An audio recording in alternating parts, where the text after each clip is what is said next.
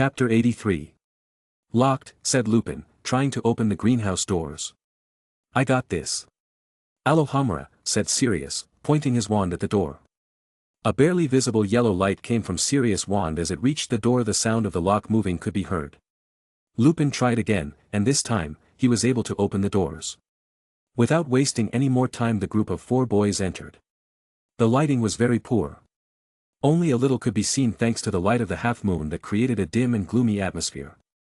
Shadows twisted around potted and magical plants of all kinds. Some plants have even developed bioluminescent properties at night, filling the greenhouse with a soft, ghostly glow. Instead of the daytime bustle, the nighttime sounds of the greenhouse are more subtle. How creepy, whispered Sirius with a slight smile. He enjoyed doing night scans. Lumos, said James, and the tip of his wand lit up. The others did the same.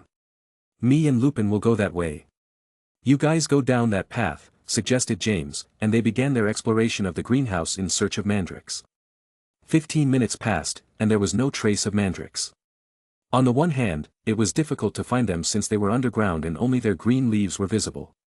On the other hand, it was difficult to search with so much darkness and be careful that no poisonous plants attacked them. Look, James, called Lupin as he pointed in a direction. Red sparks could be seen high up in the greenhouse, as if from a flare. That must be Sirius and Toby. Come on, said James as they headed that way. Here they are. Let's get started as soon as possible, said Sirius, pointing to a pair of Mandrix sleeping peacefully under the ground. James from his cloak pulled out a wallet made of leather that his parents and grandfather had given him for his birthday. He opened it and unbelievably pulled out 4 earmuffs, passed 3 to the others, and put on his own. What a convenient gift, Lupin commented, but no one heard him as they had earmuffs. Sirius looked at the wallet with envy. He couldn't believe how James' parents agreed to gift such an object to his friend. In this wallet, his parents placed an undetectable extension charm. This allowed a large number of objects to be carried inside. In addition to the earmuffs, he took out a magic cauldron, 2 flasks of distilled water, and 2 larger flasks to place the cooked Mandrix in. He poured the water into the cauldron until it was full, then set the water to heat and in the meantime stood in front of the Mandrix. Silencio barriera, exclaimed James as he waved his wand, and a barely visible barrier encompassed an area around the Mandrix and the 4 of them. It had been several months since he had learned the Silencio barriera charm. The barrier had lasted more than 2 hours and covered a perimeter of several meters. James looked at Toby, and they both nodded. They each headed for a Mandrix. Without further thought, James grabbed the roots tightly and pulled it away, revealing a human-like creature that was crying and screaming as if it was being killed. Luckily, no one heard its cry or they would be dead or lying on the ground unconscious by now. Without a second's hesitation, James threw the ugly creature into the cauldron where the water was already boiling. Toby did the same. The group of friends watched as the Mandrix were stewed in the water, while still crying and kicking with their tiny root arms. James, with a wooden spoon, began to stir to maximize the extraction of its magical properties, or so said the book that explained how to cook a Mandrix effectively. After almost 20 minutes, the process was over. James filtered the mixture and stored the stewed Mandrix in the magic jars. Ready, he commented as he took off his earmuffs. I felt a bit sorry for them, said Sirius, taking off his earmuffs and passing them to James. They all looked somewhat amazed at Sirius, as it was rare for something to give him grief, and more so a bug as horrible as the Mandrix. Did I say something weird? Asked Sirius, not understanding the strange looks. No, by the way, won't Professor Sprout get mad when she notices that 2 adult Mandrix are missing? Asked Lupin. She'll be mad, but it's not our problem as long as she doesn't catch us, replied Sirius with a slight smile. That's true. Besides, we're learning about Mandrix much earlier. If she finds out, she'll be happy, James commented. What kind of logic is that? Thought Lupin and Toby, looking strangely at James. Let's go to Greenhouse 4. I don't think the poison tarantula is here, said James as he stuffed everything into his leather wallet. Why do you think that? Asked Lupin. The Mandrix are seen in the 2nd year. The poison tarantula is too dangerous for 2nd-year students. They must have them in another greenhouse, replied James. Makes sense. Let's get going, nodded Lupin. As they reached the door to Greenhouse 4, again Sirius cast Alohomora and they entered. This time they didn't split up, as if a poison tarantula attacked them they would be screwed for several reasons besides the deadly poison of the plant. The 4 advanced in a simple formation. 2 facing forward and 2 backward as they walked backward. Because they were slower and more alert, it took them longer to explore the greenhouse. Unfortunately for the group, they found nothing after 30 minutes of exploration. So, they moved on to Greenhouse 5. There. Those two look just like the picture in the book, exclaimed Toby as he squinted to get a better look, but the darkness didn't help. They all looked up at the two plants resting in a pot. One next to the other. James kept his distance. He didn't want to get close and be attacked by the moving vines with deadly spikes. Shit. Why are there two so close to each other, cursed Sirius. The poison tentacula behind its many leaves has a giant eyeless head with fangs, but because of the darkness and the surrounding leaves, it wasn't visible. It also had many large vine-like appendages that acted as arms. The vines were quiet. As if they were sleeping and harmless. Sirius made an ugly expression. Now, he wasn't so sure about approaching and fighting the poisonous plant. Come on. We've got their backs, said Lupin, nudging Sirius. Remember, we have to use Diffindo to cut their vines. Once we cut it off we will use Wingardium Leviosa to put them in a safe place to remove the leaves, said James in a serious tone, looking at Sirius. The cutting charm, Diffindo, is used to cut something with precision. It is usually taught in the second year, but James had taught it to the others in the room of requirement before. As for James, he had already learned it before he started at Hogwarts. I don't see very well. It's going to be hard to defend with Aeromantio, said Sirius doubtfully. The only light that helped them were Lupin and Toby's lumos. Aeromantio has to be cast at the right moment, which makes it difficult, and more so having poor vision. Also, that they didn't know what the speed of the creepers was. Don't use Aeromantio. I'll take care of the defense for both. Just try to use Diffindo when the plant stretches its vines, said James. Using Aeromantio with such low visibility was very dangerous, and more so when the plant had a deadly poison, and they didn't know its speed. So he would use Protego to protect both of them. What enchantment will you use to protect us? Asked Sirius with seriousness in his tone. Just trust me, mate, said James with a smile, and patting Sirius' shoulder. Okay, Sirius nodded without a second's hesitation. This surprised James. He was going to tell him that he would be using Protego, but decided to joke a bit to lighten the mood. He didn't think Sirius would agree so easily. Sirius considered James his first and best friend since he arrived at Hogwarts. If there was one person he trusted, it was James. Even more than his family, except for his uncle and cousin Andromeda, as unbelievable as that sounded. The two began to walk slowly, approaching the two plants that seemed quiet and harmless. They couldn't shoot them right away, as they needed them to stretch their vines so they could cut them and bring back the leaves. When they entered the perimeter of the two plants, it seemed as if they had been alerted to the presence of intruders. Their menacing arms moved slowly until in an instant 4 vines launched themselves at James and Sirius, who were startled by the sudden attack. Shit! What's that speed? Thought James in surprise. The speed was on par with Erica, a 5th-year student. He never thought they could be that fast. He had underestimated them. Luckily he hadn't decided to try to defend himself with Aeromantio, or he would have been screwed. Protego, exclaimed James, conjuring an invisible shield that covered both him and Sirius. The 4 angry vines hit some sort of barrier that blocked them. Sirius wore an expression of surprise and horror. He almost didn't count it, he thought.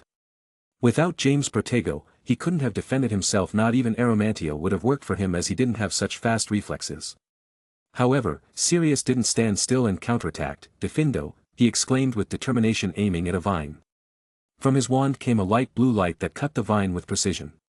James also managed to cut another vine with Diffindo. Let's move back, said James as he and Sirius moved away from the range of the vines. At a safe distance, they used Wingardium Leviosa to move the 2 vines towards them and remove their leaves from a safe place.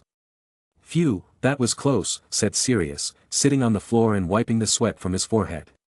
Yes, said James with a frown. He underestimated the speed of the poison tarantula. If he didn't have Protego, they would be in dire condition. Maybe he could have tried to use Aeromantio and managed to deflect a creeper, but Sirius wasn't as skilled as he was at that enchantment.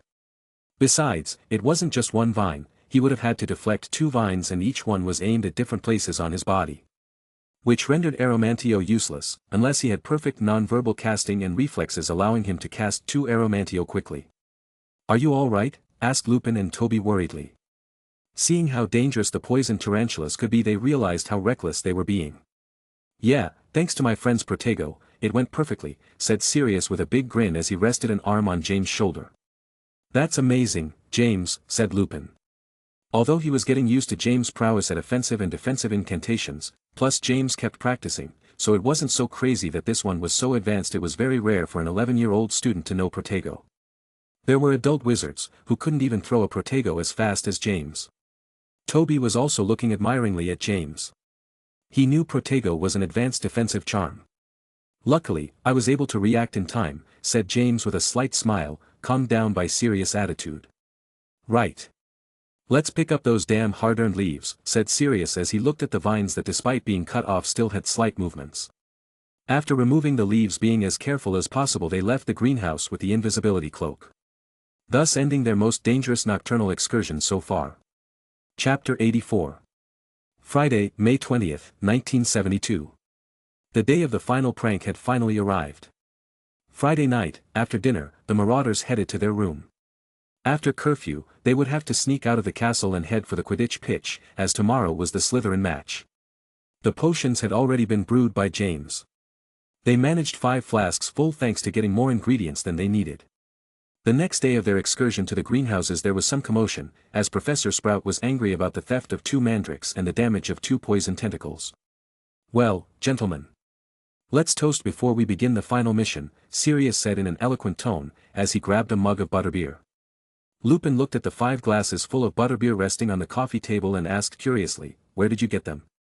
"From the Pruitt brothers. They smuggle them to students who can't go to Hogsmeade. Since I'm their friend, they gave me a discount," Sirius replied with some pride. James and the others each took their mugs and stood up. "Here's to the last prank of the year and those to follow," said Sirius with a smile and raised his mug. James with an amused look in his eyes exclaimed excitedly, "To the marauders." "To the marauders," they all exclaimed in unison as the mugs clinked with a joyous clink, and the aroma of butterbeer filled the air. It was past 11 o'clock at night, when there was no one left in the Gryffindor common room. The marauders emerged under the invisibility cloak. This time all 5 of them were under it, which made the trip a bit uncomfortable. Since they had to leave the castle, James didn't want to take any chances and preferred to go under the cloak. "Ouch, don't step on my foot," complained Lupin. "Then walk faster," said Sirius, defending himself. "It's because it's dark, you idiot," growled Lupin. "Can we take off our cloak now?" asked Toby, who was very uncomfortable. "Yes. I think so," replied James. As they took off their cloaks they could see that they were only a few feet away from the Quidditch pitch. As they arrived they could see the huge, very well manicured lawn. "Imagine the faces of those snakes when they see the message at the match," Sirius said with a slight smile. "All right guys, time to make our mark on this pitch," said James with a grin. "Time to get to work," said Sirius enthusiastically. "Let's make sure it's accurate and well done," said Lupin in a serious tone, but with excitement. James quickly settled everyone in. They would write first, the. He would take the letter T. Sirius and Toby would take the H, and Peter with Lupin would take the D. Minutes passed as they used the terraform charm to shape the earth. The manicured lawn was getting worse and worse because of the charm. "Phew, done," muttered James as he looked at his finished work, even though it was only 1 bloody letter and there was still a lot of work to be done. It took him almost 20 minutes to complete 1 letter, as it was a large size. The others as they worked in pairs managed to finish in 15 minutes and were now resting a bit, as it was tiring to spend 20 minutes casting a charm non-stop. After resting for about 10 minutes, they went on to write, "Marauders." Each one was dedicated to 1 letter, to make the work faster. "Yes, it is tiring," muttered Sirius with sweat on his forehead. He had finished writing the letter Q. "Only 4 more letters to go," commented Toby as he sat down on the grass. His clothes were full of dirt as was everyone's. "James, you rest, you need to get your energy back for the drawings." "We'll take care of the 4 missing letters," said Lupin, approaching James. "Well, thank you," said James as he sat down to catch his breath. After a few minutes, Lupin and the other 3 got down to business. James looked out over the field. A few hours ago, it was very even and manicured, and now it was a mess. He looked up at the night sky where the stars could be seen. There was not a cloud in sight. "It's a nice night," thought James with strange feelings. He never imagined that going to school could be so much fun. The night breeze gently moved his jet hair. He watched his best friends hard at work. Now and then Sirius would shout something at Lupin or Toby.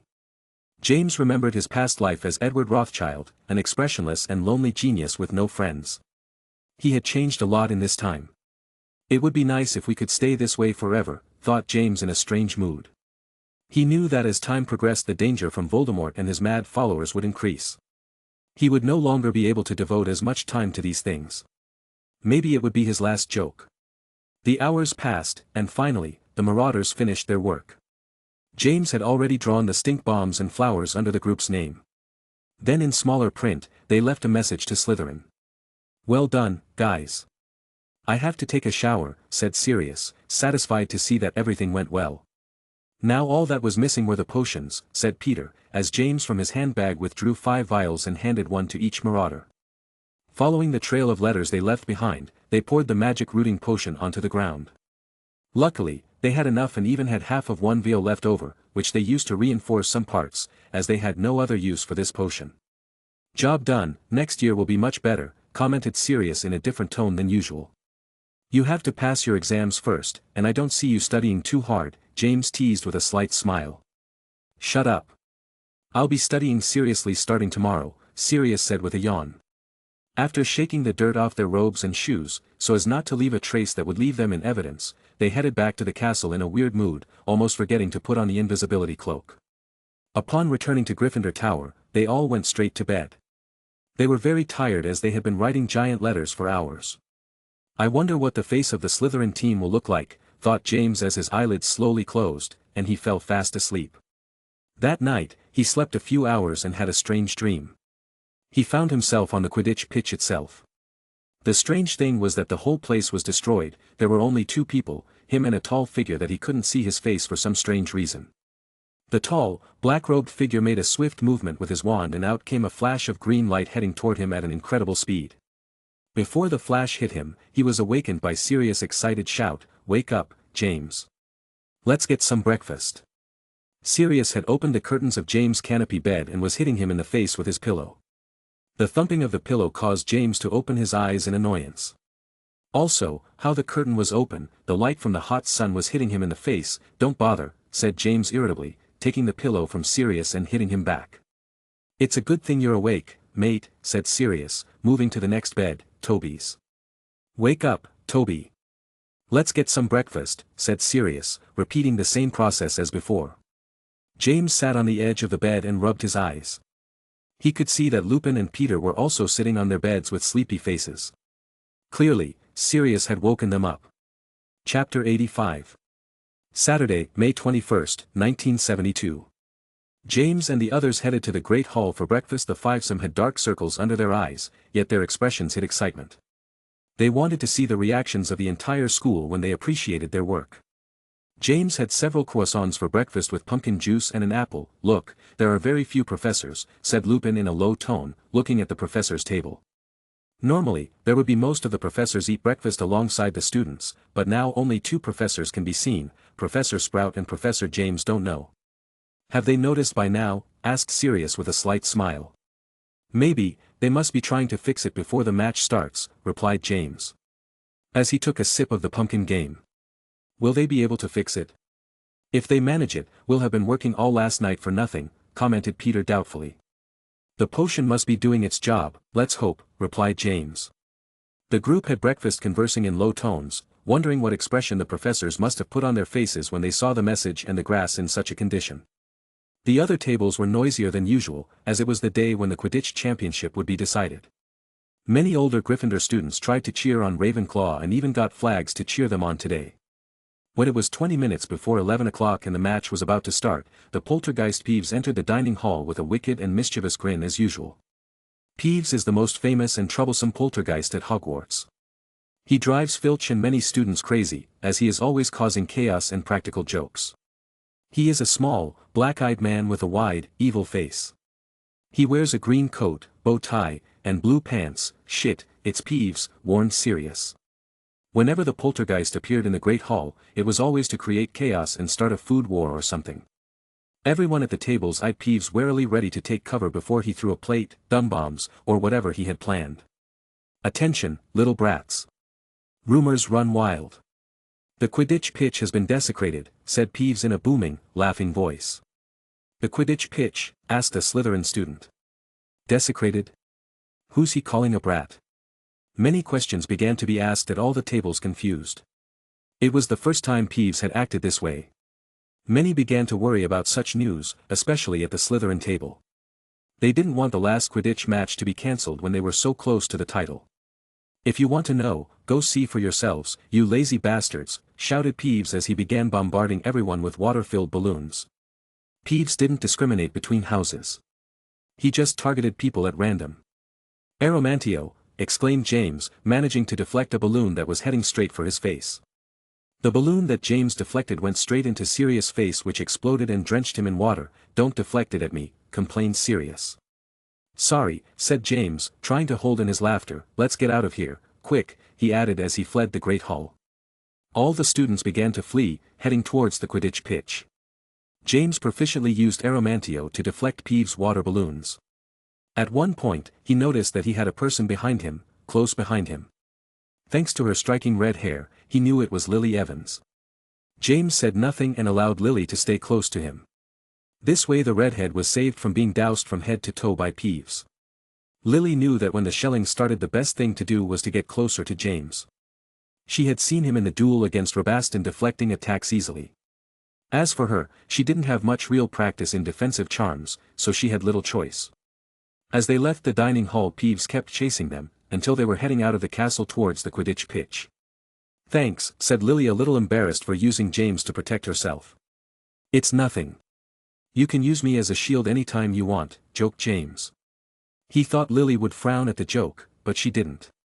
I'll take you up on your offer. You'd better not regret it in the future," Lily said with a slight smile.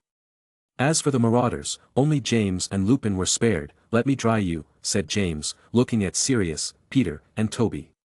"Desiccate 'em," said James, flicking his wand. From the end of the wand came a jet of hot air directed at Sirius. His hair and robes dried after a few seconds. He then did the same for Toby and Peter, who thanked James. "Where did you learn that spell from?" asked Lupin. He knew James was interested in spells that were useful for a duel. "My mother uses it to dry clothes, and she taught it to me," James answered honestly. "James, can you use the charm on me?" asked a voice that belonged to Jasmine, Lily's friend, who didn't have the idea to use James as a shield. "Me too, please," said Kana, a little embarrassed. "Yeah, sure," nodded James, and within seconds he dried Jasmine and Kana. "Thanks," said Jasmine and Kana as they touched their hair, which was completely dry. "What a convenient charm," said Lily, who had analyzed James' wand movement. "It's very useful. You should learn it," commented James. The group of 5 boys and 3 girls started walking towards the Quidditch pitch. James was explaining to Lily how to learn the charm, the wand movement, and the correct pronunciation. Arriving at the stadium, there was a lot of bustling and murmuring. Usually, it is always like that, but this time it was different than usual. The marauders looked at each other with complicity and went to the stands where all of Gryffindor was. The bleachers were at a good height that allowed them to see the whole pitch and the 6 hoops. James, upon reaching the stands, could see the work of art they had created yesterday. Much of the manicured turf was torn up. The dirt formed large letters. The main message was in the center and read as follows: "The Marauders." Underneath this title was drawn in dirt 2 spheres and some strange brown flowers. Finally, there was a message in a letter not as large as the first message. It read as follows: "Slytherin sucks. The Quidditch pitch is ruined," exclaimed a voice indignant at such an occurrence. "Who are the Marauders?" asked a Hufflepuff girl curiously. "They're not from Slytherin." All kinds of questions were being asked in all the stands of different houses. Many are curious about the identity of this group of pranksters. Others are indignant and complaining that they had to be caught and punished, and others laughing at the prank. The Gryffindor tier began to shout and hurl taunting comments at the Slytherin tier, reminding them of the dung bomb attack on their common room. A shouting war began between the 2 rival houses, one of who was shouting and throwing acid comments was Sirius along with the Pruitt brothers. "It was them, those damned Black and Potter," cursed Mulciber and looked at Rabastin, who was silent and sitting comfortably. "It's true.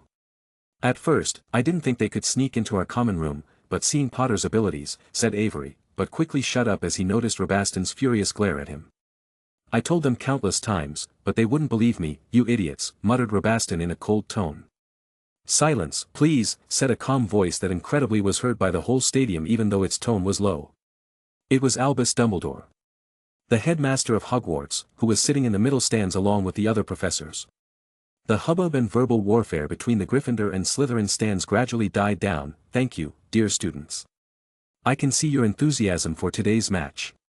As you may notice, there is a great message written on the Quidditch pitch, commented Dumbledore in a peculiar tone.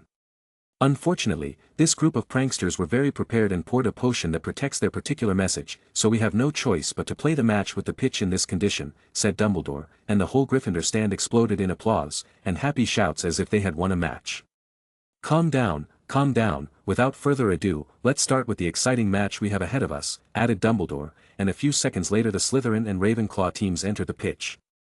The Slytherin players, as they stepped on the letters written by James and the others, had furious looks on their faces. Never had one group screwed them over so much in a single year. First, the flower pranks that hurt the first-year male students. Second, the 100 dumb bombs that were thrown in the common room hurt all the years, and finally this insulting message towards their noble house on such a special day when they would lift the prestigious Quidditch Cup. The match began. The Pruitt brothers started chanting, "Long live the Marauders." "Slytherin sucks," all of Gryffindor joined in, even the Marauders themselves. Sirius had a grin from ear to ear.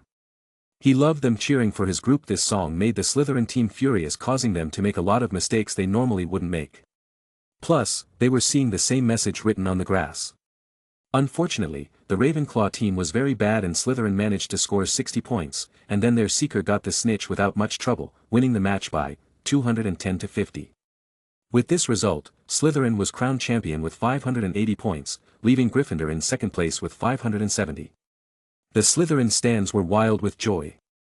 However, the Gryffindor crowd was not silenced and kept chanting the same thing, trying to ruin the award ceremony, which was only a few meters away from where the message was.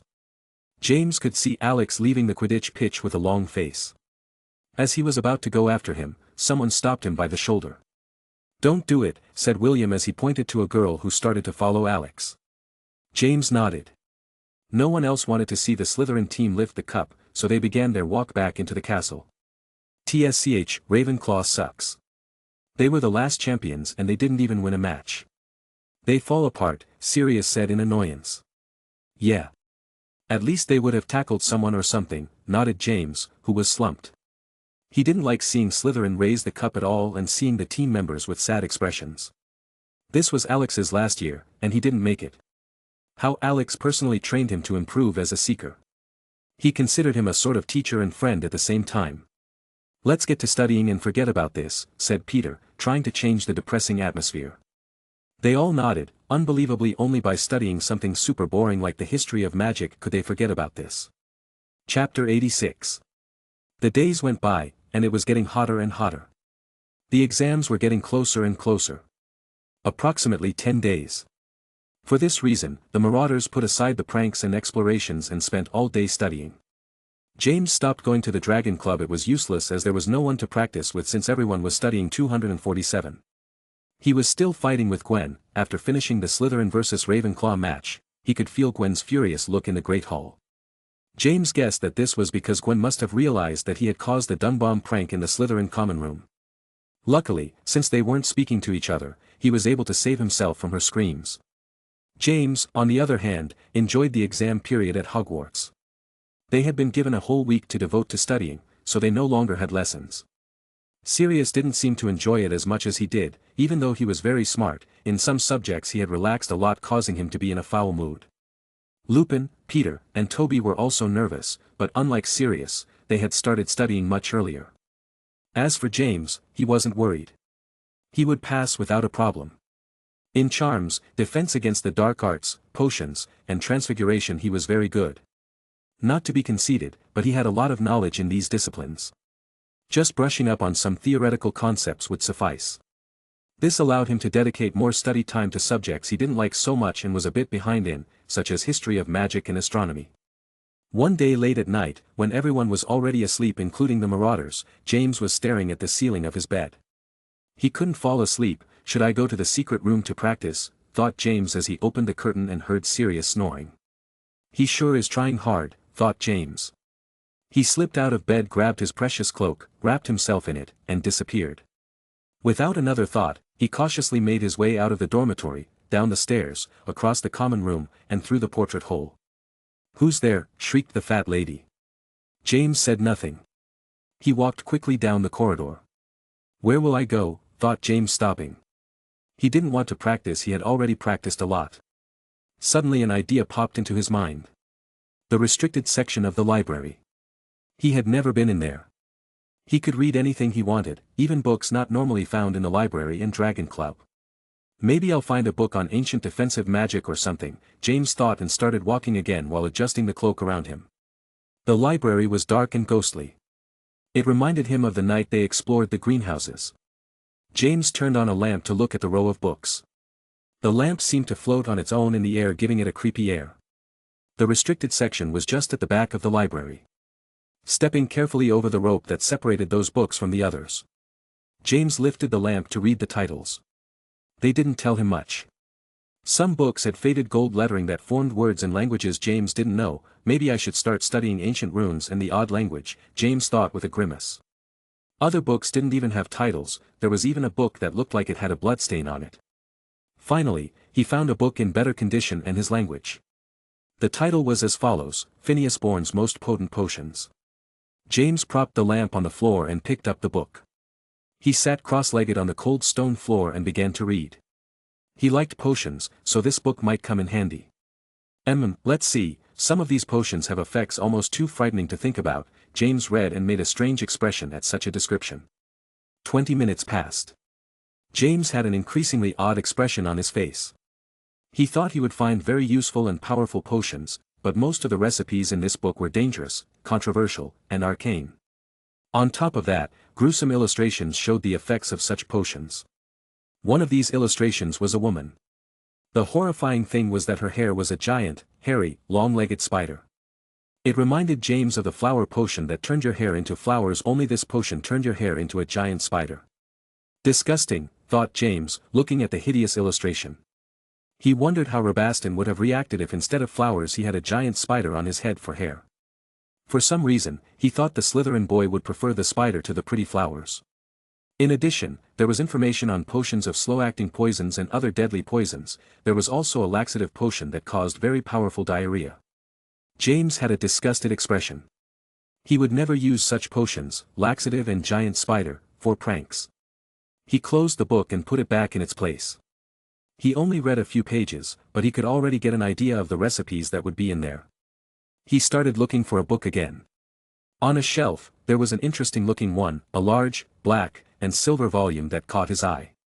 However, as he was about to pick it up, the book next to it caught his attention more. It had a light red color, and unlike the other one, it did have a title, Incantation to Protect Your Mind.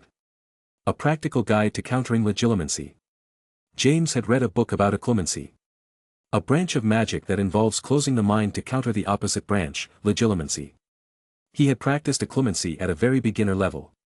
So that the Sorting Hat couldn't enter his mind and see memories of his past life, though he didn't know how much power the hat had and if it could navigate that deep. He preferred to be cautious and prepared. What he did at the selection ceremony was to empty his mind, especially his memories of his past life as Edward Rothschild, and leave his new memories unprotected.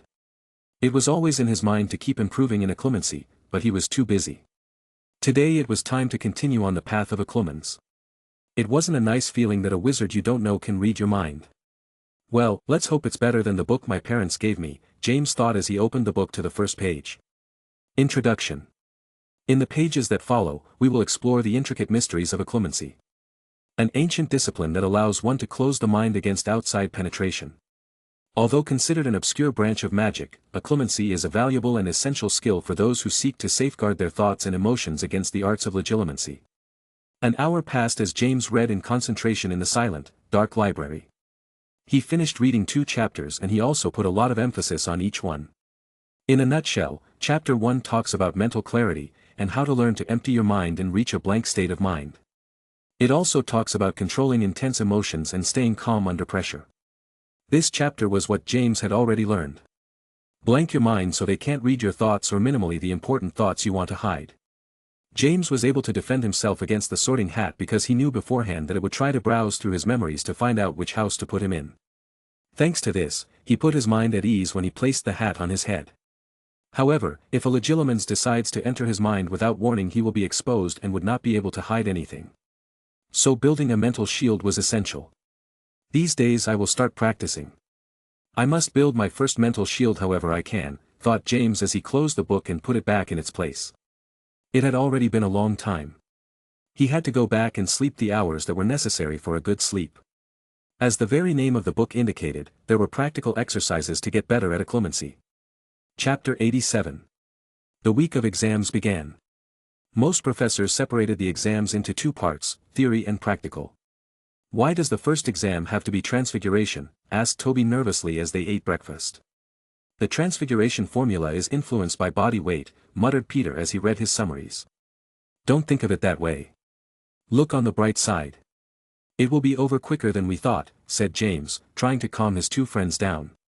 "Easy for you to say. You're the best in the class," said Peter, and his hand went to the next sheet. "Whatever you say, remember the wand movement is a sort of L shape before you make a mini circle," advised James, and turned his attention back to his rich breakfast. "Won't you review?" asked Lupin, looking at James quietly eating his breakfast. Everyone at the table was eating breakfast as they were reviewing before going to the exam. The only one who wasn't with his notes was James. "No. I'd rather relax before going to the exam table," James replied. "It would be pointless to try to study now on such short notice." When breakfast was over, they began to make their way to classroom 1 along with the other first-year Gryffindor students. Most of them were silent, showing their nervousness.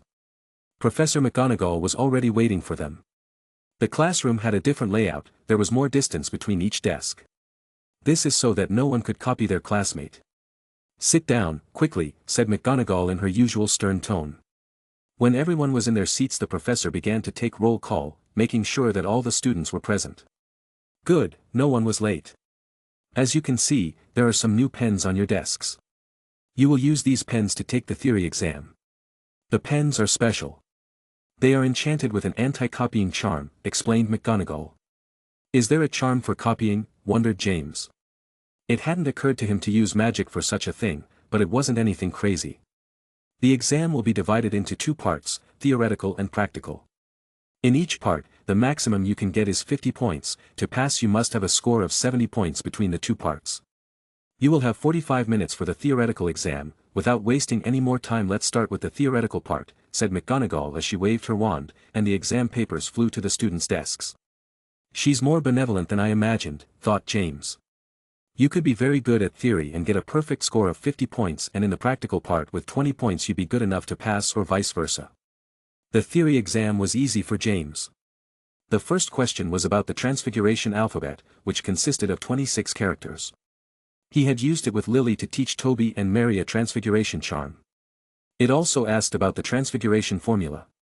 And about the theory of transfiguration spells, they saw during the year, Ignitum Mutatio, Avifers, and Mutatio Museum. I don't think I'm forgetting anything, thought James as he looked at his exam with a smile. He was pleased with his work. James got up from his seat and walked over to McGonagall's desk which was watching everyone, checking to make sure no one was cheating. Professor. I'm finished, he said as he handed her the exam. Oh, still 15 minutes to go. Don't you want to check it some more? Asked McGonagall. It's okay. I already reviewed it, said James, and McGonagall took the exam and rested it on her desk.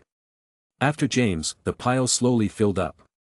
Second to finish was Lily, followed by Sirius, Jasmine, Lupin, etc. Time, said McGonagall in a loud and clear tone. The professor waved her wand, and the exam papers began to fly towards her. No. I'm missing the Avifers charm, squealed Peter. He wasn't the only one bemoaning not being able to finish the exam. Good. Listen carefully. The practical part will be about the charm Radinum Mutatio. It's the last one we saw in previous classes. You will have 3 mice to transform into snuffers. Keep in mind that the more attempts you use the fewer points you will get. You will also be assessed on the shape of your snuff box, explained McGonagall in a serious tone. Only 3 attempts, complained one student. In lessons, we had 5 attempts. Professor, I'm afraid of mice. Silence. In 45 minutes, you must hand in your snuff box. I will be watching you, do well, said McGonagall, and 3 small mice in their cages appeared at each desk. Radinum Mutatio was a spell that transfigured a mouse into a snuff box. James' advice to Peter at breakfast was about this charm. James had already practiced the transfiguration charm with Lily. so he was very relaxed. He opened the cage, and when the curious little mouse came out, he cast the charm, Ratna Mutatio, said James, waving his wand in an L pattern and giving it a sudden twirl. The little mouse gradually began to turn into a golden snuff box. The transfiguration was flawless. The mouse's fur melted and contracted, forming the exquisite texture of the box. The mouse's tail became an elegant hinge, and its ears were molded into a decorative clasp. Splendid, praised McGonagall, taking the snuff box and examining it carefully. The students who heard the stern professor's praise were gaping at James. McGonagall opened the snuff box and noticed a polished and gleaming interior. The quality was exceptional, that is the best charm Ratna Mutatio I have ever seen by a first-year student. 20 points for Gryffindor, said McGonagall with a slight smile. Thank you, Professor. It's thanks to your guidance, said James, pleased at the success. McGonagall nodded in satisfaction and took the snuff box back to her desk. James, as he had finished, was allowed to leave the classroom. He knew that his first exam had been a success. In the practical part, it was obvious that he would get the maximum score because of McGonagall's comment. As for the theory, he was sure he would achieve 40 points minimally. Waiting for his friends, James began to think about transfiguration and all that this branch of magic encompassed. Ever since he started reading magic books, he didn't read about transfiguration, for the fact that it wouldn't do him any good in combat. However, he realized that he was very wrong. For example, he could turn the mouse into a knife or something sharp and then use Wingardium Leviosa and throw it at his enemy. Or if there are many mice, turn them all into sharp knives and then start throwing them like crazy. The variables and ways to use them were endless. Indeed, the more basic uses of transfiguration are not as useful in combat, plus they are much harder to learn, compared to a Flipendo or Expelliarmus, which has immediate utility in a fight. Also in a fight, it could be counterproductive to have to carry small objects to transform them into something more dangerous. However, there is conjuration. The art of conjuring things. James didn't know much about this art. He had seen his father conjure a chair out of thin air among other things. From what he understood, it was a subject seen in the last few years at Hogwarts, but if he mastered it, he could conjure knives out of thin air and employ them in combat. I have a long way to go to achieve conjuration, thought James with a grimace. In this case, he wasn't as far along as he was in charms or potions. He was on par with a first-year student. Just then Sirius and the others came out. They began to head for the common room as they talked about the exam. The last exam of the day today would be in the afternoon, so they had a couple of hours free that many would use to review. Sirius told James about McGonagall taking points off a student because in all 3 of his attempts his snuff box had mouse whiskers on it. As for the other marauders, they thought they would pass, and although they didn't do it perfectly like James, they managed to transfigure the mouse into a cigarette case. Toby and Peter used all 3 attempts, but they made it. The second and final exam of the day was herbology with Professor Sprout, much to the relief of Toby, who liked this subject. As with all herbology lessons, the exam was held in Greenhouse 1. 80 was a practical part, and 20 was an oral part where Professor Sprout asked each student about the magical properties of a certain plant or magical fungus they saw during the year. They had to handle the spiky bush without using incendio because if they used it, it subtracted points, and if they set fire to 3 bushes, they would fail. James succeeded. Sprout asked him, what was the Dittany? Dittany is a powerful healing and restorative herb and can be eaten raw to heal superficial wounds, answered James, who remembered the answer in the 1,000 Herbs and Magic Mushrooms book. Ugh, it's only the first day, and I already want to die, said Sirius sprawled on a couch. He just wanted to complain as usual, since he did well on both exams. Don't complain, we only have 1 exam tomorrow. The bad thing is that it's history of magic, said Lupin. The first year had 7 subjects. The exams were divided between the 5 days this week. I have 2, commented James, who was setting up a tower of exploding playing cards, something relatively dangerous, as if they fell they would cause a slight explosion. Will you be taking the flight exam? It's not obligatory, asked Toby, looking at James like he was crazy. Flying classes from the 2nd year onwards would be voluntary. Students could choose not to attend. James had decided to keep signing up for flying classes in later years, as Madame Hooch was a great instructor and gave very good flying tips that were useful for Quidditch matches. I'm not the only one. Some Gryffindor students will. Besides, since I want to sign up for next year, I have to pass the exam, replied James. What do you say, Black? Tomorrow afternoon we go. It's only an hour, added James without taking his eyes off his card tower. "Oh, a flying exam, sounds like fun, let's do it," replied Sirius with a smile. He was confident in his flying skills just like James, plus he wasn't losing much by going. Chapter 88. The History of Magic exam was the most boring of all. They were cooped up in a hot classroom for an hour and a half writing endlessly about wacky old wizards and events from hundreds of years ago. When the ghost of Professor Binns told them to put down their quills and roll up their parchments, James couldn't help but rejoice with the rest. "My wrist hurts from writing so much," said Sirius, complaining as usual. "My head hurts," said Peter, rubbing his forehead. He wasn't very good at memorizing. He had to pound himself these days to get all the information stuck in his head. "It's hot. Let's go to the lake," suggested James, and the group walked out of the castle and plopped down under a tree. "We already have the whole day off. Tomorrow is charms and potions." "It's going to be hard," commented Lupin, who was looking at the celestial sky relaxed. "Speak for yourself." "I have a flying test in the afternoon," said Sirius with a grimace. He was regretting saying yes to James. The problem was that it was too hot.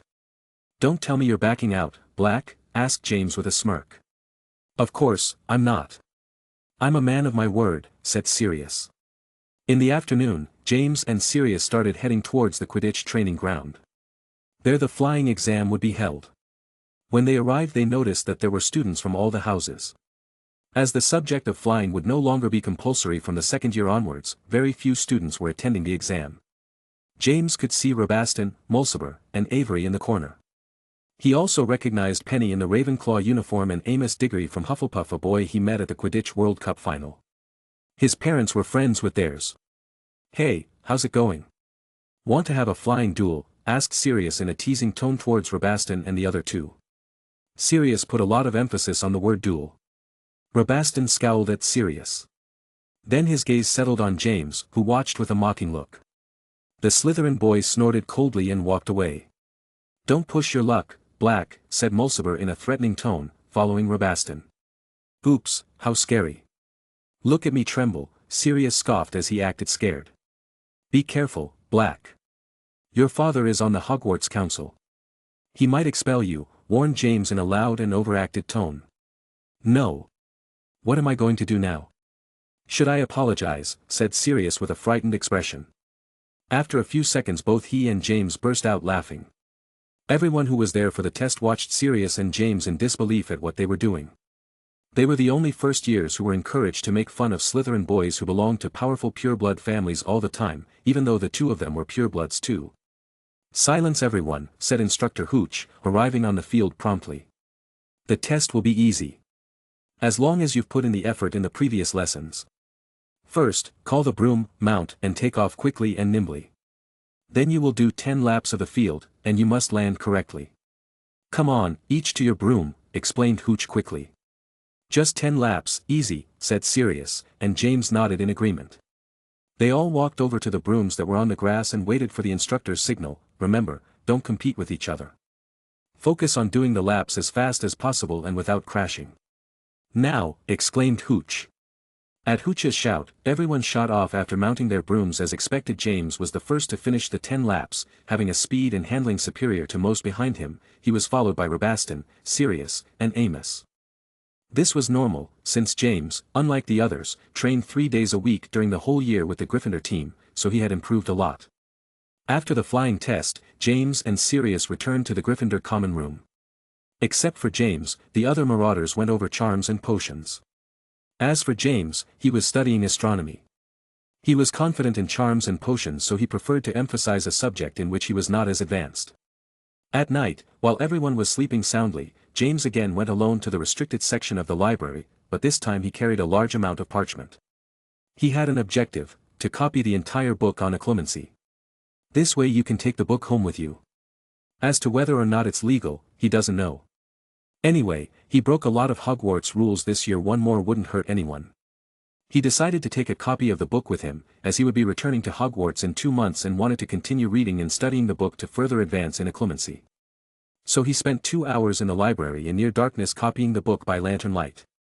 Then he went back to his dormitory and went to sleep. The next day the first exam they had was charms with Professor Flitwick. It was easier than first expected James. The theoretical part was simple: questions about the different charms they saw during the year. The practical part was very easy. Professor Flitwick called them one by one into the classroom, to see if they could make a pineapple tap dance on top of the desk. The only thing they had to know was how to control the levitation charm, something James had been able to do since he was 8 years old. It was a very poor test for his taste, although he understood this was because he was self-taught and got a wand before he was 11.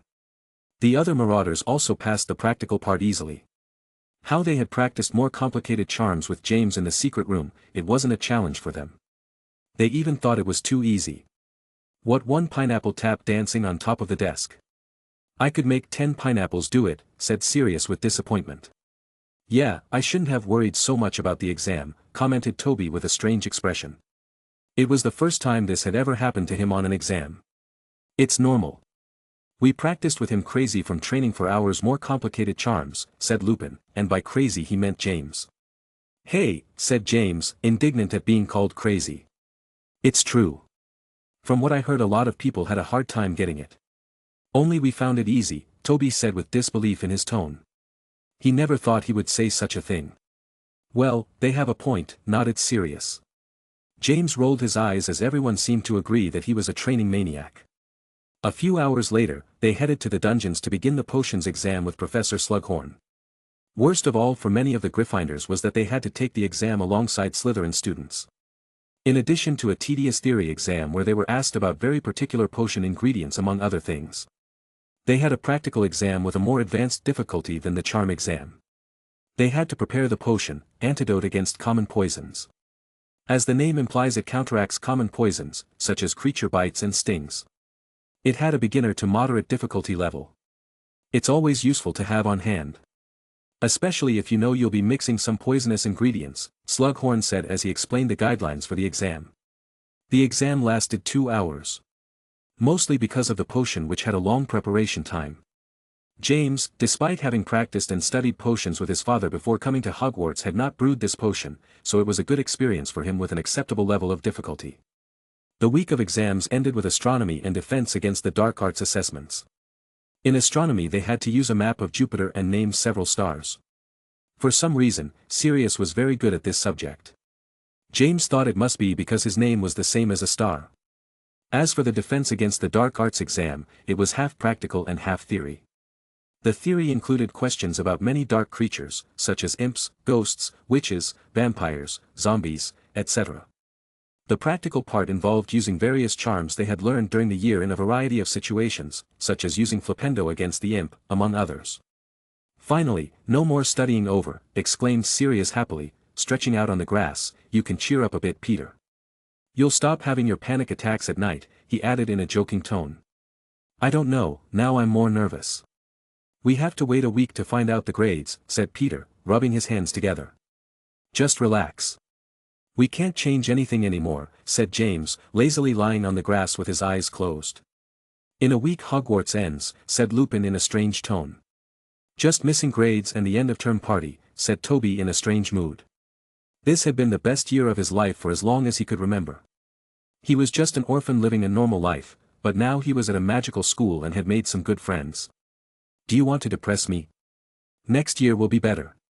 Won't it, James? Asked Sirius, looking at his best friend, who was still with his eyes closed lying on the grass. I hope so, said James, opening his eyes slightly and looking up at the sky. He didn't know if the budding war would explode and the conflicts would escalate, managing to affect Hogwarts. On second thought, Hogwarts with Dumbledore, the most powerful wizard alive considered by almost the entire magical community, would be the safest place, but he couldn't take it for granted. Why does everyone sound so depressing? Asked Sirius. What are you guys doing for summer vacation? Asked Toby, trying to change the subject. My parents wanted to go touring in France, answered Peter. I don't think so much. I'll try to read to be more advanced next year, said Lupin vaguely. Go watch Puddlemere United games with my family and practice flying, replied James. He would also train a lot, but he didn't want to be called a training maniac again. I'll have to put up with my mother's lectures and who knows how many stupid high society meetings, replied Sirius with a grimace. It would be best if I could go for a few days with my Uncle Alfred, he added. The marauders continued to lie on the grass overlooking the lake as they talked about what they could do on their vacations before starting their second year at Hogwarts. Chapter 89. The week in which James and the others had to wait for the exam grades was strange.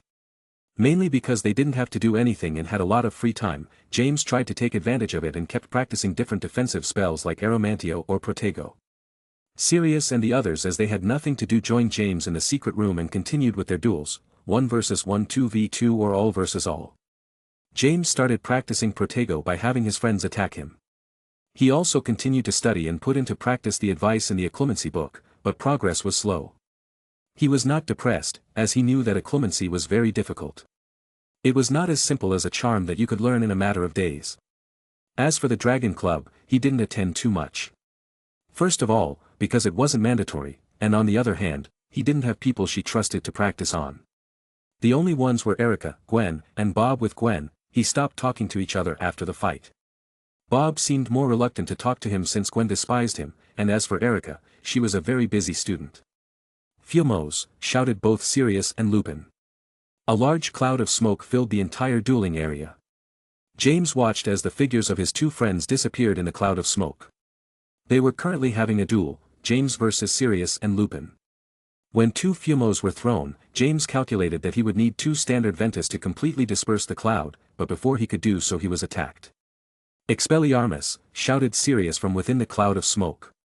"Petrificus totalis!" shouted Lupin also from within the cloud of smoke.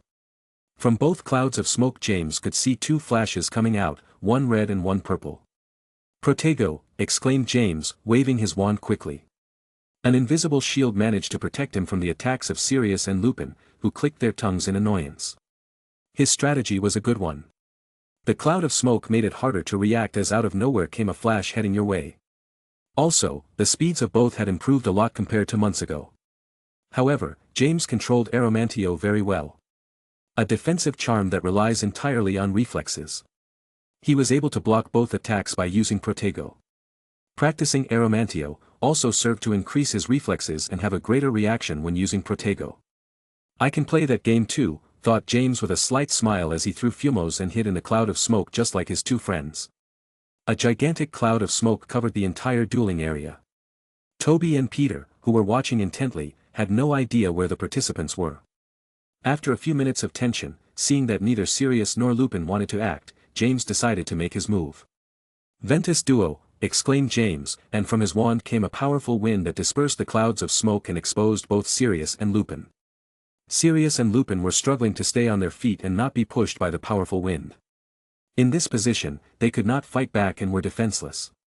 When the wind died down and they were ready to continue the fight, James had already sent a Petrificus totalis that managed to petrify both of them. Sirius and Lupin's arms and legs stiffened and fell to the ground like a board. They were hard as a rock, only their eyes were still moving. James walked over and looked down.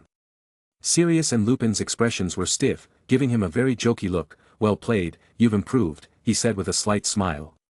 Sirius was rolling his eyes like mad. He wanted him to release them from the jinx. "Finite," said James, pointing his wand at both of them. Suddenly their arms and legs were free. "Ugh, the Protego is too broken," complained Sirius, standing up and massaging his numb legs. "We need to aim for the weak point of the shield, or so I think," said Lupin, getting up and wiping the dust off his robes. After having several duels, everyone went and sat in the couch area. Similar to the Gryffindor common room. "What do you say we have one last prank?" asked Sirius, who was bored. "No more time. In 2 days it's the end of term party, and after that, we get our exam notes," replied Lupin, shaking his head. In the pranks they played they needed days and even weeks of preparation, before going into action. I'm not saying to make a prank as complicated as the previous ones. You know, a more normal prank, like Peeves pranks, throwing water balloons at girls, stuff like that, Sirius explained vaguely. "Peeves pranks always end badly. We'll end up punished." "Well, there's not much time for punishment anymore, but we could get house points taken off," said James, joining the conversation. "Slytherin still in the lead?" asked Toby. "Yes, by 30 points they pass us," replied Sirius grumpily. Thanks to winning the Quidditch championship, Slytherin was winning the House Cup. Otherwise, Gryffindor would be first. "Well, they're already champions, right? I mean, there are no lessons anymore. So we can't earn points to beat them," said Peter dejectedly. "Yes, the only way is if some Slytherin student violates some rule and gets house points deducted," replied James with a frown. It was very difficult for such a thing to happen, and if for some reason it did happen, that Slytherin student would be beaten by everyone in his or her house. They all sighed with disappointment. It was so close to the house cup, but unfortunately, Slytherin won it for another year in a row. They would have to put up with their celebrations at the party. 2 days passed. The Marauders and the Gryffindor first years headed to the end of the year party that night. When they arrived, the great hall was relatively full. The full table was that of Slytherin, who were laughing and chatting happily, rare to see in their daily arrogant expressions. The great hall was decorated in Slytherin colors, in green and silver, to celebrate the triumph of that house winning the cup. A large banner displayed the Slytherin snake covering the wall behind the teacher's table. Professor McGonagall had her usual stern expression, but she looked angrier than usual. As head of house for Gryffindor, she was very unhappy about losing the house cup by such a small margin, but there was nothing she could do about it. James sat at the Gryffindor table with the others, and they chatted without as much animosity as the Slytherins. Headmaster Dumbledore arrived a few moments later, and the conversation stopped. "Another year gone," said Dumbledore cheerfully. "I'm going to disturb you with old man talk before you can eat the delicious delicacies. Hopefully, your heads will be a wee bit fuller than when you arrived. You now have all summer to clear your heads before you start next year," continued Dumbledore as he looked at all the students with a broad smile. "Next up will be to award the house cup, and the points earned are as follows. In 4th place, is Ravenclaw with 392 points. In 3rd place, Hufflepuff with 395 points. In 2nd place, Gryffindor with 425 points. And in the 1st place is the winner of the cup, Slytherin with 455 points." As Dumbledore finished speaking, a storm of cheers and applause erupted from the Slytherin table. James could see how Rabaston and his gang were banging the table with their goblets. Not a pleasant sight to see. "If only I hadn't lost the 30 points, thought James, regretting being punished so many times. "Congratulations, Slytherin, on winning yet another house cup," congratulated Dumbledore as a golden goblet appeared on the professor's table and he handed it to the Slytherin 7th year annual prizes, who wore proud smiles. "Tsch, how noisy," Sirius ranted as he began to eat amidst the Slytherin festivities. The party, taking out the feasting and jeering from the Slytherin students, was fun. They had a good time and ate delicious food. It would have been an unforgettable night if they had won the house cup, but unfortunately, that was not the case. Chapter 90. The exam results finally came in. To the relief of Peter and Toby, who were the most nervous, they all passed with good grades. James, as he expected, got a perfect score in transfiguration, potions, defense against the dark arts, and charms in the other subjects. He managed to score no lower than 90 points. These incredible marks allowed him to become the best student of the year in his year, taking into account the 4 houses. Suddenly, his cupboards were empty. James already had everything packed in his trunk. The other Marauders also had their luggage ready to go home. James and all the students received notes warning them not to use magic during the vacations. How annoying, thought James with a grimace. If he obeys the letter, he will have to devote himself to flying his broomstick and reading books. "I have to practice at Grandpa's house," thought James, who didn't plan to go 2 months without casting spells. 2 months without magic. "How will I live?" asked Sirius regretfully. Toby looked at him strangely. He thought it was a short time. Besides, they didn't need to use magic to live day to day. At least he did, since he always lived in a Muggle community. James and the others left the dormitories and the castle with the other first-year students. Hagrid was already there to take them on the boats across the lake. They then boarded the Hogwarts Express, but not before saying goodbye to Hagrid. "Bye, Hagrid. See you in 2 months, said James, and the others also said goodbye. "Goodbye, boys. Enjoy your vacations," said Hagrid a little sadly, as he patted James' hand, which almost knocked him over. Generally, Hagrid's years at Hogwarts were spent minding his own business, talking a bit with Dumbledore and the odd professor. A bit of a loner, you might say. However, this year was different. Since he met James and the others, his hut was visited regularly, and the boys listened attentively to his stories and especially to information about magical creatures, something Hagrid liked to tell, as he would like to be a professor of this subject at Hogwarts, although he didn't tell them this. "See you soon, Hagrid," said Sirius, dodging Hagrid's pat and running towards the train. During the trip on the Hogwarts Express, they chatted and laughed, remembering the best jokes of the Marauders and many other things. Meanwhile, the countryside landscape was getting greener and less wild. They ate chocolate frogs, dragées of all flavors, sped past Muggle towns, took off their wizarding clothes, and put on normal robes. Finally, they got off at platform 9 at King's Cross Station. It was a good year, thought James in a strange mood as he walked with the others towards the solid wall to break through. He was finally able to fulfill one of the regrets of his life as Edward Rothschild, going to a normal school, though he didn't know he would end up going to a magical school. "Careful, James," said Lupin, tugging at his clothes. James, who was absorbed in his thoughts, came back to reality. He noticed that right at the barrier there was a guard, who only let 2 or 3 people through so that they wouldn't draw attention to themselves by bursting out of a solid wall and alarming the muggles. After waiting a few minutes in line, everyone was on the other side. "They have to come home in the summer," said James as he pushed his cart. "I'll go," said Toby in an excited tone. It would be the first time he would be going to a friend's house in the summer. At Christmas, James had invited him, but he couldn't go because he didn't want to leave Lupin alone. "Me too," nodded Peter enthusiastically. James' practice room was great, they could fly and play lots of things without fear of a muggle seeing them. "I can't," said Lupin without explanation. James said nothing. He knew the reason why he couldn't go home. One of the things he couldn't accomplish this year was to talk about Lupin's lycanthropy. He always put the subject off, and later he didn't want to argue with his friend. "I wish I could go, but I doubt my mother would give me permission," said Sirius dejectedly, looking towards a middle-aged woman with a dignified bearing and a deep frown on her face. "I have to go now, bye," said Sirius, saying goodbye hurriedly and heading in the direction of the woman, who as soon as she saw Sirius started to rant with an angry expression. Poor, thought James and the others as they saw Sirius with his mother, who seemed to be angry for some reason that only pure-blood extremists would understand. "Bye, James. See you, Potter." James was surprised that Gryffindor boys he barely knows were waving goodbye to him with a smile. He quickly returned the gesture a bit incredulously. "Why are you making that face?" "Ever since you crushed Rabaston in the duel your reputation increased rapidly," Lupin commented with a slight smile. "They only salute me because I made them a lot of money," said James.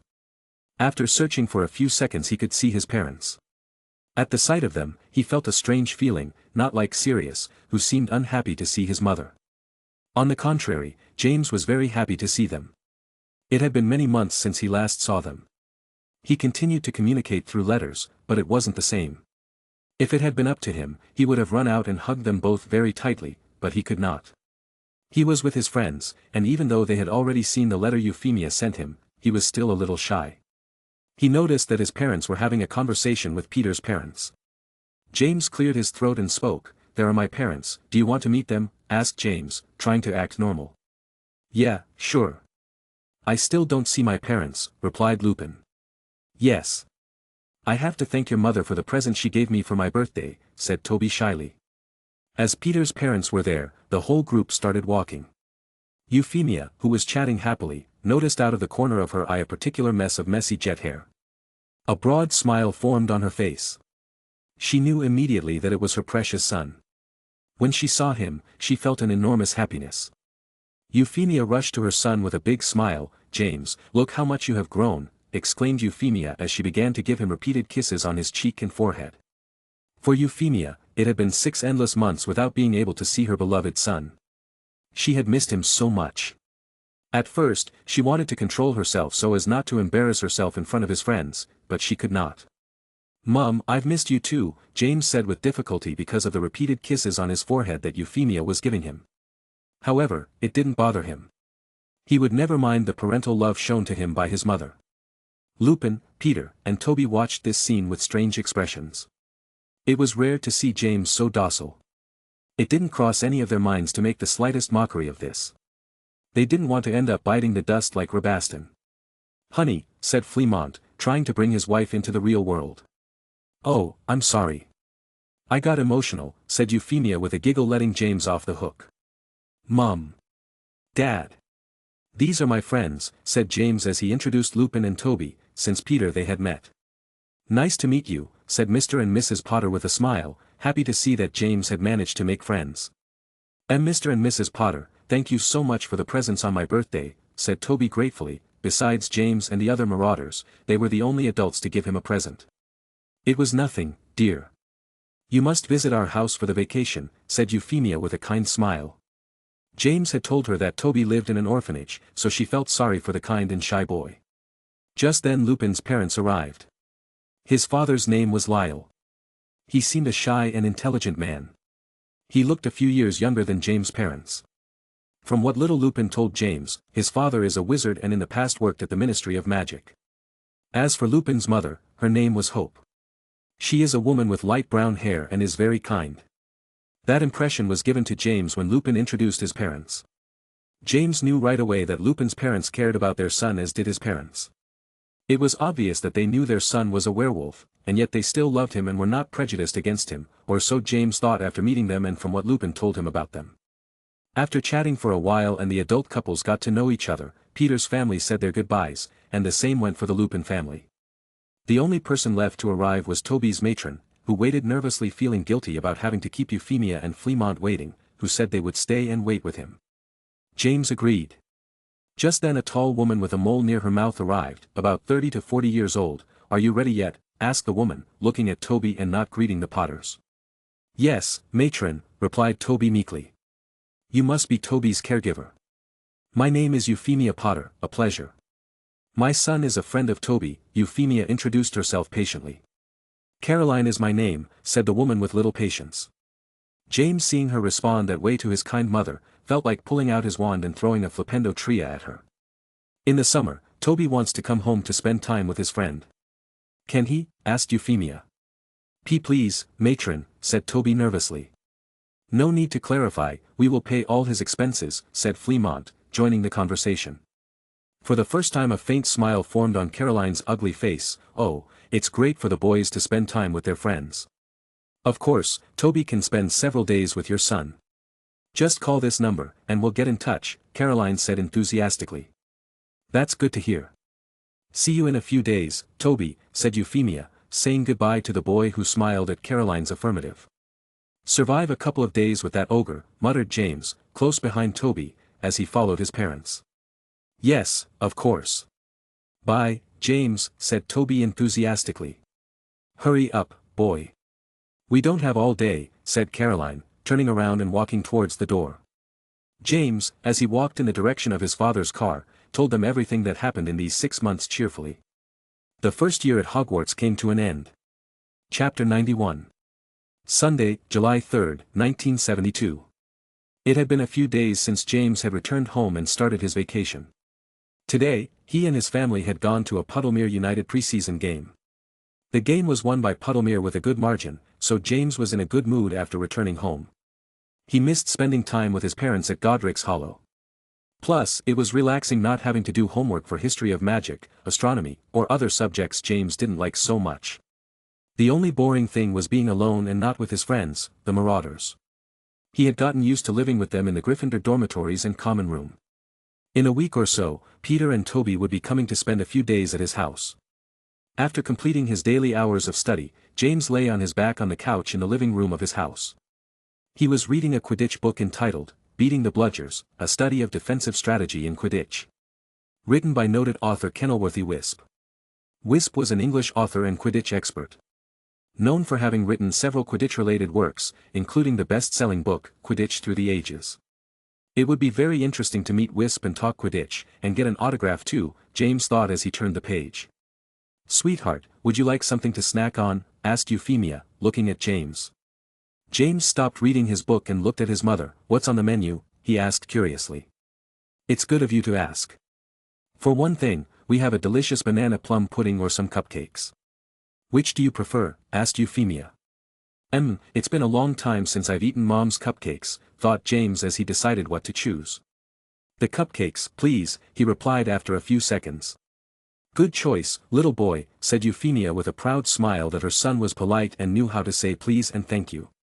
Besides, she had heard that James was the best freshman and had excellent grades, which made her feel more proud of her son. "I'm not a little boy," James muttered in a low tone. However, Euphemia came to hear him. "You'll always be a little boy to me," said Euphemia with a loving smile. "What's the matter? Are you worried about something?" she asked as she noticed something odd on her son's face. "No, I'm fine," said James, surprised by the sudden question. "Come on. Don't be shy. You can't hide from me that something is bothering you." "I'm your mom," said Euphemia, sitting on the couch and putting James' head on her lap. James looked at his mother's face from above. He realized it was impossible to escape. Somehow, she realized that he had concerns about something. If Gwen knows when I'm lying. It's not unusual for Mom to know I'm worried about something, thought James with a strange expression. Okay, but don't get mad, okay, said James. Don't worry. Just tell me, Euphemia said in a calm tone, as she stroked James' hair gently. Where to start? I guess the day I find out, thought James, as he began to narrate to her the facts of when he first began to suspect that Lupin was a werewolf. He told her that Lupin disappeared once a month, and the next day, he was pale and skinnier than usual. After that, he noticed that he would disappear on a full moon and began to suspect that he was a werewolf. Euphemia's face remained almost the same. Only a hint of surprise could be seen on it, which she quickly hid. Her son was confiding in her by telling her about a problem. She would not make a scene because his friend is a werewolf. Like James, Euphemia felt sorry for Lupin and his family, as it is very difficult to have to live with such a condition. She felt that Hogwarts, especially Dumbledore, was kind enough to let him attend and have a normal life. Although James didn't 100% know if Dumbledore knew about this fact, it was common sense that he did, as Lupin should disappear with the help of the Hogwarts staff, and Euphemia thought the same. I understand, so, you don't know how to face him and talk about it, right? Asked Euphemia with a complicated expression. She didn't think the problem James had was so complicated. Although she felt sorry for Lupin, she also felt concerned for her son since he shares a room with a werewolf. Yes, whenever I want to talk about more personal things with my friends, I end up fighting, nodded James with a downcast expression. It was like this with Gwen, Emily, and even Toby. After several weeks they got back together. Don't be sad. The most personal topics are difficult to talk about and end well. You must be patient until that person decides to open up with you, and above all that you are willing to be patient, answered Euphemia in a calm tone. I understand, said James. As for the subject of your friend Remus, it's complicated, said Euphemia, not knowing where to start. You're not prejudiced against werewolves, are you, Mom? Asked James worriedly, though he was almost certain his mother wasn't that kind of person. Of course not. I'm just worried about you, but if Dumbledore and the school staff know about it, they must have already taken steps to make sure they're safe. If you want to talk to him and give him your support as a friend, you must do it from a safe place, Euphemia said in an irrefutable tone. She would not allow James to do something stupid to try to be with Lupin in his werewolf form, even though she knows her son is smart. As a mother she must set the boundaries. Of course, James said quickly. Well, to talk to Remus and not end up in an argument, I don't think it would be very difficult, commented Euphemia. Really? Asked James in surprise. As much as he had turned his head 1,000 times, he couldn't find a way to talk to Lupin and not have it end badly. Mainly because to be touching on such a personal and difficult subject could make Lupin angry or shut down. Yes. You should just talk to him alone and tell him that you suspect he is a werewolf, tell him in a good way without an accusatory tone. If he sees that you have goodwill and with all the evidence you got, he will admit it, Euphemia explained. That easy? Asked James again. Yes. He has most likely been a werewolf for years.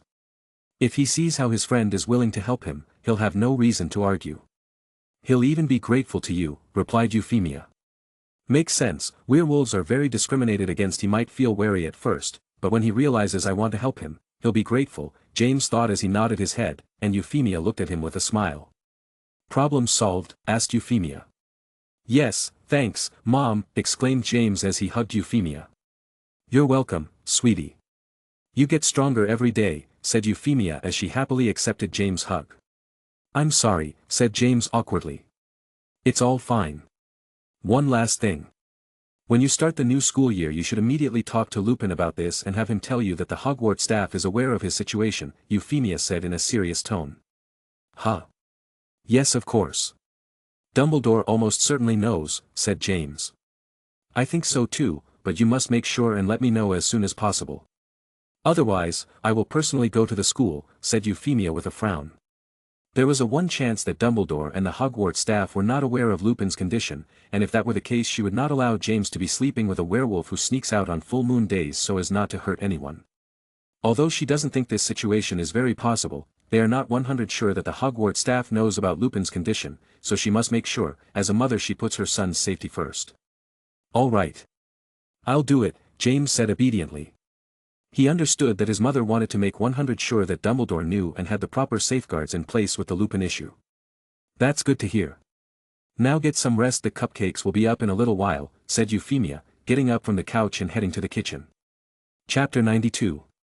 A few days after the talk with his mother, James was calmer about the Lupin issue and was flying his Nimbus 1001 in the training room.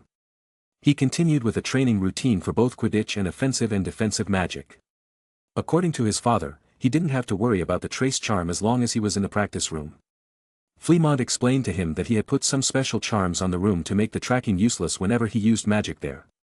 When he was done training and studying, he spent time flying and practicing different Quidditch moves while chasing the golden snitch. This relaxed him, and he was able to clear his mind a bit. To add to the difficulty at this moment, his father, Fleamont, and his uncle Charles Potter were acting as beaters and throwing the bludgers at him. Euphemia reluctantly agreed to this. James had to convince her for many minutes, telling her that it is for practice and in future official matches to avoid accidents, as he will be more versed in dodging bludgers. Both Charles and Fleamont were hitting the bludgers without holding back. They knew how competitive Quidditch was, so if James wanted to shine he had to train seriously. James saw the angry bludgers heading straight for him as he swung his broomstick sharply, dodging both bludgers in the nick of time.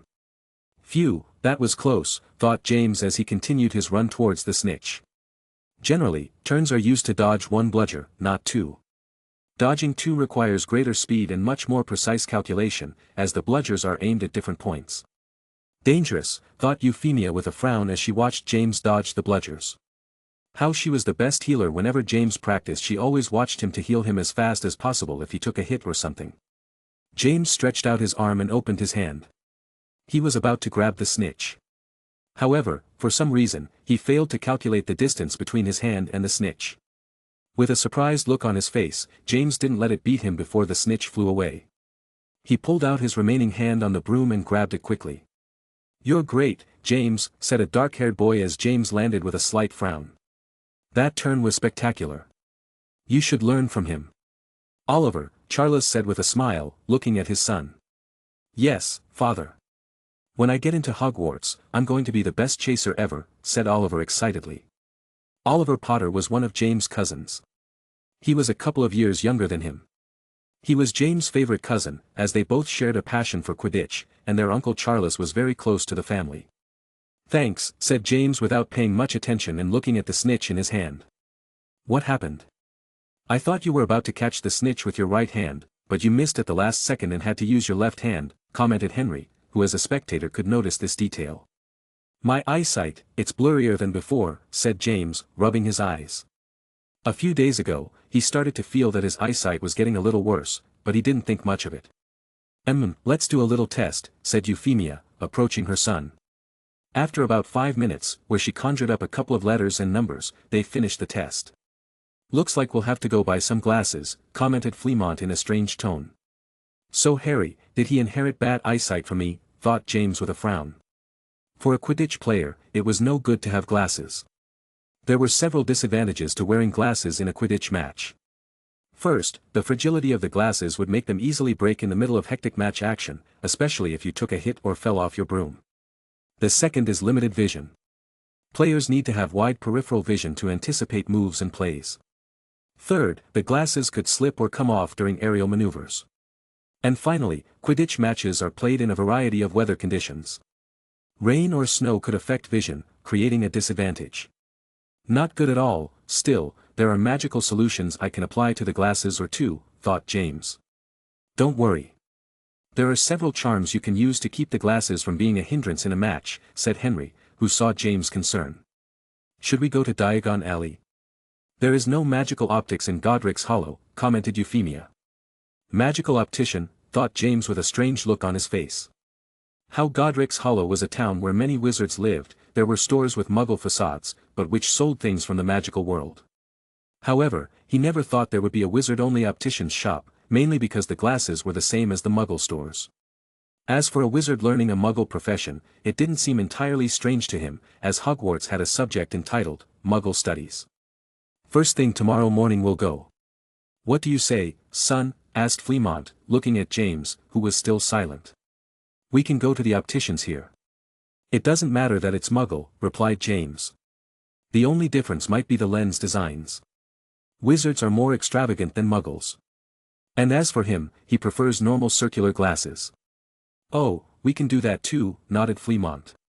The next day, they went to the optician's shop in Godric's Hollow. It was a small shop, but very neat and clean. In the window, they could see many designs of lenses. The name of the shop was Davies Opticians. Mr. Davies, the owner of the store, was also an eye doctor and was the person who was in charge of performing the eye exam. After a couple of tests that were more professional than his mother's, Mr. Davies determined that James had myopia. Myopia is characterized by clear vision up close, but blurred vision far away. According to Davies, myopia can worsen over time, and some people may experience a gradual worsening of their myopia. So he advised James and his parents to come in for another exam 8 months later to see if their nearsightedness had worsened or stayed the same. "Mr. Davies," James called. "Yes, tell me, boy. I'm starting on a soccer team next year, and having glasses will be a disadvantage as they may fall off while I'm running or defending. Is there anything that can be done?" asked James, half lying, as he played Quidditch. His parents looked at each other in surprise. They didn't think their son would try to find a Muggle solution to the problem, as the most effective thing to do would be to use charms to reinforce the glasses so they wouldn't fall off or something like that. "Oh, yes. That's a frequent problem. There are 2 solutions. For one thing, you have the glasses with laces," said Davies, standing up and picking up a pair of glasses with some leather laces. How ugly, thought James. If he wore such glasses with ugly laces, he would be a target of ridicule at Hogwarts. "I know they are not very aesthetically pleasing," said Davies with a chuckle, "but they are very useful. The laces are adjustable to suit different lengths and are effective in sporting activities so they won't fall off you." "And the second one?" asked James, who seemed to be waiting for a specific answer. Rather than wearing glasses with cords, it would be more practical to wear charms on his regular glasses. "Contact lenses," he replied as he went to look for said object. Contact lenses, thought Fleamont and Euphemia confused. They didn't know about this Muggle product. James smiled slightly. This was what he was looking for. Davies placed a small-sized white case made of sturdy plastic. The container had 2 lids, one red and one blue. Mr. Davy opened both and revealed 2 very small transparent circles floating in a liquid that looked like water. "What are these?" asked Fleamont with his Muggle curiosity awake. "They're my contact lenses," said Davies as he took off his glasses and took the clear circular lenses carefully. Looking at himself in a small mirror on the table, he placed the lens on his right eye and then placed the other lens on his left eye. "I can see perfectly now. Like when I didn't need glasses," said Davies with a slight smile. "Really?" asked Fleamont with a surprised face. He didn't know of such a Muggle invention. With this, all the problems of a Quidditch player were solved. Davies in 10 minutes told them all about contact lenses. It was an invention that had its good years, but it was only in the 1940s that plastic contact lenses were introduced, making them more comfortable and accessible to a wider audience. It didn't seem strange to him that in a remote village like Godric's Hollow, there are still people who don't know about such a majestic invention. Muggles are not to be underestimated, thought Fleamont, who was delighted by such a useful and practical invention. After talking some more and deciding that James would have contact lenses and normal circular glasses, they left the store. They would have to wait a few days for Davies to fill the prescription and get all the glasses ready. James left Mr. Davies' store happy. He didn't know exactly when contact lenses had been created, luckily they were advanced by this time. The contact lenses solved all his problems for Quidditch. Even the most difficult one, which was about limited vision in terms of field of vision. With the contact lenses, he would have his peripheral vision back. However, there were some care and disadvantages to be done while wearing contact lenses. They must be cleaned regularly with a specific product. The main problem was that it had a daily duration. According to Davies, the recommendation was to use contact lenses for about 8 hours and have a short lifetime of about 3 months maximum. Then you have to buy another pair. James will try to solve these problems with the magic and help of his parents. Trying to make them last all day without any discomfort and have a useful life of more than 3 months. 3 days later James had his circular glasses with the necessary magnification and 3 pairs of contact lenses that would last him about 9 months. Each pair of contact lenses was not cheap. However, for the Potters it was nothing. "Can you see better?" asked Fleamont somewhat skeptically. "Yes, perfect. It's just like when I have the glasses, but they cover the whole eye," said James with a smile. "Let's put them to the test," said Fleamont and started flying around the practice room as James chased the snitch and his father threw bludgers at him. Unlike last time, James saw perfectly and managed to catch the snitch after a while with no misses.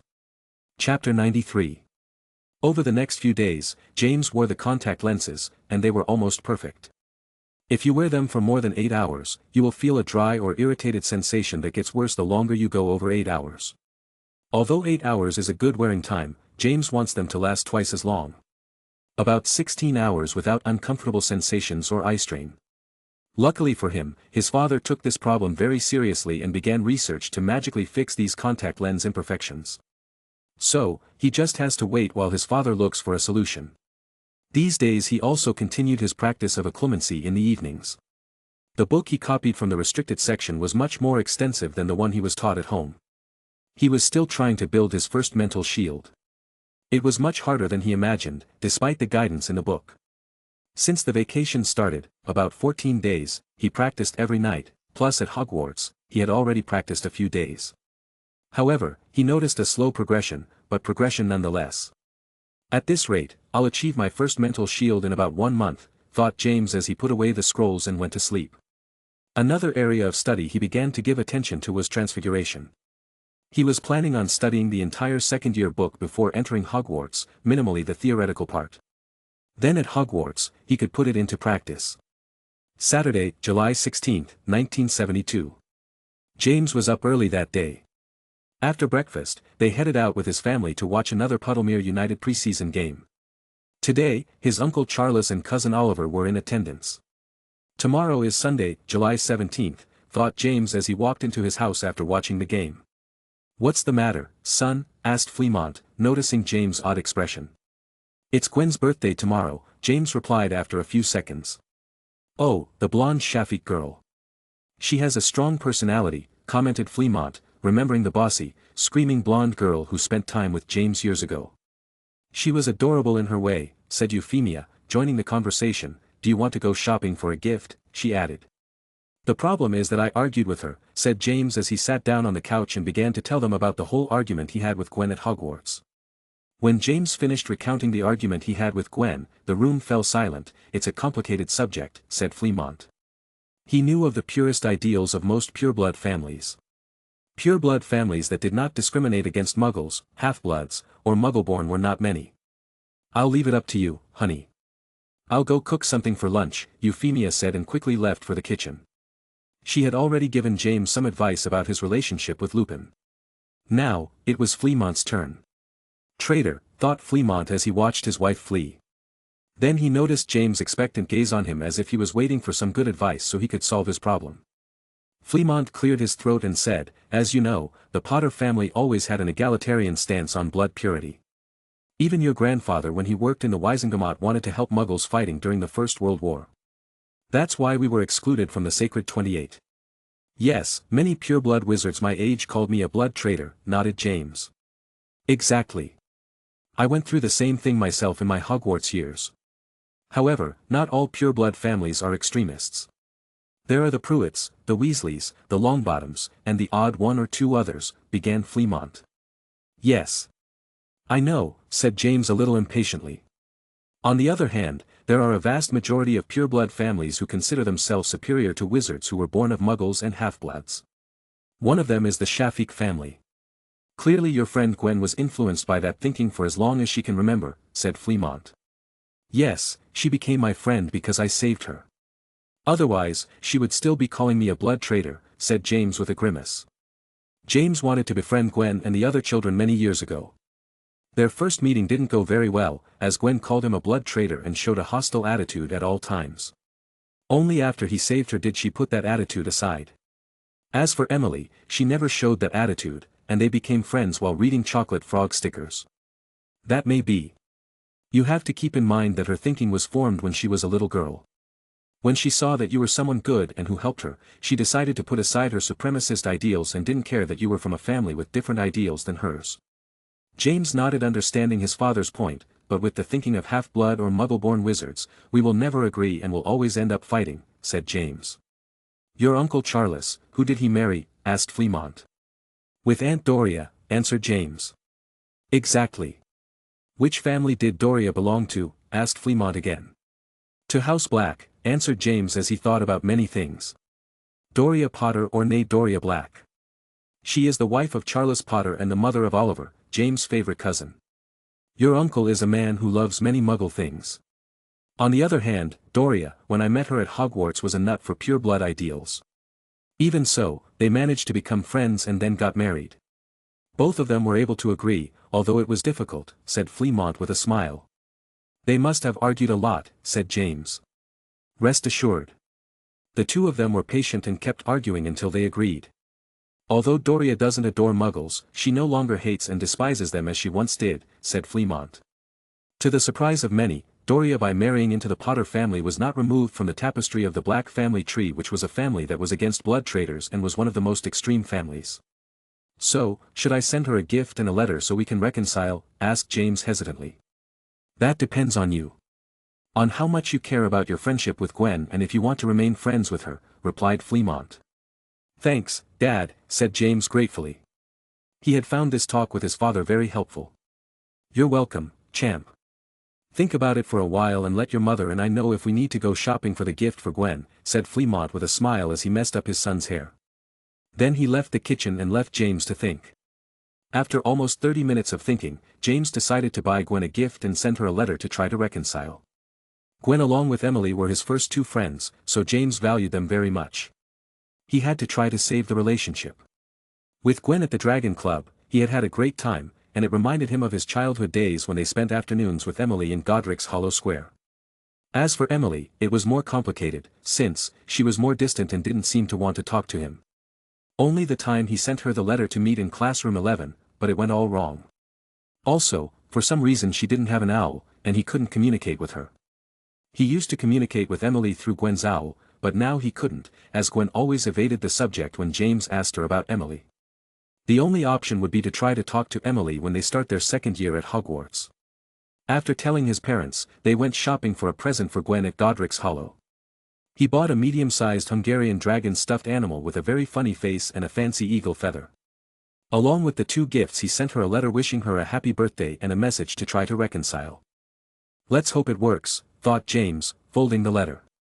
The next day besides being Gwen's birthday. It was a different day for James as Toby was finally coming to spend a whole week at his house.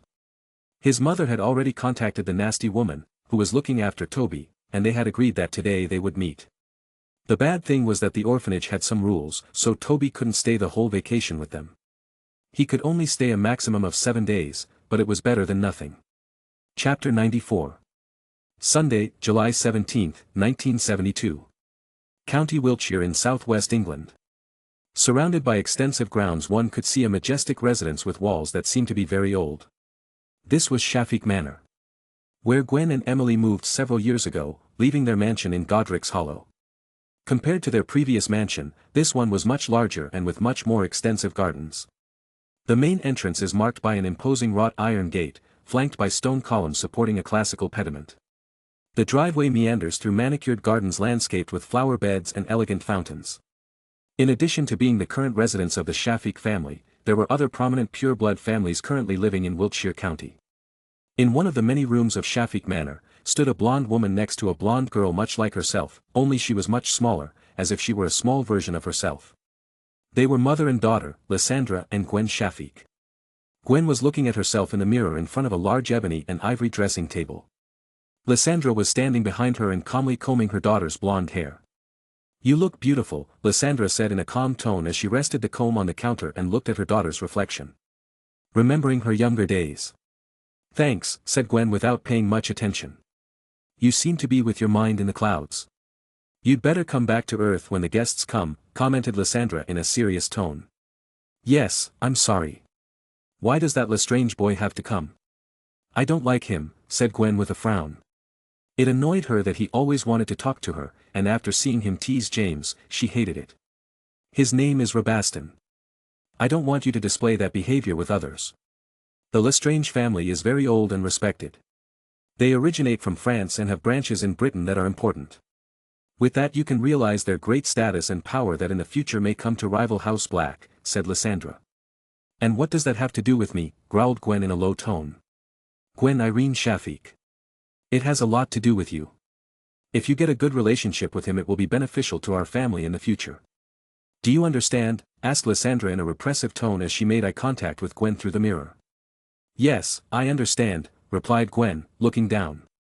"That's good to hear. You wouldn't want to involve your sister in this, would you? Said Lysandra in a cold and very different tone than usual. No. I'll be nice to him. Is that okay with you? Asked Gwen nervously. Yes, that will do. The Lestrange boy seems to have a favorable opinion of you, as long as you don't appear apathetic it will suffice for now. Finish getting ready and come down in 15 minutes to greet the guests, replied Lysandra as she walked towards the door and out of the room. Gwen, who was looking at the door where her mother had left, clutched the fabric of her dress tightly, her fingers clenching helplessly in the soft fabric. After a couple of minutes, she sighed helplessly and finished getting ready to go downstairs to greet her friends and guests. Her birthday was much like the last few years. She received many expensive gifts. She was the center of attention, and everyone wanted to talk to her. Worst of all, she had to act nice to Rabaston because her mother was watching her. Not so much, though, as there was a very arrogant boy, who annoyed Rabaston and seemed to care nothing for him. Neither etiquette nor being liked by others. He seemed to be there to annoy the other pureblood boys.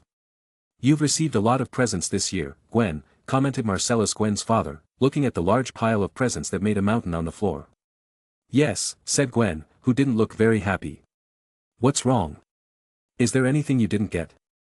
We can buy it tomorrow, said Marcellus, who was spoiling Gwen very much. It's not that, father. Then I'll tell Slinky to take all the presents to my room, replied Gwen without explanation.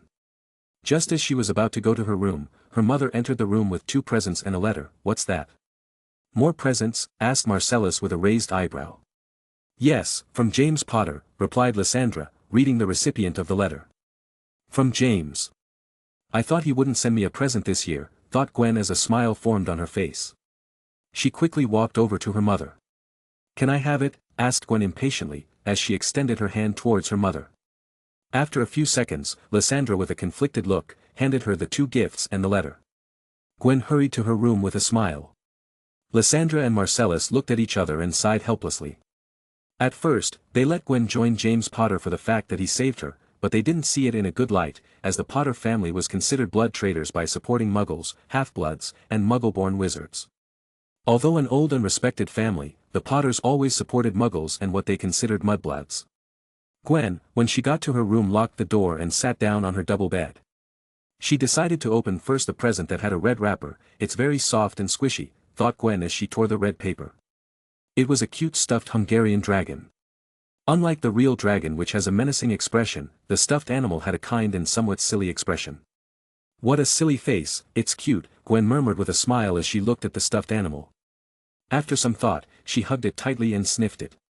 Ah, James' smell, he must have wrapped it himself, thought Gwen as she sunk her face into the soft plushie. After a few seconds, she withdrew her face with some embarrassment and opened the second gift that seemed smaller. It was an eagle feather that had her name neatly written on it. It's James' handwriting, Gwen murmured with a smile. She had seen James' handwriting on several occasions. She couldn't get it wrong. With incredible speed, she opened the letter and began to read it. After a few minutes, she lay down on the bed with the letter in hand and a silly grin on her face. Minutes passed, and she kept reading the letter over and over again. Gwen felt a strange feeling. For most of her birthday day, she was not happy, but 2 simple gifts and a letter made her day, making it completely better. Compared to the expensive and extravagant gifts she was given, they didn't seem like much of a big deal for James' gifts. However, Gwen gave them a higher importance and considered them to be the best gifts. I wonder what he's doing, thought Gwen, hugging the stuffed animal tightly and not taking her eyes off the letter. James was showing his room to Toby, who was gawking at the whole thing. He never thought a boy could have such a big room to himself. You sure are a big Puddlemere United fan, commented Toby as he noticed all the Puddlemere United decorations in the room. Of course. It's the best team in England, James said proudly as he adjusted his circular glasses. As his contact lenses were still 8 hours old, he preferred to wear them when training, practicing with the broom, or if he went out to watch some Quidditch match or something like that. Meanwhile at home he used the normal glasses. Toby was surprised when he saw James arrive wearing glasses, but he didn't say anything. Internally he thought they looked good on him. Now, let's see in the room you'll be staying in these days, said James. What? I'll have a room all to myself, asked Toby, very surprised. Of course. Follow me, said James as he took Toby's suitcase and headed for the next room. It's not very spacious, and it's kind of empty, said James, turning on the room light and setting the suitcase down next to the single bed. No, it's great. I never had a room to myself, said Toby in delight looking at the room. He always had to share a room with other boys, even at Hogwarts, although at Hogwarts it was a very spacious and luxurious room compared to the orphanage dormitories which had bunk beds in very small spaces. James scratched his head in embarrassment. He forgot for a moment that Toby was from an orphanage, and for him, this room would be more than fine. How do you put up with that orc? She's disgusting, James asked, sitting up in bed. By orc, he meant Caroline. The matron of Toby's orphanage. Mistress Caroline isn't so bad when you get to know her, although her attitude can be misconstrued, Toby replied as he started to put his clothes away in the closet. He didn't have many clothes. He had brought everything he had, as he would be staying for a week. James could tell that the clothes were somewhat worn and didn't seem to be Toby's size. If you say so. I thought the matron was the old lady with the kind smile in the picture you have on your bedside table, James commented, as he pulled a golden snitch out of his pocket and began to play with it. Toby, who was putting away the clothes, stopped, and the place went silent. Oh, sorry. I saw the picture, and my curiosity got the better of me, said James apologetically. No need to apologize, said Toby, snapping back to reality. He had put the photo out for all to see. It wasn't James' fault that he had seen it. The one in the picture is Grandmother Diana. The old matron of the orphanage. She was the one who raised me for as long as I can remember, but she died 5 years ago, Toby explained in a sad tone. I'm sorry, said James, and the atmosphere in the room fell into an awkward silence as Toby continued to take out his few belongings. What made James most curious was that Toby pulled out a very fat worn black book and a necklace with a small cross on it.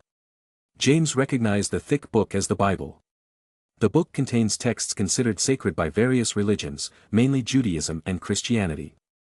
Do you believe in God? Asked James curiously. Yes. Grandma Diana always read the Bible to us at the orphanage, replied Toby with a slight smile looking at the old book. Are wizards Christians?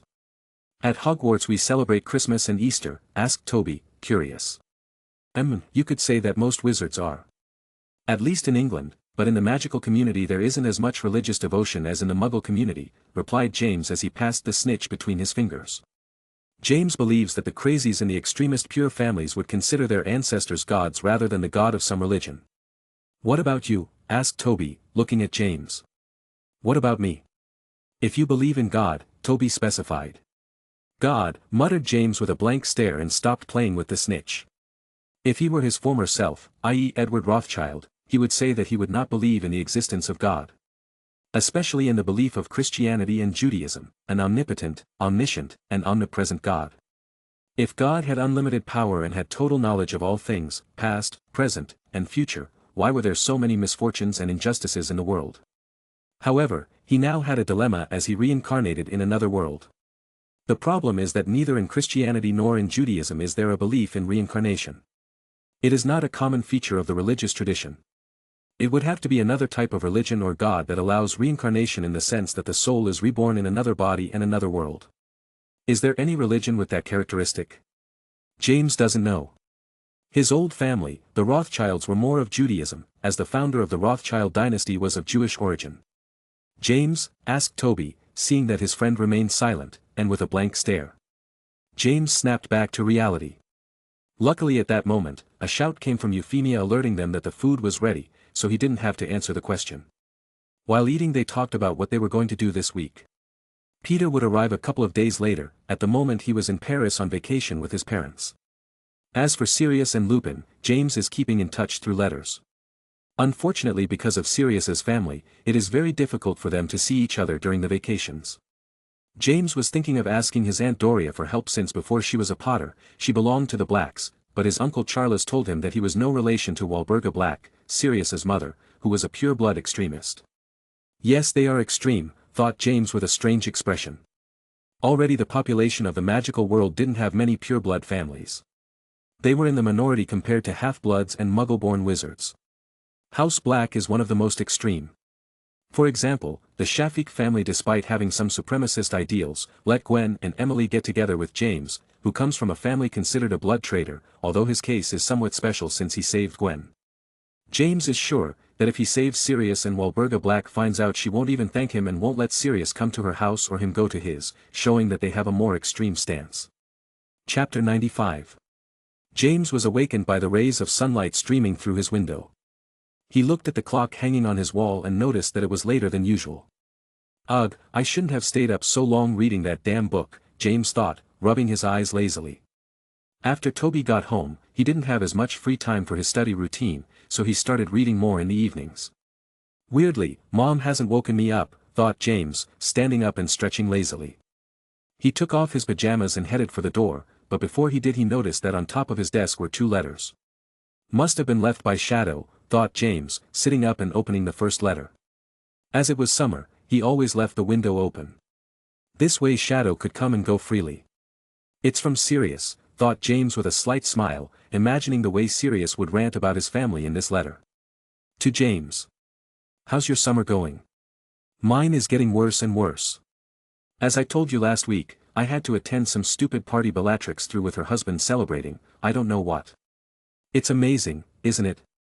That the Harpy's husband is Rabastin's older brother, although I think I told you that already. Back to the main subject. It turns out that yesterday, I had to attend the birthday of a girl from the Shafi family. I think her name was Gwen. If I'm not mistaken. It's Gwen, thought James, reading the letter with a strange look on his face. So far Sirius and the others were unaware of his friendship with Gwen and Emily. This was not unusual, as they never saw him talking to them at Hogwarts. Only once at the beginning of the year did he talk to Emily, and it went unnoticed. As you can imagine, I was forced by my nice mother to attend said birthday, according to her to make good connections. I had to put up with fat Anastasia talking about her grandfather and her stupid list for 4 hours. You can imagine the rest of the meeting, the only good thing was to make fun of Rabastin, who is still as shy since that duel. It seems that the latter reached my mother's ears, and now I am grounded. Thanks to my younger brother's help I can send you this letter. Anyway, I just wanted to tell someone about my hardships. How is everything going there? Have Toby and Peter arrived yet? Greetings, Sirius Black. P.S. When you answer me, send the letter addressed to my brother Regulus Black, as my mother is intercepting the letters sent to me. He's got it tough, thought James with a faint smile. He wasn't enjoying his best friend's misfortune. He found it funny how Sirius narrated the events. It seemed to amuse him to get on his mother's nerves, and despite carrying out her order to go to the birthday to make good connections he did quite the opposite and teased Rabastin endlessly. James picked up his quill and began to write a response. He made a few jokes about Anastasia not and Rabastin and then told him that Toby had arrived and what activities they planned to do. He told him everything very succinctly, as he didn't want to depress Sirius, who was grounded anymore. After he finished writing the letter he put it aside and opened the second one. To his surprise, it was about Gwen or Glenn according to Sirius. He was surprised as he didn't expect Gwen to answer him so quickly. Usually, when she is angry, she is very proud and slow to respond to show her displeasure and anger. How does he know this? Previously when they sent letters to each other with Gwen before starting Hogwarts, they had some trivial discussions and he noticed this characteristic of the blonde girl. Dear James. I got your 2 gifts yesterday. I liked the stuffed animal with the silly face and the pen is also very nice. As for what you talked about in your letter, I agree with you. We can talk about it like civilized people without fighting. We are not children anymore. I don't want our differences to ruin what we have. I've been thinking a lot, and I thought it would be good to talk before we start Hogwarts, in person. I would say in Diagon Alley when we go shopping for books and stuff to start the new year. I know an ice cream shop that has fancy and tasty flavors. When the time is right we'll settle that issue, that's all. How are you enjoying your vacation? Sincerely, Gwen Shafi. P.S. Yesterday I met your friend Sirius, he has a very strange behavior for the heir to House Black. The good thing was that he annoyed Rabastin all the time, and thanks to that I didn't have to talk to him much. James was very surprised by Gwen's letter. He couldn't believe it had turned out so well to have sent that letter. He didn't think that Gwen would be so willing to reconcile after that argument, especially since in the letter she wrote, I don't want our differences to ruin what we have. With this sentence, he could tell that Gwen, like him, considered their friendship equally important. This was valuable to James, as he could tell firsthand that he was not the only one who cared. It's true, our differences can't ruin our friendship, thought James in a strange mood as he wrote a letter to Gwen. When he finished, he left the 2 letters on the table and started downstairs heading for the kitchen. How Shadow wasn't in his room, he must be somewhere in Godric's Hollow exploring or something. When he got to the kitchen he noticed his mother and Toby cooking together. His mother was playing with Toby and smearing him with some flour as a joke. No fair. The way I came out right, said Toby amused. No, young man. Look closely. Instead of a circle, it looks like an oval. Try again. You have a talent for cooking. James had a hard time getting the shape right, Euphemia instructed, and Toby nodded and tried again. Oh, James. Good morning. You finally wake up. You get sleepier every day, Euphemia said with a smile, looking at her son. Good morning, James, greeted Toby without turning around and concentrating on the kitchen. Good morning, said James. Go sit down. You'll be tasting your friend's food in a little while, said Euphemia as she turned her attention back to Toby so he wouldn't make a mistake. Right, said James sitting down in one of the chairs and watching his mother and Toby cook happily. Without realizing it, James had a frown on his face as he watched this situation. I should be there, thought James with feelings he had never felt before, jealousy. His mother always paid attention to him, and he was very attached to her, but now on the second day Toby had arrived, it seemed like he no longer existed. No, what am I thinking, thought James, shaking his head. He couldn't be that selfish. He knew that Toby came from an orphanage. It was obvious he never had a mother figure. The last one must have been the former matron Diana, who died several years ago, and this one took care of all the children in the orphanage. The moment Toby and Euphemia put the food on the table, James tried to hide his jealousy as much as possible. He didn't want Toby to notice, for if he did it would cause Toby to feel bad, and he didn't want that. Where's Dad? Asked James as he ate what Toby made. Euphemia sighed in annoyance, he's locked in his study looking for charms for your contact lenses. He seems to take your upcoming career as a Gryffindor seeker very seriously, she replied, shaking her head. Fleamont wanted James to be able to play Quidditch without any problems. James doesn't have to think about whether or not he wears the glasses for so long. So he took the subject very seriously. Thanks, Dad, thought James gratefully. Is it tasty? Asked Toby, looking at James with sparkling eyes. The taste is very rich. The shape is approved, in conclusion, an 8 out of 10, replied James, nodding his head, pleased with the food. Oh, congratulations.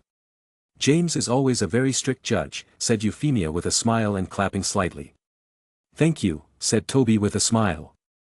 After they finished eating, their grandfather arrived through the chimney using fluffy powder. Henry was carrying a large stack of books. He greeted the three of them briefly and went to Fleamont's study. His grandfather, like his father, also took the issue of James' Quidditch debut very seriously. So he helped Fleamont to find ways to improve the contact lenses so that James wouldn't have any problems. Thanks, Grandpa, thought James again gratefully. Chapter 96. The days at the Potter house passed. With 3 days to go before Toby had to return to the orphanage, Peter arrived. The situation of his mother paying more attention to Toby than to him was repeated several times in those days. However, James did not want to show it to his friend, so that his friend would not feel bad. It was not the same with his mother. He started to distance himself in some things, like for example in the goodnight kisses. He told her that he was too old for those things. It was childish, he knew, but he couldn't control it. Somehow, he had to show that he was annoyed and upset, and he didn't plan to take it out on poor Toby, who was such a God's bread. On Sunday afternoon, July 24th, Toby and Peter left James' house.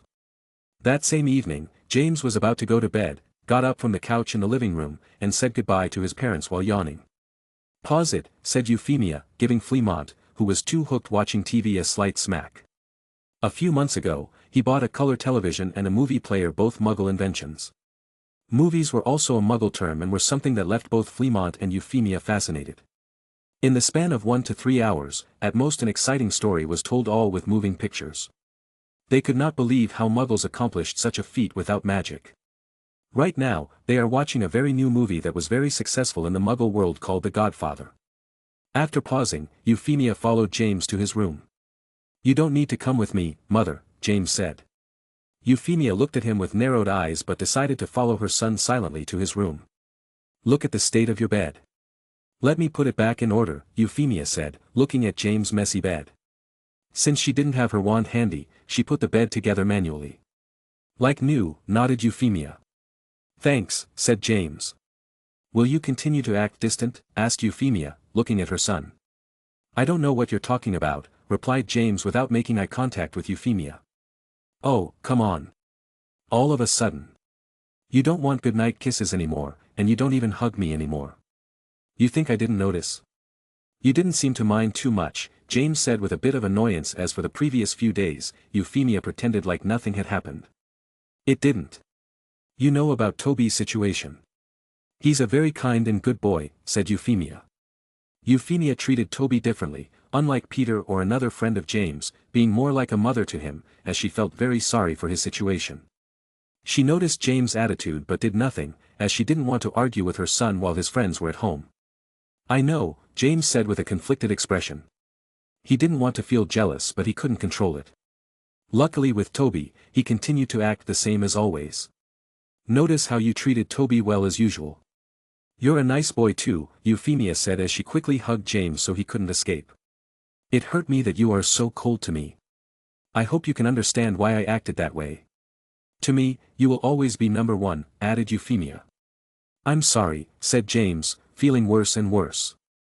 He felt jealous of his friend, who never knew his parents, and also made his dear mother, who just wanted to make Toby a little happier by treating him differently, feel bad. Don't feel bad. It's normal to feel jealous from time to time. Your father was very jealous as a teenager, Euphemia said with a smile, remembering old times. James nodded, feeling better. It was the first time he felt jealousy. The vacations went by faster than James would have liked. James continued with his usual routine, practicing martial magic, flying in his nimbus, reading the Occlumency book, and reading the Transfiguration book. Just when he thought his vacations would stay the same, a surprise arrived with only 15 days to go until Hogwarts. It was a letter from his best friend, Sirius. He thought it would be like the letters he normally sent, but it was not. It was an invitation from Sirius, but not to his house with his mother, father, and brother. It was an invitation to the home of Sirius' uncle, Alfred Black. James had heard a lot about Alfred from Sirius. According to him, he was his favorite relative, got along very well, and unlike his mother or father did not have the extreme thinking of blood purity and utter contempt for muggles, muggleborn or half-bloods. According to Sirius, his uncle was on the verge of being erased from the family tree, or so he thought. Sirius didn't specify too much about how he managed to go with his uncle to spend the last few days of vacation, but James didn't care. He quickly told his parents, and they agreed. After sending Sirius a letter telling him that he could go, they agreed to meet the next day at 3 o'clock in the afternoon in Diagon Alley in front of Gringotts Bank. On the way, they would both buy the books they needed for the second year since the letter had arrived several days ago. He also sent a letter to Gwen saying that tomorrow he would go to Diagon Alley to buy his books, and they could meet at 12 noon or 1 in the afternoon to have the reconciliation talk that Gwen had proposed. He tried his luck and told her to have Emily come too, though he knew it was unlikely. James is no fool. He noticed Gwen and Emily's attitudes at Hogwarts. The two were at odds and estranged. The reason, he doesn't know. Whenever he asked it ended badly or they answered him dryly without specifying anything and telling him it was none of his business. Luckily Gwen's answer came that same day. She agreed to meet at 12:30 in Diagon Alley. As for Emily's invitation, Gwen told him she couldn't go. I guessed as much, thought James, shaking his head. Dealing with the friendship of these two sisters was harder than he thought. James packed his luggage excitedly. It had been a long time since he had seen Sirius. He didn't want to be disrespectful to Toby or Peter's friendship, but he hit it off better with Sirius and had a lot more fun with him. Best of all, he would spend more than 10 days with Sirius. It would be so much fun, but just when he thought his vacation would have nothing new, this happened. In the evenings I'll continue with the readings, thought James, as next to Sirius it would be difficult to try to study. Perhaps practicing dueling might be somewhat easier, though Sirius would be no challenge for James. He would be back home a day before it would be September 1st and he would have to head to King's Cross to catch the Hogwarts Express. Have you got everything ready? You look excited, asked Fleamont, watching James stow many items in his wallet which had an undetectable extension charm. In addition to his wallet he would be carrying a backpack and a suitcase. Just so that if someone sees that he has a lot of items they think he is carrying them in his backpack and suitcase, this way they won't notice that he has a wallet with a huge space in it. This is because undetectable extension charms are advanced spells, subject to strict control by the Ministry of Magic due to their potential to break the International Statute of Magical Secrecy. There is an ongoing law that states that extension charms cannot be cast for private use. Only can be cast for the production of objects, such as school trunks and family camping tents. How did James get such a valuable gift? Of course, his parents and his grandfather Henry spoiled him a lot. When he asked for such a gift for his birthday, he didn't think they would accept to give him such an item, but he succeeded. The only people who knew he owned a wallet with such a charm were his family and the Marauders. Yeah. I already have my Nimbus, the joke book we bought recently, I don't think I'm missing anything, James replied. That's good. Don't forget the money for the books, reminded Fleamont. And put on more clothes. You will be many days in that house. You should take several clothes, said Euphemia as she opened the big closet and started to put the clothes in the suitcase. After checking that he hadn't forgotten anything important, he went to bed waiting for daylight to meet Sirius. Chapter 97. James was up at 11:30 in the morning. After breakfast, he was ready to head to Diagon Alley for his meeting with Gwen. See you in a bit, James said, waving goodbye to his parents. How first he would meet to talk to Gwen. His parents would not go with him. They would go to say goodbye when it was time for him to leave with Sirius and his Uncle Alfred. Good luck on your date, Fleamont said with a smile, and Euphemia laughed under her breath. It's not a date, retorted James as he grabbed Flue Dust. Remember, you are forbidden to enter Nocturne Alley, said Euphemia in an irrefutable and serious tone. Nocturne Alley was a commercial area next to Diagon Alley. The bad thing was that it was dedicated to the dark arts, being a very dangerous place. The wizards and witches that lurked there were very suspicious. Understood, said James seriously. To Diagon Alley, said James in a loud and clear tone. He approached the fire and disappeared. In a few seconds, he opened his eyes and was at his destination. James headed for the outskirts of Ollivander's store. In that place, he would meet Gwen. He could see that many boys and girls were walking around with excited faces. They seemed to be buying the books and other things they needed to start their first year at Hogwarts. In front of Ollivander's store window, there was Gwen, who was covering the window for the people who wanted to see Ollivander's legendary wands. They weren't missing much, as there was only one poor wand on a dirty, faded cushion. Gwen was staring at a clock in the distance with a slight frown, her right foot tapping leisurely on the floor. You're blocking old Ollivander's window. He might lose customers because of you, said James, approaching from the side and startling Gwen, who looked at him a little startled. Don't scare me like that. Anyway, I'm doing a favor to the new Hogwarts students. It's better if they don't see such poor window dressing, said Gwen. You're right about that. With the money he must make, he should put his shop in better condition, commented James. Almost the entire population of Britain gets their wands through Ollivander. His sales are so great. The wands indeed cost 7 galleons at a very cheap price, which would be almost £35 sterling. Cheap considering they are made from legendary creatures such as dragons, unicorns, and phoenixes. James believes there is an agreement between Ollivander and the Ministry. There would be no other way to explain why the prices are so cheap. I guess he doesn't need to. Let's stop wasting time, come on, said Gwen, taking James by the hand and walking hurriedly. She seems to be in a hurry, thought James, looking at Gwen's hand gripping his. They walked hurriedly towards the north side of Diagon Alley. Finally, stopping in front of a quaint little store. The sign on the store read Florian Fortescue's Ice Cream Parlor. It's here, said Gwen, looking at the store. Oh, Florian's store. I've come here with Mom, thought James. Let's go in, asked James as he tried to wriggle out of Gwen's grip on his hand. Oh, yes. Sorry, said Gwen, slightly blushing, quickly letting go of James' hand and walking first into the ice cream shop. The inside of the ice cream parlor wasn't very spacious, but it had a very nice decoration. There were several tables and chairs. Good morning, young people.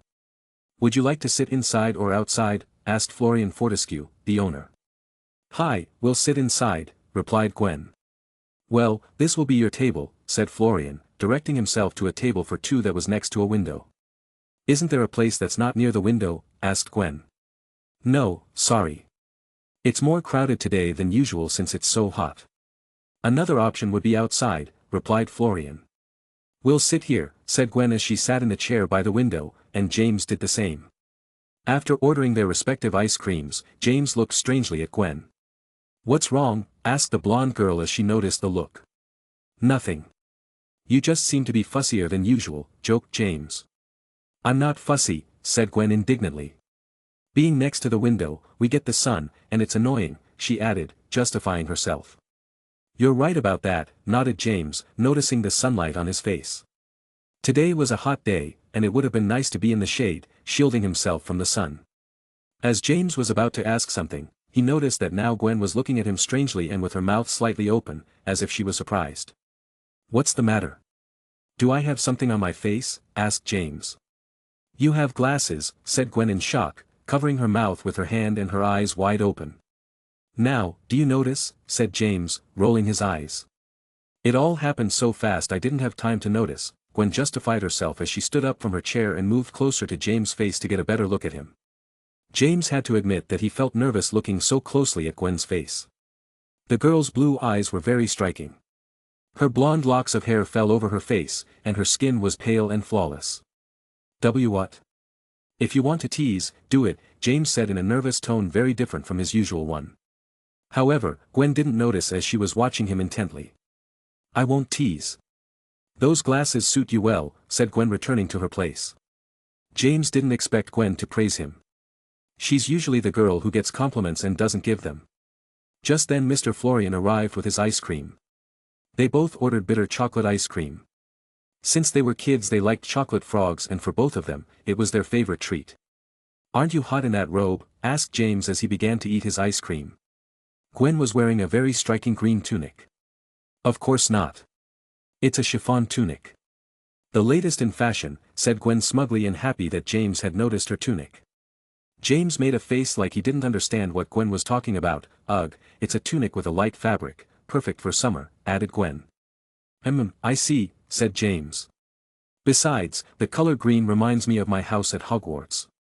Last year my house won the cup." "Maybe you heard that news," Gwen said with a smirk, looking at James. "Tsch, be happy for now. Next year, Gryffindor will get to keep the house cup," growled James, scooping out a large piece of chocolate with his little spoon. "Oh, really? You sound pretty confident. Do you want to bet?" asked Gwen, amused. "Of course I do," replied James quickly. James and Gwen continued to chat as they ate their ice cream. Then they ordered more ice cream as they finished the first one they ordered. "I should watch my diet," thought Gwen with a conflicted look at Mr. Florian, who brought the third chocolate ice cream. Both she and James were very gluttonous. "We should talk about the subject of the letter already," thought James as he devised a plan to bring up the subject. It was much harder to talk about difficult subjects in person. As James thought about how to start the conversation about this topic, Gwen held her ice cream and looked out the window. In a move that surprised James, Gwen ducked out from under the table. It was a fleeting movement. "Come here," said Gwen in a low tone as she tapped James' leg. James peeked out and looked at Gwen, who was sitting on the floor under the table holding her ice cream. "Just come here, quick," Gwen grunted embarrassed. With no other choice, James sat down under the table. The place wasn't spacious. His knees must have been bent, and he was bumping into Gwen's legs. "What's wrong with you all of a sudden?" asked James confused. "Nothing, I was just bothered by the sun." "It's cooler down here," replied Gwen. "What a lame excuse," thought James. "Do your parents know you're here?" asked James, and Gwen gave a little jump. He had hit the mark. "It's not that," said Gwen. "Come on. Don't want to trick me," pressed James, tapping his foot at Gwen. "All right, stop hitting me. My parents won't let me come to Diagon Alley alone, so I had no choice but to run away," explained Gwen. "I guess they don't like you hanging out with a blood traitor," said James smiling a strange smile. "No. It's not like that," said Gwen in a nervous tone, looking at James. He had visited the Shafi's house on Gwen's birthday. It wasn't too hard to tell that Gwen's parents were apathetic towards him. Especially Marcellus Shafi, as Elizabeth didn't show much emotion from what little he knew of her. Unfortunately for James, the Shafis were almost equally as crazy as the Blacks, the Knots, or the Lestranges. As far as purist ideals go, they're not like more neutral families, who don't put as much stock in so-called blood traitors. Like for example, the Ollivanders, the Slughorns, the Pruitts, etc. Don't make that face. It's not your fault. It's your family's ideals that are very different from my family's ideals, said James. Yes, said Gwen in a depressed tone. That's the very reason we fought, right? Asked James, and Gwen nodded without saying anything. If we patch up our differences, your family won't let us get together. It will be hard to maintain a friendship that way. Besides, it will be hard to get together at Hogwarts when you're from Slytherin, and I'm from Gryffindor, James commented. Many years had passed since the incident where James saved Gwen, and Gwen's parents were beginning to show a more apathetic attitude towards James, not as permissive as before. As for Hogwarts, James didn't mind hanging out with Gwen, but it wasn't the same for Gwen. Since some Hogwarts students might tell his parents and cause trouble for him. Like Sirius' cousin, who passed information to his mother. Another minor fact was that James did not have a good reputation in Slytherin. To most first years, he was their nemesis. After humiliating Rabaston and mocking pureblood supremacy, he earned the hatred of many older Slytherin students. Gwen's best friend Anastasia hated his guts, as he mocked her on the first day of Hogwarts. "We can use the Dragon Club. That way, I won't have any problems with my parents and my friends," said Gwen determined. "Oh, that's right. I'd forgotten about that," thought James. As long as there wasn't a student that could harm their relationship, they could continue to talk and practice there without any problems. James and Gwen decided that they would use the Dragon Club as a base to try and maintain their friendship, without Gwen being punished by her parents. As for the argument a while back, they decided that they would both try not to fight. And James got that Gwen would from now on start treating Bob or another Muggle-born or half-blood wizard neutrally. This was a breakthrough for James, and he was surprised at how cooperative Gwen was being. These agreements they made by eating ice cream under the table. The people in the ice cream parlor looked at them weirdly, but they had to endure the stares. The meeting ended, and Gwen said her goodbyes as she crept out of the ice cream shop. The only disappointing thing about his meeting with Gwen was that, as expected, he didn't hear from Emily. When James asked her, Gwen answered without giving much information. So, he put the subject aside. He didn't want to start another argument and fight when they had just reconciled. Chapter 98. James still had time before he met with Sirius and his uncle, so he took the opportunity to buy the necessary books for the second year. Several books would continue to use the same ones from the first year, such as A Beginner's Guide to Transfiguration, A History of Magic, 1,000 Magical Herbs and Mushrooms, and Drafts and Magical Potions, among others. One of the things he did this year was to read the entire book, A Beginner's Guide to Transfiguration. James was planning to move on to the next book. His objective was to achieve conjuration as soon as possible to implement it in combat. He was to purchase the following books. The Standard Book of Spells, Grade 2. James had already studied this book before Hogwarts, but he used his father's old copy. So he would buy a new book. A Guide to Medieval Witchcraft. James assumes this book will be for History of Magic, complementing last year's book. Defensive Magical Theory written by Wilbert Slinkard. Defense of the Dark Arts, Basics for Beginners, a book issued by the Ministry. James, on reading that the author of the book Defensive Magic Theory was Wilbert Slinkard, frowned. Months ago, he had started looking for books on defensive magic for the first time in the Hogwarts library and found Wilbert Slinkard's book. This book was complete pacifist garbage. It was a very bad sign to have this book for the new year of defense against the dark arts. Also, the second book didn't bode well either, especially since it was issued by the Ministry. There's no way Professor Antony is going to make us study this garbage, James thought grumpily. James considered Antony a great professor. Despite her sternness, the professor taught very valuable things for defense against dark arts. James, while buying the books, thought about this topic. It would be very bad if the data classes were with such useless books. Just then, he remembered a rumor that was going around Hogwarts. According to several older students, there was a rumor that the position of data teacher was cursed. No professor could hold the post for more than a year without suffering some unpleasant fate. It can't be true, right? Thought James. It would be very ironic if defense against the dark arts was cursed when you're supposed to defend yourself against those curses. Besides that, professors like Antony are very good and should be able to find a solution. It was only 15 minutes before the appointed time. Just then he could see his parents in the distance bringing his backpack and suitcase. "How did it go?" asked Euphemia and Fleamont, very curious and gossipy. "Good, we managed to agree," replied James. "Come on, tell us more," insisted Fleamont. He had given him the advice, so he wanted to know a little more. James, rolling his eyes, began to tell them in detail the highlights of his conversation with Gwen. "That's great. She disobeyed her parents to see you. It means she cares about you," Fleamont said with a smile and looked proudly at his son for some reason James didn't understand. "That's not good. Imagine if something had happened to her."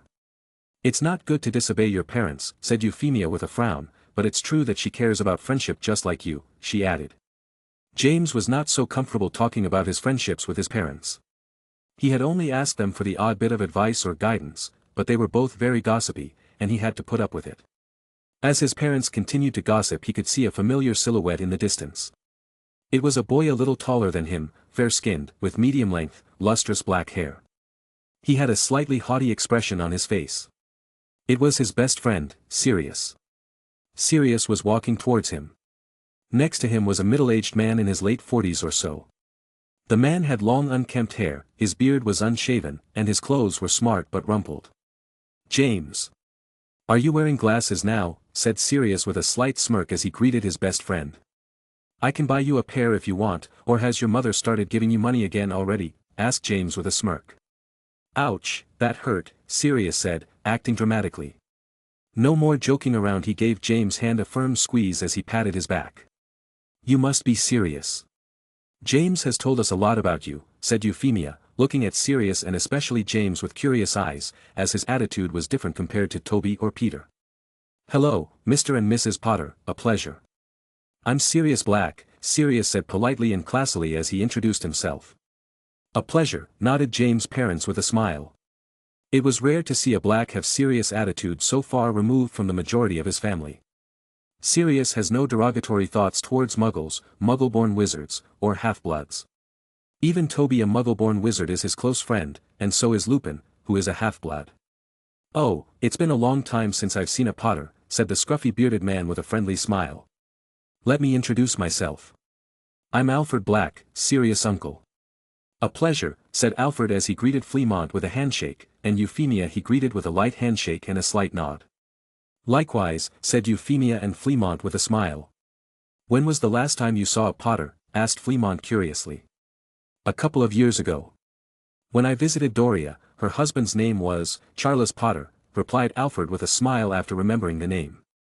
"Oh, you know my brother?" asked Fleamont in surprise. "Yes. You know how the circle of pureblood families is.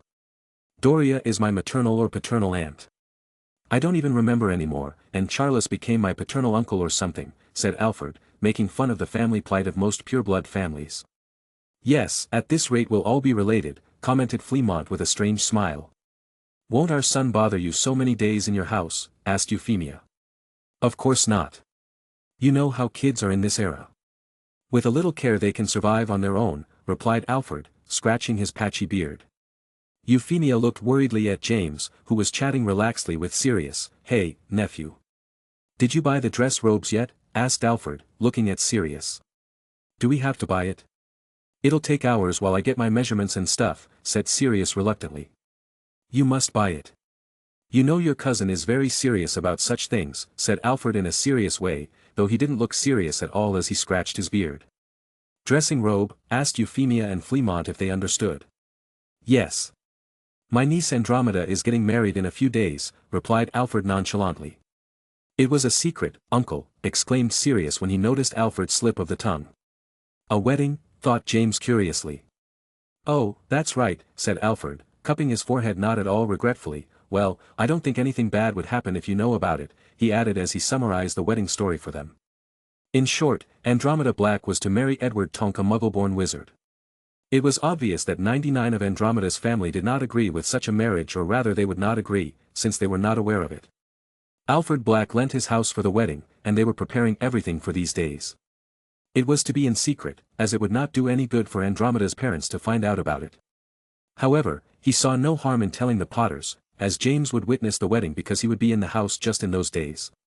"What good news. Wish her congratulations from us. She is a very brave woman to make that decision," said Fleamont respectfully. "Wait, I'll be at the wedding?" asked James, confused.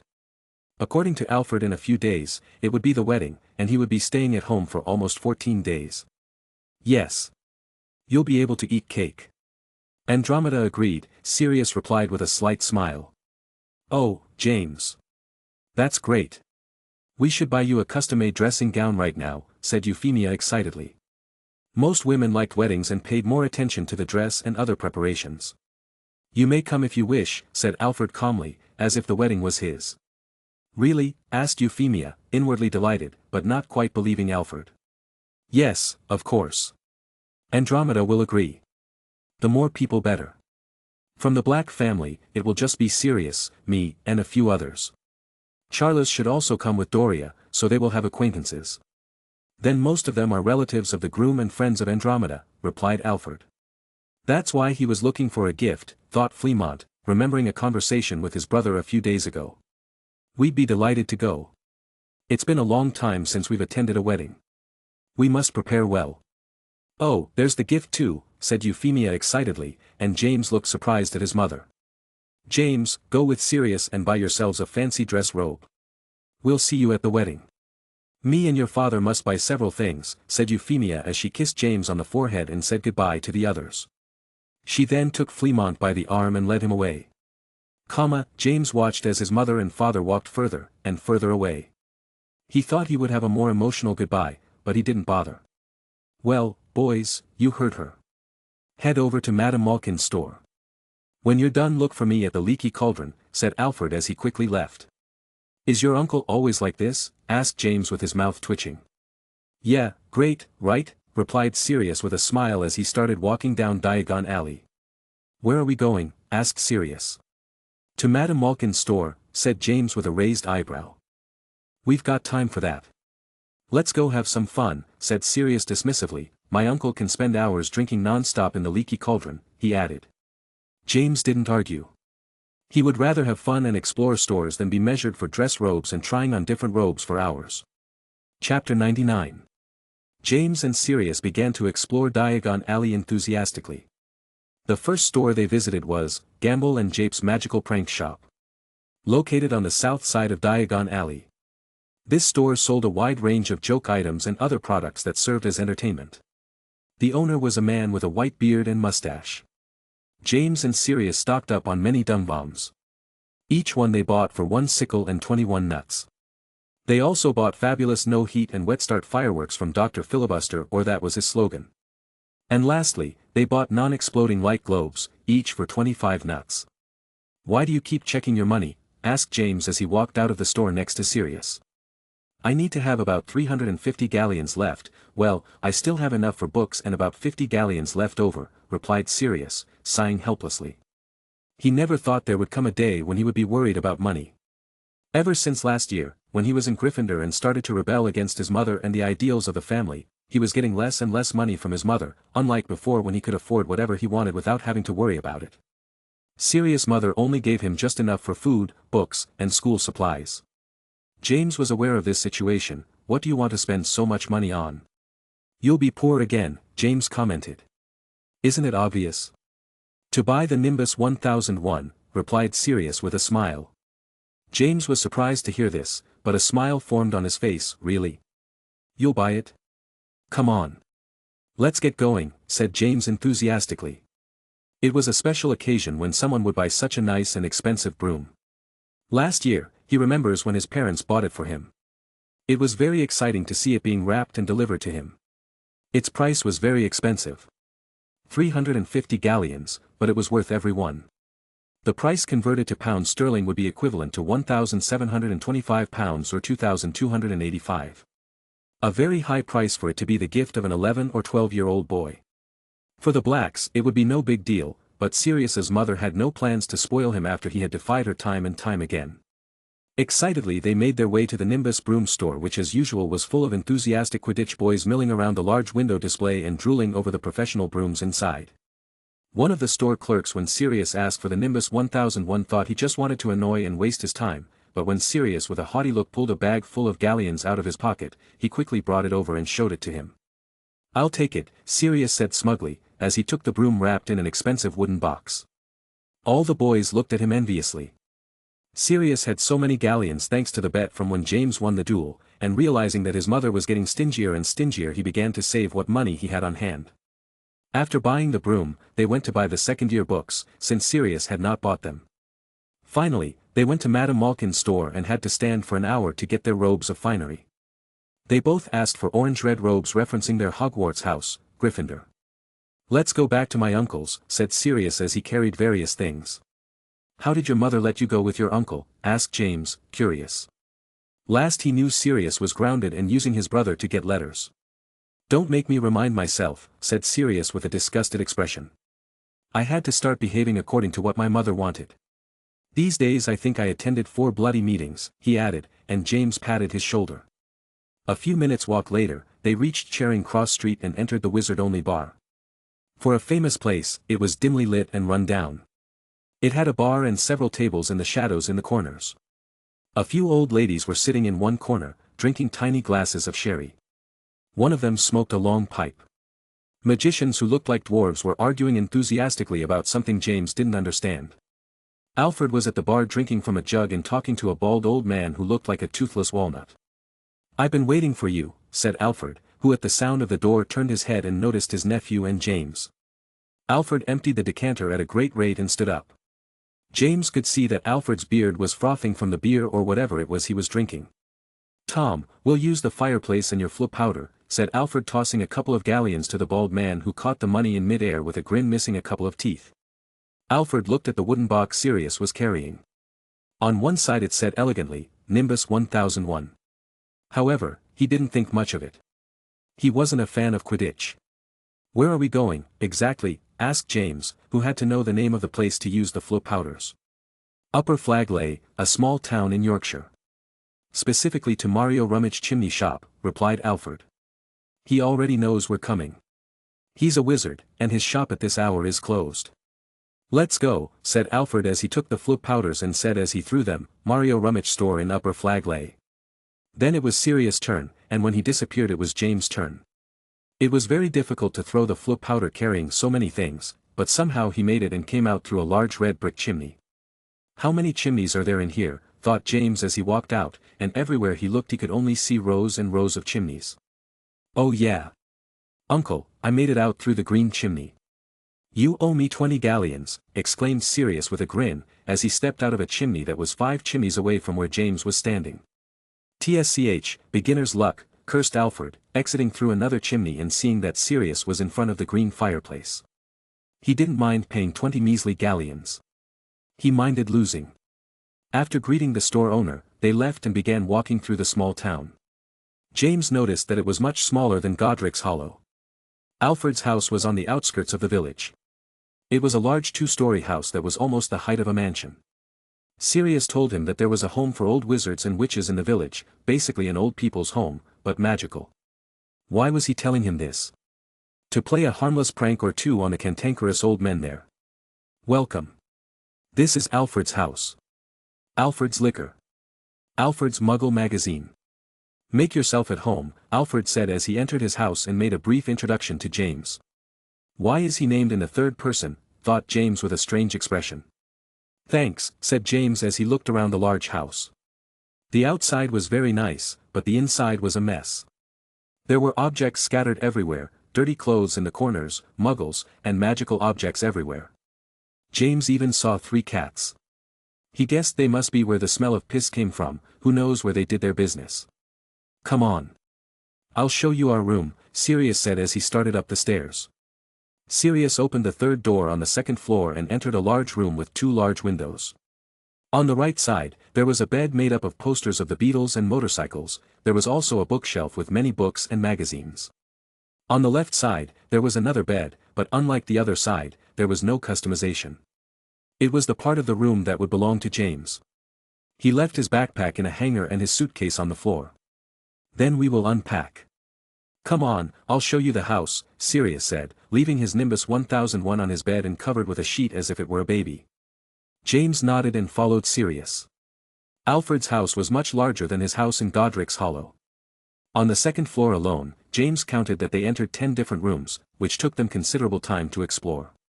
The bad thing was that each room was full of both magical and muggle objects. It was very difficult to walk through. As if it were a labyrinth, but with mountains of objects, they had to be very careful not to collide or an avalanche of objects would fall on top of them. "Your uncle is a big hoarder," commented James as he walked out of the last room. This room was full of artistic things, paintings, pictures that moved on their own, etc. "Yes, to the point where it's already compulsive," said Sirius, closing the door. "Why does he have everything so messy?" asked James. The only salvageable room was Sirius's. James realized why he had to share a room with him. He's too lazy to tidy up. I told him to have a house elf, but he prefers to be alone, replied Sirius, shaking his head. After that, they headed off to explore the floor below, though Sirius was just acting as a guide. Chapter 100. The days at Sirius's uncle's house passed. They were more fun than James first thought. This was because Sirius and James had total freedom. Alfred let them do whatever they wanted. Leave the house unannounced and explore the town. Throw quaffles in the middle of the room without caring if they broke anything. Flying brooms in the backyard of the house, which was huge. Even Alfred told them they could use their wands since their house had protections that allowed them to cast magic without worrying about the ban.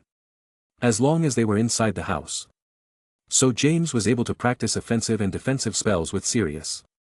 As for the Muggles, there was no problem, as Alfred had taken care of that problem, so they would only see a normal yard. Living with Alfred was like living with another friend or teenager. James and Sirius would get up very late and go to bed at 5 or 6 in the morning. Alfred did the same.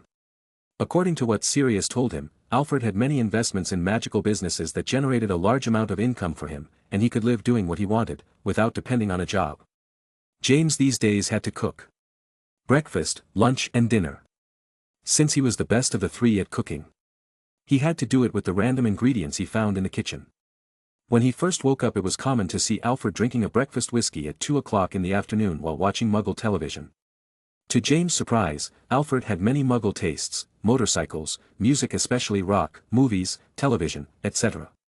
James knew that Alfred was to blame for Sirius not despising Muggles like his mother and other family. "What's on the menu today, James?" asked Alfred as he noticed that James and Sirius had woken up. Today, they managed to wake up a little earlier. It was 13:43. Alfred had taken a liking to James these days. He could eat well thanks to his nephew's friend, so he appreciated him. Plus, that he had a very good sense of humor just like Sirius and him. There's not much. We should go buy some stuff in the village," James said, opening several drawers and the fridge. "Go. Sirius knows where there's Muggle money," said Alfred, lighting himself a cigarette. Sirius got up from his chair yawning, took the money, and started walking towards the village with James. They had about a 15-minute walk to the village. After they finished shopping, they went back to the house. James bought food for the next few days so they wouldn't have to go out again. James, as he was about to get to the kitchen, noticed that there were more people, and there was a female tone arguing and yelling. "Uncle Alfred! How can you possibly send 2 kids out to shop and get them to cook for you? Besides, he's Sirius' friend," said a young woman in her early 20s. Her hair was light brown and soft. She had rather large brown eyes. Next to the girl who kept scolding Alfred as if she were his mother, there was a blonde-haired, blue-eyed boy, who was trying to make hand gestures to calm the girl's anger. "They're not children, Andromeda. They're 13 years old. I was surviving on my own at that age," said Alfred, annoyed because he couldn't hear his TV show. 13 years old, exclaimed Andromeda indignantly. "Look at the dump they're living in," she added, spreading her hands and looking at the state of the kitchen. "We're 12, muttered Sirius, who was watching the fight as if it was a TV show. "When you were his age, it didn't seem to bother you much about cleaning the house," said Alfred, and Andromeda, who was about to say something, remained silent, as he was right. "Calm down, you two," said the blonde boy, who had a soft and pleasant voice. "They're here. Sirius and his friend," he added to stop them from fighting. The two turned their heads and noticed James and Sirius watching them both with bags in their hands.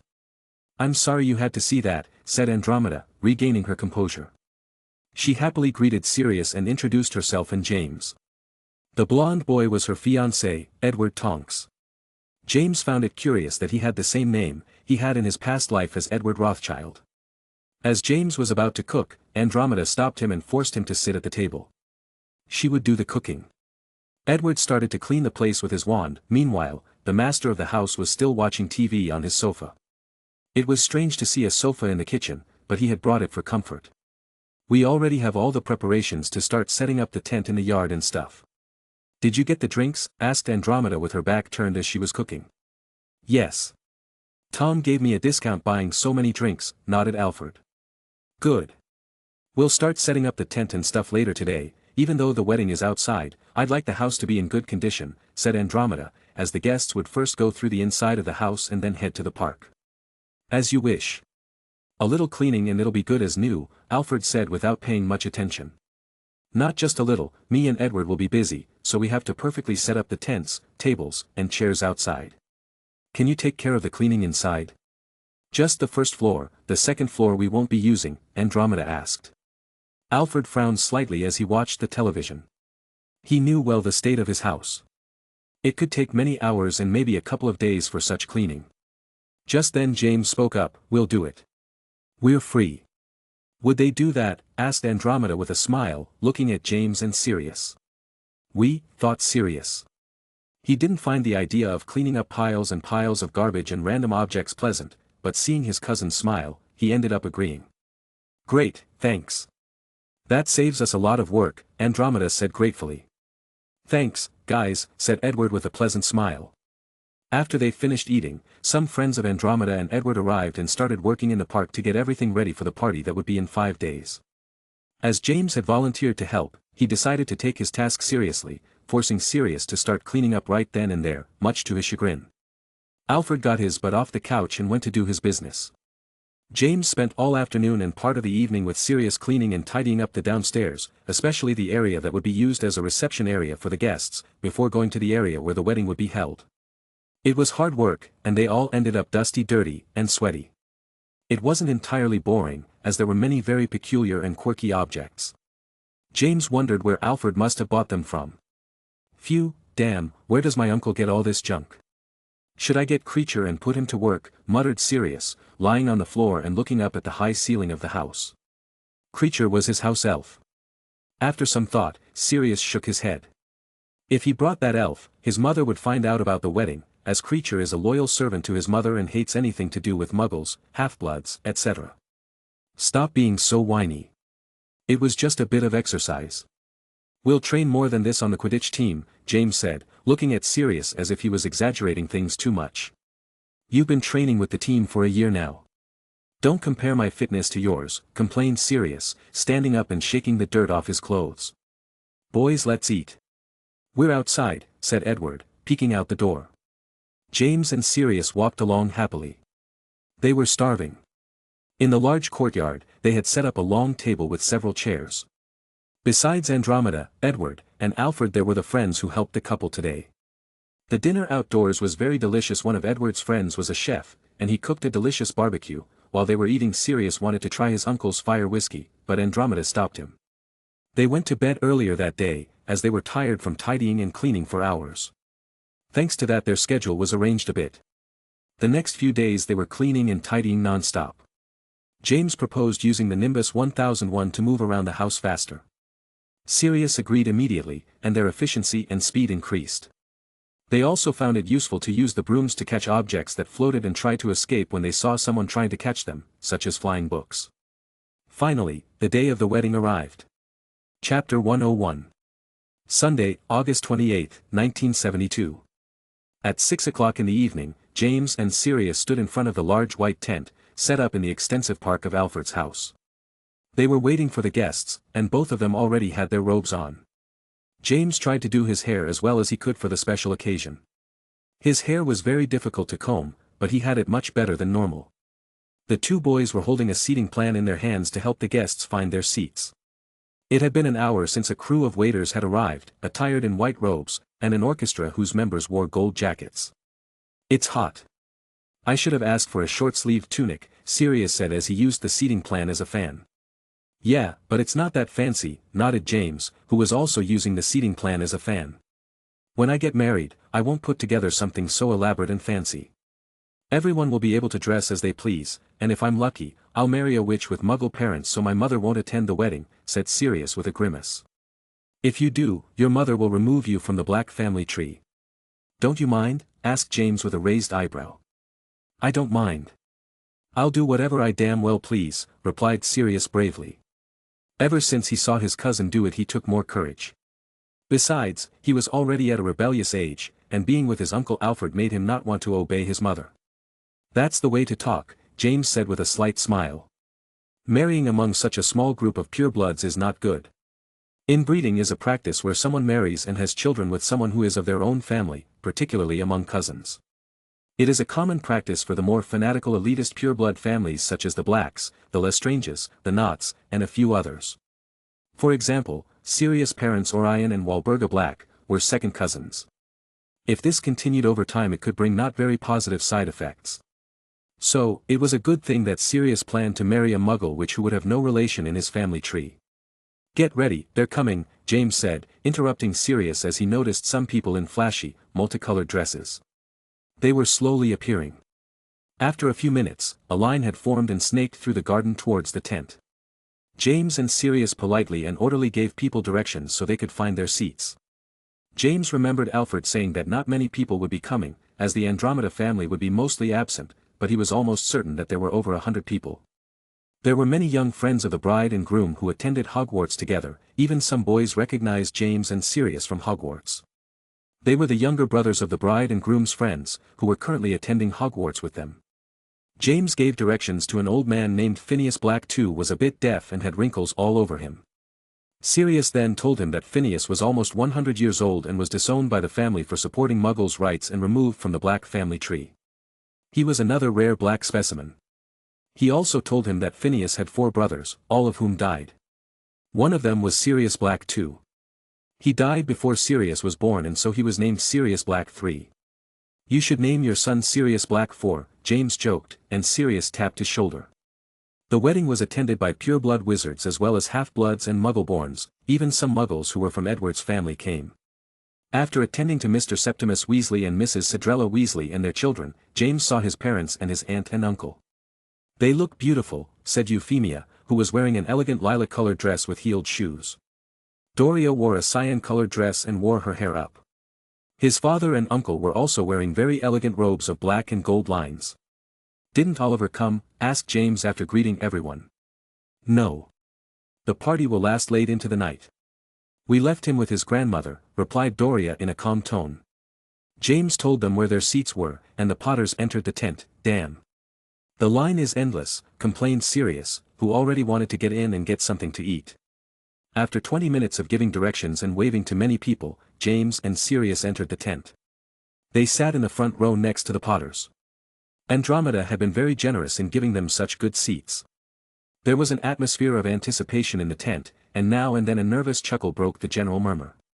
The music sounded, apparently coming from the golden balloons, and everyone fell silent.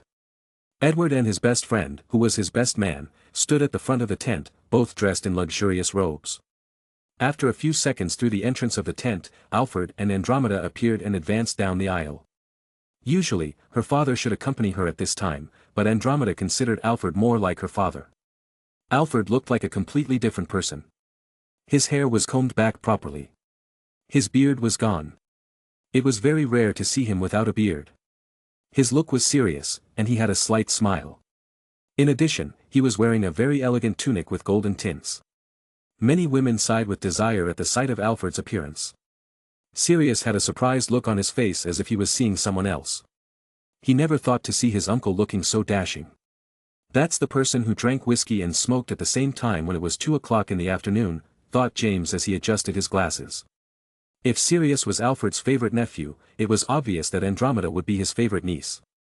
He even thought of her as a daughter, since like Sirius she spent a lot of time at his house, bringing friends over, telling them about her problems with her parents, etc. The one who got most of the looks was Andromeda wearing a white dress that radiated a silvery glow, and her bearing was very elegant and dignified. Andromeda arrived at Edward's side, who looked at her with a beaming smile. "Ladies and gentlemen," said a lilting voice that belonged to a short-haired wizard. "Today we are gathered to celebrate the union of 2 noble souls," as he began his emotional speech. "I therefore pronounce you joined together for life." Within minutes, everyone was already up from their seats. Chairs were grouped around small tables with white tablecloths and a glittering dance floor was formed. Then waiters appeared everywhere. Some carry silver trays with pumpkin juice, butterbeer, and fire whiskey. Others carried various plates of food on their trays. "We have to go congratulate them," said Euphemia, trying to catch a glimpse of Andromeda and Edward, who had disappeared amidst a crowd of guests who had come over to wish them happiness. "There'll be time for that," muttered Sirius as he watched everyone leave towards the newly formed couple. "Let's get something to eat." "I'm starving," said Sirius, as James grabbed 2 glasses of butterbeer, and they started looking for a table. They both sat down at a table near the corner of the tent.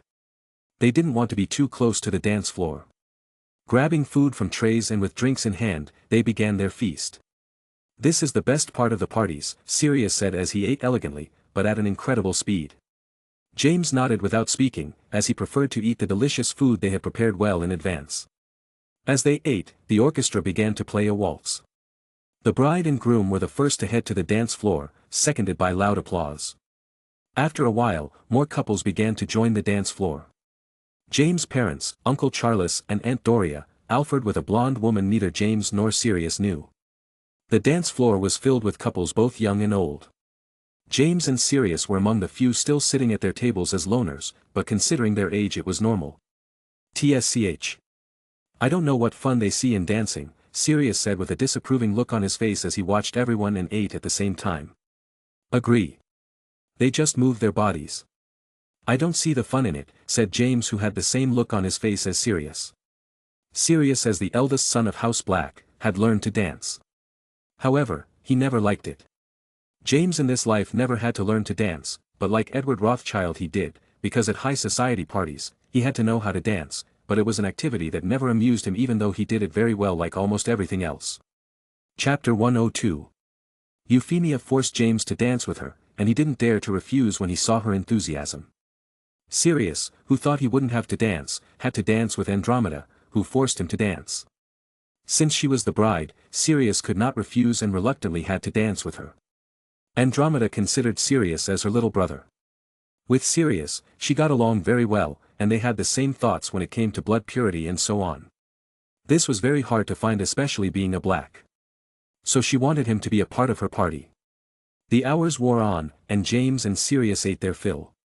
They ate dessert and drank a lot of butterbeer. They wanted to try fire whiskey, but Euphemia always caught them and took it away.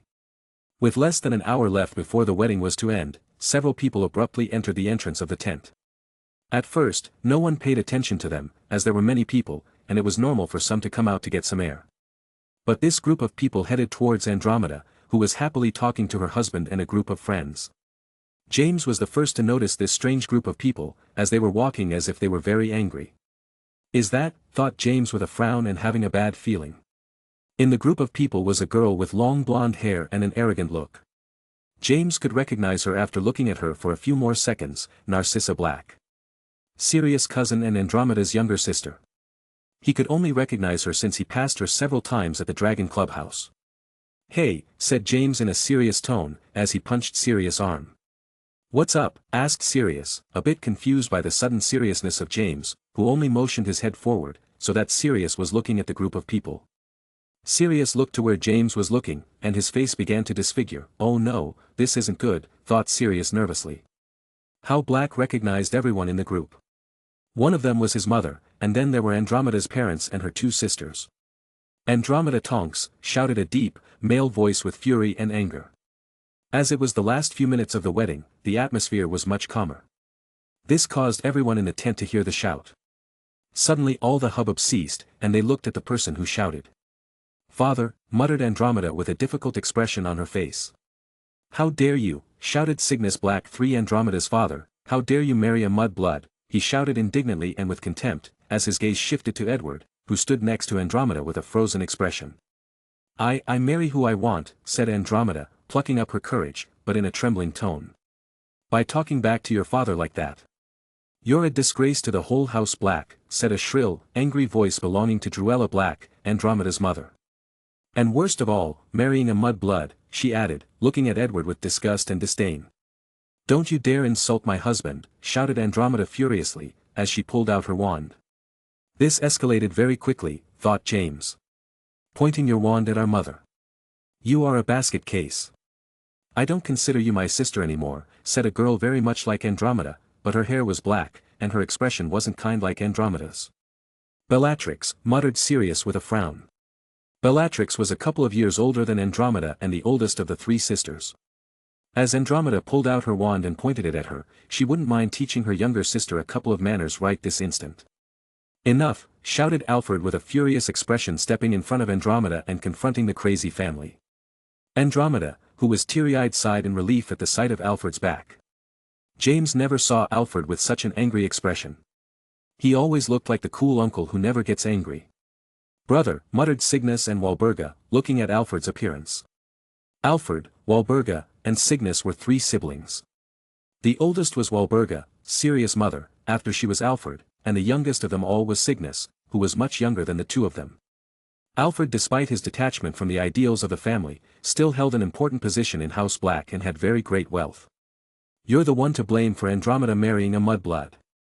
Take responsibility," shouted Druella, rapidly pointing her finger in Alfred's face. "Silence," said Cygnus coldly to his wife.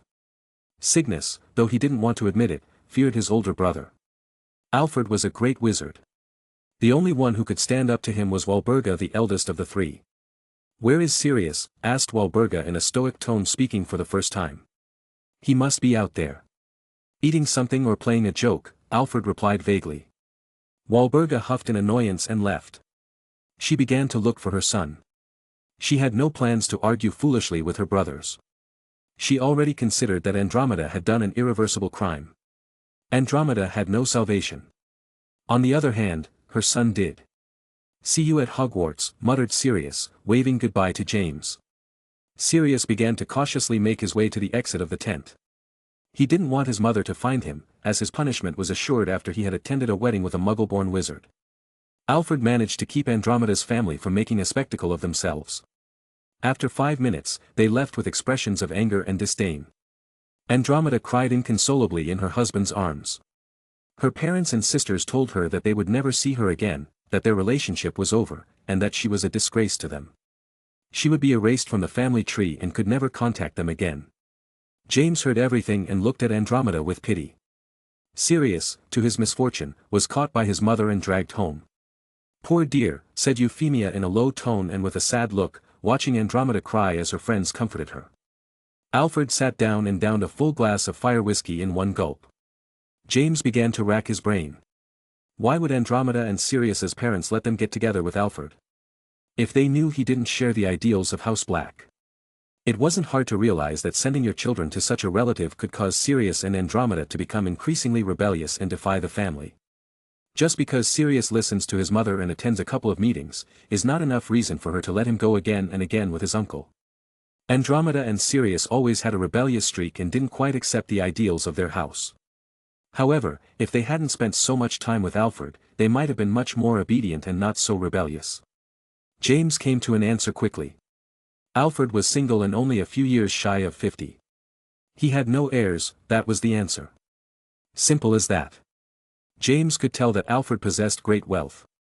Most likely comparable to his siblings or even greater, since from what he heard from Alfred himself he has several investments and properties. He doesn't even need to work. Walburga and Cygnus send their children with him, since if they win his favor they could receive a large part of his inheritance and double his wealth or more. The normal thing would be that if Alfred died his estate would be divided among the blacks, but Alfred was very particular. If he wanted to he could leave it all to a single person who had nothing to do with House Black. What Cygnus or Walburga did not expect was that their children every time they visited their uncle would become more rebellious and less in agreement with the family ideals. They most likely realized that their children's rebelliousness increased when they were with Alfred, but their greed got the better of them, and they kept bossing Sirius and Andromeda around. Alfred wasn't an overtly pro-Muggle guy or anything like that. He was a weirdo who minded his own business, so he was still on the family tree. "It's time to get back," said Fleamont in an odd mood. It wasn't the best way to end a wedding. They said goodbye to Alfred. As for saying goodbye to Andromeda they couldn't, as they were still crying and she was surrounded by her friends. "Have a good start to a good year at Hogwarts," Alfred said, saying goodbye to James. He had liked the days he had spent with the bespectacled, jet-haired boy. Then in a few minutes, James was at the fireplace in his house. The last 3 days of vacation flew by. James got no information from Sirius. Most likely his mother grounded him and took out his owl. September 1st arrived, a special day, as it was the beginning of the second year at Hogwarts. Chapter 103. James was riding in the back seat of his father's Peugeot 504. The destination was King's Cross Station in London. Next to him was Shadow in his cage, resting quietly, oblivious to the occasional potholes that Fleamont failed to avoid. James was looking out of the window deep in thought. The sky was full of grey clouds. It looked like it might rain at any moment. James wasn't thinking about his friends or the pranks he wouldn't be able to pull this new school year, or the fact that this year he would finally start playing on the starting Quidditch team. He was thinking about a much more serious and depressing topic. Voldemort and his crazy followers called Death Eaters. Because of these lunatics, he can't have happy and carefree school years. Instead, he must train like a madman and become powerful enough magically speaking, to be able to protect himself and his loved ones. And above all to defeat Voldemort. On this vacation, James kept up with all the information from the most important newspapers in the British magical world. He averaged it out and every week or so there was news about the hooded attacks. Nothing good. The Prophet. The most famous and prestigious magical newspaper disappointed James because instead of reporting regularly, it took 2 or even 3 weeks to provide updated coverage as they had promised months ago. The reason for this delay? It's not too hard to figure out why if you have 2 fingers on the pulse. As it is the most famous magical newspaper used by British wizards and witches, if there are new attacks every week, it would only show the incompetence of the Ministry of Magic, as they can't catch this group of terrorists. The ministry will not like it at all if its image is so badly affected and it loses the trust of the people. Maybe they'll stop reporting shortly, James thought grumpily. His grumpiness was because while he was having breakfast today, an alternative newspaper reported that 2 relatively important ministry wizards had gone missing. According to this newspaper, these 2 missing wizards were behind the Death Eaters, and all indications are that they are in the other world, i.e. dead. James took this information with a grain of salt, as this newspaper is not well known, and cannot believe the information 100%. However, knowing the dark nature of Voldemort and his Death Eaters, this information is true. It was strange that so far they have not killed wizards. From here, the war between Voldemort and his followers against the ministry will only intensify, thought James with a slight frown. For every day that passes, the Death Eaters will have fewer scruples, and in addition to targeting the Muggle community, they will ruthlessly attack the magical community that opposes them. This year, James will have to devote much more time to training. On top of that, he has to add classes, training, and Quidditch matches, spending time with the Marauders, and he almost forgot about having to spend time at the Dragon Club with Gwen. There's also Emily and the whole Lupin lycanthropy thing, thought James clutching his forehead. There were too many things to do, and the day only had 24 hours. James could already sense that this year would be much more stressful than the first, and he must prioritize training. Although he enjoyed learning and training different powerful charms, doing it too much could become tiring. If I organize my days well, I should have time for most things, thought James, not too sure about this. It's almost certain that the Marauder pranks will be over.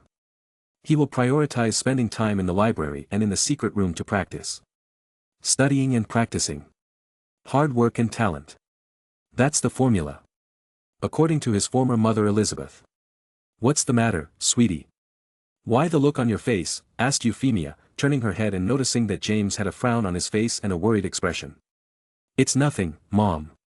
Just a little tired. I didn't sleep very well, James replied. Oh, are you nervous?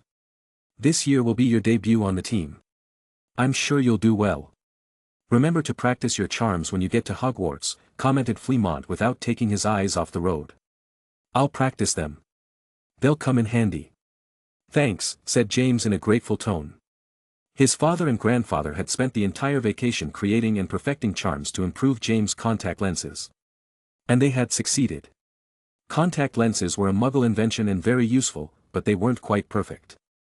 The lenses could only be worn for 8 hours a day, and each pair lasted between 1 to 3 months. Then you had to buy new ones, and every longer period you had to go to the eye doctor again for a new prescription, as your eyesight might have worsened. However, Henry and Fleamont managed to create charms that eliminated these disadvantages and made contact lenses perfect. For one, they created a comforting charm. A magic spell is applied to the lenses and can last 24 hours instead of just 8 hours, making contact lenses free of eye fatigue. They also created a more advanced charm of continuous adaptation, allowing the lens to continually adjust to the physiology and changing needs of the wearer's eye, eliminating the need for regular exams and prescription updates. Although it was a bad thing for Muggle eye doctors, James will never have to visit an optician again. Lastly, a spell of duration. As the name suggests, it increases the durability of the contact lens, eliminating the need to replace them every few years. Instead of lasting 1 or 3 months, it can last for years, and not need to buy another pair. I'm sorry, Mr. Davies, thought James, remembering the kindly old man who owned the optician's shop. He would not be visiting Mr. Davies anymore, at least not for a long period. He was currently wearing his contacts. His father had taken care of putting all the charms on the pair of glasses. They finally arrived at King's Cross at 15 minutes past 10. It was still 45 minutes before the Hogwarts Express left. Fleamont got a trolley to load the trunk, and they entered the station.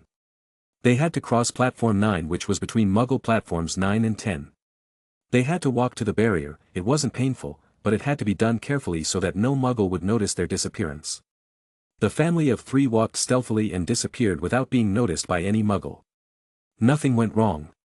James found himself back on Platform 9. When he looked up he saw the Hogwarts Express, a scarlet steam locomotive billowing smoke on a platform full of wizards and witches accompanying their children. James and his parents started walking towards one of the train's intermediate carriages. Since it was still more than half an hour before departure, it wasn't too crowded. He tried to look for any of his friends but found none. He didn't see Gwen or Emily either. He said goodbye to his parents, telling them that there was no need for them to wait until the train left, as they would be waiting for a long time. He's growing more and more every day, Euphemia thought emotionally, remembering that the previous year James had seemed very dependent on them. Euphemia gave her son a tight hug and a kiss on the forehead. Fleamont said goodbye, sliding his fingers through James' unruly hair and messing it up slightly. After the farewell, James began to wander the aisles of the train in search of an empty compartment. It wasn't hard to find, as it wasn't crowded. He entered the compartment and arranged his trunk in shadow. He left the door open, as he wanted his friends to find him. Then he sat down by the window.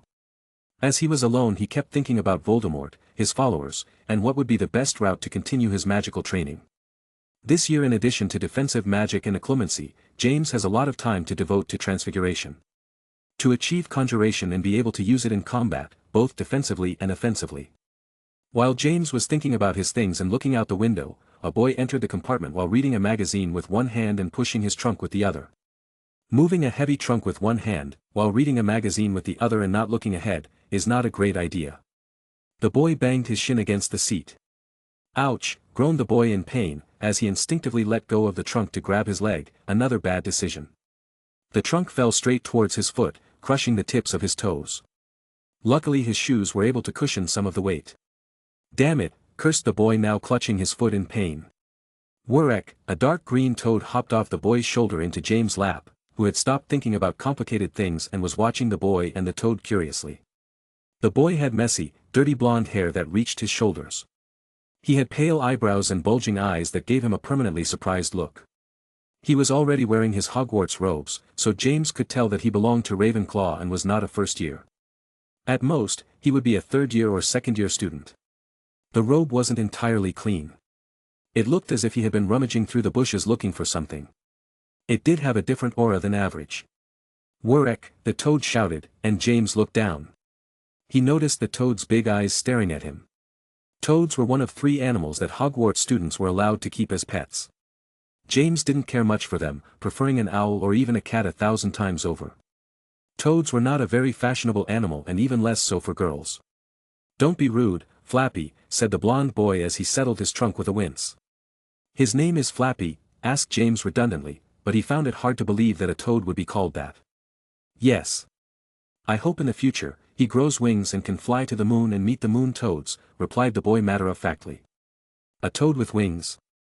Flying to the moon and meeting moon toads, thought James with a raised eyebrow and looking at the boy in front of him strangely. "That's great, I hope he makes it someday," said James, not knowing exactly what to say. He took the toad in his hands and handed it back to its owner. The boy, hearing what James said, put on a surprised expression. It was the first time someone at Hogwarts had been kind to him and his flappy toad. It took him by surprise. "Thanks. Did you hear, Flappy? James Potter believes in you. You should get your wings as soon as possible," said the boy after a few seconds, putting his toad on his shoulder like a parrot. "Wurek. Have we met?" asked James. "No, but I know one of the most popular students in my year. Otherwise, I'd be a rubbish reporter," replied the boy with a proud smile for some reason. "Xenophilius Lovegood, nice to meet you. You can call me Zeno." Chapter 104. Nice to meet you. "Do you want to be a reporter?" asked James. "Yes. I want to have my magazine and work only with the truth," replied Zeno with a smile. "Oh, like the prophet?" asked James. When that name came out of James' mouth, a disgusted expression appeared on Zeno's face. "TSCH, those crappy reporters. They should be ashamed of themselves working for that corrupt and deceitful newspaper, said Zeno, spitting on the ground in disdain. James partly agreed with the strange boy, but found the part about spitting to show his contempt odd. You're right, have you noticed that they provide very little cover from the Death Eaters? Asked James. Yes, they are an embarrassment to journalism. The ministry controls the profit however they want. They wouldn't want to tarnish their image, said Zeno with a frown. Looks like you didn't get your head washed by them. Look at this, added Zeno, pulling out a notebook and passing it to James, who with an incredulous expression opened it to the first page and began to read. In the compartment, silence reigned. Only James could be heard as he turned to the next page of the notebook. It's Hogwarts gossip and rumors, thought James as he read with a strange expression. Several of the rumors and gossip were about him. Some are not as good as others. It also talked about the forbidden forest and creatures that even Hagrid didn't see, so most likely they wouldn't exist, but it was best not to comment on that. The Marauder's hobby was playing pranks and exploring the castle at night. Zeno's hobby was gathering the craziest rumors and gossip in the school, most likely by going stealthily so he wouldn't be seen. Narcissa Black and Lucius Malfoy, read James, a news item on one of the pages of the paper. Next to the note was a picture of Narcissa, and next to her was a tall blonde boy. Those same ones. On one of my scans for a scoop, I found the two of them in one of the towers muttering. I didn't manage to overhear their conversation, unfortunately. I'm sure those two have a special relationship. It would be a great scoop if I could accumulate some more evidence, explained Zeno in a proud tone. Sure, said James. He had thought Zeno wanted to be a journalist showing more serious news, but he remembered he was 12 years old. As was he who made some less than mature jokes. Just then several people came through the door. They were the Marauders, Sirius, Lupin, Toby and Peter. Guys, said James with a slight smile, getting up from his seat. He shook hands with them all, and they sat down. 3 in each seat. Lupin and Peter stayed seated with the Ravenclaw student, who was the only one in a different robe. This is Xenophilius, James said, introducing them to the boy who peculiarly greeted everyone. How has your vacation been? Asked James, mostly looking at Lupin. He had a deadline to talk to him. He had until the next full moon in September to know that the school staff knew about his situation. Otherwise, his mother would come and talk to the headmaster personally. Well. The best thing was to go to your house. After that boring stuff, said Peter, and Toby nodded in agreement. At the beginning it was bad. The best was the days we spent at my Uncle Alfred's. Though for that, my mother took away my royal owl for an indeterminate amount of time, Sirius said with a grimace, remembering his mother's yelling at him for attending a party where the husband was a Muggle-born. Normal. I haven't done much. I got a bit ahead of myself with this year's books. Did you see the new Defense Against the Dark Arts books? Said Lupin. No. I'll have time to read later in the year, replied Sirius. I did read them. They're garbage. All theoretical and nothing practical, replied James with a frown. Lupin nodded. Wilbert's book seems more like a manual on how to negotiate to reach an agreement and not have to fight. The book issued by the ministry is theoretical and without any defensive spells. The only practical thing it has are some strange moves, said Lupin. No way, said Sirius, Peter, Toby, and even Zeno in unison. It seems that the rumor about the Defense Against the Dark Arts teacher position is true, commented Zeno, who seemed to be fascinated by this, as it was a rumor he had researched. What rumor? Asked Toby. There is talk, especially from older students, that no data teacher can hold the position for more than a year without suffering an unpleasant fate. I don't think Professor Antenny sent out for those books, explained Zeno. Everyone agreed about Antenny. The professor was a former Auror and would not teach everything theoretical. Last year, the subject was entirely practical, only the beginning had more theory. Looks like I won't learn anything good in Defense Against the Dark Arts this year, thought James. He would have to be more self-taught than before. Do you know since when that rumor started going around? Asked James, since he saw that the boy seemed to know more about the subject than he did. I've interviewed a lot of older students, and even the 7th years got wind of the rumor in their 1st or 2nd year. They too had one teacher per year of Defense Against the Dark Arts. The rumor could be 10 years old quietly, replied Zeno. That's too many years. There's something odd about the position, said Lupin with a thoughtful look. There were professors like McGonagall, Slughorn, and Sprout who were many years ago at Hogwarts teaching. It was very rare to change professors every year. Yes. What is Dumbledore doing? He's the strongest wizard. He should be able to remove a curse, Sirius commented. A name popped into James' head, Voldemort. He would be the only wizard who could cast a curse so powerful that not even Dumbledore himself or another defense against the dark arts professor could remove it. I must investigate this rumor further, thought James. If it was Voldemort, why did he do it? Will he attack Hogwarts in the future? He must know. He must know his mortal enemy better. As the boys chatted quietly, Zeno joined in all the conversations and gave peculiar contributions. The train arrived at its destination, Hogsmeade Station. The train slowed down, and the usual commotion was heard. Everyone stood up to collect their luggage and pets. James took his trunk and the cage with Shadow and together with the others left the compartment. They slowly made their way towards the doors. James noticed the smell of the pine trees lining the path, which descended to the lake. He stepped down onto the platform and looked around. Just then he heard a familiar shout, "First years, line up here, please. All first years with me." It was Hagrid doing his job year after year. They walked across the platform with the rest of the students and out onto a dirt and uneven road. Waiting for them were at least 100 carriages all pulled by an invisible horse, or so most of the students saw. James was one of the few who saw some creatures standing near the carriages. They had a certain reptilian air about them. Each creature had black fur that clung to their skeletons. Each bone was distinguishable. The head looked like a dragon's, and they had eyes without pupils, white and fixed. From the withers, the highest part of the back of that species of animals, they had wings, huge, black, leathery wings that looked like gigantic bats. Standing there, still and silent in the darkness, the creatures had a ghostly, sinister air. James stared at them in awe. It was the first time he had seen them. They were Thestrals. They are undeservedly known as an omen of misfortune and aggression by many wizards because they are only visible to those who have seen death, and fully understood the concept. James had seen death with his own eyes and died. He had been wandering for an indeterminate amount of time in limbo until he was reborn as James Potter. What amazing creatures, thought James, somewhat fascinated by the ghostly horses. He learned about them from Hagrid, who taught them about all sorts of creatures. Thestrals lived in the Forbidden Forest.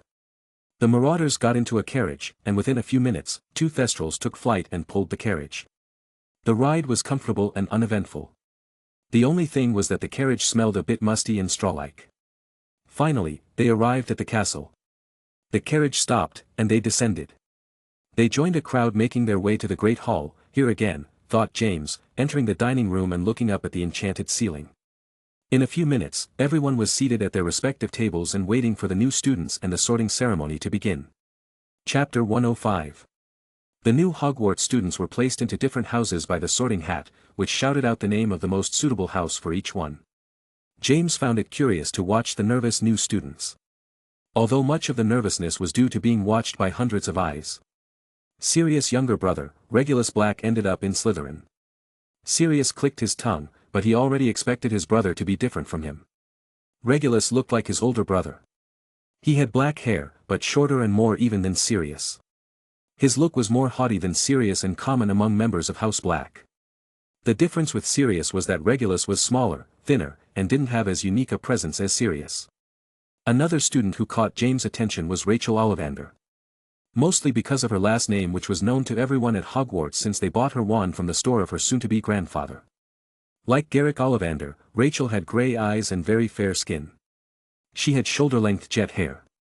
She was elected to Gryffindor and applauded by all the students at the table. The last student that caught James' attention was Bartemius Crouch Jr. For one thing, he caught his attention because the Crouches were one of the oldest pure-blood wizarding families in Britain.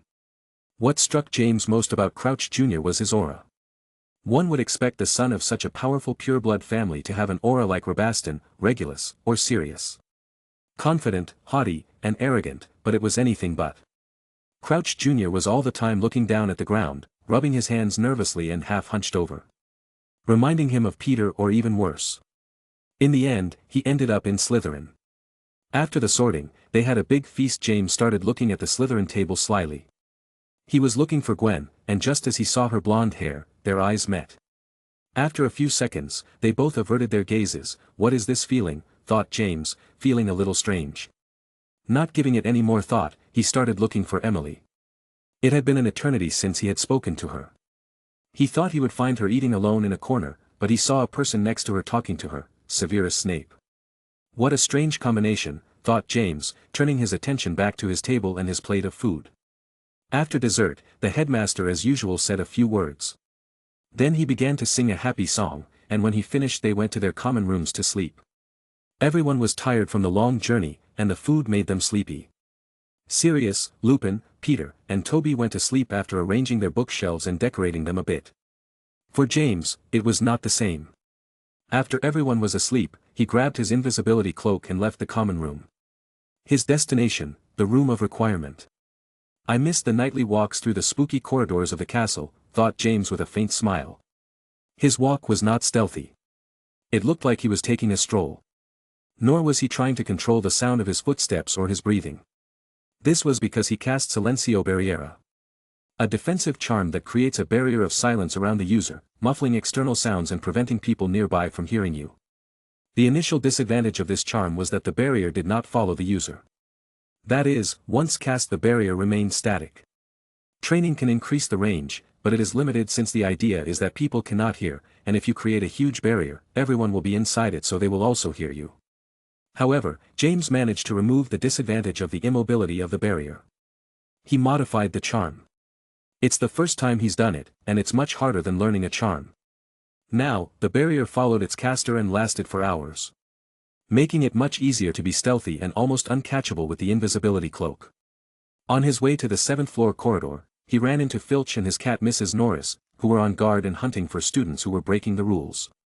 James just gave them a sidelong glance and kept walking, not stopping and not trying to make less noise. He was not noticed. When he reached the corridor on the 7th floor, he performed the strange ritual to make the door appear and quickly entered. This time he did not ask for a large dueling room. Just a medium-sized office with bookshelves full of books, a fireplace, comfortable sofas, and a large wooden desk and chair. On the ceiling hung 2 very elegant chandeliers, and the walls were reddish with straight black lines, giving the room a very nice look. Cozy, thought James, taking off his cloak and leaving it on a hanger. Today, he wasn't planning on practicing his offensive and defensive spells. It would be a night of a lot of reading and practicing transfiguration charms for which he didn't need a great place. Before I practice transfiguration charms, I'll read the book on dark magic, thought James, pulling a leather wallet out of his robes. He opened the wallet and started searching. Within seconds, he pulled out a thick book with a faded black cover. The pages were yellowed, and the title was simple, Magic Most Evil. Written in small, barely visible print.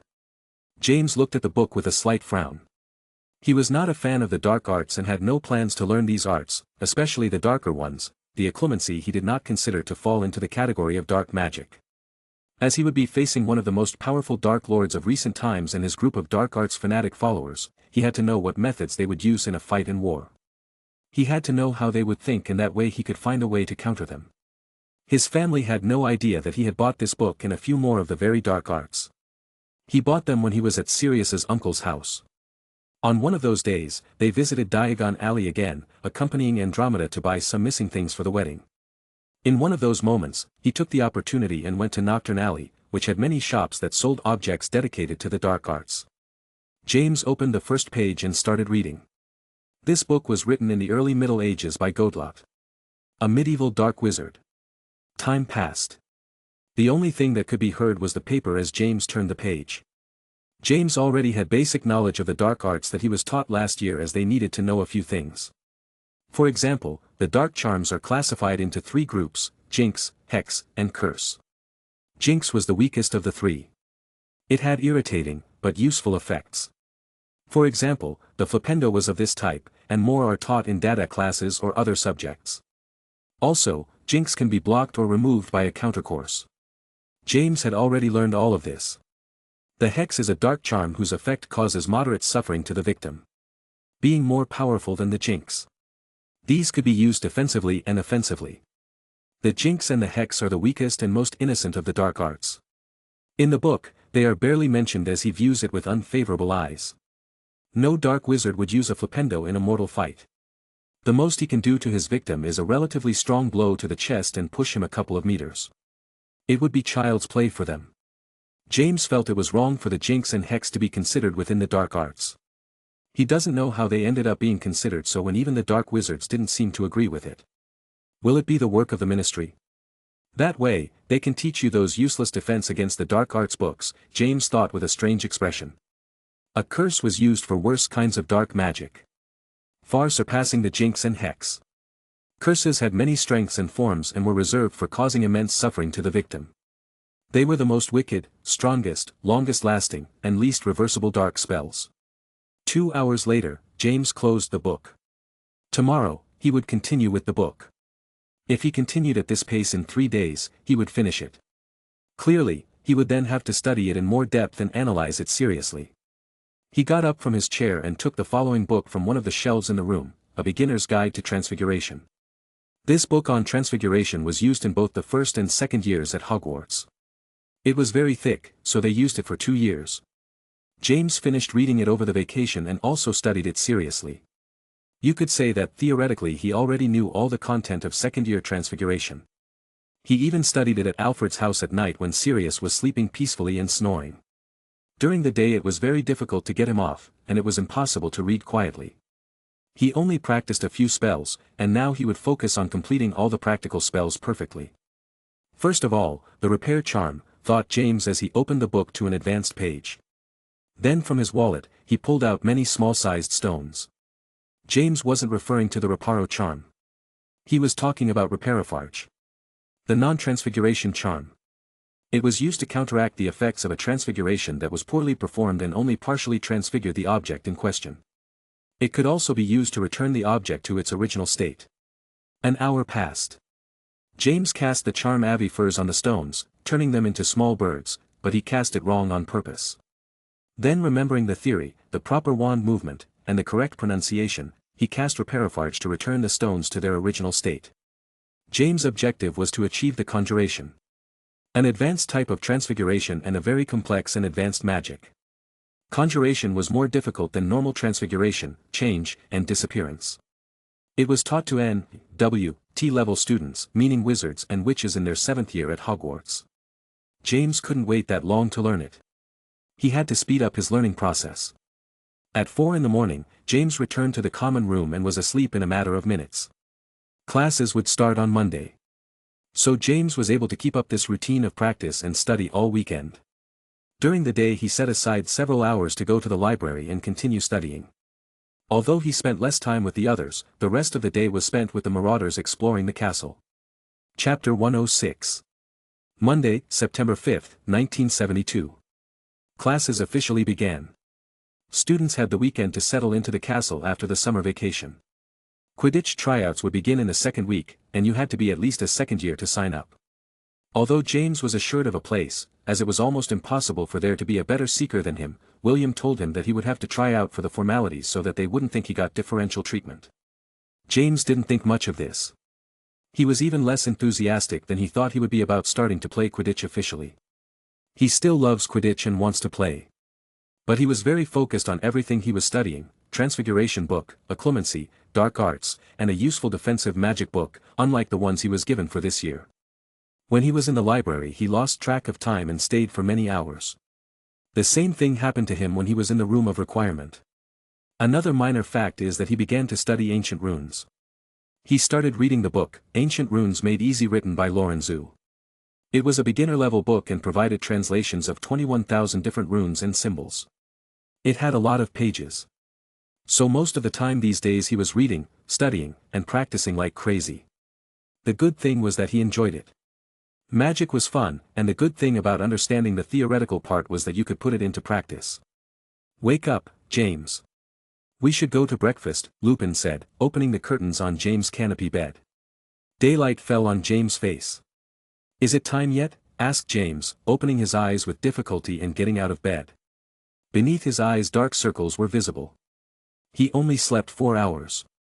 Very little compared to the 8 hours a day he should sleep to get a good night's rest. Yes. First class is potions double with Slytherin, Lupin said with a less than cheerful expression at having to share another year with Slytherin students. James replied with a lazy, barely audible mumble and began to change. I must create a routine and stick to schedules, thought James. Now that classes were starting, their time was more limited. They had classes from 9 in the morning until 4 in the afternoon. He also had to allow time to do homework given by the teachers, and he had Quidditch training 3 times a week. I'll have to implement the routines she used, thought James with a slight frown. By she, he meant his former mother, Elizabeth Rothschild. When he lived as Edward, his mother Elizabeth put his day together very meticulously. He had timed classes and breaks. He slept 8 hours a day without missing even once. For that reason, Edward always woke up energized, although he didn't like his life arranged by someone else and minimal breaks so much. James could not deny that the routine created by Elizabeth was super effective. It allowed him to learn at a fast pace and get adequate rest. As he walked with the marauders towards the large dining hall, he thought about the routine. It should start at 4 o'clock in the afternoon and end at 11 o'clock at night, since at that time he will have to go to sleep if he wants to get 8 hours of sleep. He has 7 hours Monday through Friday to dedicate to study and self-dictated practice. Mondays, Wednesdays, and Fridays, I will have 5.5 hours, James thought, remembering the training sessions. On weekends he will have twice as many hours since he has no classes. Nor can he devote all the hours to constant study and practice. It would be too much mental fatigue for his brain and would only lower his efficiency. After breakfast, they went to the potions classroom in the dungeons.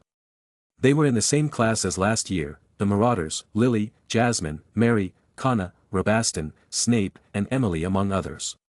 James sat in the back, and as Professor Slughorn gave his beginning of the year speech, he pulled out a notebook and began to set up his routine. On Tuesdays and Thursdays, he decided to allow an hour off. It wasn't a lot of time, but he could spend time with the marauders or go to the Dragon Club to spend time with Gwen. As for the days he has Quidditch training, he will only have between 30 minutes to 45 minutes off. The rest of the time will be spent in the library and the room of requirement practicing charms or studying. That break time should also be used for homework. "What are you doing?" asked Sirius, whispering. "A study and training routine," James replied in a low tone. "After school." "You're mad," Sirius muttered, looking at James, who was writing non-stop in his notebook. "You must be prepared. This year will be much harder than last. I have implemented a new form that you must follow throughout the year," said Slughorn in an eloquent tone. "What form, Professor?" asked Jasmine. "All year long you will work in a group of 3. You will not be able to change once the group is formed. They will make potions in class with their group and must do homework with them. At the end of the year they will have to present a paper on all the months we have been working. Then you will have more details of the work," Slughorn explained with a slight smile.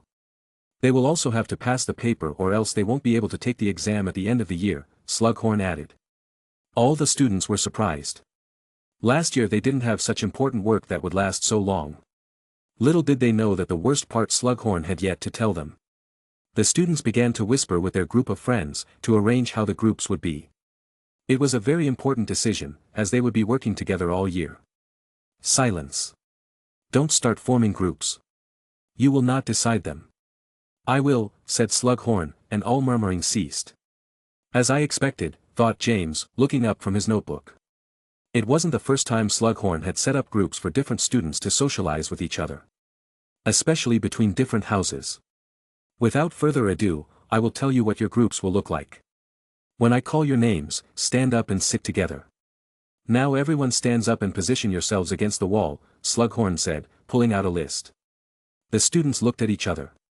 With no other choice, they stood up and neatly positioned themselves by leaning against the wall. One next to the other. One row was Gryffindor, and one was Slytherin. It was very obvious that there was no good chemistry between the two houses. "Lily Evans, Peter Pettigrew, and Dolores Umbridge," Slughorn said as he pointed to the desks in front of everything for them to sit down.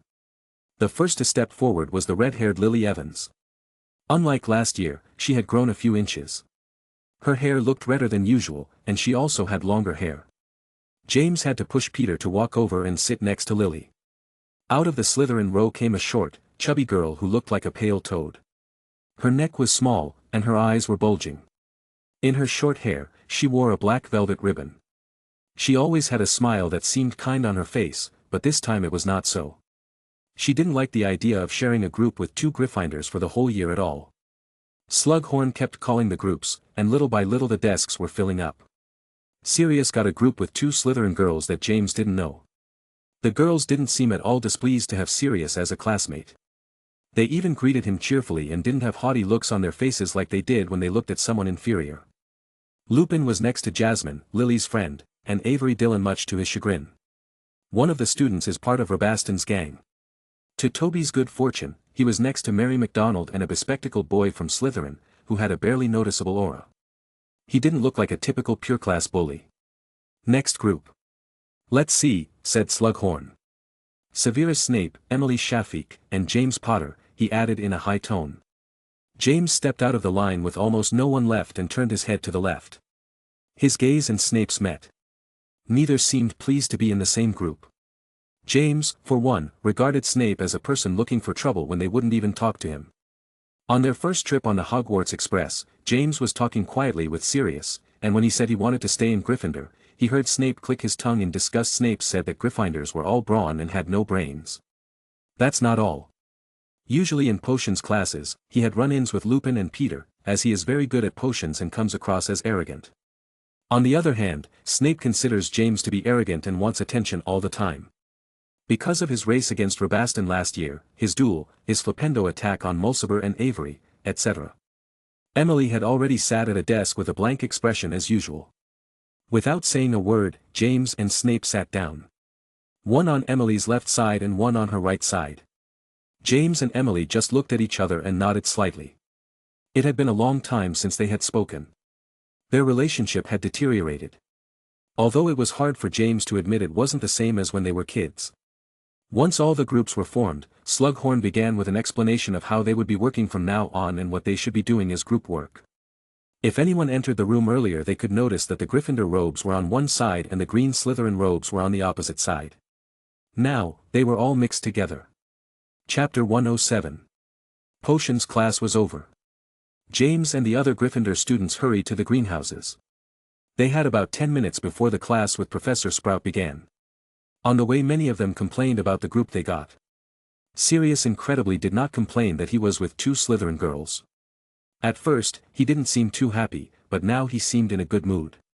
James didn't mind being with Emily. It was even a good thing, as he would have to chat with her, and they could reactivate their old relationship. As for Snape, he said nothing in all of Slughorn's explanation. After the herbology class was over, they had a longer break to eat and prepare for the afternoon classes, which were charms with Professor Phileas Flitwick and finally history of magic with the lazy ghost Cuthbert Binns. As Quidditch training would start between the second and third week of classes, James had an hour's break today, Monday, which he spent with the Marauders. After that, he went straight to the library.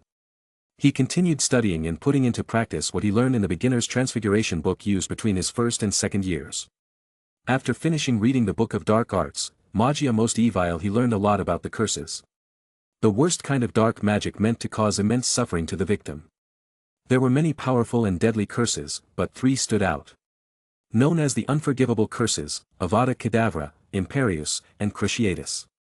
They are the most powerful and sinister of all the dark spells in existence. A wizard who uses one of these three curses will suffer very strict punishments from the Ministry of Magic. For James, the mildest of the three is the Imperius curse. When successfully cast, the curse places the victim completely under the control of the caster, making the victim unquestionably obedient to the caster. It seemed to him the mildest of the three because a person with exceptional willpower could resist it, unlike the other two curses. This is according to a book on defense against the dark arts that he read. To know this to a certain science, he would have to be a victim of this curse and try to resist it. In second place was the Cruciatus curse, also known as the curse of torture. When successfully cast on a human being or living creature, the curse inflicts intense and excruciating physical pain on the victim.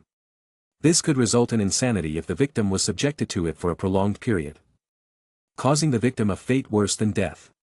The bad thing about the Cruciatus curse was that once it was cast, there was no defensive charm that could protect you from the curse. No Protego, no Aeromantio, no nothing. The worst of the three curses to take the top one spot is the killing curse, Avada Kedavra.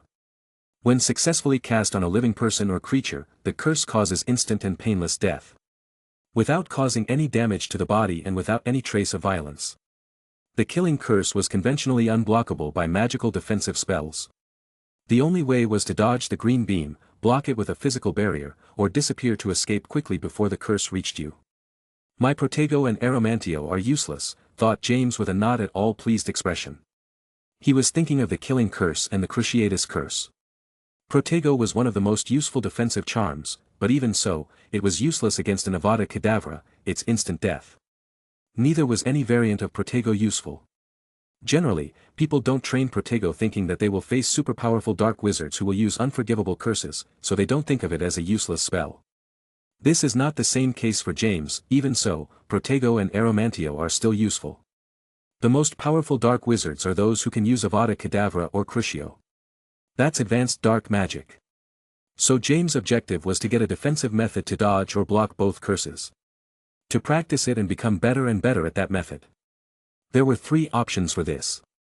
Dodge the curses the Muggle way. It is very dangerous and almost impossible. Both curses come at you at incredible speed. You would have to have incredible physical strength and inhuman reflexes. It is not feasible. You can get lucky and dodge a curse by chance, but you won't have the same luck twice. In Muggle terms, a curse reaches or exceeds the speed of a bullet. It's almost impossible to try to dodge it. You need a lot of luck, and superhuman reflexes along with physical strength that can match your reflexes. The second option was conjuration. An advanced branch of transfiguration. The spells are distinguished by their ability to transfigure the desired object out of thin air. In this way, James could conjure a physical object out of nothing, for example, a shield to protect himself from curses. This is exactly why he is now placing so much importance on the study of transfiguration. Once he completes the missing spells from the beginner's book, he will move on to the next book, which is used for the 3rd, 4th, and 5th years. Also, that conjuration could serve for offensive uses, such as, for example, conjuring sharp objects and throwing them at the enemy. The difficulties of this are obvious. Conjuration is a super advanced subject seen by 7th-year students. Once James learns it and manages to conjure a physical barrier to protect himself, it must be done in a matter of seconds and non-verbally. Otherwise, the killing or torture curse will hit him before he can conjure the shield. The third option was to learn apparition disappearance. A form of magical transportation, in which the user traveled instantly from one location to another, without traversing the intervening space. This was accomplished by having the user concentrate on a desired location in their mind and then intentionally disappear from where they were to reappear at the desired location. Apparition was by far the fastest and most convenient way to reach the desired destination, but it was difficult to perform correctly and disastrous if a mistake was made. It was a relatively advanced skill for mages and was not easy. A sort of teleportation. Apparition was not a method used to dodge killing curses, but James thought he could use it for combat. The problem was that for this he would have to study the apparition thoroughly and then modify it, to achieve teleportation at close distances and on the move. Otherwise, it would be running away from the place, and it would do no good to disappear and leave your allies alone. This is the most difficult of all since he must adapt the appearance-disappearance to short distances and quickly. Before doing so, he must learn the traditional apparition, which already has an advanced difficulty. If I manage that, it will be the best. Not only will it help me to dodge curses at an incredible speed, but I can also use it to attack and surprise the enemy, thought James. Without wasting any more time, he began his study session on transfiguration. He wanted to finish the beginner's book as soon as possible, so he could move on to the intermediate one and get closer and closer to conjuration. After his transfiguration study session and practice, he went to the dining room to have dinner, where the marauders were waiting for him. He noticed the strange looks they gave him, especially Sirius, but said nothing. He wouldn't be able to spend as much time with them as he used to, not that he wouldn't spend any time with them. On weekends James would have more free time, as there were about 8 or 9 hours that he didn't have classes like he did on weekdays, and he could spend an extra 30 minutes or an hour spending time with the marauders. So, said Sirius, looking sideways at James. He had noticed the change in his best friend's routine. Ever since he arrived at Hogwarts, he seemed to be a study freak. He started frequenting the library and left for a few hours to loiter around the castle. He seemed to be turning into the know-it-all Lily Evans. What are we doing today? Are we continuing our exploration of the castle? Or are we planning a beginning-of-the-year prank? Asked Sirius, looking around at everyone. I'd say explore. Over the summer, I read a book on cartography. I'll be able to map Hogwarts much better, replied Lupin. Sounds good to me, nodded Toby. Whatever you guys want, said Peter, waiting for James' response.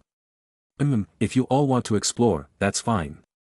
How about you, said Sirius, looking at James, who seemed to be on cloud 9. What's that? Asked James, snapping back to reality after noticing everyone's gaze on him. At night. Shall we explore or plan some big prank, said Sirius. I can't, I'll go to the room of requirement to practice, said James a little uncomfortably. He had noticed that these days, the marauders looked at him strangely for his crazy study and practice routine. There was a big difference between his routine last year and this year. Last year for months he would just go to class and do homework. The rest of the day was spent with the marauders wasting time. Without even visiting the library or training. He was putting off those chores, as it was the first time he was having so much fun and had friends. School was new to him and it was a lot of fun, but he couldn't keep acting that way. News of constant Death Eater attacks alerted him. War was approaching and at a rapid pace. He had to strengthen himself to protect his life and above all his loved ones. In the past vacations, he also faltered. He spent 14 days with Sirius and did not train very seriously. Although he continued to read books, he could have made much better use of those days. However, he would leave some time for his hobbies at Hogwarts, especially his social life with his friends. He would not be like Edward Rothschild. Besides, it's not good for the mind to be 24 hours studying and practicing. At the awkward silence, James spoke again, if you want to come along. I'll practice some transfiguration charms, it will help you for classes with McGonagall. I'll pass, said Sirius, turning his attention back to his plate of food.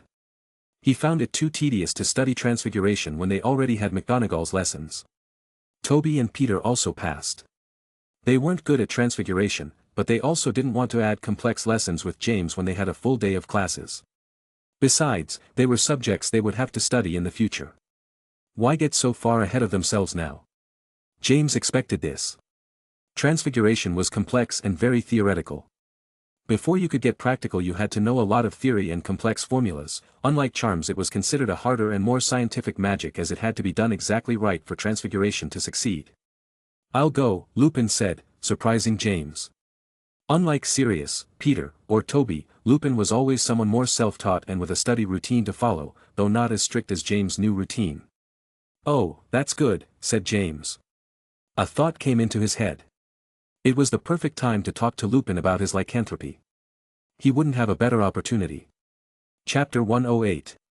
After dinner, James and Lupin headed down the corridor of Corridor 7 in their invisibility cloaks. It wasn't curfew yet, but James wanted to get started as soon as possible. Reading and practicing transfiguration could be done in the Gryffindor common room, but James preferred to have a quiet room to himself. Besides, he could practice defensive and offensive charms with Lupin. So this time, he asked for a room with a medium-sized sparring area and another study area with comfortable couches. Once the wooden door appeared, James cast a charm on it to camouflage the door with the wall. Adding to the darkness of the castle, you had to have great eyesight to notice the door and pass through this sparsely populated hallway. What are you studying specifically? Asked Lupin after closing the door. Transfiguring a pair of white rabbits into slippers, replied James as he pulled out a medium-sized cage with 2 live and kicking rabbits from his wallet. James had come to Hogwarts prepared. He had at his disposal all the animals and critters he would need to practice transfiguration. Lupin had a puzzled expression on his face. At what point did they go from turning a small mouse into an anglerfish box to 2 medium-sized rabbits? For transfiguration, it was a very big leap. He knew James was more advanced, but not by that much. What James was practicing could be transfiguration for this year's final exam. I don't know why I'm surprised, thought Lupin, shaking his head. Lepus calceus, said James, waving his wand. From it came a white light that hit both rabbits. Within seconds, the rabbits began to change until they were transfigured into a pair of slippers. It's not quite perfect. The slippers are only white and have very simple details. It could use some improvement, James muttered, examining the pair of slippers. I wonder what expression McGonagall would wear if she sees these, said Lupin, walking over and looking at the slippers. Why suddenly so enthusiastic about transfiguration? Asked Lupin curiously. Last year, he knew James was learning on the fly like all students, though his understanding was greater than all. Different from offensive and defensive spells, he was an expert that was on par or superior to older students. I underestimated transfiguration. Looking at transfiguration spells for beginners, I thought it wouldn't be very useful for a duel. What was the point of turning 2 rabbits into a pair of slippers? It was juicier to learn charms like Expelliarmus, Protego, Incendio, and many other flashy ones. But I didn't see that advanced transfiguration could be very useful for a fight, even more so than charms like Protego, replied James. More than Protego? Asked Lupin puzzled. He knew Protego was a defensive charm moving forward. James went on to tell him about conjuration and the unforgivable curses that even the Protego can't block. I understand, but the unforgivable curses are illegal. It's forbidden to use them. If you do, you're looking at a sentence in Azkaban, said Lupin. I don't think the Death Eaters care much about that, said James. Lupin's expression turned ugly. He was aware of all the chaos this group called the Death Eaters was creating. His father was a former ministry employee. He was aware of these things and had information from old acquaintances. Lupin may have eavesdropped on one or another of his father's conversations. Are you getting ready to fight them? Asked Lupin, looking wide-eyed at James. You could say that I am. They've been popping up for 2 years now, and the attacks are multiplying instead of going down, and they're much more violent. There are news reports that they are already murdering wizards. You have to be prepared. Anything can happen, replied James, who couldn't tell him that he knew there would be a war and that the ministry would be on the brink of chaos in a few years. If he hadn't been prepared for the Death Eater attack at the Quidditch World Cup final, he would have died. The troll would have finished him off. If he had obeyed his parents, Penny and her younger sister would have died. You're right, said Lupin, mulling it over in his head. Now he could understand why James was practicing so hard and spending so much time in the library. Lupin remembered that last year when James showed them the first news of Death Eater attacks he started practicing and visiting the library more frequently. He's not normal, thought Lupin, looking at James in admiration. A normal 11 or 12-year-old wouldn't think he'd be up against dark wizards who would use unforgivable curses and set about finding ways to counter them. Well, I'm not normal either, thought Lupin with a new determination. What are we waiting for? Let's get down to work. We must prepare to face those lunatics, said Lupin enthusiastically. Lupin, said James in surprise. Let's get to work, he added with a smile. It was comforting to have a friend to accompany you on your lonely journey of studying and becoming stronger. 3 hours of study were spent in the room of requirement. James explained transfiguration spells to Lupin. It was good for him, since, by teaching them to someone else, it also improved his understanding. Then, they practiced offensive charms. While it was good to have a defense against unforgivable curses, if you don't attack your enemy you will never defeat them. At 11 o'clock that night they left the hall and returned to the Gryffindor common room. Lupin was very enthusiastic and wanted to stay longer, but James explained to him the importance of sleep. Also, that he was dying of sleep, having slept for 4 hours the day before. He couldn't have his talk with Lupin about lycanthropy. He always seemed to end up procrastinating and wasted a good opportunity to talk about that topic. However, since the study and practice environment were so good, he thought that bringing up that topic at that time was not the best thing to do. He'll get another chance. James is clear about that. It seems that from now on with Lupin, in addition to exploring or pranking, they will study and practice. The next day while he was having breakfast, Shadow brought him a letter. It was from the Dragon Club telling him that this Saturday they were opening a party for the beginning of the year. Participation was not mandatory, but it seemed a sort of tradition, and all members would attend the party. James would attend. He didn't care about the party itself, and he didn't have many friends there either. He just wanted to see Gwen. It's been over a fortnight since I've seen her, thought James, hoping it was Saturday. The last time he saw her in person was in Diagon Alley when they went for ice cream. From that day on, he kept in touch with her through letters. They sent letters to each other every day. Their relationship was better than ever, in no letters did they fight, and conversations flowed. Talking in person was not the same as sending letters to each other. When he arrived at Hogwarts, they only looked at each other from afar, as it wouldn't do for her best friend to see them talking. How did she end up befriending that fat girl? James thought slyly, watching Anastasia Knott and Gwen having breakfast and talking. He didn't like Anastasia not one bit. Least of all her being with Gwen and passing her dirty thoughts to her. He had a clash with Anastasia last year, and the Knott girl always despised his family, so it didn't weigh on James' conscience to call her fat or worse. To a person observing Gwen and Anastasia from the outside, they may look very much the same, in ideals, not physically. But James knows better. Gwen is a better person, unlike Anastasia. Although they both believe in the supremacy of pure-blood families and look down on muggles, Anastasia has an extreme evilness that Gwen does not possess. For example, Anastasia mocked the death of a muggle family and would take it as a joke and laugh about it. Gwen would not go to those extremes of evil. James knows that. Another example. When Gwen was saved by James, the blonde girl began to look favorably and became good friends with him. She left behind the blood traitor insult. If James had saved Anastasia not, he knows the same thing would not have happened. Anastasia's attitude about him would be the same. He's sure the fat girl would say something like, "You did well to save me. Maybe I can tell my grandfather not to consider you a blood traitor. No need to thank me." Surely it's her parents' fault. Otherwise, Gwen wouldn't be friends with her, thought James. After breakfast, they headed to classroom 1B where he would have his transfiguration classes for the whole year and which they would share with Ravenclaw.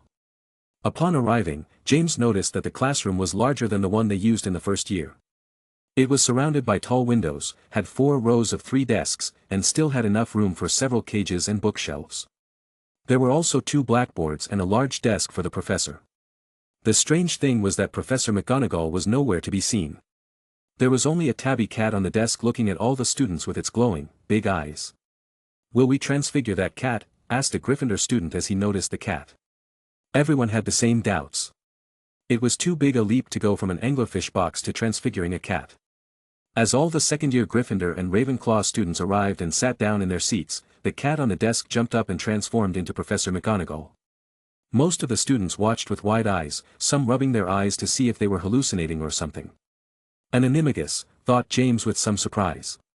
He knew about animagus, though he hadn't researched the subject in depth. He knew it was something very complex and had a very difficult process. I see that many seem very surprised. Let me explain what an animagus is. I usually teach about animagus in the 3rd year, but this year has a lot of talent, said McGonagall, looking mostly at James and Lily. And a little at a Ravenclaw girl. An extensive explanation of animagus began and lasted the entire class.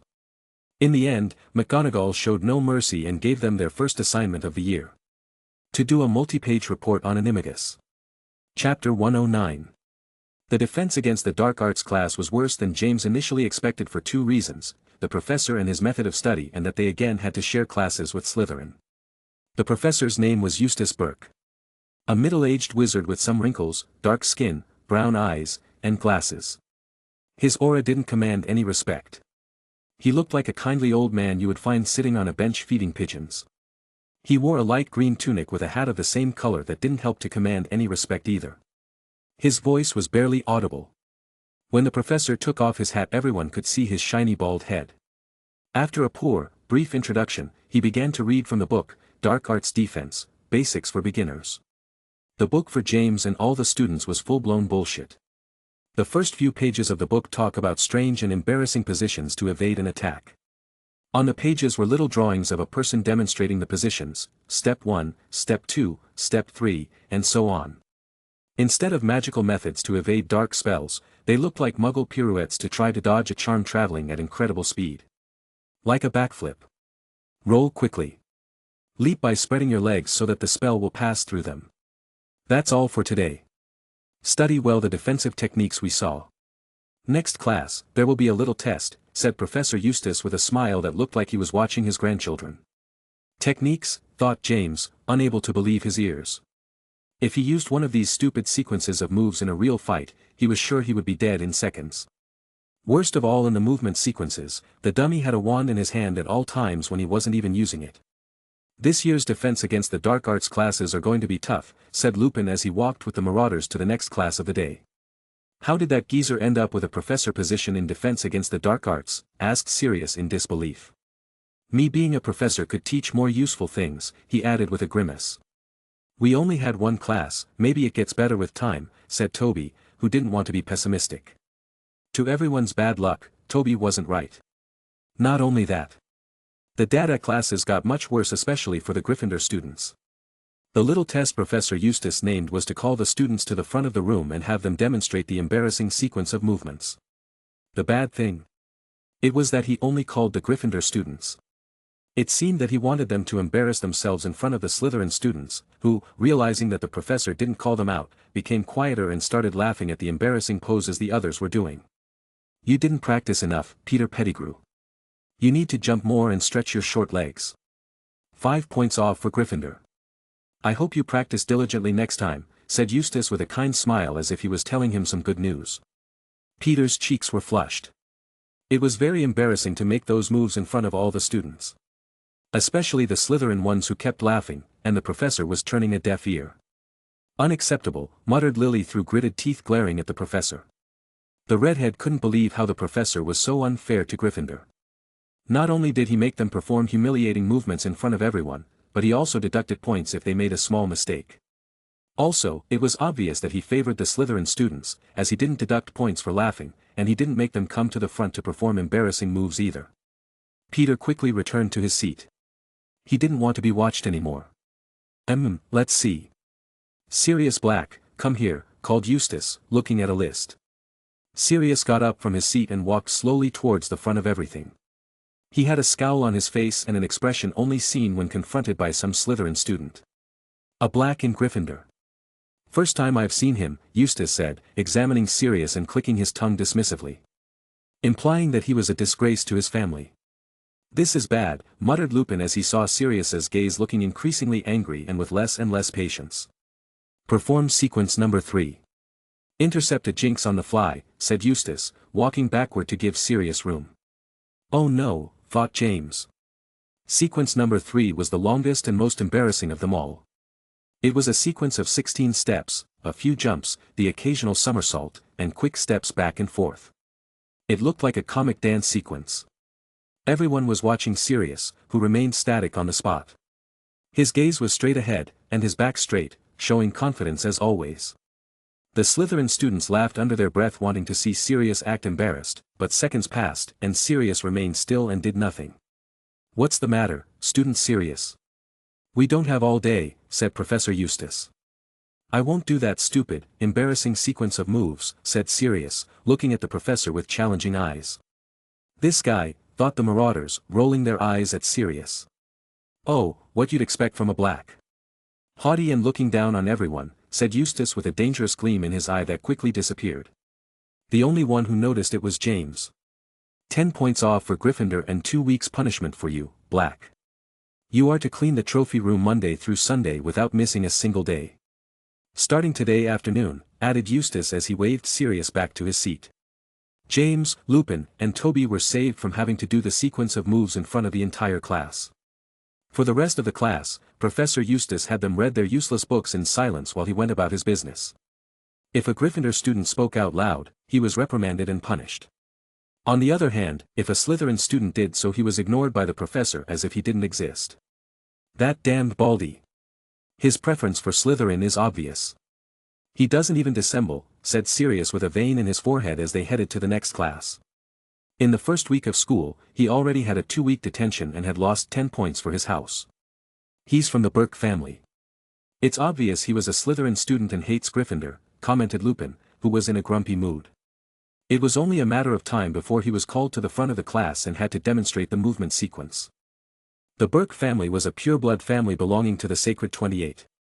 Where do I know the surname Burke from, thought James trying to remember. Within seconds a name popped into his head, Borgin and Burke's. An antique store located in Nocturne Alley. When he visited the murky alley to buy dark arts books, he passed by the front of the store that had an old, worn sign with the name on it. If the store is in Nocturne Alley it must be because it sells dark magic items and dangerous magical objects. Maybe the store belongs to a relative of the professor, thought James. If he used Burke's for the name of the store it can't mean anything other than that it belongs to the Burke family. Behind the facade of a kindly old man with a smile, there was a person with a grudge against 12-year-old Gryffindor students, and his family owned a store of dark and dangerous objects. How did he end up as a professor at Hogwarts? 2 weeks passed. During this time James' routine remained the same, and he stuck to it to the letter. Lupin accompanied him to the room of requirement, and they studied transfiguration, defense against the dark arts, and dueling together.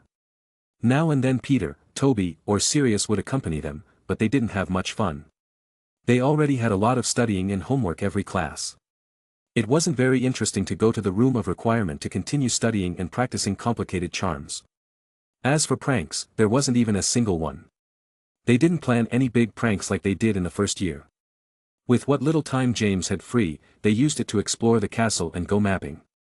They were doing more justice to their name, the Marauders. Instead of planning complicated pranks. James finished the book, A Beginner's Guide to Transfiguration. In these 2 weeks, he had mastered all the missing second-year transfiguration charms. He could now take the second-year theory and practical exam and pass with a perfect grade. It was time to read the intermediate transfiguration book that covered 3 full years of Hogwarts, 3rd, 4th, and 5th. James had never seen a book so thick and with so many pages. It would take him a long time to read it completely and properly understand all the concepts and theories in the book. Although this time he will do theory and practice at the same time. He will not study the complete theory first and then move on to practice. As the classes with Professor Eustace of Dada were useless and a waste of time, with Lupin they began to study the following book, Charms of Defense and Deterrence. The masterpiece of Catulo Spangle, a highly respected former researcher. Most of this book was about the Patronus charm. An immensely complicated and extremely difficult defensive charm. This charm was beyond Newt level. That is to say that it is not taught to 7th-year Hogwarts students. As for James, he was not intimidated by the knowledge that the Patronus was extremely difficult. He already knew many more advanced defensive charms such as Protego, the imperturbable charm, the disillusionment charm, and more. He thought he was fit enough to learn the Patronus. As for Lupin, he was not afraid of the challenge. Although he was not as advanced as James in defensive charms, no rule said you must know all those defensive charms before attempting to learn the Patronus. Chapter 110. On top of all the training and studying James was doing at this time, he had to try out for the Quidditch team. James had a second-year competitor who wanted to try out for Seeker, but he crushed him. William gave them a couple of tryouts, and James passed with flying colors. Sirius also decided to try out for the team. He had originally intended to try out for the beater position but had given up on that some time ago. For the simple reason that in that position were the 2 Pruitt brothers. They were very good. It would be impossible to take their position away from them. So, he had trained to be in the position of chaser, and he wasn't bad at it. The difference was that you had to aim at hoops instead of people. Sirius made the team and got a starting spot because there was a vacancy in the chaser position. One of last year's chasers was in 7th year and finished Hogwarts last year, leaving the position vacant. His grumpiness these days about his 2-week punishment and having to put up with Professor Eustace improved as he was accepted into the starting Quidditch team. It was only a matter of time before he could use his new broom. As for the Dragon Club, James visited on Saturdays and Sundays to meet up with Gwen and practice together.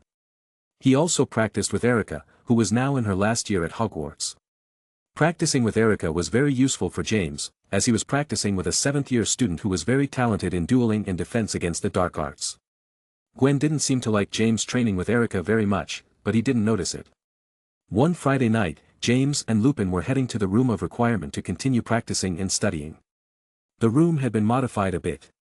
In addition to the comfortable study area and practice room, there was a large blackboard where James and Lupin could write down their ideas and understanding of different spells. Within minutes, James and Lupin had written all over the blackboard. At the top, it read, Patronus charm. The rest of the board was the explanation of the charm in their own words. It said the following: the Patronus is a kind of positive force. A projection of hope, joy, desire to live. To invoke it you must remember a very happy memory. There are 2 types of Patronus, incorporeal. This is not considered a full Patronus. It is a simpler and weaker version of the charm. However, being able to cast even a disembodied Patronus is considered an impressive feat. Then there is the corporeal Patronus, which was fully formed. This one takes the form of a glowing, silvery, translucent animal. It was the strongest form a Patronus could take. The main use for the Patronus is to ward off certain dark creatures, such as Dementors and Lethifolds. It was the only charm that worked against them. Both were among the most repugnant dark creatures that inhabited the magical world and very dangerous. Why did James want to learn the Patronus when he could only ward off 2 types of dark creatures? Simple, because he thought Voldemort might use these super dark creatures in the war. If he doesn't have a way to stop them, he will be in grave danger, as no offensive or defensive charm will work to ward them off. In the attack during the Quidditch World Cup final, the Death Eaters used several trolls for the attack. It would make sense that they would want to use more creatures in their ranks to attack the Ministry and win the war. Besides, the Ministry employs Dementors as guards in Azkaban. Why couldn't the Death Eaters use them? What aspects do you think your Patronus will have? Asked Lupin, looking at the large blackboard. According to the book, the Patronus take on forms that their casters don't expect because they had never felt a particular affinity for that animal. The most common ones are dogs, cats, and horses, said James as he thought about what animal he would like to have as a Patronus. In terms of usefulness, it didn't seem to change much. Whether you have a cat or a unicorn, both will serve to ward off Dementors or Lethifolds. I like eagles. They seem to have a lot of freedom. Or also, a wolf could command respect with its aura, James said and stared at Lupin to see how he reacted to the mention of a wolf. For a few seconds, he could see a twitch on Lupin's face, but then it returned to normal. I'd like a phoenix, that'd be great, Lupin said, stammering. You do aim high. But it would be great to have a creature like the phoenix as a Patronus aspect, said James, agreeing. Let's start training, added James, heading to the practice area.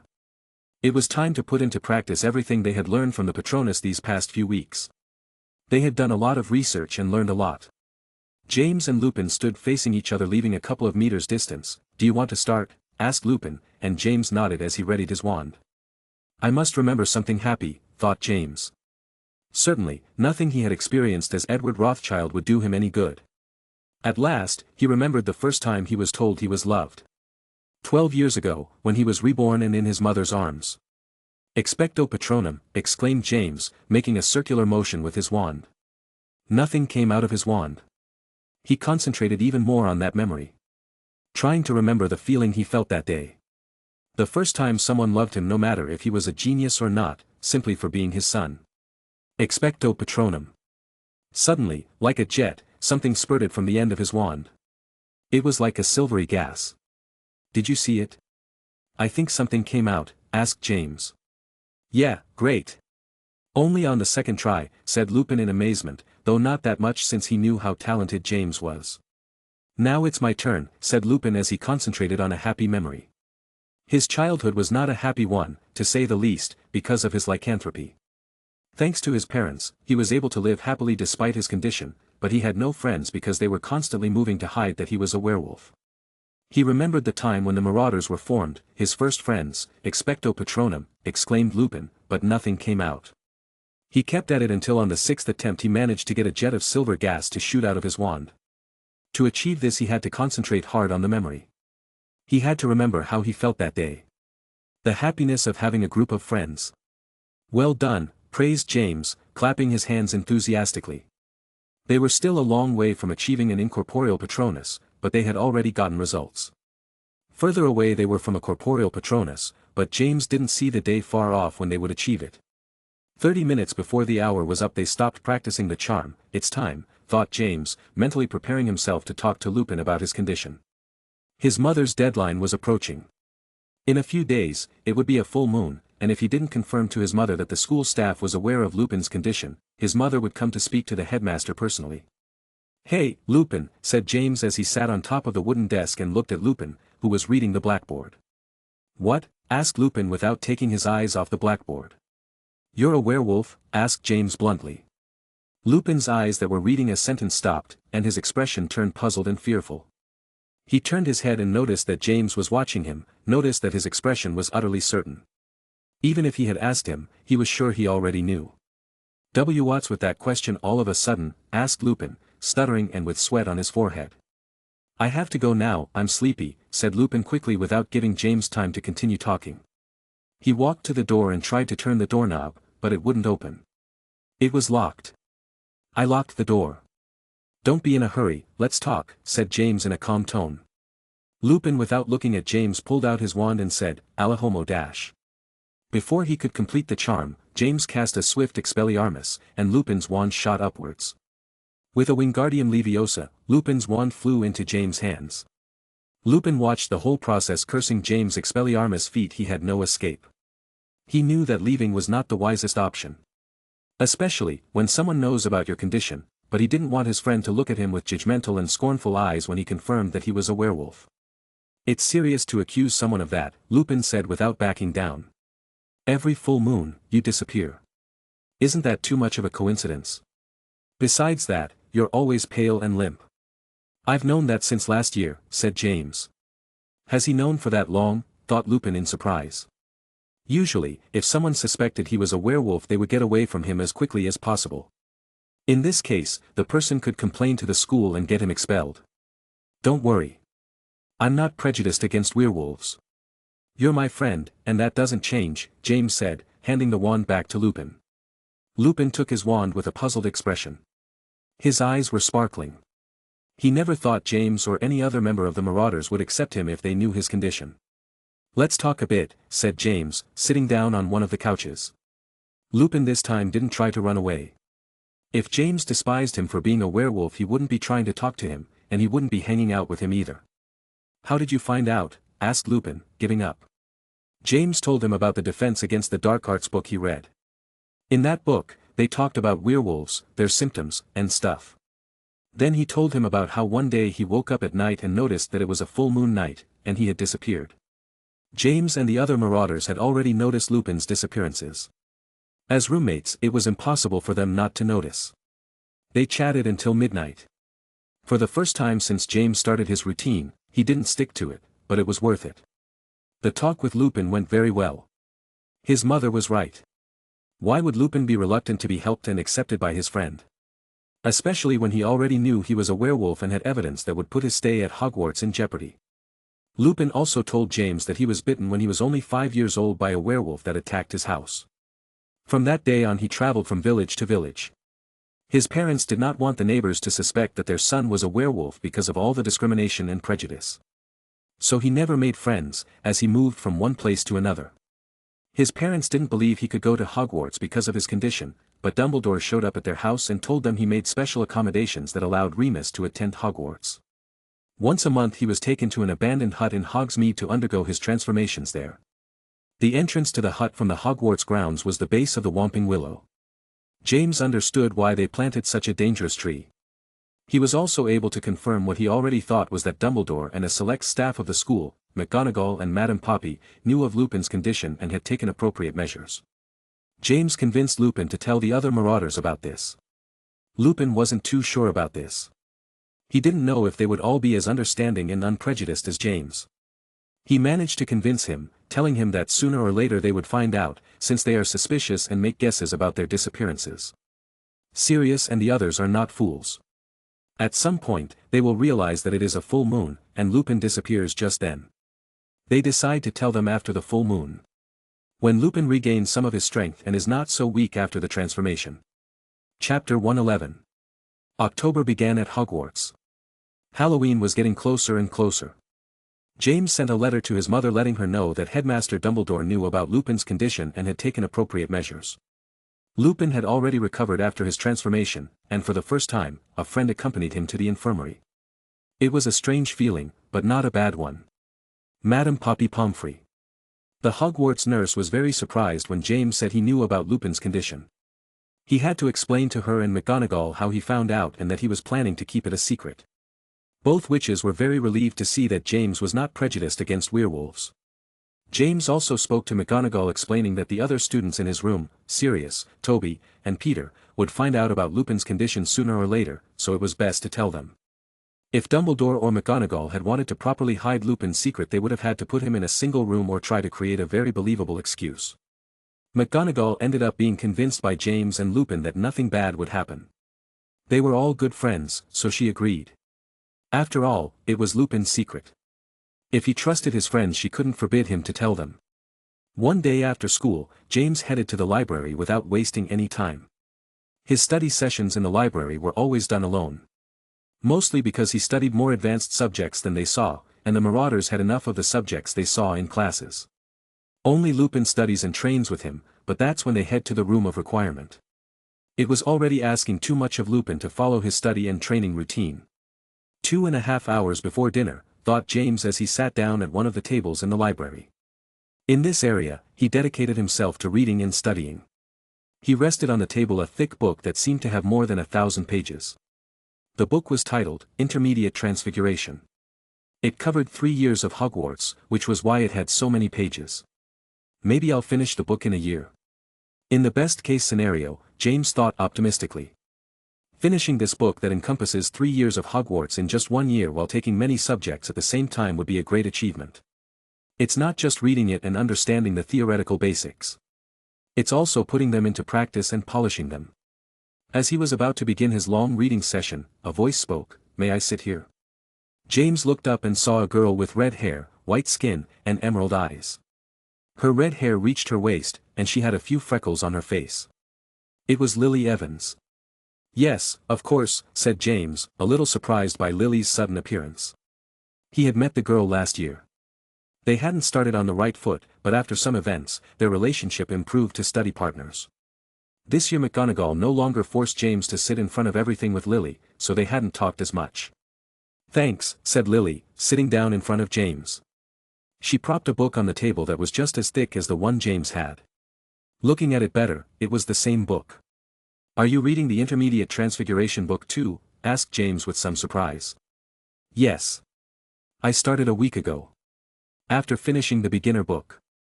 "How long ago did you start reading it?" asked Lily, who was listening very intently. "Same. Approximately a week," James replied. "A week is 7 days. It's not the same 8 days or 9. I started reading it exactly 7 days ago." "What about you?" asked Lily again. "Why so specific?" thought James, looking strangely at Lily. 11 days to be exact," replied James after counting the days. Hearing the answer, Lily let out a faint click with her tongue, barely audible. "Did you learn everything correctly?" "I'm talking about the second-year spells, both theory and practice," Lily asked again. "Yes. The last spell I practiced was Histrophores. Although its difficulty is the same as Lepus Calceus," replied James, as he wondered which one McGonagall would use for the end-of-year exam. If a normal second-year student heard the spells James named, he or she wouldn't have the slightest idea what he was referring to. But Lily knew what spells James was talking about. "And you?" asked James. They seemed to be playing a question-and-answer game about their knowledge of transfiguration. "The theoretical part one learned perfectly, but I couldn't put it into practice." "Where did you get a pair of rabbits and a porcupine from?" asked Lily with sparkling eyes. Lily could only put spells like beetle to button into practice. For this, she had to search in her spare time for beetles in the green parts of Hogwarts. She was also able to practice Veriverto, a spell that transfigured an animal into a glass goblet. For this, she had to target birds that were quietly in their trees and then turn them back to normal with a reparifarge. It was very difficult for Lily. She had to act stealthily so that the birds wouldn't run away as soon as they noticed her and sensed danger. Where would she get a pair of rabbits and a porcupine? James could understand that Lily had gone to a lot of trouble to put spells on animals into practice. In classes the animals are handed to you in a cage McGonagall, but if you're self-taught like the two of them you have to figure it out. "I have a method," replied James hesitantly. He didn't know whether to tell Lily that he had an undetectable extension charm on his seemingly normal wallet. He was hesitant, as this was illegal.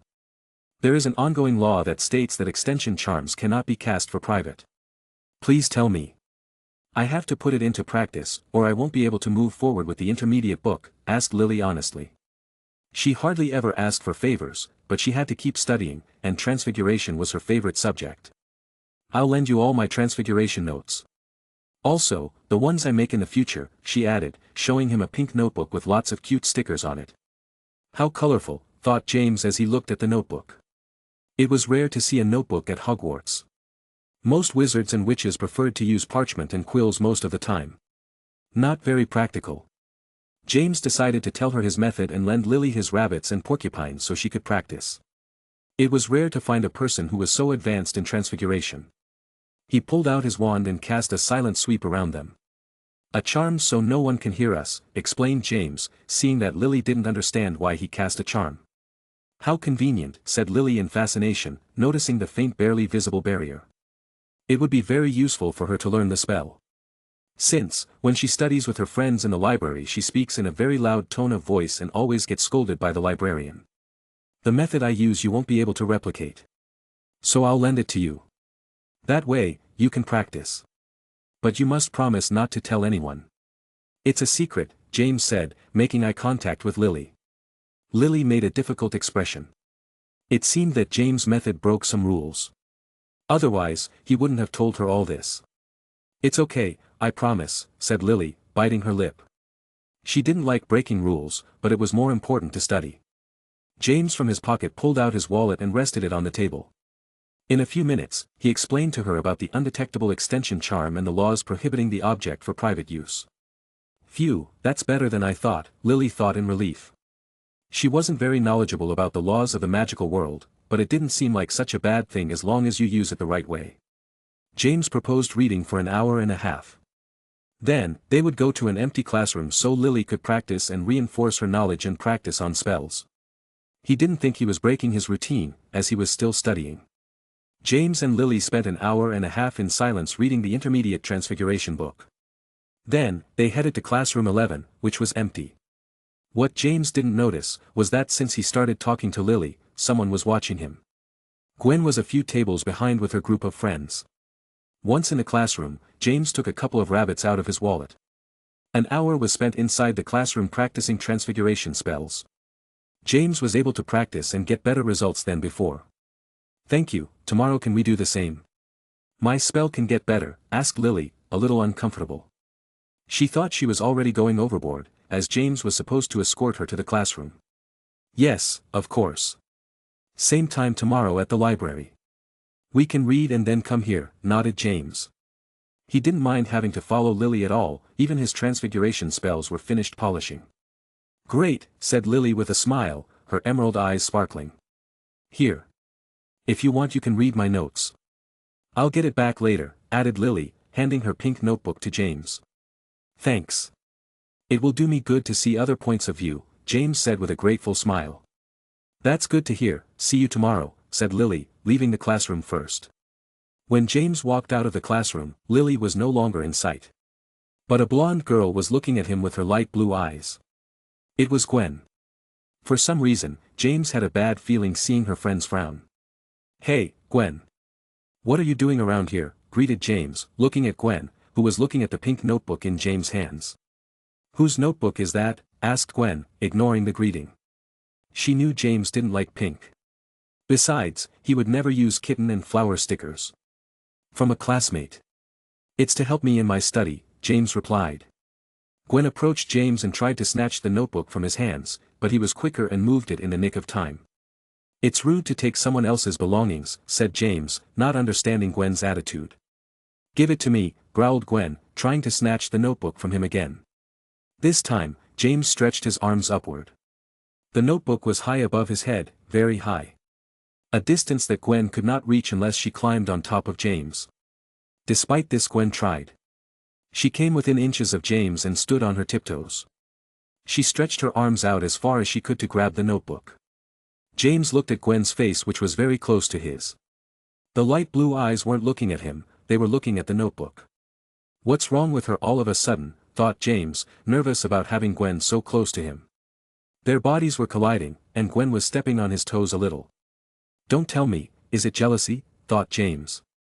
It was the only possible answer. Gwen had most likely seen Lily leave the classroom. James only had Gwen and Emily as female friends. So he never saw this characteristic of Gwen's. James recently felt jealous for the first time. He felt jealous of his mother spending time with his friend Toby. Euphemia had given him a little speech on jealousy, so he was able to put these things together to come up with the answer. "Are you jealous?" asked James with a mildly amused smile. Gwen stopped trying to grab the notebook and took a few steps backward away from James. "You do think very highly of yourself." "Why would I be jealous of you?" said Gwen with disdain. "Ouch, that hurts," said James, acting hurt. Incredibly, Gwen's expression softened upon hearing this, and she made a worried face. "Where did Gwen go?" a voice that both James and Gwen recognized, Anastasia not, was heard asking. "I have to go. At the Dragon Club, we'll have a good talk, and you'll answer my questions," Gwen said, a little reluctant to leave. She turned around, and in a few seconds, she was gone. Who understands her, thought James with a puzzled expression. At first, it looked like jealousy, then contempt, then jealousy again. He didn't understand anything. Chapter 112. The Saturday James headed to the Dragon Club. He had an interrogation from Gwen, but luckily, he was able to calm her down by taking the conversation down a different path, and they ended up practicing some offensive charms. It's very tiring dealing with her when she's angry, thought James with sweat on his forehead. October passed, and so did Halloween. It was a big party. The whole castle was decorated with pumpkins that seemed to have a life of their own, hundreds or thousands of real bats in the Great Hall, and some scary scarecrows that if you saw them at night you would be scared to death. The feast was delicious like last year, and after that, there was a party in the Gryffindor common room. As James wanted to attend the party and not study alone, in the previous days, he had increased his study hours to have that night off. The Pruitt brothers were very good at organizing parties. They had already warned all of Gryffindor. So if James didn't come, he would look like a nerd who was studying all the time. There were already many people who called him a nerd. Since he started Hogwarts every day, he has visited the library for several hours and even more on weekends. Besides, now he was always seen with Lily Evans, who was a second-year Gryffindor smarty-pants student. If they knew that he also studied at night for longer hours, they would call him a super nerd. The funniest thing of all is that her grades are still very similar to last year. Except for subjects like astronomy, which he spent the least amount of time on. The difference was that last year he didn't spend as much time in the library, and it took him a few months to visit the library because he was so excited to start school and have friends. During this time, James' study sessions in the library were accompanied by Lily. Then, they would go to an empty classroom to practice practical transfiguration spells. Because of this, his relationship with the redhead improved. James would even go so far as to call her a friend. On weekdays, they would spend between 2 to 3 hours a day in the library together. On Saturdays and Sundays, they might spend up to 4 hours or more. They both loved transfiguration, so they had interesting and useful conversations for study. Another person with whom his relationship improved was Lupin. In addition to sharing a dorm room, exploring with the Marauders, and classes, they also practiced and studied in the evenings in the room of requirement. Their training had paid off. James was already managing to cast an incorporeal Patronus. It looked like a puff of steam or smoke with no clearly defined shape shot from the tip of the wand. Lupin's progress wasn't as fast as James, but it wasn't bad at all. At the rate he was going, he would achieve an incorporeal Patronus in a month or two. Not everything was rosy. Dada classes were torture for all the students of Gryffindor and the other houses. Professor Eustace's classes were useless and super boring. Plus, you had to perform embarrassing moves as homework. The only ones who were spared were the Slytherin students, but they didn't like the professor because they felt they were wasting their time and not learning anything useful. The worst part was borne by the Gryffindor students. Professor Eustace seemed to have a personal grudge against the Lion House and was very unfair to them. The fucking bald was the nickname given to him by the Pruitt brothers, and now everyone called him that. He became the enemy of the house, as he deducted points from them in very unfair ways. Especially the freshmen and sophomores, since they were the most docile. That fucking bald son of a bitch, cursed Sirius, slamming a table in the Gryffindor common room. Again he had been punished for not wanting to make an embarrassing display. Luckily, he only got a week's punishment. James, this time, was called upon to perform a sequence of 11 dancing moves. To the surprise of the whole class, he did them in perfect form, so Eustace could do nothing against him. Why? Because he didn't want to be punished. He couldn't break his great training and study routine. However, he hated the fucking bald more and more every day. He had his pride. It was unacceptable to be made to perform such shameful movements. "We should complain to Professor McGonagall," said Peter angrily. There were countless times he spent embarrassing himself in front of girls in dada classes. It's no use. What he teaches us is from a book that the ministry itself endorsed. And as for the points it takes away from us, it doesn't get to the point of being super unfair either, said Lupin, shaking his head. "What can we do?" said Toby with his hands on his head. Just like Sirius and James today, he had to go through an embarrassing sequence of motions, and he couldn't get it out of his head. "Revenge," said James, who had an icy look on his face. No one had ever put him through such embarrassment. The bald professor had to pay. James in his past life was a Rothschild. A family that was on par with royalty or higher. Now, he belonged to the Potter family, an ancient pureblood family. He had great pride and thought it was a great insult what Professor Eustace had made him do. How scary, thought Toby and Peter as they saw James' cold stare. There were a few times when his personality took a 180-degree turn. Thanks to this, the Slytherin students stopped bothering them, as when they saw James they would run away with their tails between their legs. Although on the other hand, the Slytherin students were saved from being targets for pranks, since, by not teasing them, they had no reason to play practical jokes on them. However, it was also due to James' demanding routine. "Got something on your mind?" asked Sirius with a wicked grin. What he wanted most at the moment was to get back at Professor Eustace. "Laxative potion," James replied. Lupin, Peter, and Toby's faces turned ugly. Sirius's face broke into a wide grin. "Is there a potion for that?" asked Toby in horror. "Only your enemy would give you such a potion to drink that causes horrible diarrhea, muscle aches, stomach aches, and something else. On one of my visits to the forbidden section of the library, I read a book called Most Potent Potions. Chapter 16 explains how to brew this potion," said James, who never thought he would use the horrible potions in that book. The laxative potion was the mildest of them all. He couldn't understand how they left such a dangerous book within reach of the students. There was no security in the forbidden section. What was its use if it was forbidden? Wasn't it better to put those dangerous books away from the students? These questions kept James awake at night. He couldn't make sense of such a section. What ingredients do we need to collect? Asked Sirius. He had already decided to go on this new mission. No need to collect ingredients. It's too difficult to get them here at Hogwarts. I'll take care of it. The essential thing is how do we get the fucking bald to take the potion, said James. How will you collect the ingredients? Asked Lupin curiously.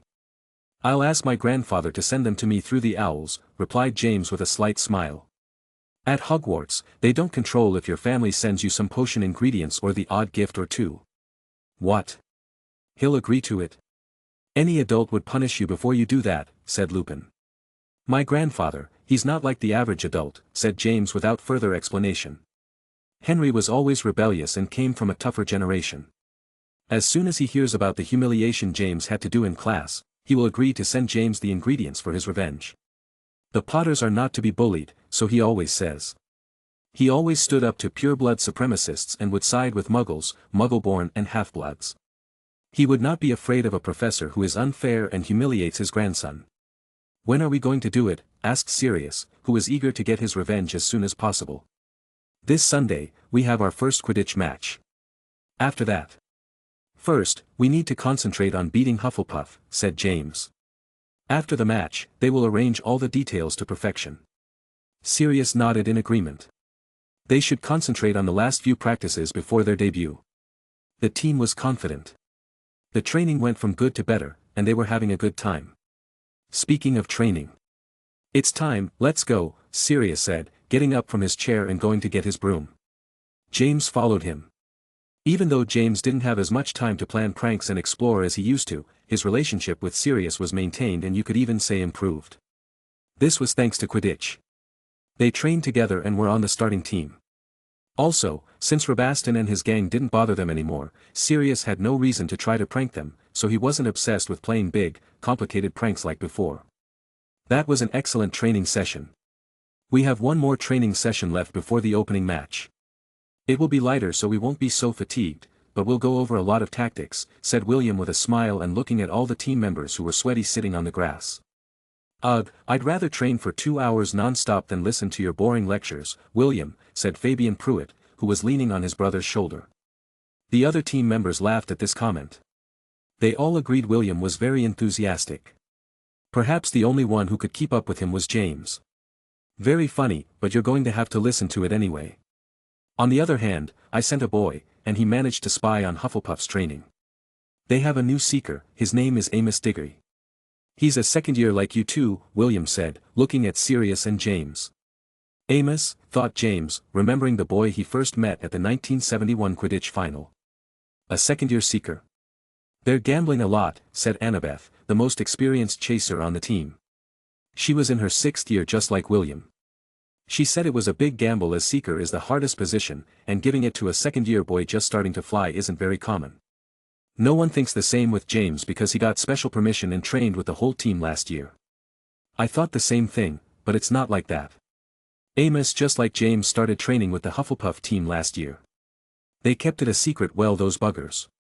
When McGonagall said that your head of house and Quidditch team should evaluate your flying skills to see if they would permit you, Amos was one of many who applied, and Hooch vouched for his ability, explained William. James looked at Sirius with judging eyes. Because Sirius made him open his Nimbus 1001 in front of everyone, McGonagall had to explain herself. If this hadn't happened, perhaps Amos would never have been noticed by his house.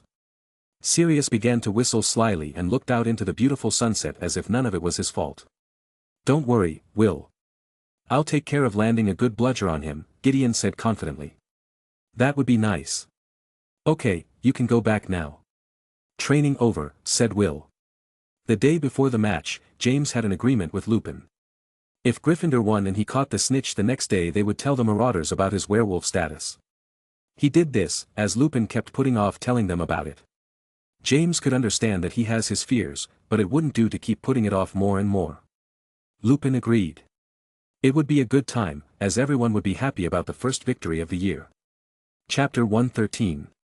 Sunday, November 6, 1972. The day of the match arrived. Today was the day James and Sirius would make their debut on the Gryffindor team. At breakfast, there was great excitement for the Quidditch season to begin. James noticed Sirius' hand trembling as he brought his tea to his mouth. His expressionless face did not accompany his trembling hands. "Don't be nervous, Sirius. Everything will go as planned. If you stick to the plan," William said as he saw Sirius's trembling hands. A new ritual William started was for all members to eat breakfast together before a game. All eyes of the Gryffindor's students were on them. Now and then they would shout encouraging comments at them. "I'm not nervous," said Sirius, trying to sound confident, but his stutter gave him away. "With that Parkinson, you won't even score a goal," joked Fabian to lighten the mood a bit. "Anyway, don't worry. Our new star seeker will lead us to victory," exclaimed Gideon, placing his hand on James' shoulder. The other team members nodded.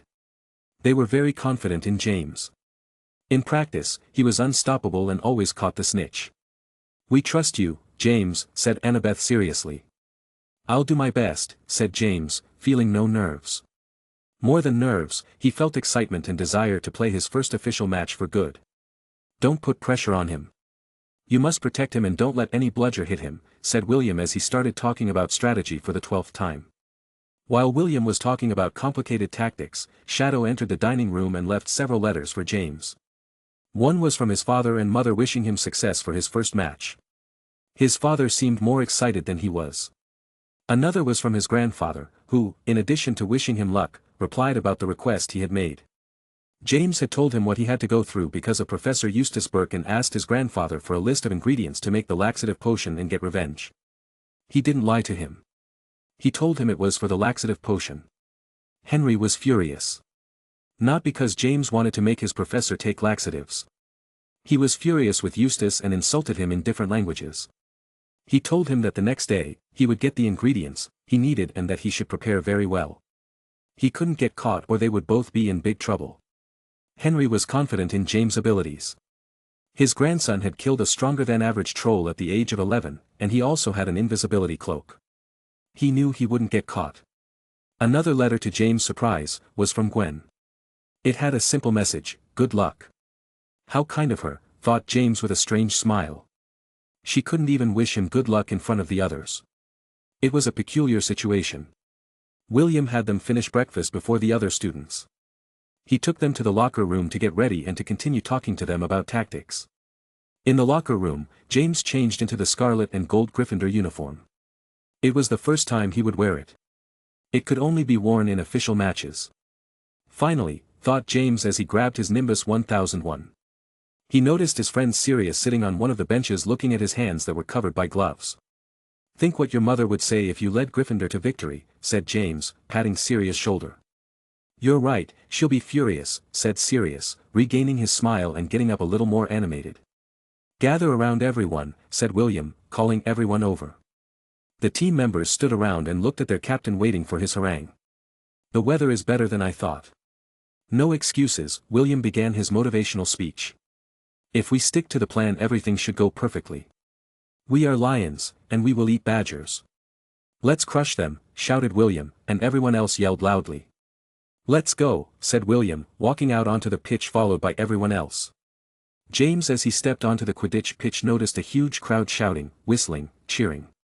Standing in the middle of the pitch being watched by hundreds of eyes was a very different feeling to training. James had always imagined this moment, but he had fallen short. Sirius walked with more confidence, but he looked nervous. As for James, he should have been more nervous, as his position is the most important, and as soon as he catches the snitch it's game over. Why did he choose this position? Exactly because of this. What was the point of being a chaser? He could score 140 points if he was on his best day, but as soon as the opposing seeker catches the snitch it's game over. As long as there wasn't a big difference between the teams, i.e. they didn't score too many goals and the keeper along with the batsman were decent, it would always be all down to the seeker. James understood this problem in the rules of Quidditch, but there was only so much he could do. A game hundreds of years old with the same rules. You go and try to change them. He already had enough of defeating the most powerful dark and wacky wizard of recent times. What the chasers could have importance in is all the games in general, since in the tables you win by the sum of all the goals the team scored in all the games, but the importance of the seeker is the most determinant by far. Mount your brooms, said Hooch. Within seconds everyone was mounted. James and Sirius were among the few who had a Nimbus 1001.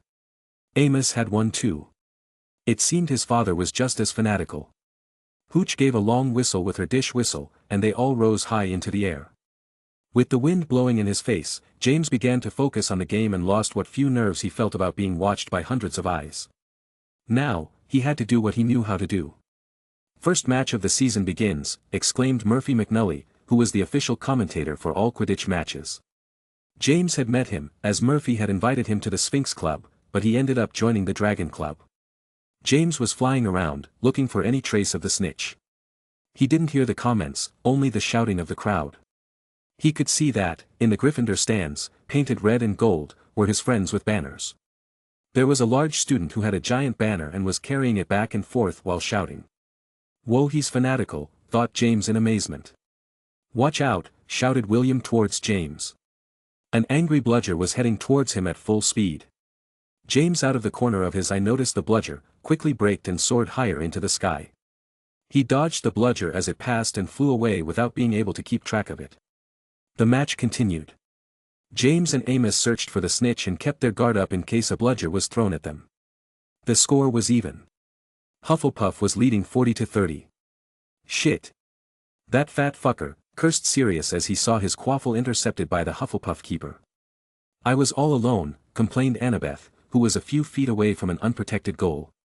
Sirius, out of 30 points, had managed to score 2 of them. Each goal was worth 10 points. So, he was overconfident and decided to be selfish. "Sorry," said Sirius with a frown as he chased after a chaser to take the quaffle from him. The match continued frantically. Gryffindor couldn't draw and was always 10 points behind Hufflepuff. James at one point noticed a flash of gold pass behind the Hufflepuff keeper. Behind the hoop, he was guarding. At full speed, he headed towards the opponent's hoops. Amos noticed that James suddenly accelerated, and his expression turned ugly and nervous. He quickly followed. The attention of the entire stadium was on James and Amos, who were chasing him but couldn't cover the distance between the two. "Looks like Gryffindor's new seeker, James Potter, saw something," exclaimed Murphy excitedly. He didn't begrudge James for not picking his club. He was a professional. The Hufflepuff keeper decided to stop guarding the hoops and shut James down.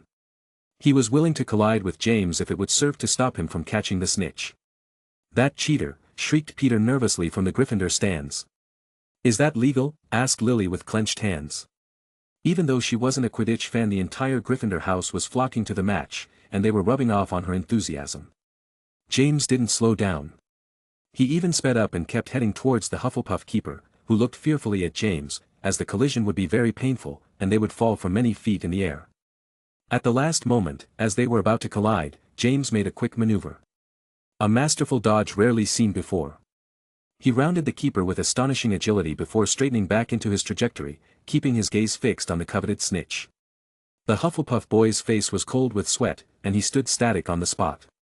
He felt a great fear. They were nothing away from crashing and seriously injuring themselves. "Bloody madman," thought the Hufflepuff boy, who was pale. Thanks to James' speed, he caught the snitch quickly and stopped before crashing into the wall. He then reversed with a big smile on his face and his hand raised, but what he saw left him bewildered. Everyone in the stands was silent, as was the Hufflepuff keeper. They were still in awe of James' dangerous dodge, even the Gryffindor stand. The seeker James Potter caught the snitch. "In all my years as a commentator, I have never seen such a spectacular dodge," exclaimed Murphy, bringing the entire crowd back to reality. The Gryffindor stands began to scream and cheer like crazy. The flag boy was carrying back and forth the flag and shouting non-stop, "We're the Lions." "Well done, you crazy bastard," said Sirius, landing on the grass and running towards James, who had already landed and had the snitch in his hand. Gryffindor 210, Hufflepuff 70. "The Lions win the match," exclaimed Murphy, and the Gryffindor stands exploded in cheers again. William and the Pruitt brothers hugged James roughly. Within minutes all of Gryffindor was in the common room celebrating the win. James had a hard time making his way out of the Gryffindor common room to the library. The Pruitt brothers grabbed him every time he wanted to sneak out, but with the help of Lupin, who distracted them, he managed to get out.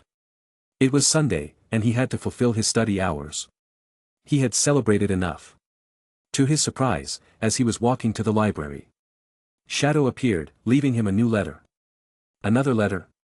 Thanks, Shadow. You've worked hard today, said James, stroking his owl gently. Again it was Gwen. She was summoning him at this moment to meet on a balcony that was tucked away on the 4th floor. The letter gave very detailed instructions on how to get there. It wasn't very easy to access. She's with the cards full on today. A while won't be bad. There's still time left, James thought as he made his way to the place. On the 4th floor tower, James headed towards a painting of a charming landscape. The entrance was cleverly disguised. On a small owl in flight in the painting was a small, barely visible camouflaged button. He pressed the button, and the picture moved silently to the side. Revealing a door, behind it was the balcony which had a beautiful panoramic view. Gwen was watching the scenery, her blonde hair being blown gently by the wind.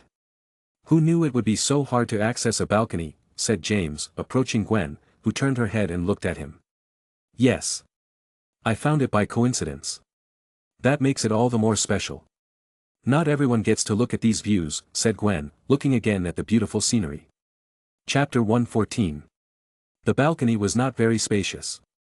The walls were of stone with warm, earthy tones, they were skillfully intertwined with vines that looked like they had been there for a long time.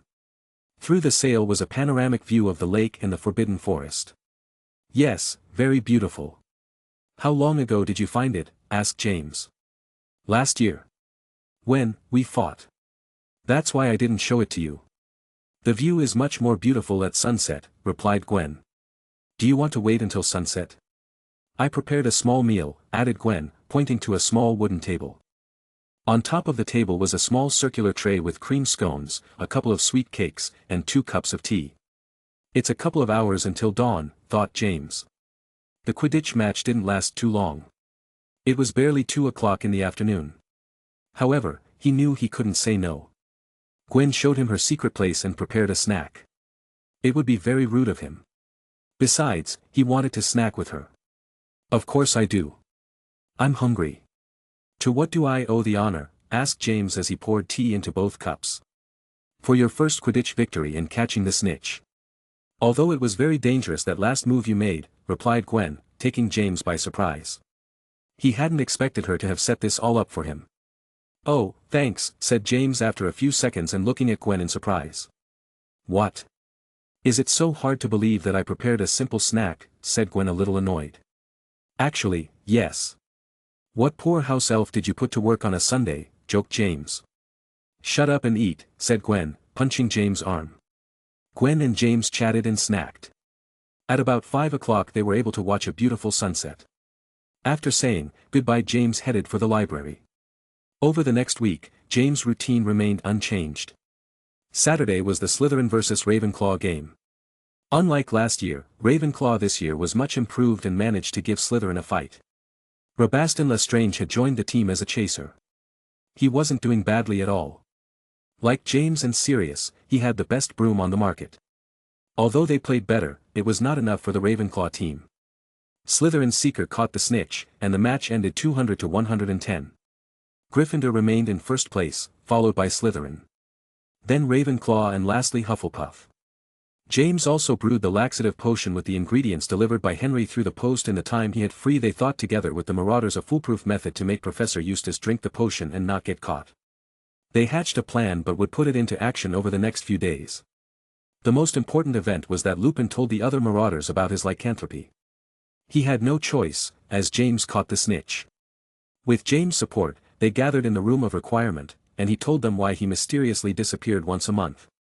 When Lupin said he was a werewolf, Sirius exclaimed, "I knew it." With complete nonchalance, not giving the subject the seriousness it deserved.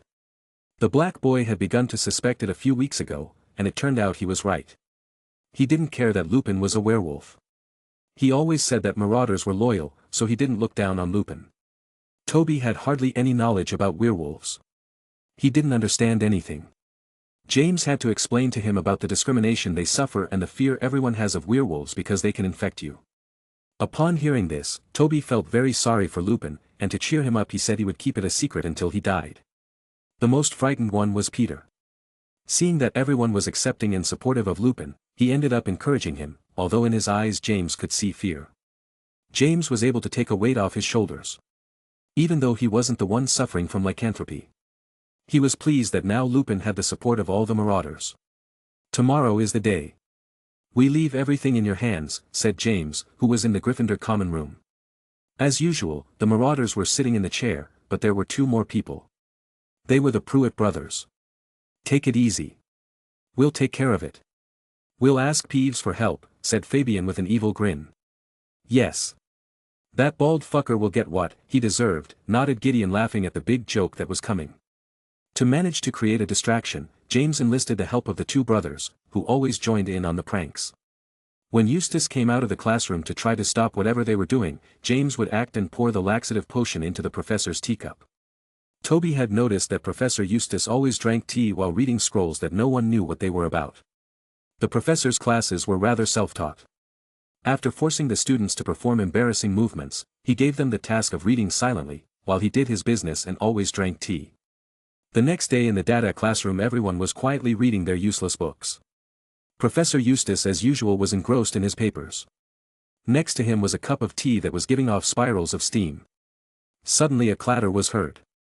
Coming from the outskirts of the room. More and more explosions could be heard in the distance.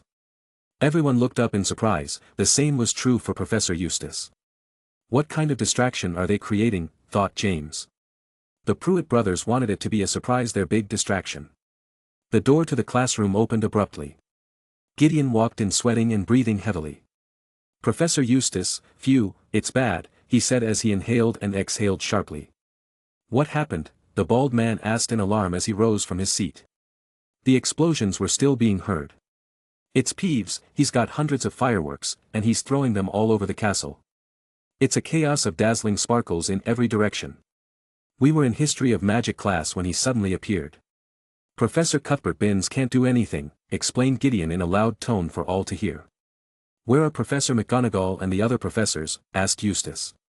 They've already gone looking for them, but they're not showing up.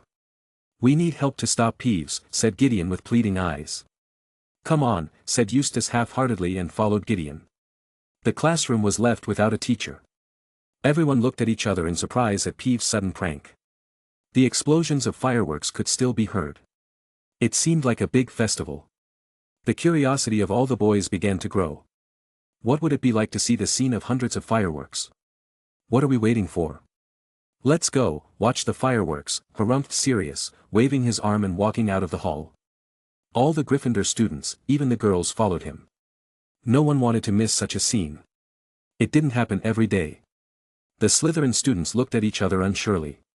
Curiosity got the better of them, and little by little they got up and ran towards the noise of the explosions with the others.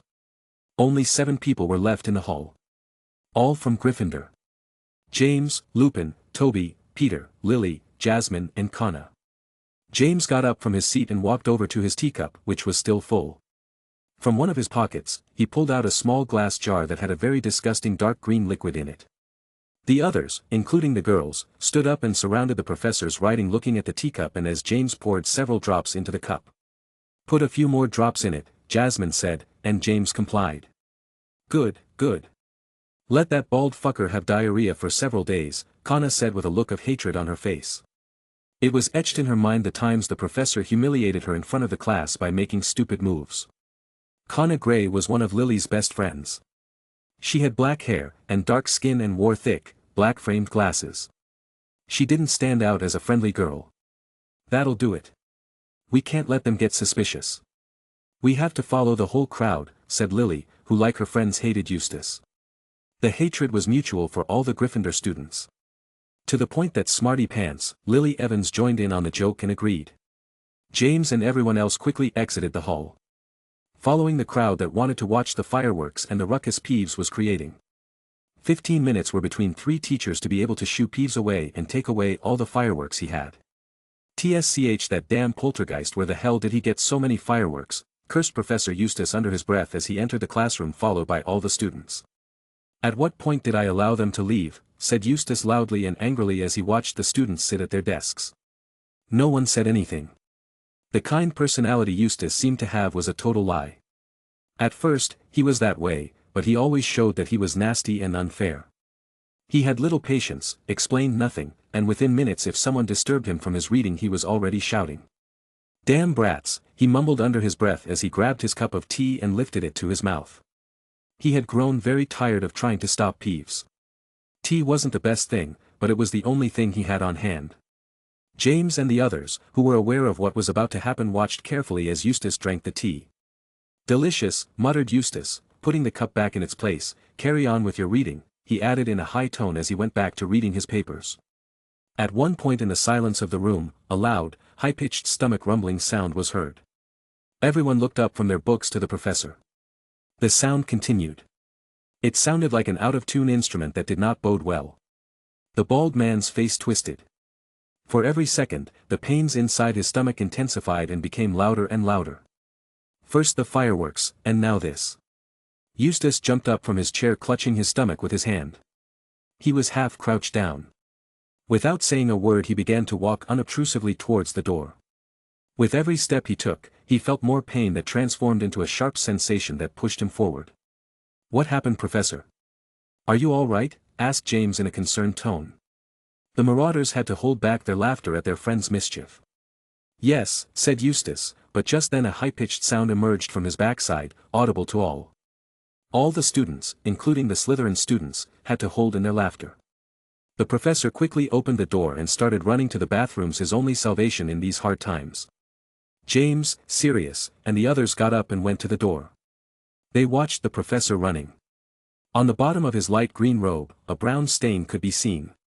On the stone floor, he left a trail of liquid shit. The students who observed this began to laugh out loud. Even some from Slytherin like Mulciber or Avery. Minus Snape and Emily, but on their grim faces they had a faint smile. "He got what he deserved," said Sirius to the laughter of the whole room and high-fiving James. Chapter 115. For the next week Professor Eustace was in the infirmary and constantly going to the bathroom. The students were spared from having classes for a few days, but it was better than nothing. Many students watched the trail of liquid shit as if it were an attraction until Filch had to clean it up with a grimace of disgust.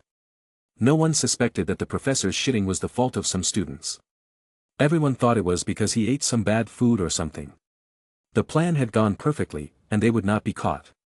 The only ones who were aware were the marauders, the main culprits, the Pruitt brothers, and Lily's group of friends.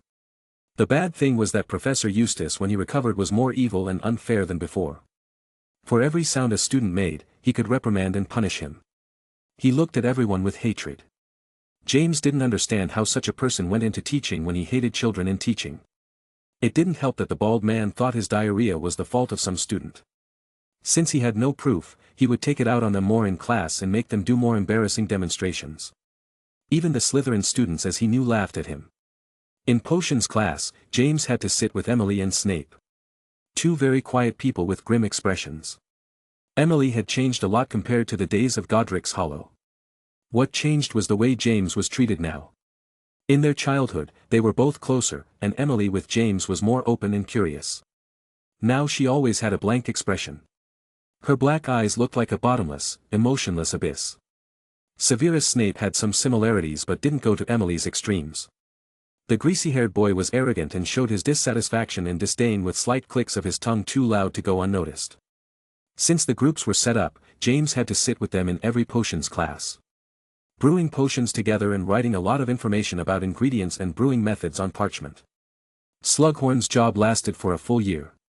Potions were to be made as a group as best they could and then presented in an oral presentation in front of the whole class, explaining the method and other details. In addition, they had to write everything on a parchment, since they had to present a theoretical work in addition to the oral one. For each quarter there would be a presentation of the work done so far.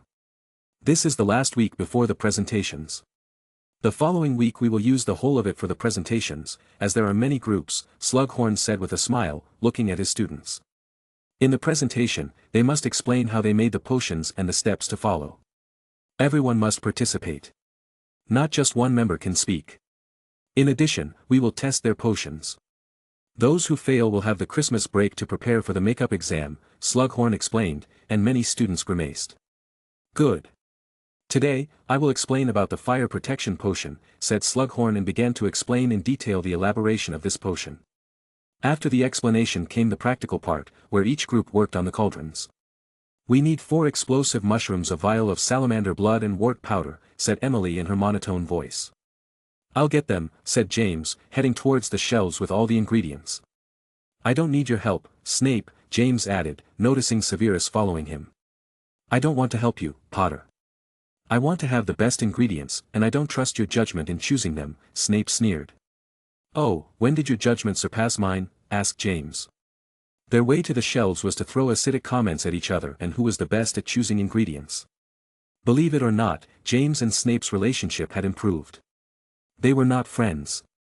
It was almost impossible for that to happen, or so they both thought. But when they started working together in the group, the arguments on the down low were more numerous and throughout the brewing process. Now they didn't argue as much, and even if they didn't want to admit it, they both respected each other's potions brewing skills. The recipe is simple. It only has 3 steps. "You know the rules," Emily said as Snape and James set the ingredients down on the table near the cauldron. To work properly and not fight, they created a simple method. A rock, paper, scissors. The winner chooses which steps to perform in making the potion. Generally, the 3 did not follow the formula to the letter of the book, they modified the potion with some extra ingredients to improve it. So being able to choose the step of the potion was key to trying and testing their experiments. James and Snape looked at each other with competitive looks. "I won't lose this time, I have to do step 2 to prove something," thought James, raising his hand ready for the game. Emily had a blank expression, but she wasn't planning on losing. She wanted to make the step more interesting and also try a few things. The same was true for Snape. "Rock, paper, scissors," the 3 exclaimed in unison. James and Emily chose rock. Snape paper, so he won the game. A nasty grin formed on Snape's face, and he looked at James haughtily. James and Emily played for second place. To James' bad luck, he lost again and was left with the easier and less interesting potion step. He was no good at rock, paper, scissors. Class over, James' group finished a potion which had a blue color that was cold just by looking at it. "We should get together in the library to fix up how we'll give the presentation," said Emily. "The weekend. 2 days will be enough for us," said James. All they had to do was organize who would explain each potion and who would start by speaking. Emily and Snape agreed. They agreed on the time and left without saying more words than were fair and necessary. "How did your groups go?" asked Toby as the marauders gathered and began walking to the next class. "Not at all well, Avery is a complete idiot." "I wonder if all the pure-blood boys that are in Slytherin come from the factory like that," said Lupin with a frown. He didn't mean an idiot who doesn't know about potions. He meant that he's throwing out derogatory comments all the time and is impossible to work with. "Just name James, and he'll be scared shitless," said Sirius with a smirk looking at James. "Hey, have respect," said James, as it seemed like he was a criminal that just his name alone already inspired terror. "Just saying facts."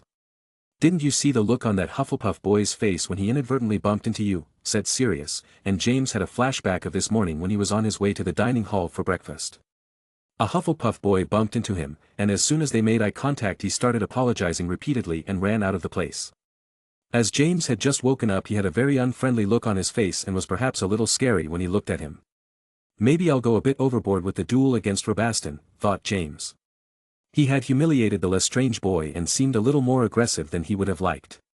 Everyone saw it and now believed that if they bothered him in the slightest they would be his next victims. "It might work, anyway, thanks to Jasmine, we'll pass the work." "She's very good at potions," said Lupin. "Oh, our friend Lupin, did you find love?" asked Sirius with a smile. "Shut up, what about you? You're all giggling all the time with those 2 Slytherin girls." "They're the chattiest bunch," said Lupin defensively. The marauders chatted and joked as they headed off to their next class. The day of the presentation arrived. James' group had already organized who would speak first and which potion each would explain. Snape explained about the fire protection potion, also known as ice potion. He explained that when drunk, it induced an icy, frigid sensation in the drinker and provided protection against most magical fires. Slughorn saw the potion and knew it was brewed perfectly. Its color and thickness were just right.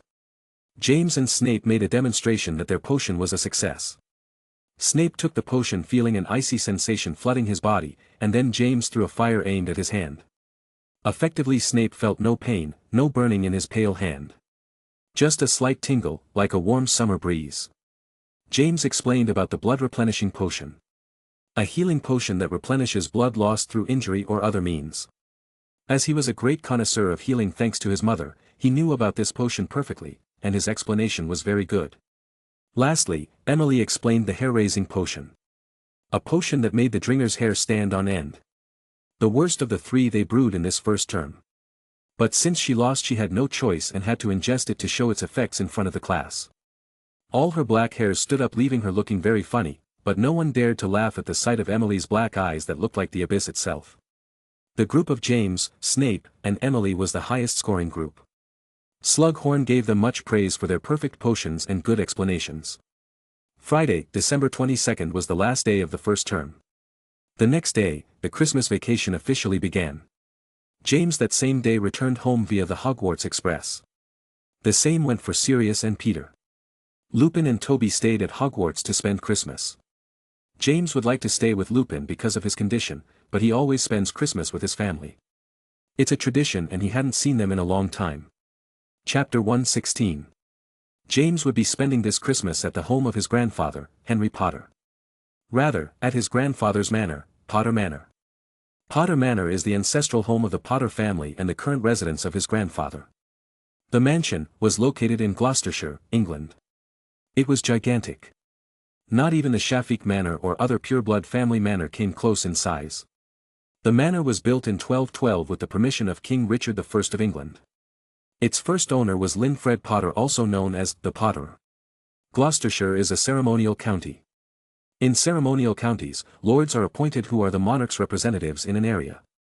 King Richard appointed Linfred Potter as lord. The history of the Potter family is always told with great pride by Henry to James from the time he was a little boy. The history of the Potters is one of the oldest within the pure-blood families. Only the Blacks and a couple of other families can compete with it in history and antiquity.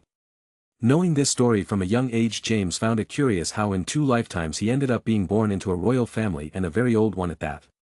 The only difference was that in this new life, some families dared to call the Potters blood traitors. This was usually because the Potters in later years did not have much power within politics, the ministry, the Wisingamat, etc. His grandfather Henry was the last member of the Wisingamat many years ago. His father was dedicated to the sale of potions, getting a lot of money, but never sought political power. His mother was in the health field and never sought the highest office either. She liked to help people by healing them. Not to be behind a desk giving orders to others.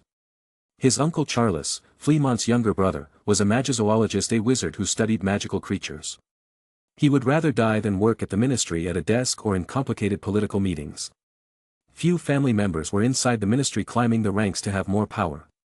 So when the Potters came out in favor of Muggles, half-bloods, and Muggle-born, some of the old families dared to call them blood traitors. On Sunday, December 24th around noon, James traveled with his family to Potter Manor. They used the apparition to reach the vicinity of the mansion. Fleamont used the sideways apparition. A variant is used to transport 2 or more individuals. This method is generally used to transport underage wizards. James, as he wanted to create a shorter-range apparition method, had studied apparition a bit. He knew it meant disappearing from one place and reappearing almost instantly in another. When traveling with this method, you feel as if you are being forced through a very tight rubber tube. Generally, the first time you travel with this method is not very pleasant, but it is the fastest way to get to the desired destination. Upon arrival, James saw a majestic monument standing imposingly in the snowy Gloucestershire countryside. The mansion is built of greyish stone and surrounded by extensive gardens. It resembles a magical castle. Though a far cry from the size of Hogwarts. As it was winter, there was a lot of snow covering the whole mansion, giving it a very beautiful appearance. The pointed towers and buttresses soared skyward, creating an imposing silhouette against the skyline. Magical stained glass windows adorn the windows. Access to the mansion is through a large wooden door carved with intricate ancient designs. 2 majestic statues of hippogriffs flank the entrance, welcoming visitors. The mansion has anti-appearance and anti-disappearance charms to prevent wizards from appearing or disappearing from the premises. So they could not enter directly into the mansion's gardens or chambers. Within seconds of their arrival, the large wooden door slowly opened on its own. Henry appeared with a smile already waiting for them, and beside him 2 small creatures. They were 2 house elves. "Grandpa," said James excitedly, running to his grandfather and hugging him. Henry was the only grandfather James had, and he loved him dearly. Their grandfather-grandson relationship was very good. As for the grandparents on Euphemia's side, they died before he was born. "Boy, you get stronger every day," said Henry with a big smile and brutally stroking James' hair. "Training pays off," said James with a smile. "Master James," squealed the two house elves with gleeful expressions. "Mimsy, Puddle how long," said James with a smile, greeting the two house elves. "I told them to just call me James," he added. It was odd to be called master in this day and age. They weren't in the Middle Ages. Mimsy is a house elf of a smaller than average stature. She has big bright eyes and pointed ears peeking out from between her tousled locks of hair. Because of the cold weather, she wears warmer clothes that James gave her some time ago. Getting a house elf to accept a gift is nearly impossible.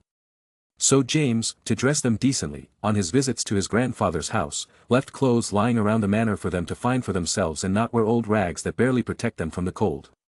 Puddle is a male house elf with slightly darker skin than other house elves, and his eyes sparkle with curiosity. He is wearing a Puddlemere United coat left to him by James using the same method as before. It was his clothing when he was a child. The name Puddle is after the Quidditch team. James couldn't believe that his grandfather would go to such levels of fanaticism that he would name the house elf that. Master James, we can't do that." "You'll be the next Lord Potter," exclaimed Mimsy. Again with that, thought James, noticing Henry's look of pride and high expectations on his face. "Oh no, Mimsy. You can't refuse Master James' command." "Oh no, I called him master again," shrieked Puddle with a panicked expression. Mimsy's face also turned panicked as she heard this. Her partner was right, she had disobeyed an order. Just as the two house elves were about to start beating themselves up, James stopped them. "All right. I'll let them call me master," he said, holding their little hands so they wouldn't hit themselves. "Ha ha ha, what funny creatures," Henry said laughing loudly. "Come on. It's cold," he added as he started walking. Euphemia looked at them with pity. Their behavior was because they were treated so horribly for so long. In the extensive snow-drenched gardens there was a path winding through the lush vegetation, guiding people to the main entrance of the mansion. It took them a few minutes to complete the walk. When they arrived, Henry opened the large door, and they entered the foyer. The first thing people see when they enter. It contains statues of the occupants' travels from ancient times. A grandfather clock, several enchanted suits of armor, and a large painting he has painting a city. The ornamental design of the lobby ceiling was designed by a famous craftsman of the time. In the center of the foyer are large quartz staircases leading to the rooms on the second floor. Christmas as usual was very merry and happy for James, who spent it with his loved ones. The next day his aunt and uncle, Charles and Doria Potter, and Oliver came to spend the day. James received more presents than usual. From all the marauders, except Toby, who didn't have an owl to send him, from the entire Gryffindor Quidditch team, from Gwen, who sent him 2 presents, and even from Lily Evans. Lily's gift was a book entitled, Transfiguration Through the Ages. A book that dealt with the evolution of transfiguration. It was over 600 pages long. A fitting gift for Lily, I must buy her something. I didn't think she would send me a present, thought James, feeling bad. Lily sent James a gift for Christmas, as she felt he was helping her a lot by lending her his animals and following her to an empty classroom so she could practice transfiguration spells. James made a mental note to buy a present before returning to Hogwarts. He had a little over a week to read and train like mad now that he had all the free time. Besides, he had his grandfather to practice on. A veteran of magical warfare who fought against Grindelwald and his followers long ago. His father Fleamont learned everything from Henry. So, he would be practicing with his master's master. It wouldn't be the first time he trained with Henry.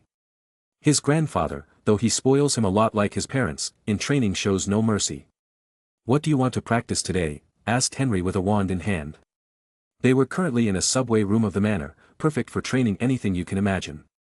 According to Henry, Potter Manor has powerful defensive charms all over the place.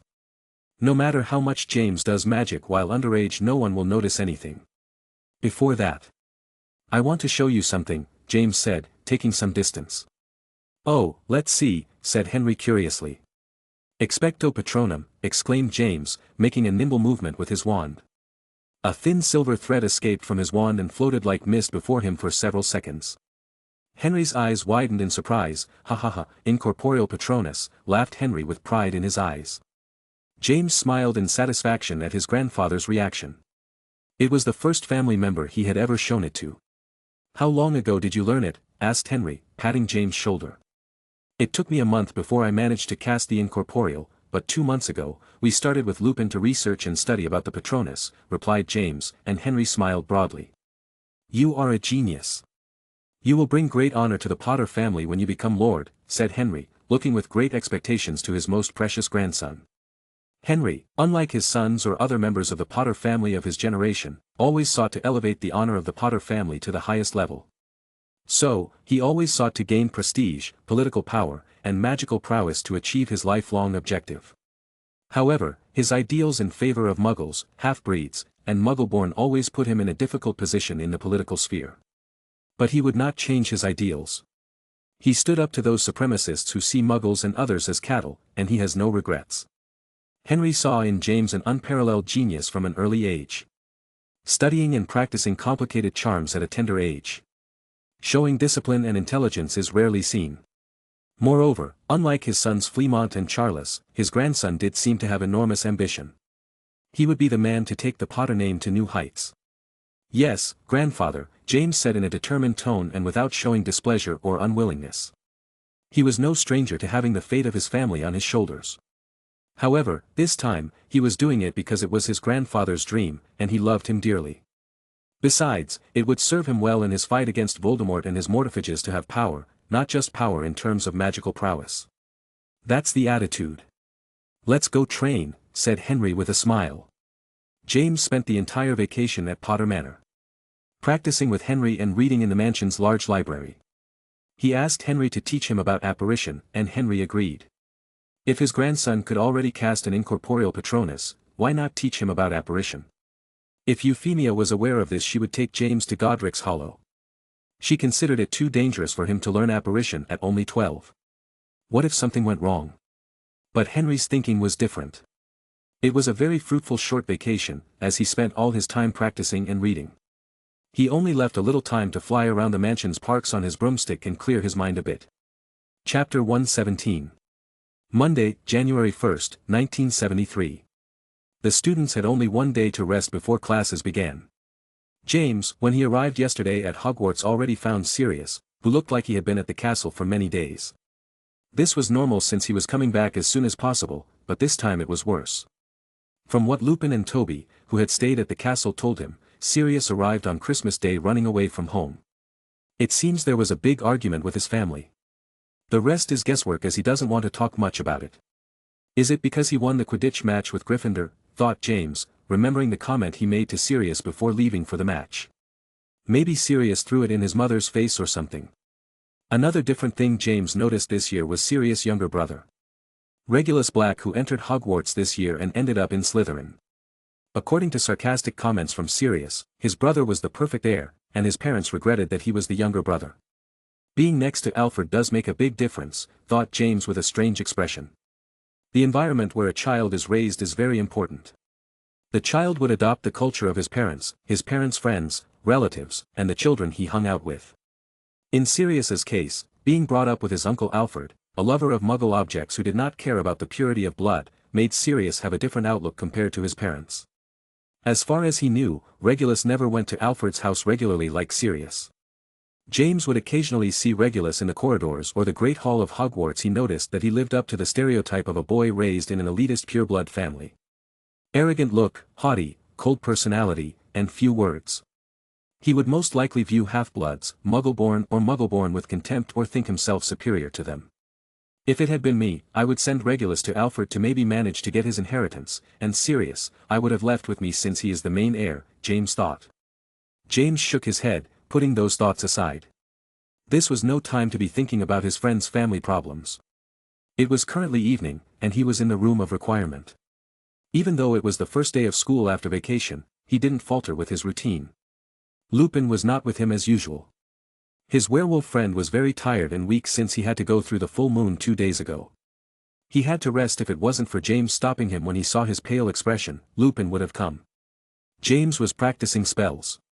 He was in the dueling area a few feet away from 5 practice dummies. On the ground near his feet were 5 small-sized stones. He waved his wand pointed at the stones, and exclaimed, "Sitaruglo." The spell transfigured the stones into common metal marbles.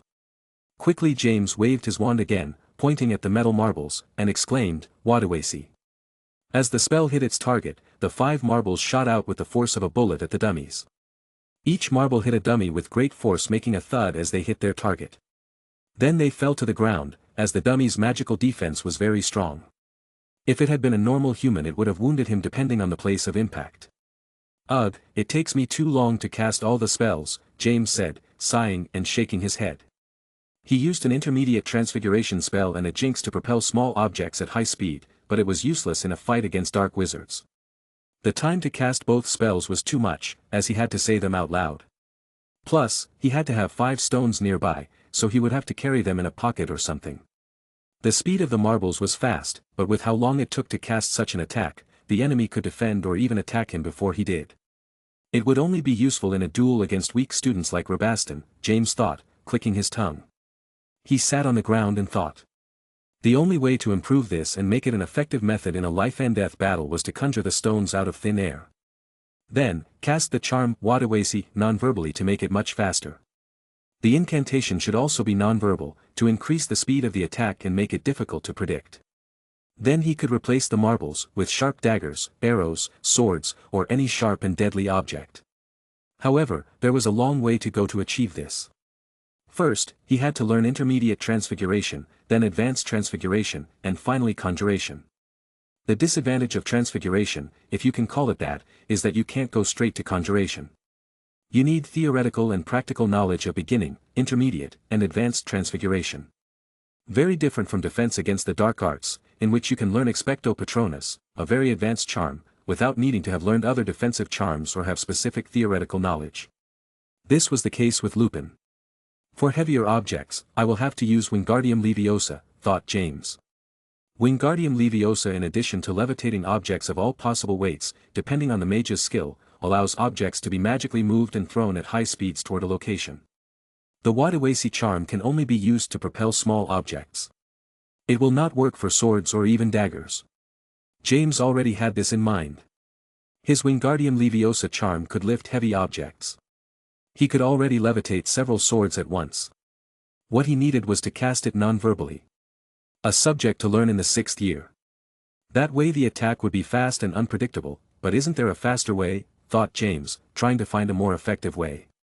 Since he still needed 2 flicks with his wand. The seconds and minutes passed. James kept sitting on the floor with his legs crossed and eyes closed, thinking. Wandless magic, he muttered, opening his eyes. As the name implies, this magic does not require the use of a wand. From what he understands, it is difficult to perform, more so than nonverbal magic, and could have unexpected or volatile results if not done correctly. This type of magic is not taught at Hogwarts. However, James, who was thinking and analyzing different ways to be more effective in battle, remembered when he was a child and did not yet have a wand. At a young age, he could make his toys that weighed a few grams fly at him. Then a little older, he could make the books he read in the library at home fly neatly onto the shelves. He even remembered when he saved Gwen. A large stone crushed the leg of his future friend. James, with all his mental strength, managed to float the stone away from Gwen, as he didn't have enough physical strength to move it. With these memories in mind, he got up from his place and walked towards the mannequins. On the floor near them were the metal marbles. James stared at them with one goal in his mind, to get them off the cold ground. I must remember the feeling, thought James, trying to remember when he used this kind of magic in his childhood. 10 seconds passed, and the atmosphere was silent. James stared at the marbles that began to shake slightly and float higher and higher. James' gaze kept going up, following the marbles that stopped at the height of his head. He walked backward, making the 5 marbles follow him. When he was the same distance from the dummies as before, he stopped. Suddenly, the marbles sped toward the dummies again. They hit them, causing a thud and falling back to the ground. James' eyes showed an excited gleam, but he was frowning slightly. I'm an idiot, he thought, holding a hand to his forehead. Having such an ability in his arsenal since he was a child, he forgot it and used Wingardium Leviosa. He could move objects without a wand and non-verbally as effectively as possible. Since he grew up in a community where everyone used a wand, his parents, family, friends, and school. He never really thought about it. In addition, he read books that said it was normal for children before they got their wands to be able to use magic and control it to a certain extent. But when they turned 11 they bought their wands, and that was the end of the problem. Why would it have been any different for him? All the books he read at the time said that magic in minors was unstable and would improve with a wand. His parents, family members, etc. They also said the same thing, as it was the same in their childhoods. He was influenced and like everyone else thought his magic would improve as soon as he got a wand. Human beings want to fit in with the group they belong to. One does not choose one's first habits and behaviors. An individual imitates what he sees around him. There are invisible social norms that guide our behavior. This does not mean something bad. Following the rules of the group does not feel like a burden to the person. Everyone wants to belong. Better late than never, thought James. There was no use regretting it.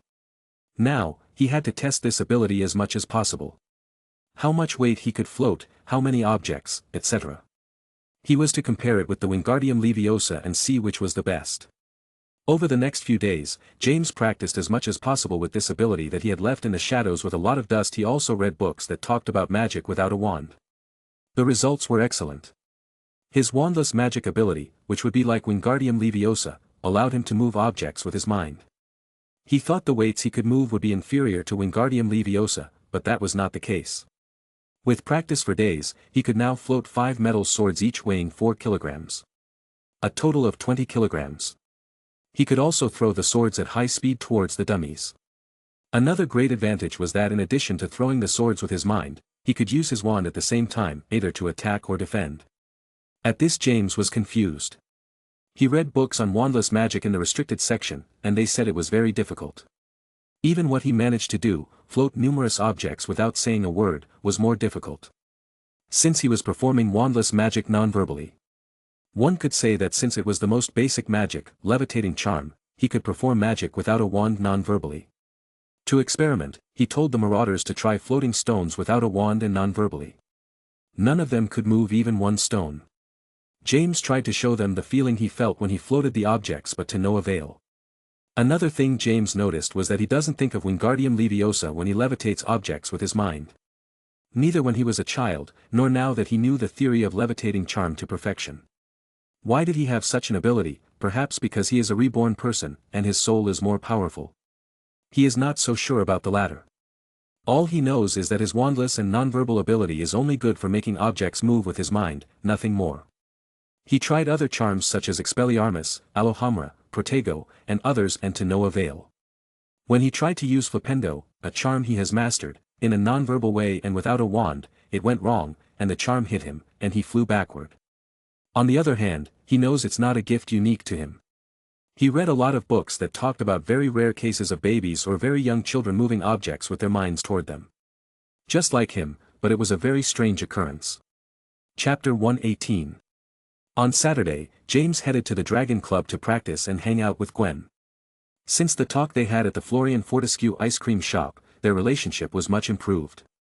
He also talked to Lupin about his condition, and everything went swimmingly. The other marauders also accepted him. He managed to solve all his problems with his friends, and his training was going well. His new ability, which was a sort of Wingardium Leviosa, but without a wand and nonverbal, was great. It saved him a lot of time that he would need to spend learning nonverbal magic and then wandless magic. Everything was going great. He arrived at the clubhouse and looked for Gwen, but she wasn't in any of the rooms. How strange. We always meet at this time, James thought. It was weird for Gwen to be late. Hey Bob, what about another duel? Asked James, walking towards the Hufflepuff boy. Hi James, sorry, I have to make a potion. See ya, said Bob with a nervous expression, heading towards the potions room. What the? Muttered James puzzled.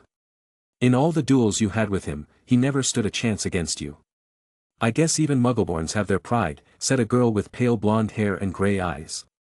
James turned his head and looked at Narcissa Black more puzzled than before. First, because it was the first time Narcissa had spoken to him. Secondly, she called Bob a Muggleborn. Generally, pure-blood extremists call them mudbloods. Maybe Andromeda managed to make her sister's ideals not so radical, thought James. As for what Narcissa was saying, it was true. Even though Bob was a fourth-year student, he was no challenge for James. Bob was stronger and harder to beat than Rabaston or any of the Marauders, but he still wasn't a challenge. James trained with Fleamont and Henry, some very experienced and powerful duelists. He even took on a dope troll. However, James didn't humiliate Bob as he did Rabaston. They had serious duels and tried to improve or try new spells. Also, replicating what he did against Rabaston would be harder to do against Bob. It's not true. In some duels he gave me a hard time, James commented. Put aside that false modesty. Last year in your duel against Rabaston Lestrange, you treated him like dirt. Don't act humble now, Narcissa said in an icy tone. Cough, cough, that was different things. He provoked me. If you'll excuse me, James said as he began to pace. He didn't feel comfortable talking to this cold princess with a sharp tongue. Don't you want a practice partner? Asked Narcissa, causing James to stop and look at her again puzzled. What happened all of a sudden for this girl to talk to him and ask to have a practice with him? Did he miss something? When he joined the Dragon Club it seemed that Narcissa wanted him to be kicked out of her club as soon as possible. We'll just practice. It won't be a serious duel, relax. I'm a fifth-year student, I won't take advantage of a little kid, Narcissa said with a slightly arrogant smile that irritated James. Okay, let's go, said James, heading for the dueling room. Erica and Gwen were nowhere to be seen, and Bob turned him away. He needed someone to practice with. Narcissa was surprised by her actions. She wasn't usually one to talk a lot and invite others to have a practice. Least of all if it was a blood traitor. But she was curious, very curious about the magical prowess displayed by the Potter heir. Besides, her cousin Sirius seemed to be this person's best friend from what she had observed him for some time now. Narcissa watched the duel and how James crushed Rabaston Lestrange. Although Rabaston is not the direct heir, he is still of the Lestrange family and one of the best of his year. Then, when James joined the Dragon Club on several occasions she watched James practice with Erica. Then she watched several times as James defeated fourth-year Bob in a formal duel. Narcissa knew of Bob's origins, but, as hard as it was for her to admit, she knew that he was one of the best fourth-year students since he managed to join the Dragon Club. It was very rare for a second-year student to beat him every time. What caught her attention the most was that in the duels James had against Bob, she noticed that the Potter boy wasn't giving his full effort. She was curious about what his limit was. What charm do you want to practice with? Asked Narcissa, standing in the center of the dueling area. In her delicate right hand, she held her wand. James looked at Sirius' cousin more closely. She had an aura of royalty about her as if she were an ice princess. Unlike Gwen with whom they had some similarities, hair color, eyes, powerful family, Narcissa displayed a more elegant and refined aura. In contrast, Gwen was more temperamental, capricious, and bossy. With Expelliarmus, said James with an innocent face. Behind that facade, he was grinning mischievously. Expelliarmus was a charm he had mastered so well, that he didn't need any practice. Okay. Best out of three? Asked Narcissa, and James nodded with a meek face. They looked at each other for a few seconds, then bowed slightly and braced themselves. Within 3 seconds they both exclaimed, Expelliarmus. A scarlet flash shot out at incredible speed from James' wand. Before Narcissa's Expelliarmus could leave her wand, James' spell hit her. The blonde princess's wand went flying upwards. Narcissa had a distinct expression of surprise as she watched her wand fly and spin through the air until it landed on the ground. What the hell was that speed? James just used his maximum speed on the spell. It wouldn't be anything fancy to send a person flying when they're just practicing. Practice? He already has a perfect mastery of the spell, thought Narcissa, bending down and picking up her wand again.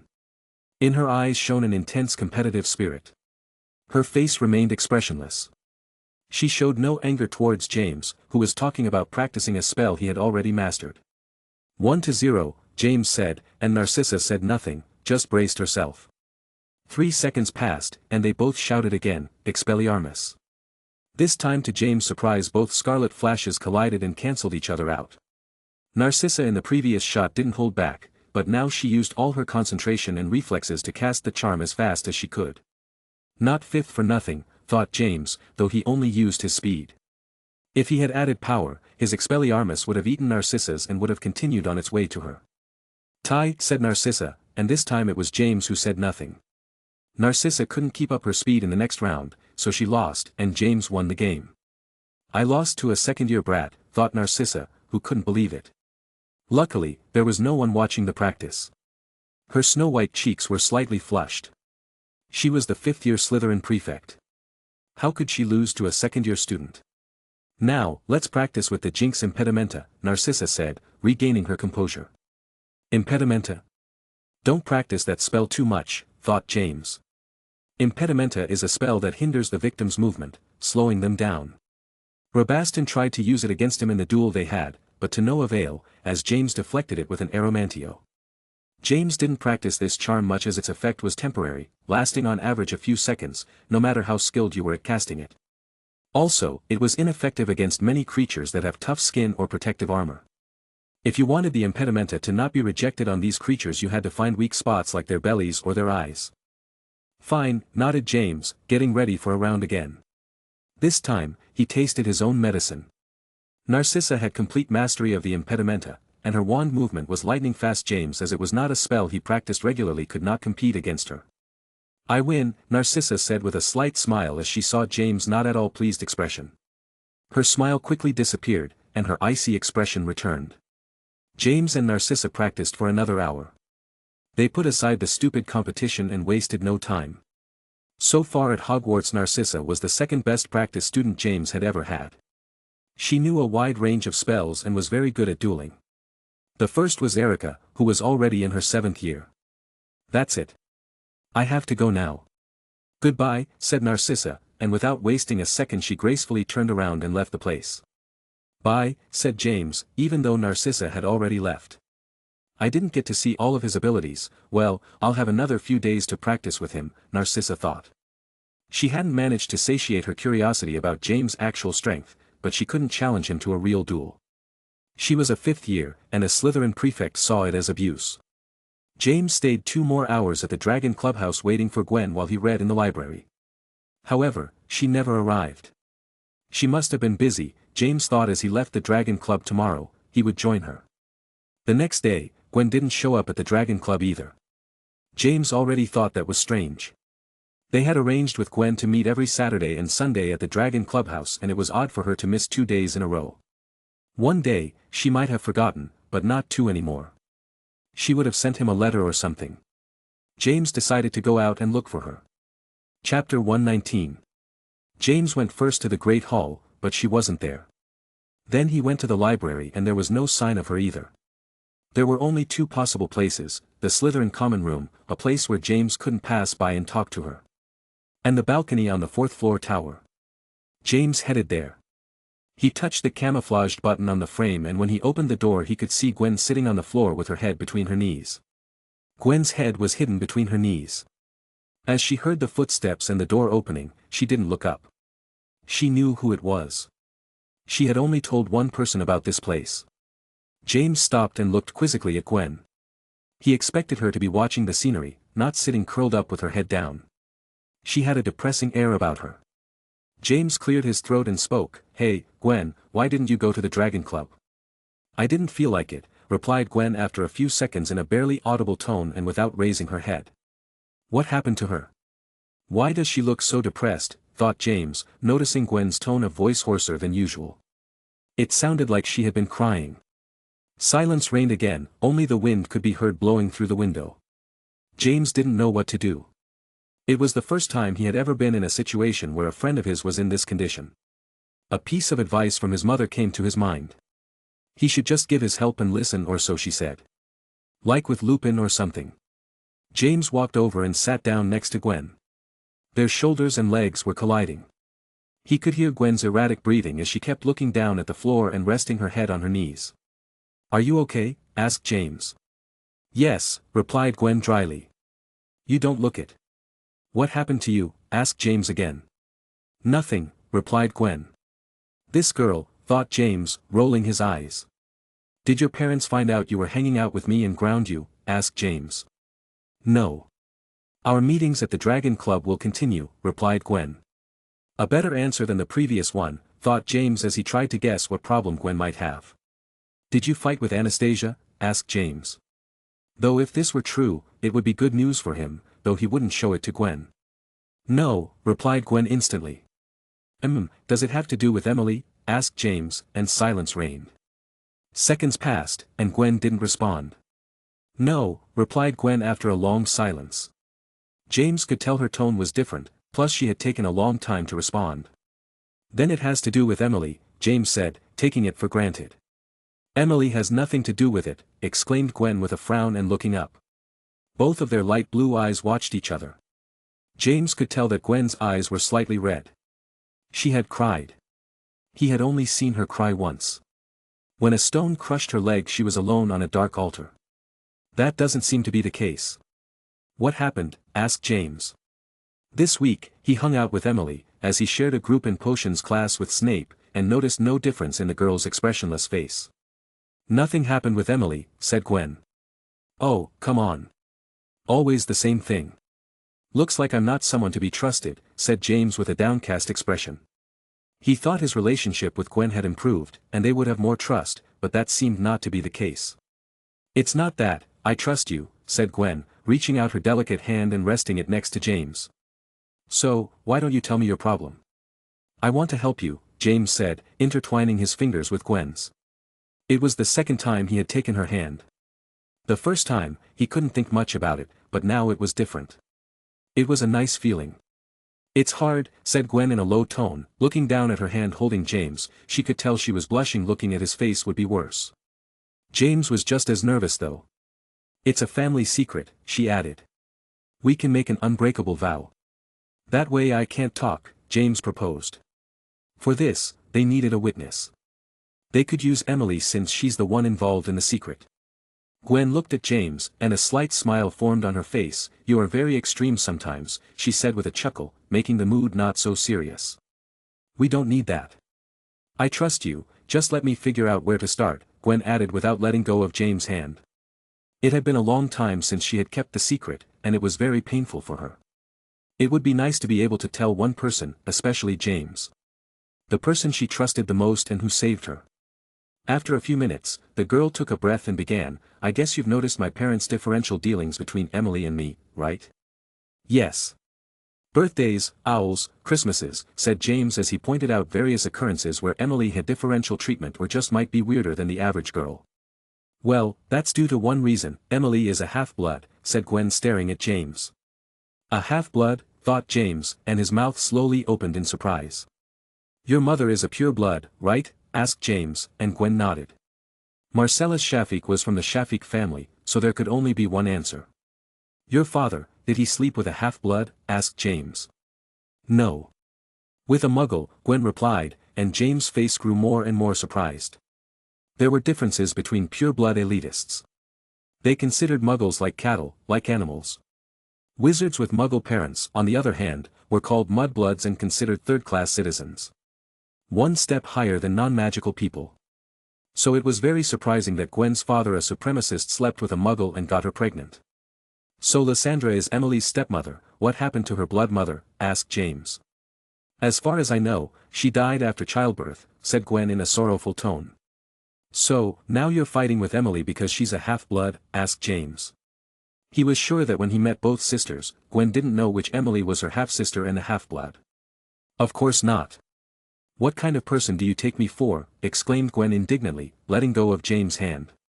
Well, your attitude towards Bob and that we were superior to him, and all that, replied James. Gwen blushed as she remembered this. Her ideals were in constant confrontation, and she got that comment out of her. Emily is just like us. She's very smart and could be top of her class if it wasn't for my mother's fault, replied Gwen. James sighed inwardly in relief. It was a great relief to know that Gwen still loved Emily, and it wasn't that she was discriminating against her sister for being a half-breed. He was right. Gwen was a better person than Anastasia. Your mother? Asked James, though he could already get an idea of what happened with Lysandra and Emily. Yes. She hates Emily, Gwen said with a hard expression, clenching her robe tightly in her hands. James held out his right arm and motioned with his hand for Gwen to take it. It looked like she was going to say it would be difficult. Gwen, a little blushing, accepted the help and took James' hand. She noticed that taking his hand reassured her. My mother didn't like my father cheating on her at all, especially with a muggle. Since Emily's mother died in childbirth, my father had to take over and bring Emily home. Something that my mother didn't like at all. I guess they must have had a big argument. I don't remember. I was only 1 year old, Gwen began. All my childhood, I thought that Emily was my sister and that her parents were the same as mine. I don't care now though. I still love her very much, Gwen clarified. The differences my parents made with Emily in our childhood were subtle. They wanted to hide it from everyone. They think it would be a dishonor to the Shafi bloodline, said Gwen. What differences specifically? Asked James. They ignored it. Especially my mother, who pretended she didn't exist at gatherings. She was like another member of the family, but when no one was there they pretended she didn't exist, replied Gwen. And you didn't know that? No. I told you all my childhood. I thought we were sisters from the same parents. They didn't tell me because they thought a child might talk too much and have everyone find out the secret, replied Gwen. If the other crazy pureblood families found out, it would be a great dishonor to the Shafiq family, thought James. When I turned 11 and was about to start Hogwarts, my mother told me about it. From that day on, her treatment of Emily changed. She stopped ignoring her, and all the hatred she accumulated she started showing her inside the house, said Gwen, squeezing James' hand tightly. At first, because they thought Gwen wasn't ready to know about the secret, Lysandra treated Emily as if she didn't exist so as not to raise suspicions and so that her little firstborn wouldn't see anything strange. However, once Gwen learned the secret, Lysandra no longer needed to ignore Emily, and was allowed to vent all her frustration and hatred towards the girl who reminded her every time she saw her that her husband cheated on her with a muggle. Gwen told him how Lysandra treated Emily horribly. She no longer had to pretend she was her daughter when she was with Gwen. When Gwen began her first year at Hogwarts, Emily was left alone for many months with Lysandra and Marcellus. When she arrived home at Christmas, she noticed that her sister was thinner than before, she had wounds on her small arms, and her mother kept her as a servant. Her first year at Hogwarts was not at all pleasant. When she had to go back to the castle, all she could think about was that her sister might be suffering, being mistreated or locked in the closet and not eating. James couldn't believe his ears. How could an adult be so cruel to a 10-year-old girl? Behind that facade of ice and metal was a spiteful and despicable person. James didn't comment on this to Gwen, though. What about your father, doesn't he do anything? Emily is still his blood, asked James. No. For as long as I can remember, he pretends she doesn't exist. How will Emily feel when her father completely ignores her, said Gwen with teary eyes. Emily is strong. We have to help her, said James, trying to calm her down. I know. I'm already doing something to improve her situation. Or do you think I just stand by for all of last year and let my mother continue to mistreat her? What did you do? Asked James. I threatened my mother that I would leave the house with Emily. In order not to do that, you must treat her like before. No physical aggression, verbal, treat her like a servant and so on, Gwen replied. Very brave. What would you have done if I locked you in your house? She can't do that. What would happen if eldest daughter Shafiq disappeared and didn't start Hogwarts? Rumors would run through pureblood circles raising suspicion. Besides, my father would never let that happen, Gwen replied. That's good. So what's the recent problem? Did your mother try over the vacation something against Emily? Asked James. Yes. She wanted Emily to spend Christmas at Hogwarts, but I told her to come with me so that we wouldn't be afraid of her. Because of this, she thought Emily was defying her and hurt her again. If it wasn't for my fault, I took Emily to a house she must hate and fear. She would have had a much better time at Hogwarts, said Gwen as tears began to fall down her face. It's not your fault, said James, hugging Gwen, who was still crying. Yes, it is, she said. No. You just wanted to help her, said James.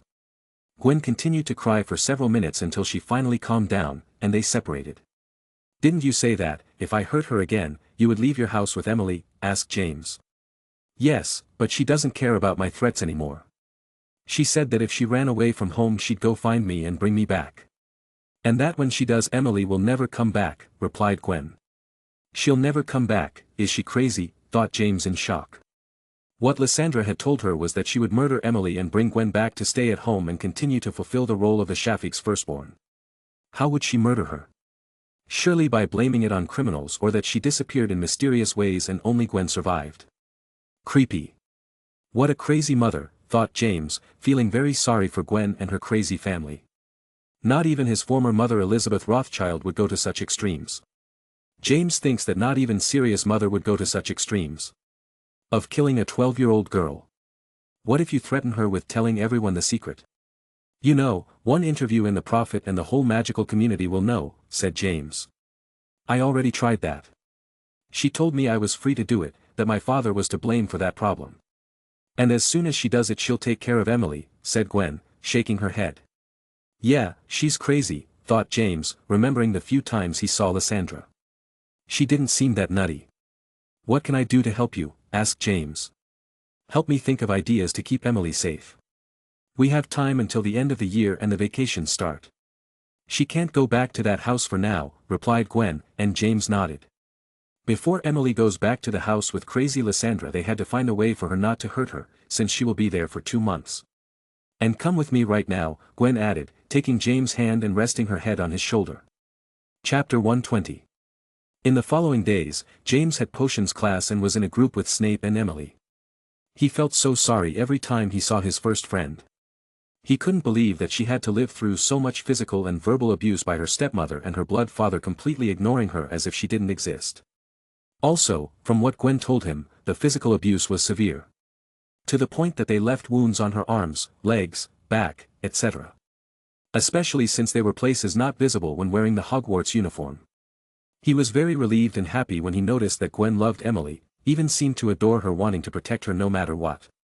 Now they had to find ways to save Emily from having to go to that house that had a madwoman inside. So, they would gather on the balcony of the 4th floor tower to brainstorm ideas. Last year, when they met in room 11, Gwen was angry at Emily just because she didn't want to be seen with her, and her mother would somehow find out and get back at Emily for being with her firstborn. So, she kept her distance while looking for a way to protect her. Why are you looking at me so much? Asked Emily, looking up from a potions book. Currently, there was the potions class group gathered together. Writing a long scroll with lots of details. Snape had gone off to find a particular book. I was just thinking we're friends, right? Asked James. Emily raised an eyebrow at this odd question, but her face didn't change expression much. I guess, replied Emily in a monotone. So, any problems you have, you can ask me for help. I have some skills, said James, acting modestly. People who annoy me, you'll drag them across the floor with a flipendo. Like you did with that Lestrange boy? Asked Emily, looking with her black eyes at James. Before he could answer, she continued speaking, no thanks. I can take care of myself. Don't overthink it. It would only be the help of a friend, said James, making a lazy gesture with his hand. Just then, Snape arrived and leaned a heavy book on the table, managing to catch both of their attention. What took you so long? Complained James, and Snape clicked his tongue as usual. In this book is a thorough and detailed explanation of the girding potion. Our potion will be the best in the class. And that's thanks to me, said Snape. You're the best, Snape, said James with clear sarcasm. I know. You don't need to tell me, said Snape. That same day, James and Lupin, as usual in the evening, headed to the room of requirement to continue practicing and studying. As for the practical stuff, James used his protego while Lupin threw offensive charms at him, trying to break his shield. It took them longer than usual to finish the training session. At 12:30, they left the room and returned to the Gryffindor common room, which was already empty. Except for one person. Is that Lily? Asked Lupin, who was under the invisibility cloak next to James. Lily Evans was at one of the tables with her face lying on her numerous notes. Her eyes were closed, and she had fallen asleep. Yes, that's her. You go first. Keep the cloak in my trunk, James said, stepping out of the cloak and heading towards Lily. Lupin nodded and gave a slight smile that James didn't notice. Like everyone else, Lupin had noticed that James and Lily studied every day in the library together for several hours. He was too sleepy to make a teasing comment, so he went to the dormitory quickly. When he got to Lily's side, he could see that her long red hair was covering her face a bit, and a bit of drool was coming out of her mouth. He looked at all the books and notes on the table and sighed. In this time spent with Lily, he noticed that she was very competitive. The redhead, albeit subtly, would ask him about his study routines, his progress, and more. He had already noticed that when he came back, Lily was studying in the common room. Similar to his routine. Only James told Lily that he was studying in his dorm instead of the common room. He didn't tell her about the room of requirement. Besides, Lily was looking for perfect grades. So, she also wanted homework in all subjects to be as perfect as possible. James doesn't do this and concentrates entirely on the subjects he studies on his own, like transfiguration, data, and occlumency. Astronomy, history of magic, and herbology tasks are as simple and fast as possible. He does not spend a lot of time doing them as Lily does, as he prioritizes. It is more important to learn conjuration and advanced offensive and defensive spells than the history of magic and how the stars move. In the subjects of charms, potions, transfiguration, and data he keeps top marks as he is so advanced in the tasks he can do perfectly. "Hey, Lily," James said, trying to wake Lily up, but she was still sleeping. "Hey," he added as he gently moved Lily's shoulder. "Lily," this time, he moved the redhead's shoulder a little more forcefully. Lily opened her eyes slowly and sat up with a start as she realized she had fallen asleep. "What time is it? Do we have to go to breakfast?" she asked, looking around. It would be too bad to miss a class. She couldn't be punished.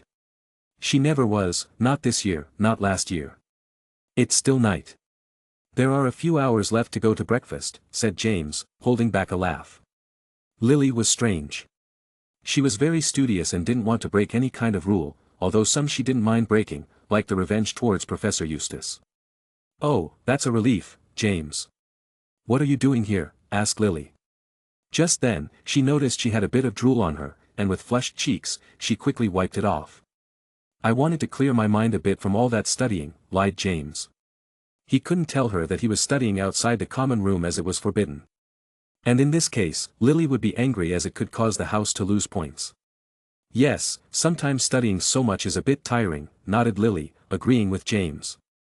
Lily to someone else would not believe such a comment, as she observes the study habits of all her classmates, and most spend too little time for her liking. Only James studies as much as she does or more. And for that, she considers him a worthy rival. "You should rest. Rest is essential. The mind can't go 24 hours studying and reading non-stop," said James with real concern. "If you do it, why shouldn't I? 6 hours of sleep is enough for me," said Lily. James couldn't tell Lily that he wasn't normal. In his previous life, he was used to studying for so long and having so little time to rest or spend with friends. He even noticed that Lupin had a hard time following him every day to go and continue studying and practicing for another 3 or 4 hours more in the room of requirement. And that Lupin didn't study in the afternoon after school for another 4 hours in the library like James, who studied with Lily. He thinks that for a 12-year-old boy or girl, it would be very excessive to spend all day studying and only have 1 or 2 hours maximum of rest per day. "If you say so," said James, knowing that anything he said was useless with someone as stubborn as Lily. "Thanks for waking me up now. I can finish my astronomy homework," said Lily as she picked up her quill. "Was there astronomy homework?" asked James with an ugly expression. "Yes. Don't tell me you didn't do it. The professor already gave you a warning last class." "It'll be bad if you don't turn in the homework again," said Lily, looking at James. "I know," said James with a grimace, thinking how he would do the long paper the professor had left. The assignment wasn't difficult. The problem was that a lot of information had to be transcribed onto the parchments, which would make it take an hour or two. And every hour is valuable. "If you help me complete the last part I'm missing, I can lend you my work to copy," Lily said, surprising James. It was a very strange occurrence for Lily to allow him to copy her homework to someone. "Really?" asked James. "Yes. But you'd better pay more attention to your homework. You study a lot, but all of the more advanced subjects, and you forget the professor's homework," said Lily. "As you say, Professor. Thanks for the honor of copying from your homework," joked James. "An honor that few have been given." "You should be proud," said Lily with a smile, acting noble and following James' joke. Like James, Lily considered him her friend, and she didn't have many friends. Jasmine, Kana, and Severus were his best friends. The others like Mary, Lupin, or another Gryffindor student from her year didn't have much of a relationship. Lily's opinion of James had changed, unlike the first time she saw him. She thought he was an arrogant bully, but he wasn't. He had even befriended Severus, though only she thought this. She had seen the two of them working together in potions classes, and they were very good. Even in the exhibition, they were the best and they hit it off very well, or so she thought in her head. "Go get your stuff. You have a lot of copying to do," Lily added, and James went to his dorm. 30 minutes It took them 30 minutes to complete the final part Lily was missing. Then James started copying her work, and it took 30 minutes longer. This was because Lily stayed with him and dictated to him, so he saved time since he didn't have to read first and then copy. Chapter 121. One day in mid-January, James as usual went to the room of requirement to continue his training and study routine. He went alone, as Lupin had fallen behind on several assignments, as he spent more time studying more advanced subjects and left aside assignments in history of magic, astronomy, etc. That day, James finished his training later than usual. He usually stays in the room for about 3.5 hours. He leaves the room at 11:30 at night. This time he stayed 5 hours, as he lost track of time while studying a very interesting subject. He was creating a new charm for his contact lenses. His father and grandfather had already created charms that made the lenses more wearable and extended their lifespan. James wanted to create a charm on his contact lenses that would protect them from a blinding flash of light. Specifically from Lumos Solum. The Lumos Solum spell produces a blinding flash of sunlight. However, you must have sunglasses, as otherwise the spell itself will blind you. Although, you can make specific movements of the wrist to modulate the volume of the light so that it is not so blinding. James wants to cast the spell with the most powerful light to blind the enemy, but he does not need to have sunglasses on. Otherwise, he would also be affected by his spell. He could close his eyes just as he casts the charm, but it is not as effective, as he loses valuable time to attack his blinded enemy. Because of this, he was creating a protective charm designed to shield his eyes from the intensity of the Lumos Solum's light. Similar to sunglasses, but James doesn't want his vision obscured like sunglasses. It's late already, thought James, looking at the clock that read past 1 in the morning. Rest is important. He can't get 3 or 4 hours of sleep every day. If he keeps that up over time, his effectiveness will diminish. He can do it every other day, but not for too long. On the wooden table, there were many papers written in ink, erasures, ideas of the new charm, etc. Creating a charm takes longer than learning one that is already created. Tomorrow, I'll continue, muttered James. All the scattered papers came together and flew neatly into James' hands, and he put them in his wallet. The invisibility cloak that was on a hanger flew gently towards him. He covered himself with it and walked out of the room in the direction of Gryffindor Tower. The room of requirement and the entrance to the Gryffindor common room were nearby. On the same floor, namely the 7th. James on his way always had to pass through a door that was locked. No matter what you try to use, Alohomora won't open. The Marauders already tried it. Then, he goes through classroom 7A. As far as James knows, this classroom is where arithmancy classes are held. A kind of magical mathematics. And finally, you reach the corridor containing the portrait of the fat lady. However, this time you found something unusual. As he was passing through the closed door of classroom 7A, he heard faint murmurs coming from inside the classroom. Curiosity got the better of James, and he approached the door. The classroom had no windows for James to observe. He could only lean his ear against the door and try to listen. As usual, he had cast Silencio Barriera so his footsteps and breathing would not be heard. He didn't think it was Filch and his cat, as Filch wouldn't close the door if he was looking for students breaking the rules. Could they be a couple sneaking around seeing each other, thought James, trying to listen. He remembered the rumor and the pictures Xenophilius showed him of Narcissa and Lucius Malfoy.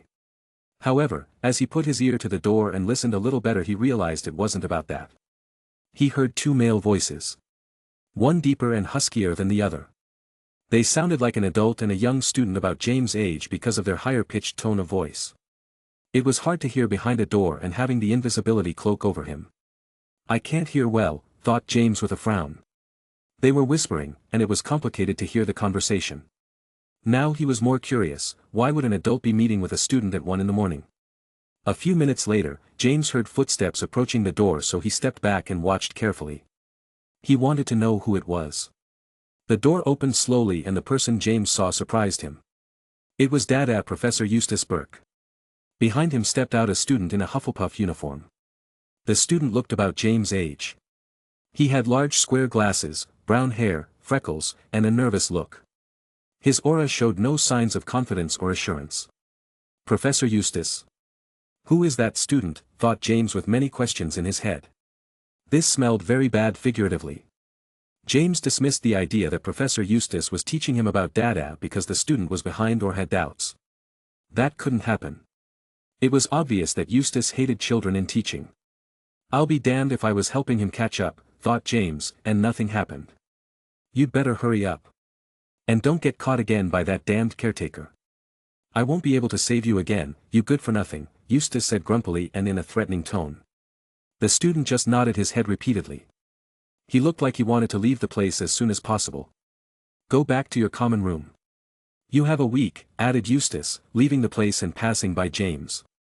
The Hufflepuff boy saw the professor disappear into the darkness, and sighed in relief, but when he realized that he was alone in the dark corridors of Hogwarts and that Filch was hovering, he began to tremble and walk back to his common room quickly.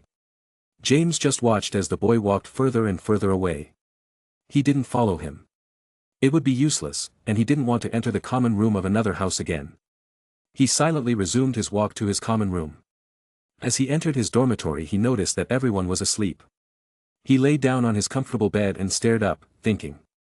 A week for what? He seems to be looking for something, but what exactly, thought James. He was already suspicious of Professor Eustace Burke. His close relatives owned a store selling dangerous objects and were dedicated to the dark arts. The bald man seemed to detest teaching and dealing with children. His goal is not to teach the next generation so they can defend themselves against the dark arts. Another question that was niggling at the back of James' mind was, why was he using a Hufflepuff student for his quest? The freckled and bespectacled boy seemed to be against his will. It was likely that he was being threatened. And that would be great news for James and all the students who hate Professor Eustace. If you find evidence of such behavior, the professor will be expelled for threatening a student. If all these theories about Professor Burke are true, he is likely a dark wizard. Is he a Death Eater? Or is he a dark wizard who is not attached to any group? I can't jump to conclusions. I'll follow that Hufflepuff boy tomorrow, thought James, closing his eyes. He should add a new task to his routine. Find out what Professor Eustace was up to. Tuesday, January 16, 1973. At breakfast that day, James scanned the Hufflepuff table, looking for the boy he saw yesterday next to Professor Eustace. It wasn't hard to find him. He was at the head of the table eating breakfast alone, like a loner with no friends. James decided to follow him at night. The professor gave him a time limit of a week, so he certainly prowls the castle during the nights looking for something unknown to James. Hey, James, exclaimed Sirius, and James turned his head. What's up? Asked James, turning his eyes away from the freckled boy. What's up? A new Nimbus broom is out. Look, said Sirius excitedly, holding a weekly magazine from the Nimbus company over James' face. James pulled the paper from his face and read the news on the front page, which read, New Nimbus 1010. Its speed surpasses its predecessor, the Nimbus 1001. A new one that fast, thought James, who was excited by the news, but a little angry. His Nimbus 1001 wasn't even 3 years old, and he was already due to buy a better one. For Sirius, it was worse. Since he bought the Nimbus 1001 last summer, so he still hadn't even used it for a year and already had to buy another, more expensive one. Its aesthetics are spectacular, James commented, looking at a picture of the Nimbus 1010. The broomstick was jet black, giving it a dark, but cool look. Yeah, it's cool. We should buy it. We'll get this year's championship with that broom, said Sirius excitedly. You're paying to win, said Lupin. It's always been that way. If you have an old broom, your flying skills better be great or you'll be dead weight, Sirius said, not at all embarrassed. Buy it? Where are you going to get the money? Its price shouldn't go below 400 galleons, said James, knowing Sirius's financial situation. His mother wouldn't even give him an extra canute anymore. There was no way he would have to spend 400 galleons after buying the Nimbus 1001 for 350. True, said Sirius with a grimace, remembering that now he couldn't abuse his identity being the heir to House Black. Less so with the last argument he had with his mother that he ended up going back to school many days before school started. Ask your brother for money. He doesn't seem to hate you, Lupin said as he ate a piece of toast with jam. TSCH, I won't ask Regulus for money. I am not a beggar. I'll get the money by my means. My uncle Alfred is a great entrepreneur and investor. He's taught me a few things, Sirius said with a confident smile. Oh, what business will you surprise us with? Asked James. Let me think, said Sirius, putting his hand on his chin and closing his eyes. After a few minutes where the other marauders were looking at each other and eating in silence, Sirius opened his eyes with a smile. I know, illegal business, said Sirius with a big grin. Don't say it so loud, said Toby. It would be bad if a teacher overheard and decided to punish him. How did you come to that conclusion? Asked Lupin in disbelief. How do you plan to make money at Hogwarts? All ways will be illegal if the professors find out. We have to create something like the Joker. A smuggling business. That bloody clown must be swimming in money, said Sirius speaking in a slightly lower tone. It will be hard to compete against the Joker when he's already had a smuggling network for years, said James, and everyone nodded. We should focus on another business. It is impossible to try to compete with the Joker. It will be very laborious and it may take us years to beat him. I need to buy the broom this year, said Sirius. Today after school. Meeting in our dormitory. In an hour we will choose which business we will start, added Sirius. Sirius knew that James had an hour of free time after school, so he had accommodated that time for the activities to be done by the marauders. Since when did we all go into business, thought the others with their eyes rolling. Chapter 122. Once classes were over, the marauders headed for the dormitories. According to Sirius, it would be the first business meeting. They would be his partners.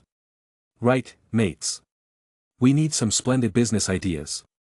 Don't be afraid to bring up illegal business, let's get started, said Sirius, opening a notebook and taking his quill. Peter Pettigrew, you go first, you seem to have a great idea in mind, added Sirius, looking at Peter, who was picking a snot out of his nose. Huh. Why yeah, right, said Peter in surprise as he threw his booger away from him. Valentine's Day is a month away. We can sell love potions. Lots of girls will buy them, said Peter after thinking for a few seconds. James was amazed that Peter, who was picking snot out just a few seconds ago, could propose such an illegal business at Hogwarts. And what surprised him more was that he could tie it in with Valentine's Day, as it would make for higher sales. A very good idea, albeit a dangerous one. Love potions, Sirius said, jotting down the idea. That business can make a good profit, and more so on Valentine's Day. What do you guys think? Asked Sirius, looking for opinions. It's much more dangerous than joke products. Compare a stink bomb to a love potion that causes a person to fall madly in love with a person, commented Lupin. Where will you get the ingredients for the potions? You'll need a large initial investment. Also, they are not easy potions to brew. They are advanced. You need a potion maker, commented James. The ingredients, we can find them at Hogwarts like all the potions we've made so far, began Sirius. We made? Asked James with a slight smile. Well, that you have made. And as for brewing, we already have an expert potion maker, right? Said Sirius, looking at James. No. I don't have that much time to devote to making love potions. Besides, we'll need a big batch, and it would take me too long, refused James, giving no options to argue. Love potions out, said Sirius, crossing out in his notebook as he knew James wouldn't change his mind. You Toby. Any ideas? Asked Sirius. Bibles, replied Toby. What? Asked Sirius, scratching his ears. Bibles. The book of divine inspiration and a reflection of the relationship between God and mankind. Maybe we can get the Slytherin students to stop looking down on others who aren't purebloods, said Toby, looking up at the sky and clasping his hands together. Oh, that's an excellent idea, said Sirius, flicking his wrist as if he were writing in the notebook, but he wasn't writing anything. We'll think about that idea later. You Lupin, he added. We could set up an illegal broom racing tournament, Lupin replied, letting his imagination run wild. He doubted some of these crazy ideas would ever get off the ground anyway. I like it. A different approach, but where do we do it? We need a really big place, Sirius asked. The dueling room. We can put defensive charms so Filch can't find it. James knows them, replied Lupin. How he spent a lot of time with James practicing and studying, he knew of many defensive spells that would serve to hide a room from other people's eyes. He would never put the room of requirements as the tournament location, as he doesn't want other people to know about that secret room. It would be hard to get all the students to come to the tournament late at night. It would be very conspicuous and would draw the attention of first Filch and then the professors, said Sirius. In the end, they ended up discarding this idea. They would need a lot of people for the tournament and people to gamble, since that way, they would make money as the hosts, but there could be moles, and the place would be exposed. Or some distracted students get caught, and all their business comes to light. James? Asked Sirius hopefully. His best friend was usually the one with solutions for everything. A school paper, replied James. He had time to think, so it didn't take him long to answer. Explain further, said Sirius, ready to write down everything his friend said. Hogwarts doesn't have a newspaper. And I'm not talking about serious news. There will be all kinds of gossip news, rumors, exams, Quidditch matches, etc. We have no competition and its production is not difficult at all. We just need a printer to print the copies of the newspaper that will be published once a week. We can charge higher than normal for each copy since students don't have many options for spending their money anyway, explained James patiently. Every week, we will make a profit. On the other hand, they can't tell us much if we get caught.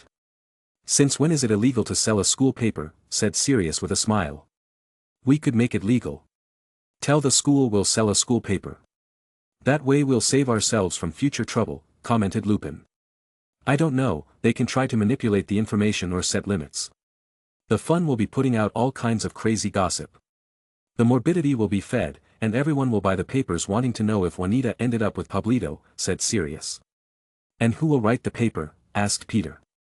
Neither of them like to write. I have one person in mind, said James.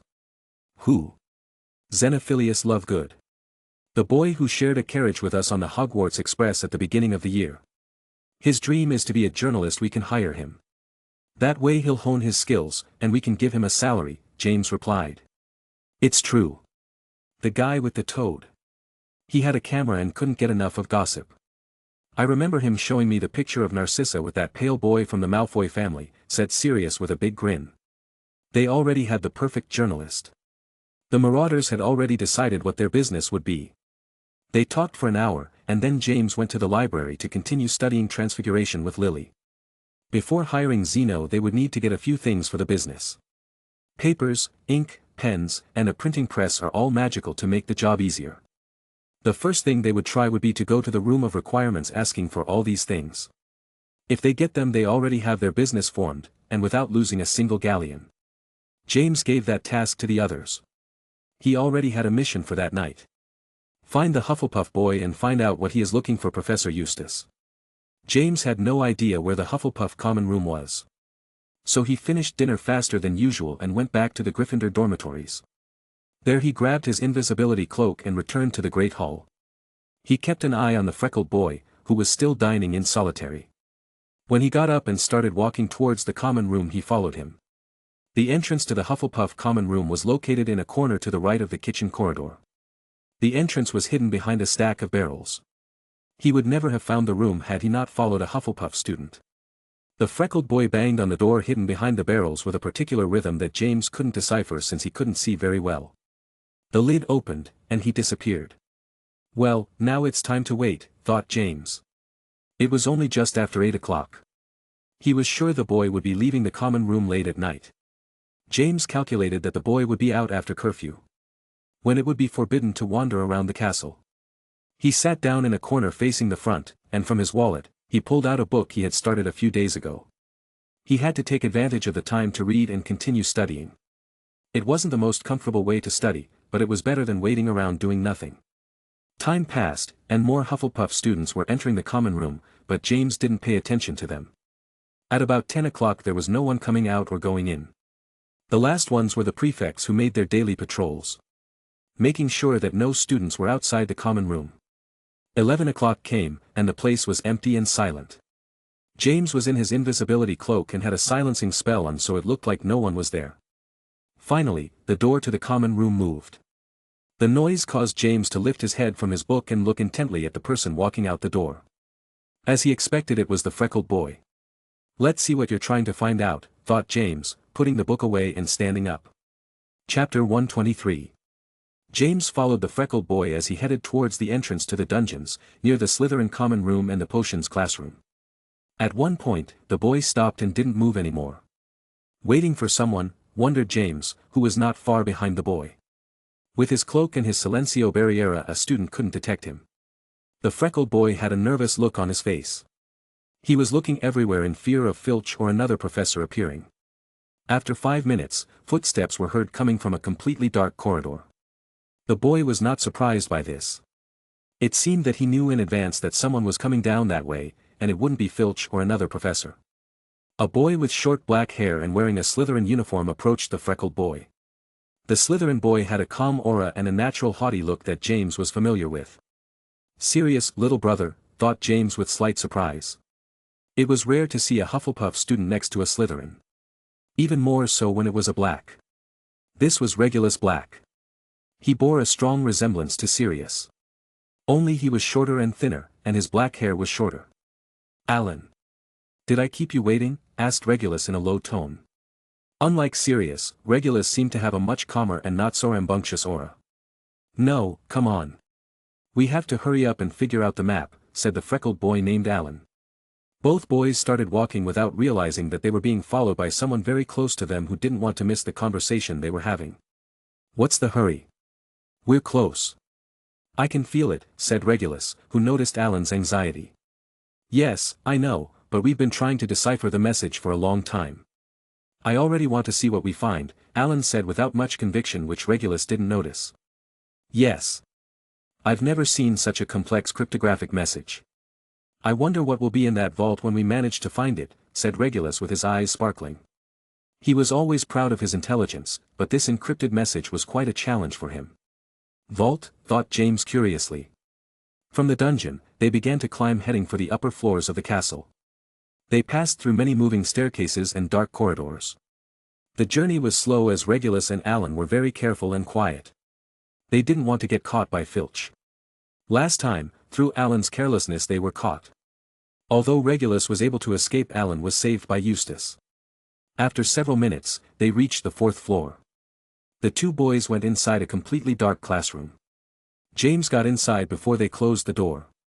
What was that? Thought Regulus as he felt a strange breeze pass near him. Not giving it any more thought, he finished closing the door. Phew, that was close, thought James. It almost grazed Regulus. If he didn't have his Silencio Barriera charm, he would have been spotted already. The room was disused. The dark shapes of desks and chairs could be seen stacked against the walls. An old wooden desk stood near the large dusty blackboard. Here you go, Regulus, Alan said as he quickly pulled 2 parchments from one of the pockets of his uniform. He placed both scrolls on the wooden desk. Regulus unrolled both scrolls and placed them side by side. From his robes, he pulled out a large parchment that, when unrolled, was almost completely written on. Full of erasures, strange symbols, and many things written on it. James looked at the 3 scrolls on the table. The 2 scrolls that Alan pulled out were much older. He could tell they were in worse condition than the one Regulus pulled out that had barely any imperfections in its skin. One of the scrolls was what appeared to be a map, and the other was a long paragraph as if it were directions. Moreover, it was written in ancient runes. Most likely Eustace gave them to him, thought James, looking at the old scrolls that had a message encrypted in ancient runes. Thanks to Gwen, he had to study ancient runes and could read, though not that advanced. Enlighten me, Regulus said, pulling a fancy quill out of one of his pockets. Lumos, said Alan, waving his wand and pointing it at the table. Regulus began to work. He looked at the map and the message on the ancient parchment and then wrote something on his parchment. All that could be heard was his quill writing every so often. Alan did nothing. He was just shining Lumos so Regulus could see. James watched Regulus process, but couldn't understand much. He wasn't an expert at solving cryptographic messages in advanced ancient runes. Perhaps that was one of the subjects that genius Rothschild didn't learn. Did you discover anything new? Asked Alan after 40 minutes where Regulus didn't say a word. Alan. I've told you not to talk to me when I'm working, Regulus said, looking up. Answering your question. Yes, I have advanced. Now we must head for a corridor that is located between the hospital tower and the clock tower on the 5th floor, he added, looking at the map carefully. Have you figured out the entrance? Asked Alan eagerly. Regulus looked at him as if he was looking at an idiot who didn't know that 1 is 2, no.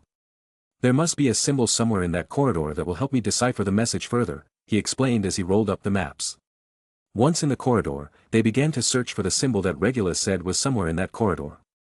It took them 20 minutes to find it. It was behind the helmet of a suit of armor in a very small size. They returned to the disused classroom, and Regulus continued working.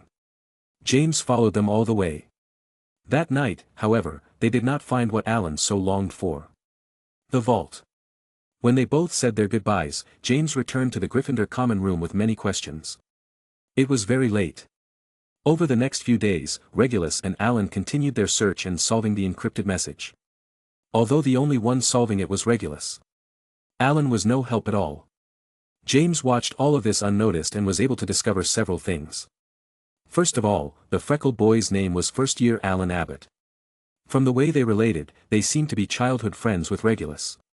Abbott was the surname of a family of pure-blood wizards. They belonged to the Sacred 28. James could tell that Regulus didn't know about Eustace and that Alan had a time limit to find this mysterious vault. He seemed to be on an exciting treasure hunt and was very fond of deciphering complex riddles. Alan, on the other hand, was becoming more anxious and nervous every day. He knew that the deadline Eustace gave him was approaching. Alan is using Regulus, thought James, watching, as usual, Sirius brother deciphering the riddle in the disused room while Alan held his wand lit with lumos. Today was the last night Alan had to give the data teacher what he wanted. He was much more anxious than the previous days. There were dark circles under his eyes and all the while he was asking about Regulus' progress, who was becoming less and less patient. Quiet. Let me think.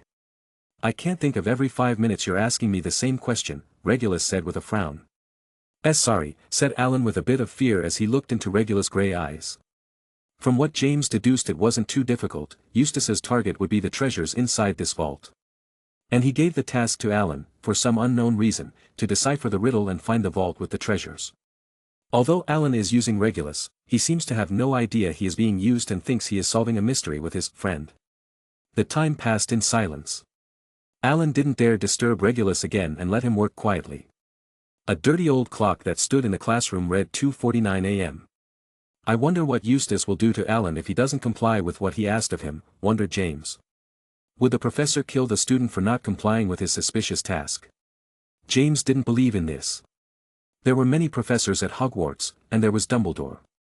If Eustace had threatened to kill him it would be as easy as telling Dumbledore. He had to have used a different kind of blackmail, to make Alan obey him so fearfully since it was obvious he was doing all this against his will. 10 minutes passed, and Regulus put down his quill and looked at the map with a slight proud smile. I think I got it, Regulus said. Alan stopped biting his nails, and a smile appeared on his face.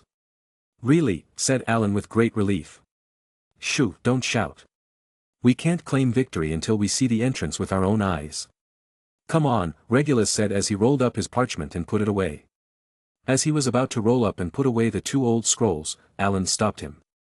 These are mine, said Alan a little sheepishly. Yes, sure, said Regulus, looking strangely at Alan, who put away the 2 old scrolls. Where are we going? Asked Alan. 5th floor, replied Regulus, walking out of the hall followed by Alan and an invisible boy. Better that following them every day and breaking my routine has done some good, thought James with a grimace. Though while Regulus was solving the riddle, he continued to study, but he was going to bed later than usual. Chapter 124. Regulus and Alan came to a long corridor on the 5th floor. The corridor was completely dark, and there was no decoration. Just bricks and columns. There were no paintings, no armor as there usually is in corridors. Is this it? Asked Alan doubtfully. It was the most normal corridor he had seen at Hogwarts. Yes. Give me the scroll with the map on it, said Regulus, holding out his arm. Alan passed him the map, and Regulus quickly opened it and began to read it. He looked up and started walking toward the east end of the corridor. Let's try here, said Regulus, putting the map away and pulling out his wand. Revelio, added Regulus, waving his wand. Oh, he knows Revelio, thought James. The Revelio charm is used to reveal hidden objects, messages, invisible things, passages, or any other secretly written messages and hidden markings. It is considered difficult for a second-year student, and Regulus, who was only a first year was already capable of using it. The large wall gradually disappeared like mist leaving secret staircases in sight. Bingo, Regulus said with a slight smile. You're a genius Regulus, exclaimed Alan. I know, said Regulus smugly, come on. Before Filch comes, he added as he started up the stairs, and Alan followed more relieved. He would already have a breakthrough to show Professor Eustace. Who knew there was a secret staircase in an empty stretch of wall?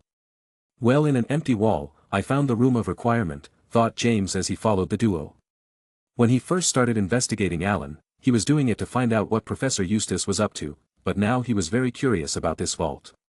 What could be inside it that would make a Hogwarts professor covet it so much? The stairs are narrow and zigzag upward.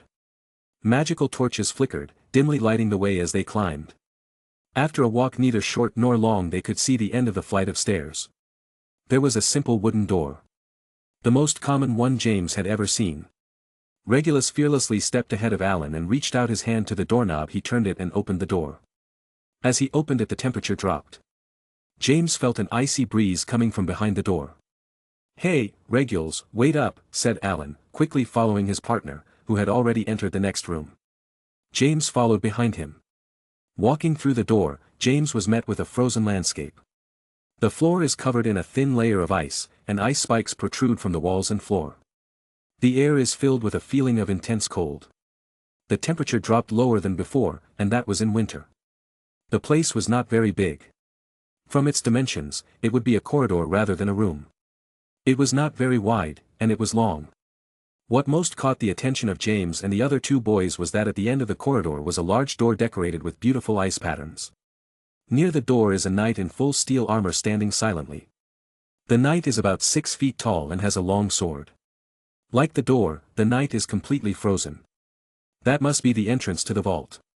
The knight must have a rank. It will move and attack us if we get close. He's guarding the entrance, Regulus said, shivering. "Yeah, we better get back," said Alan, rubbing his hands together. He had already accomplished his objective. He had to pass on the information, and his mission would be over. Go back. Are you kidding me? Go through so much work, and now you want to go back, said Regulus, not at all happy. All Alan did was provide him with the 2 old scrolls. Then all the credit went to him. We should prepare better, said Alan, trying to convince Regulus. No. Take out your wand. We'll fight that knight. We'll defeat him and get into the damn vault, said Regulus with wand in hand and starting to walk towards the ice knight. He's got some serious-like attitudes, thought James. Suit yourself, muttered Alan, drawing his wand. However, he didn't follow Regulus. Instead, he pointed his wand at him. Immobilis, exclaimed Alan, pointing it at Regulus. A blue flash shot out of his wand and hit Regulus. Regulus' movement was halted. He couldn't look at Alan since he was behind him, and he couldn't speak either. I'm sorry Regulus, you must understand that I have no choice, Alan muttered approaching Regulus, who was still static in his place. I'll cast an obliviate and you won't remember anything, Alan added, stopping and pointing his wand at Regulus. He had to concentrate hard to cast this charm that erased a specific memory from his mind. When Regulus heard that his memory would be changed, he tried to open his eyes in surprise, but he couldn't do it. He tried to break the charm, but he couldn't move either. He never thought that his childhood friend would stab him in the back. It made him more furious that he had solved the complex enigma. However, before he could cast the charm against Regulus, a scream was heard a few feet away from him. Expelliarmus, exclaimed James, who no longer had the invisibility cloak. A scarlet flash shot towards Alan at an incredible speed. Before he could notice anything, Alan saw his wand fly out of his hand, and he shot backward. He crashed into the wall and slid down until he landed on the cold floor. What happened? He mumbled in pain as he lay on the icy floor and stared at the ceiling. Alan struggled to his feet and saw not far from him a jet-haired, blue-eyed boy looking up at him. The boy's blue eyes melted into the icy landscape of the corridor. Gryffindor, thought Alan as he noticed the student's uniform appearing out of nowhere as if he were a ghost. James Potter, said Alan, stuttering and wide-eyed. Potter, thought Regulus, who wanted to turn around and find out what was going on. Oh, looks like I'm quite famous, said James with a slight smile. He hadn't expected a first-year student to recognize him so quickly. Even though Alan was a first year, he knew who James Potter was. His reputation was very high and growing higher every day. James Potter, the Gryffindor who humiliated Rabaston Lestrange. That news reached the ears of all circles of pureblood families. Now all the younger students were afraid of him because they thought he might challenge you to a duel and humiliate you in front of the whole school. Alan looked down at his wand that was lying on the floor. It was neither too close to James, nor too close to him. A medium distance. I must get my wand back, thought Alan. He didn't know how James had gotten there, and this was no time to think about it either. He was unarmed and had to turn the situation around. He noticed that James wasn't even pointing his wand at him, as if he wasn't a threat. Now, thought Alan, starting to run in a zigzag. Getting closer and closer to his wand. He couldn't go in a straight line, he'd be stupid to do that. Got it. Thought Alan with a grin as he bent down and grabbed his wand quickly. As soon as he had it in his hands he pointed it at James, ready to attack or defend. However, James didn't change his position. He continued to watch him with a stoic expression. His wand was still pointed at the ground. Alan noticed how his cheeks grew hot. He didn't even need to make such a desperate dash for his wand. His opponent didn't even consider him a worthy rival. James wasn't doing this on purpose. A first-year student his rival? Ha, what a joke. Not even a fourth-year student is a challenge for him. He only threw a powerful Expelliarmus at him because he didn't like someone betraying his friend. Besides, the person they wanted to erase his memories was his best friend's little brother. Silence reigned in the corridor. Alan had beads of sweat on his forehead. I can't win, thought Alan. James' aura was scary, though he still had an unchanged expression. Alan began to slowly take steps backward. In a moment he turned at a great speed and started running towards the exit with all his might. His mission had already been accomplished. Eustace couldn't be mad at him because a student from another house intruded. James sighed and shook his head. This Hufflepuff lacked the bravery of a Gryffindor, though his decision was the smart one. A Hufflepuff who is disloyal, what a joke. He should belong in Ravenclaw, thought James. Adabraquium, exclaimed James, making a complicated symbol in the air with his wand. Too fast, thought Alan, turning his head and noticing a yellow flash that hit him. He didn't have a chance to turn around and try to evade it. Alan's arms and legs were bound, and he fell to the cold ground. He could not move. He seemed to have invisible ropes all over his body binding him. Chapter 125. Regulus felt his limbs returning, and he could move. The charm had worn off after a few minutes. He turned quickly and noticed his friend, Alan, lying on the ground as if his arms and legs were bound by invisible ropes. Nearby was he. A person he had watched a lot since arriving at Hogwarts. Regulus for a moment forgot about Alan's betrayal and stared at the jet-haired boy, who was still wearing a blank expression. James Potter, my brother's best friend, Regulus thought with a slight frown. His older brother was always telling him about the Potter boy, and he had quite the reputation at school. Especially after humiliating a Lestrange in front of everyone and then being the seeker of the Gryffindor Quidditch team. When Regulus noticed James' gaze on him, he gripped his wand tighter. He noticed that James' aura was very different. Whenever he watched him with Sirius and his other friends, he always had a relaxed aura and a friendly smile. Now his gaze was stoic and icy. He looks more like a Slytherin, Regulus thought, swallowing saliva. Your Sirius brother, right? Asked James, though he already knew the answer. Yes, replied Regulus, surprising himself at how easily he answered. He didn't like James Potter. He thought he was partly to blame for why everyone considered his older brother a disgrace. Wingardium Leviosa, James said, pointing it at Alan, who began to float, though what floated was his robes. He threw it without much consideration near Regulus, who looked on blankly. Ask your friend why he betrayed you after he made you work like a laborer to decipher the enigma, James said, and stood quietly waiting. Does he know about the enigma? How? Besides, he seems to know that I was the one who solved it, Regulus thought in alarm. How long had they been watched by James?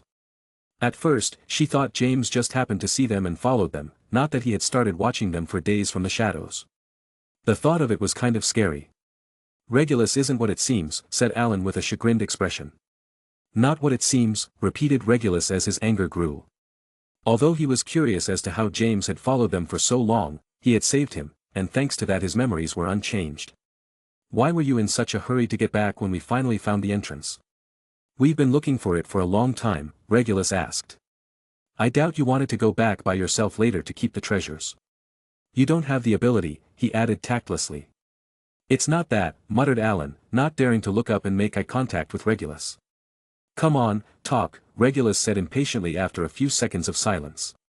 Alan, however, remained silent. Go on, tell him, said James, fiddling with his wand nonchalantly. Tell what? Asked Alan, looking up and looking at James. Making eye contact, he thought James knew everything. It was ridiculous, wasn't it? But it gave him that feeling. Your relationship with Eustace Burke. The Dada professor. He gave you the 2 old scrolls and gave you a 1-week time limit. That's why you were so anxious these last few days, said James. What? How do you know so much? Asked Alan fearfully. James didn't answer. He won't tell him that he overheard them while returning from completing his daily routine late at night. He'd better think he had all the information in the palm of his hand. The bald guy who crapped himself. You told me the scrolls were an old family heirloom, Regulus said, looking at Alan with narrowed eyes. I lied, I'm sorry, Alan said, embarrassed.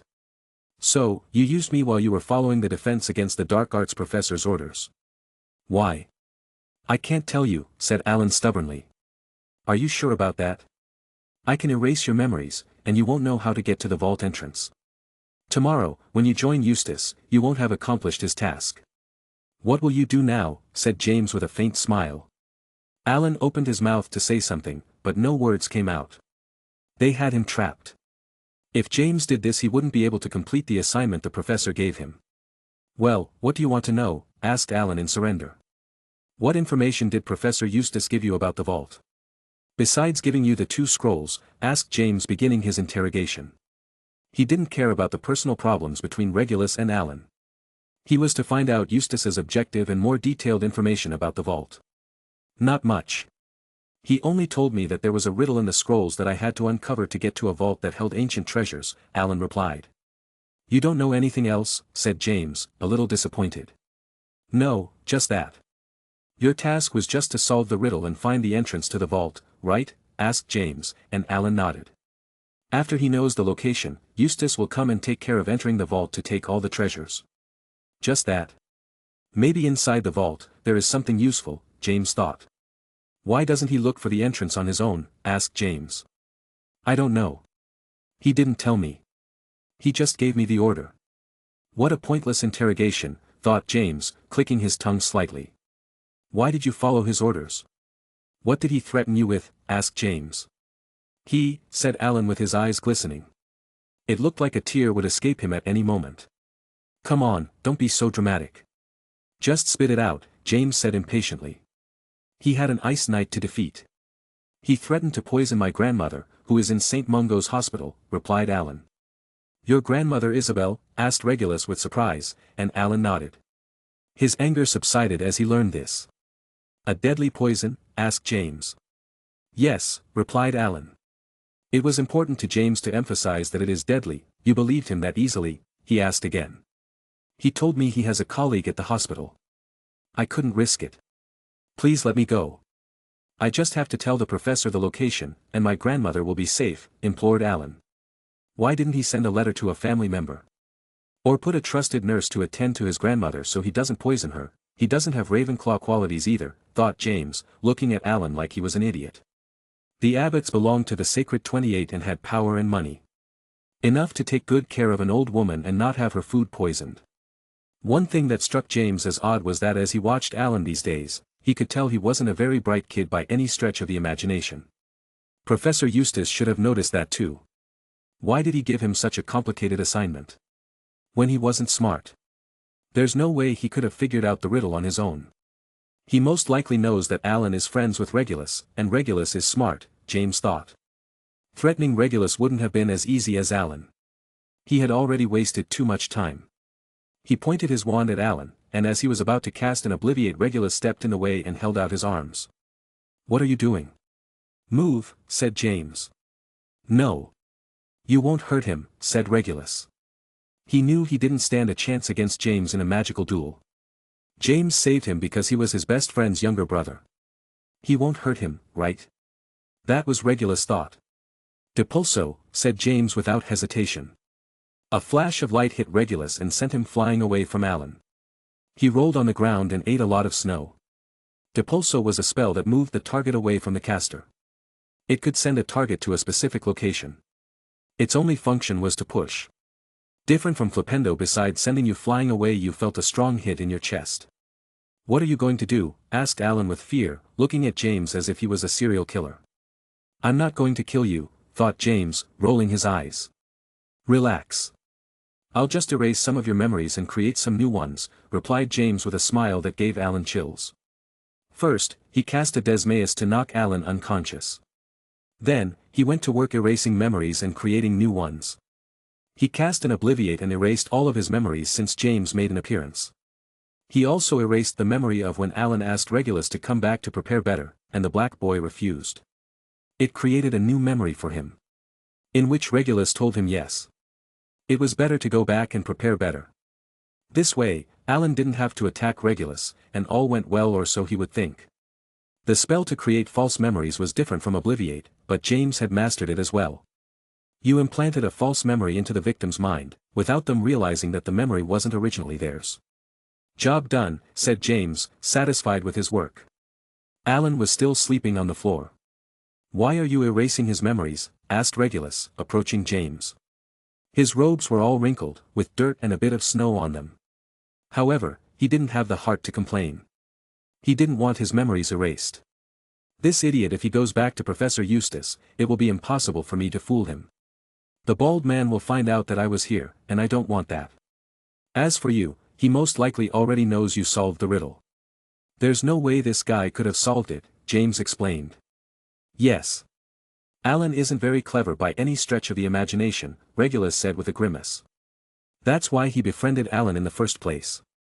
He wasn't your typical arrogant, spoiled, pure-blood boy who only knew how to talk about his family. Now, you will have to act.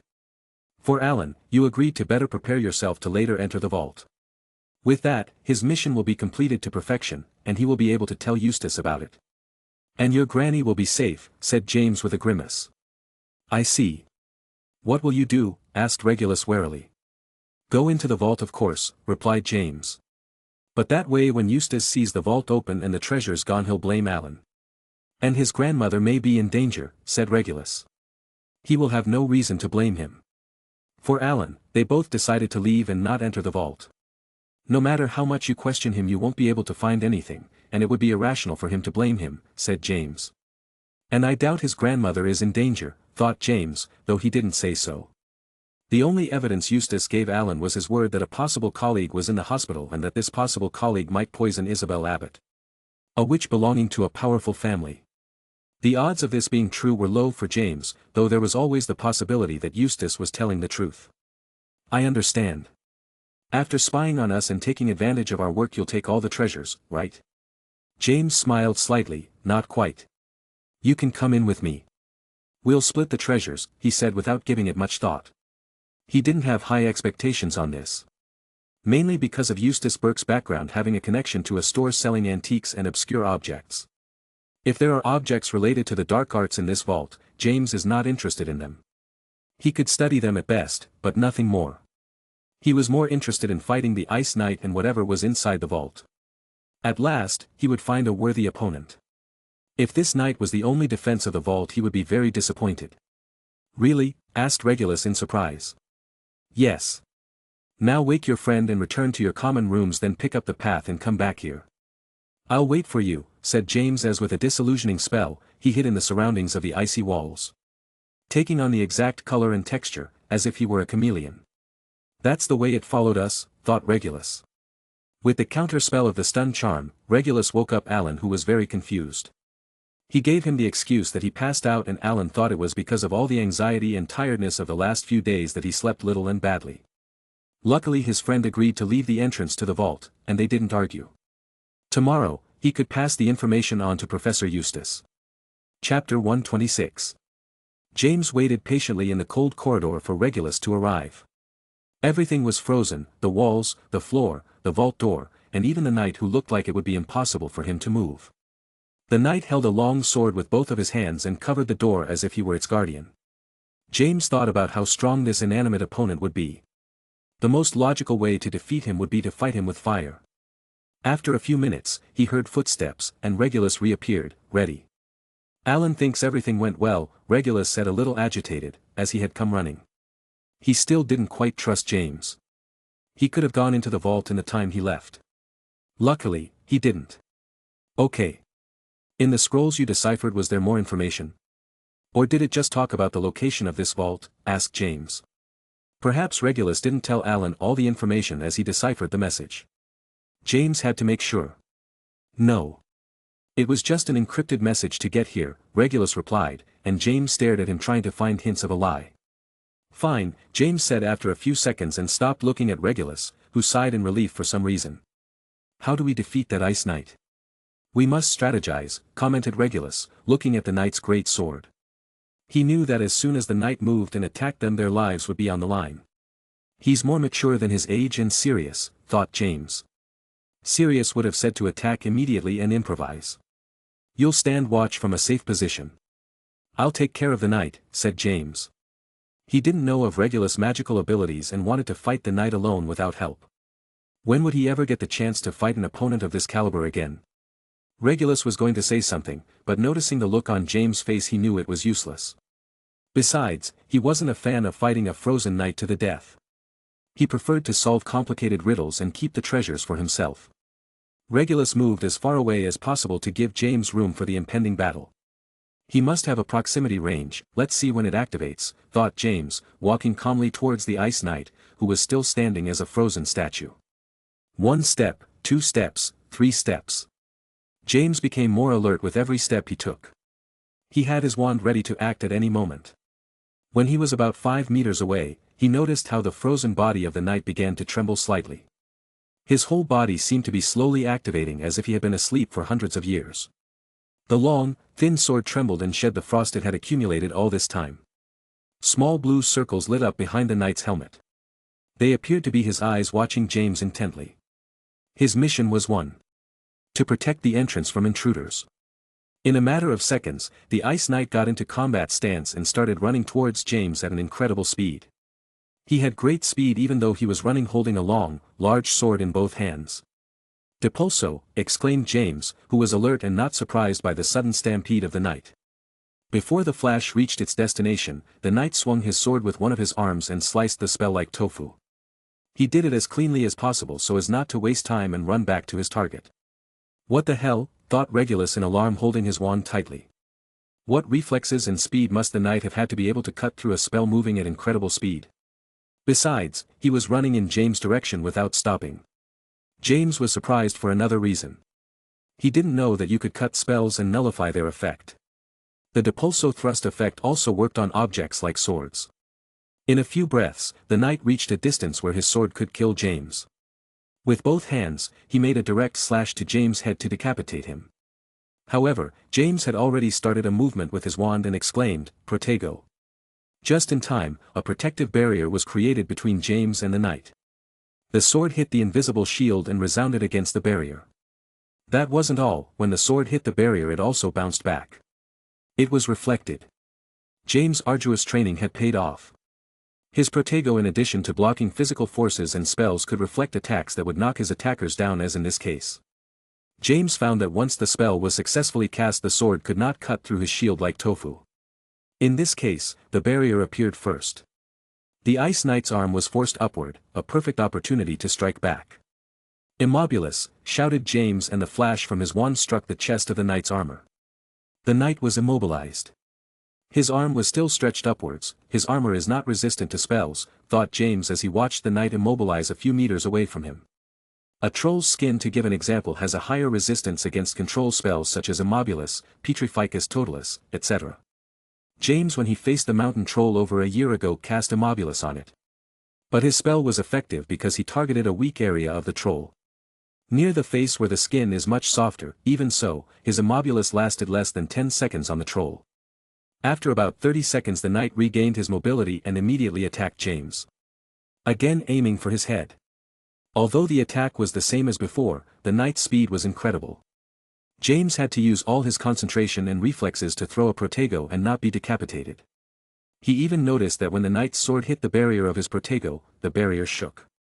"Flipendo," exclaimed James, taking advantage of the knight's outstretched arm from hitting his shield. The Flipendo wasn't very effective.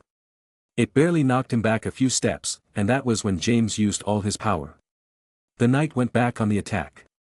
James defended himself in the same way, and after his Protego reflected it, he cast a spell to test its effectiveness on the knight. "What is he doing?" thought Regulus with a strange expression plastered on his face. It looked like James was having a spar against the knight. Instead of defeating him with fire or something more effective.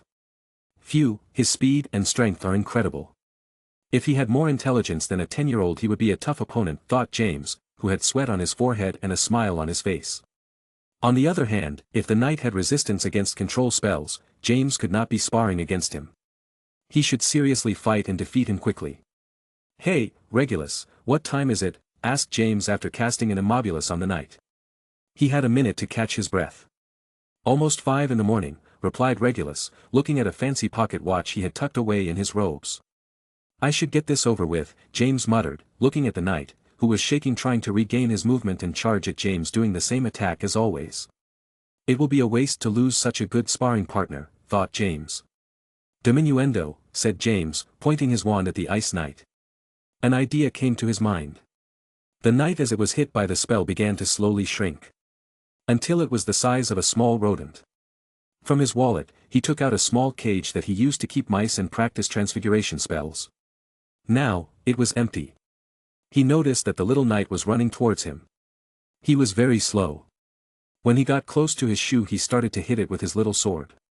How cute. Easy, later we will continue our fight, thought James, taking the knight and putting him in his new cell. He took the sword away from him to avoid accidents. Ready. Let's go into the vault, James said after putting away his new training partner. Regulus couldn't bring himself to ask how James pulled a cage out of a wallet. Lucky I ran into him, thought Regulus, walking beside James towards the entrance of the vault. If he had wanted to fight the knight along with Alan, there would be 2 students dead and missing at Hogwarts, as they would be left in this secret part of the castle unfound by anyone. Regulus did not know Protego. He would have no way to defend himself against the knight and any spells he cast would be cut off by the knight's sword. As they got closer and closer to the majestic icy door, James noticed how the temperature was getting lower and lower. He felt all his skin freezing. He had been standing in this frozen corridor for so long. When they were about 2 meters away, flashes of light shone from the upper corners of the door, attracting the gaze of both boys. In each corner was a symbol incomprehensible to James. The strange thing was that both symbols began to glow brighter and brighter. James knew that what was glowing from an ancient frozen door would not be any good. They looked like cannons about to fire. Dodge, shouted James as he spun around and rolled through the snow. From one of the symbols shot out a bolt of icy air that hit the spot where James was standing before. He wouldn't have had time to wave his wand and shout the spell, so he had to roll Muggle style. Regulus did not suffer the same fate as James. He instinctively covered himself with the arm that wasn't holding his wand, and the flash hit him in that spot.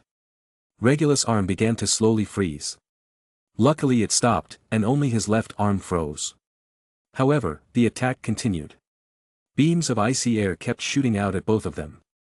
James this time was prepared and was able to use a Protego. Regulus leaped forward awkwardly and fell to the ground, but managed to dodge the flash that was headed for him. Bombarda, shouted James loudly and pointed at the door specifically at the upper left corner, where one of the strange symbols that shot icy flashes was. Boom! A small explosion occurred as James Bombarda hit the door, and his instincts were not failing him. The symbol on the door was destroyed and stopped firing. Before he could fire another Bombarda at the symbol on the right side, he had to use a Protego to protect himself again from the icy flash. He then cast the Bombarda, and the flurry of attacks ceased. That was frantic, thought James, wiping his robes. Are you okay? Asked James, approaching Regulus, who was looking at his frozen arm. What do you think? I can't move my arm, and I'm getting colder by the second, replied Regulus, shivering. Can you go on? Asked James. Yes. I'll go on. I can still use the wand, said Regulus, gritting his teeth. I have an unconventional method to melt that ice, said James with a slight smile, and Regulus had no choice but to accept his proposal. A while later Regulus had his arm thawed, but it was better than having a chunk of ice. James used a flipendo to break the block of ice that had formed around Regulus' arm. When we're done with this little adventure, I'd recommend you visit the infirmary, James suggested, and Regulus nodded. This time, they made it to the door, and nothing tried to kill or freeze them. James had the door a short distance away. The cold emanating from behind the door seemed to be worse than the corridor. We're not just going to freeze our way into the vault, right? Thought James, looking at the frozen door that just looking at it gave you the shivers. Chapter 127. We need a key, James said as his eyes caught the key detail of the lock on the door. Compared to how big the door was, the keyhole was small, which was why he hadn't noticed it before. It didn't say anything about a key in the scrolls, Regulus said. They made a quick inspection down the corridor but found nothing. Maybe, muttered Regulus with a thoughtful expression. What? The Ice Knight you captured. He has the same symbol behind his helmet as the symbols that shot at us. I also found that symbol in the 5th floor corridor behind the helmet of a suit of armor, Regulus replied. James with a grimace released the knight from his cage. He threw an immobulus at it and then returned it to its original size. He looked at him from behind and noticed that Regulus was right. Behind his helmet was an intricate symbol of ice. It glowed with a cold and mysterious light. Try shooting it, Regulus suggested.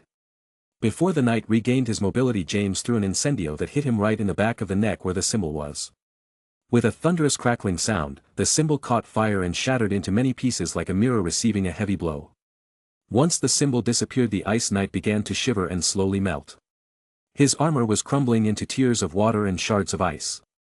In a few breaths, the knight vanished in glowing ashes. In the place where the ice knight lay, a crystal key of not very large size emerged. James and Regulus looked at each other.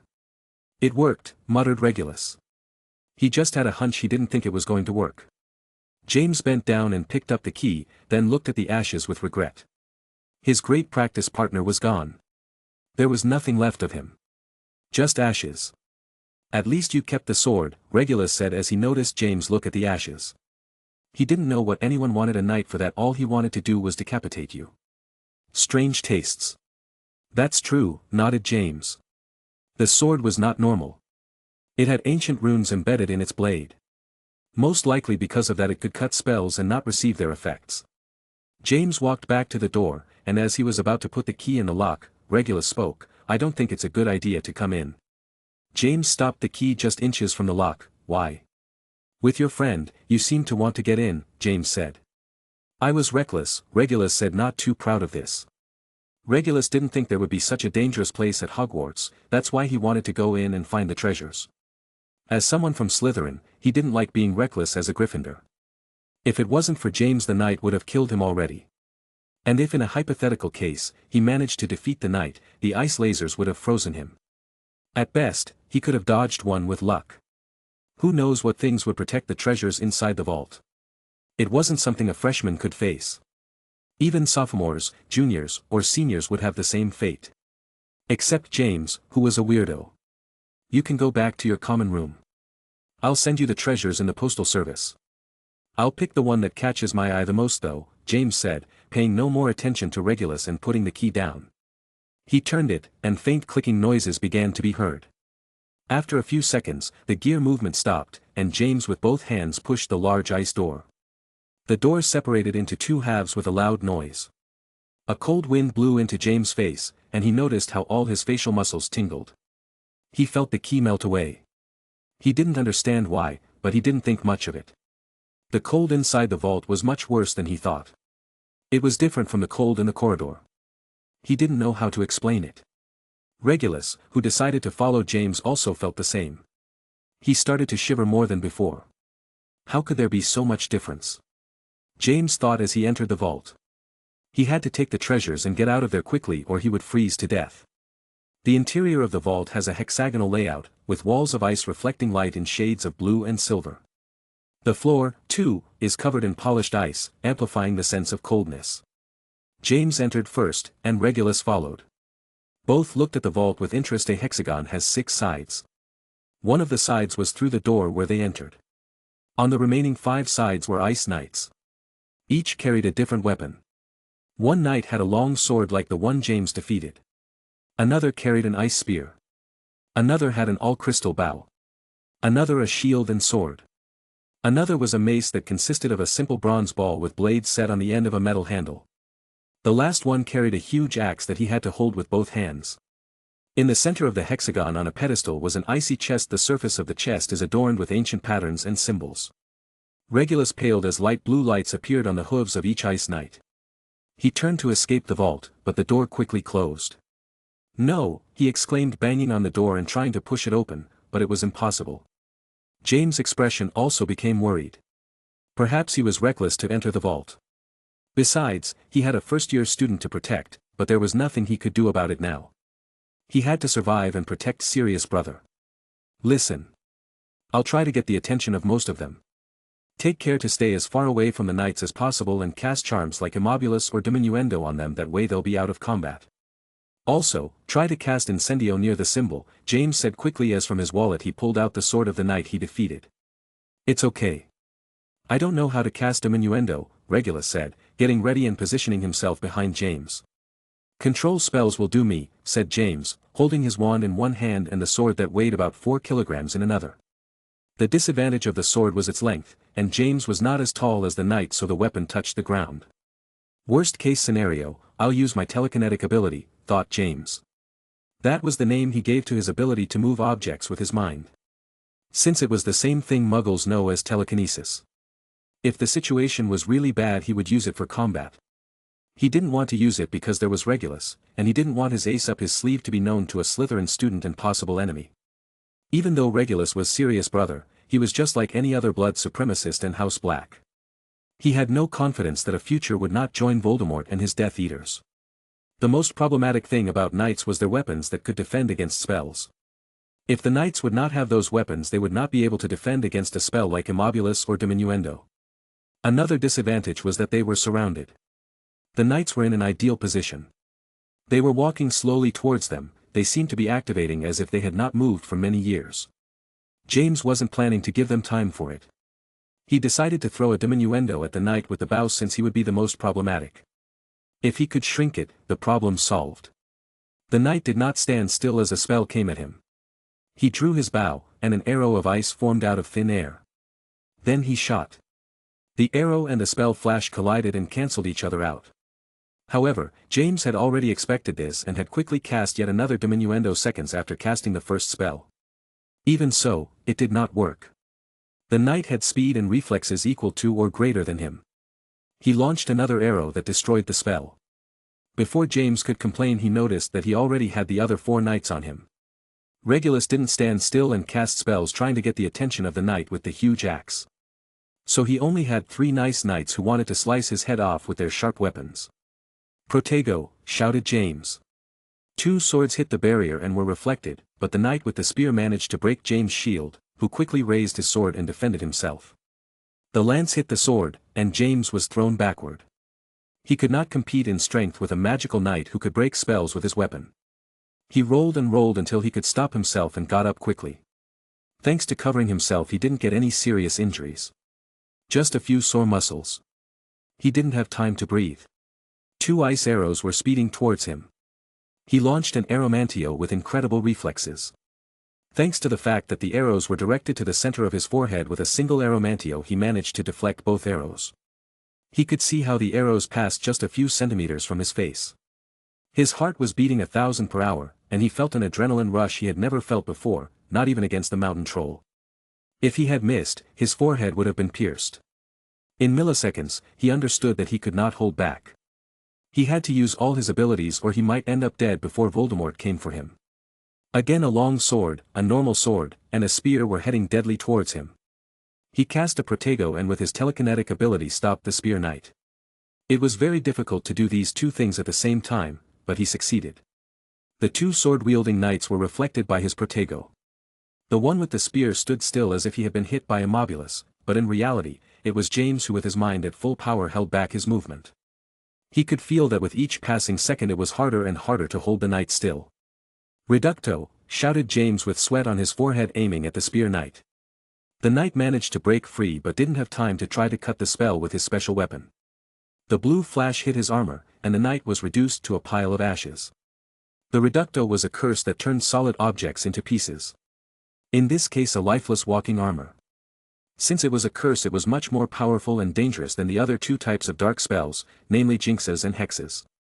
James learned it and used it because he did not consider it a dark spell, although it was classified as one. It could only be used on solid objects. Not on people, so he saw no harm in learning this spell. "One down," thought James with sweat on his forehead. He could see Regulus rolling on the ground dodging an axe from the knight. Thanks to this one being slower than the other knights, the Slytherin boy was somehow surviving. "I have to help him," thought James, but he already had the other 2 knights on him and 2 arrows coming at him. Chapter 128. From the speed of the arrows, he knew it would be very difficult to try to control them with his telekinesis ability. He would have to put a lot more energy into trying to slow them down and change their direction. So, he opted to move the shielded knight and use it as a shield.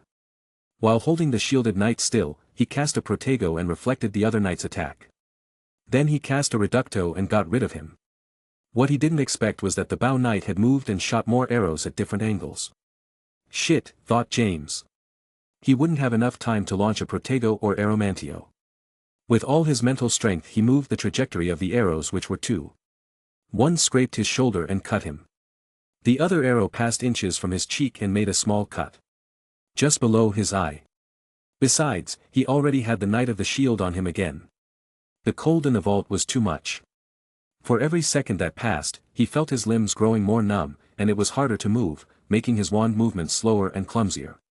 "That damn archer," cursed James as he threw a protego to cover himself from several arrows and a sword from the other knight. His protego wasn't as strong as it had been at first. He could protect himself, but it no longer reflected the attacks. This caused the shielded knight's attack to continue with almost no time to waste.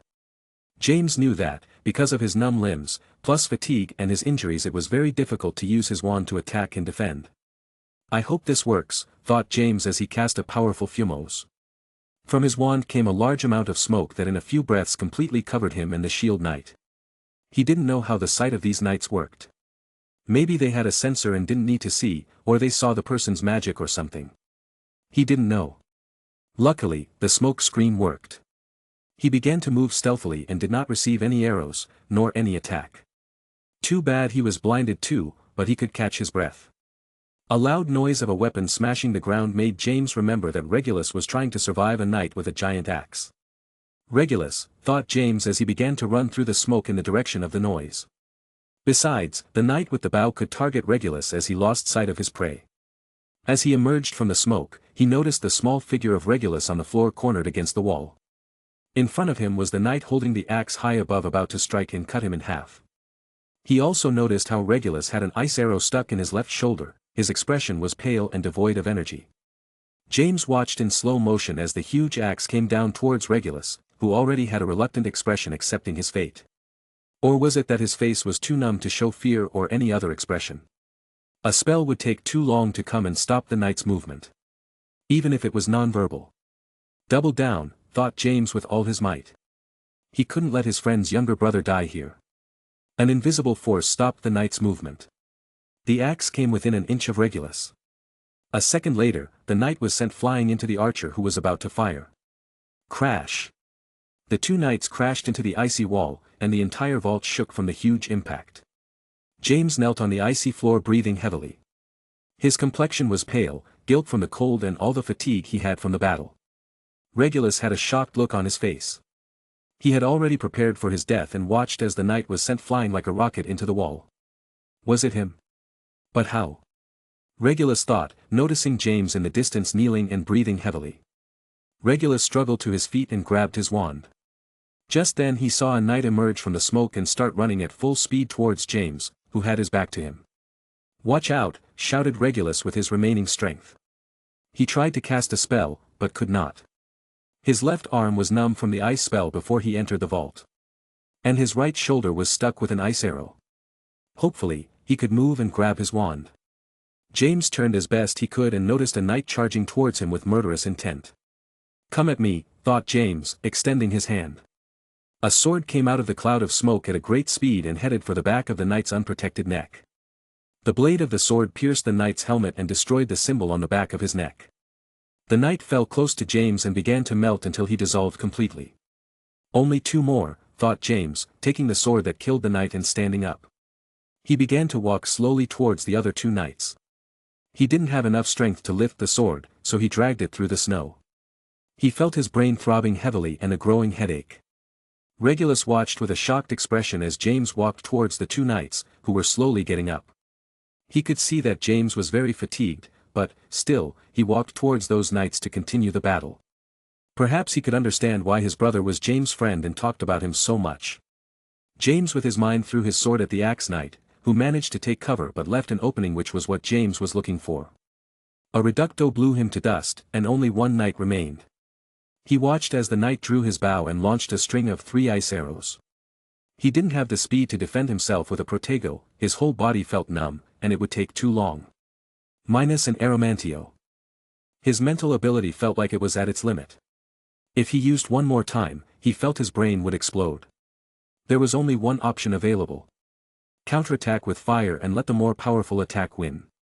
Incendio, shouted James with all his remaining strength. From his wand, a great stream of fire was conjured that swallowed the ice arrows and melted them. The stream of fire did not stop. It continued its path toward the ice knight until it enveloped him completely and set him on fire. The fire destroyed the symbol and made the knight melt until he disappeared from the face of the earth. When the last knight was defeated, a tremor was heard in the vault and the great door opened again. James had no time to rest. If he continued in this cold, he would freeze to death. He walked to the center of the room and put the chest in his wallet. Luckily, the chest had no trap set on it. Then he walked over to Regulus, who was half lying down and leaning against a wall. His condition seemed worse than his own. "Come on," James said, extending his arm. Regulus accepted it and stood up with his help. Leaning on James, they began to walk in silence to the exit of the vault. As far away from that deadly cold as possible. They walked down the corridor to the stairs where they stopped and sat down. On the stairs the temperature was normal, it felt warm and comforting. James sat down on a step and then lay down. That was close, thought James with his eyes closed, and trying to regain his energy. He had gotten overconfident, as he didn't consider the knight guarding the entrance to the vault a big deal. His mistake was also letting Regulus in, though it wasn't all bad, as Regulus was able to get the attention for quite some time of a night. "How are you so strong?" asked Regulus haltingly. Speaking hurt, but he couldn't get this question out of his head. James was only a year ahead of him, and the difference was so great. He was lucky to survive one night for a few minutes. Then he would be dead by now if it wasn't for James. Instead, James faced 4 knights at once. Then he defeated them, saved him, and ended up defeating all 5 knights alone. Regulus knew that this was not the norm for second-year students at Hogwarts. He now understood how James managed to humiliate Rabastan Lestrange. Lestrange couldn't defeat him. Not in 1,000 duels could he do it. Regulus even believed that even the older students would have a hard time in this situation. Since they would be surrounded in a room with no way out against 5 knights, who have superhuman speed and strength. With weapons capable of cutting spells. Against the axe-wielding knight, he tried to cast Immobulus or another spell on him, but nothing was working, because with his huge axe, he was defending against the spells and couldn't find an opening. "Don't talk. Recover energies," said James without opening his eyes. 15 minutes later, James stood up and looked at Regulus. The most serious wound was the arrow still stuck in his shoulder. Thanks to the ice it wasn't bleeding. "This will hurt," said James, approaching Regulus, who looked at him suspiciously, but before he could do anything, James grabbed the arrow and pulled it out quickly. "You bastard," cursed Regulus, feeling great pain and gritting his teeth. James pulled out his wand and traced it over Regulus' deep wound.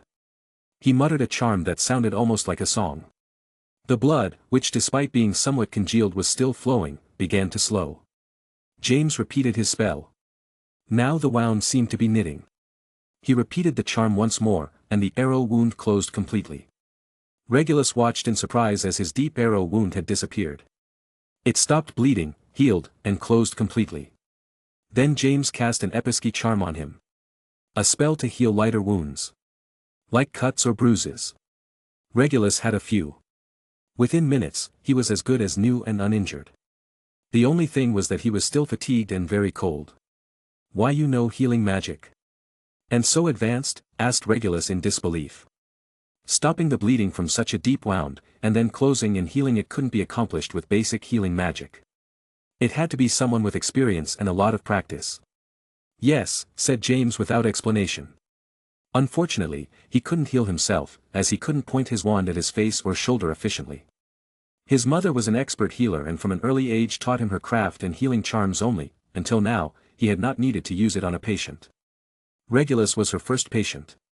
Since Hogwarts did not teach this subject, no one knew that James had advanced healing skills. With the cuts he had on him, there was no way to heal them, but a healing charm was cast. This healing spell reversed minor ailments, such as the paralysis caused by being in cold temperatures for so long. "What time is it?" asked James. 6:35, replied Regulus in low spirits. He was knackered and had less than an hour to sleep. "Go back to your common room and get some rest tomorrow. I'll send you a letter to meet you in a classroom and open the chest with the treasures," said James, standing up. "Fine. Where are you going?" asked Regulus as he noticed James starting up the stairs again.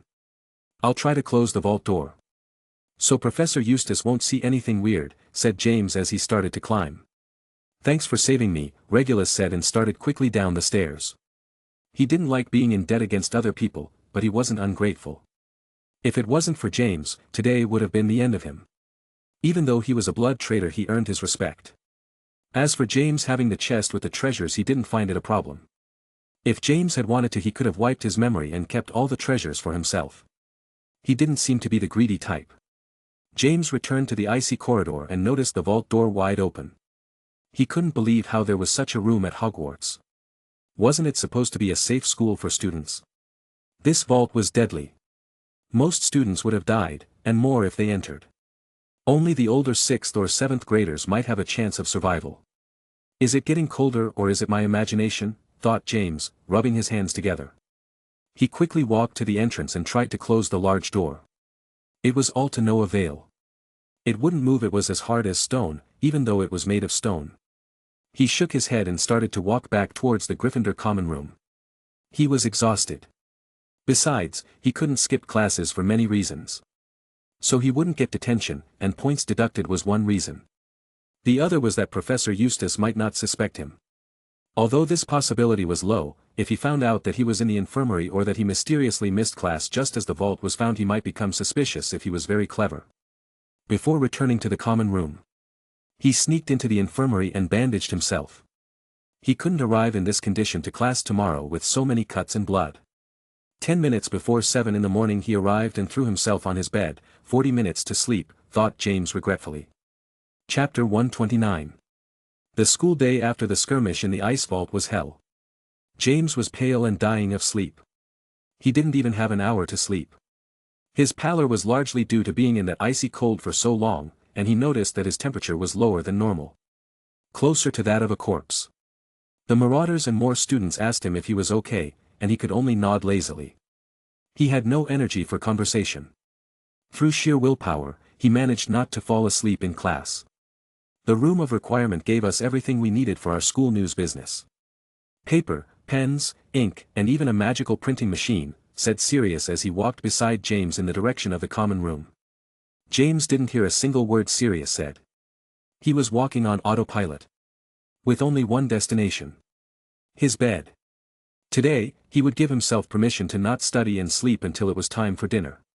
About 3 or 4 hours or so. "Hey, are you listening to me?" asked Sirius as he noticed that James remained silent. "Yeah, we'll talk later." "I'm going to bed," said James, passing through the fat lady's portrait and heading to the dormitories.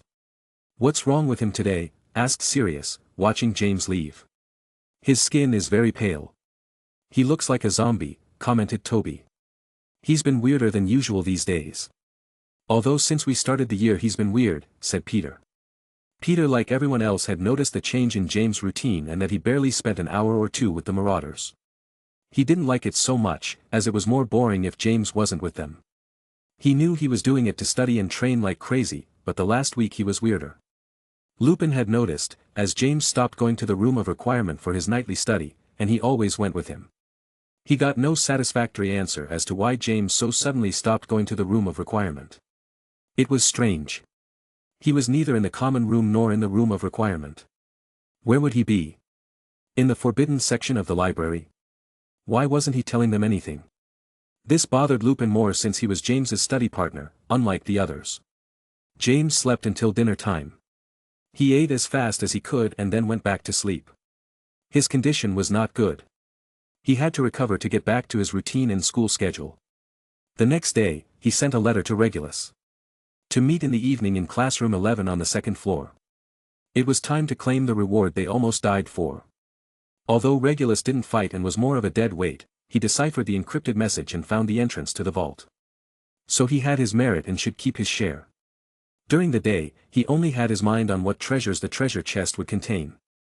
He didn't notice the stares of the marauders, who seemed to be angry with him. Especially Lupin.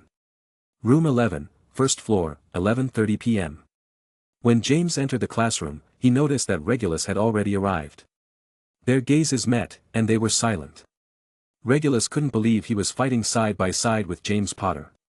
A blood traitor and best friend of his older brother. However, he was very thankful that he had run into James. Otherwise, his memories would have been erased by Alan. Also, he saw James' battle skills, and these days, he replayed the battle scene over and over again in his mind. How did James save him from the Axe Knight? He didn't see him cast any spells. An invisible outside stopped him and sent him flying. A few seconds later, he saw a flying sword come out of the cloud of smoke and hit the back of another knight's neck. Then that same sword flew out of James' hand and hit another knight. At no point did James use his wand to control the sword or stop the axe knight's movement. "You know how to use wandless magic?" asked Regulus, breaking the silence. That a 12-year-old could use such powerful wandless magic was unheard of to Regulus. He knew that only the most experienced wizards had such an ability. James' eyes stared at Regulus. He wondered if he should erase his memories and put fake ones on him. The Slytherin boy fidgeted at being watched, and it was a rare thing for him. He was usually haughty and very confident in his abilities. "I won't answer that. You'd better keep it a secret." "Otherwise," said James without finishing the sentence, but Regulus understood very well what he meant. "I understand. I don't want to end up as one of those knights," Regulus said. "Any news from Alan?" asked James as he pulled out his wallet and started looking for the chest. "He didn't tell me anything so far. It seems Professor Eustace still hasn't visited the entrance to the vault," replied Regulus. "That's good," said James, pulling out an icy chest and resting it on the table. The chest was medium-sized and adorned with beautiful magical patterns. It gave off a cold air even though it had left the icy vault a few days ago. "Let's see if this chest was worth risking his life for," James thought as he slowly opened the chest. Regulus at his side stared. He had been thinking all day about what could be inside the chest. He would finally know. Despite the size of the chest, it wasn't very full. Something that disappointed James and Regulus. There were no galleons, no jewels. Though neither of the boys was looking for money, as their families had plenty to spare. There were only 5 items: a long, thin, worn black cloth. A shiny light blue book. The cover of the book had no writing on it, and the pages that could be seen were a bit yellowed. A small mirror with a couple of cracks in it. A beautiful necklace that appeared to be made of ice, and finally a simple crystal key. Similar to the one dropped by the first knight James defeated. "This appears to be an invisibility cloak," James said as he pulled out the cloth and examined it. He did not doubt that this was what it was. He owned an invisibility cloak and knew what they looked like. Though his wasn't worn and the fabric was of better quality than this one. "An invisibility cloak?" asked Regulus, trying to control his excitement. He'd never had one before, and certainly not at Hogwarts, as it would be forbidden because of the uses students could put it to. His family could buy him one, but his mother couldn't see the point for her son to have one. James, after seeing that the cloak didn't seem to have anything wrong with it, passed it to Regulus to look at. When he had it in his hands he covered himself and could see how his body disappeared. All that was left was his head floating. "Great," thought Regulus. James, while Regulus was experimenting with the cloak, continued to examine the other objects. The mirror looked normal, neither magical nor evil. It didn't seem to have anything out of the ordinary. He could see his cracked reflection and nothing else. The book was old and had hundreds of pages. He opened it to a random page, and it talked about ice charms. "Oh, this could be useful for a battle," thought James, reading a variation of the glacius charm. After flipping through it for a bit, he closed it and moved on to the necklace. The moment he grabbed it, he quickly pulled it off. The necklace made a slight noise as it hit the table. "What happened?" asked Regulus, stopping fiddling with the cloak. "That necklace has a curse on it," said James, showing his index finger to Regulus. James' index finger touching the necklace had a slight frosting on it. He had only touched the necklace for a few seconds, and it had already left his finger with frost. If he held it for too long he could end up with a completely frozen hand. Why was a curse so strong? It should be a little lighter. That way it would be effective against a victim. Since he would put on the necklace and then freeze and slowly die. Since it was so powerful from the start, the person touching it would quickly release it like James. Finally, he picked up the key and noticed the kinship with the previous one. "What will this key be for?" asked James. "It is identical to the key you used to open the vault." On the parchment, it didn't mention any more secret rooms. "Maybe we missed something inside the vault," said Regulus, looking at the key. What Regulus was saying made sense. They had not examined the hexagonal room carefully. After defeating the knights and taking the chest they fled quickly because of the cold. When James returned, he only tried to close the door and grab the weapons of the defeated knights. He didn't explore the hexagonal room.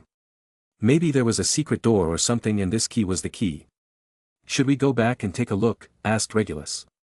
"No. We may run into Professor Eustace, and he doesn't seem to have good intentions."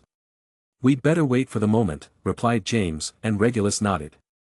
That's 4 objects, not counting the key. 2 for each of us, James added.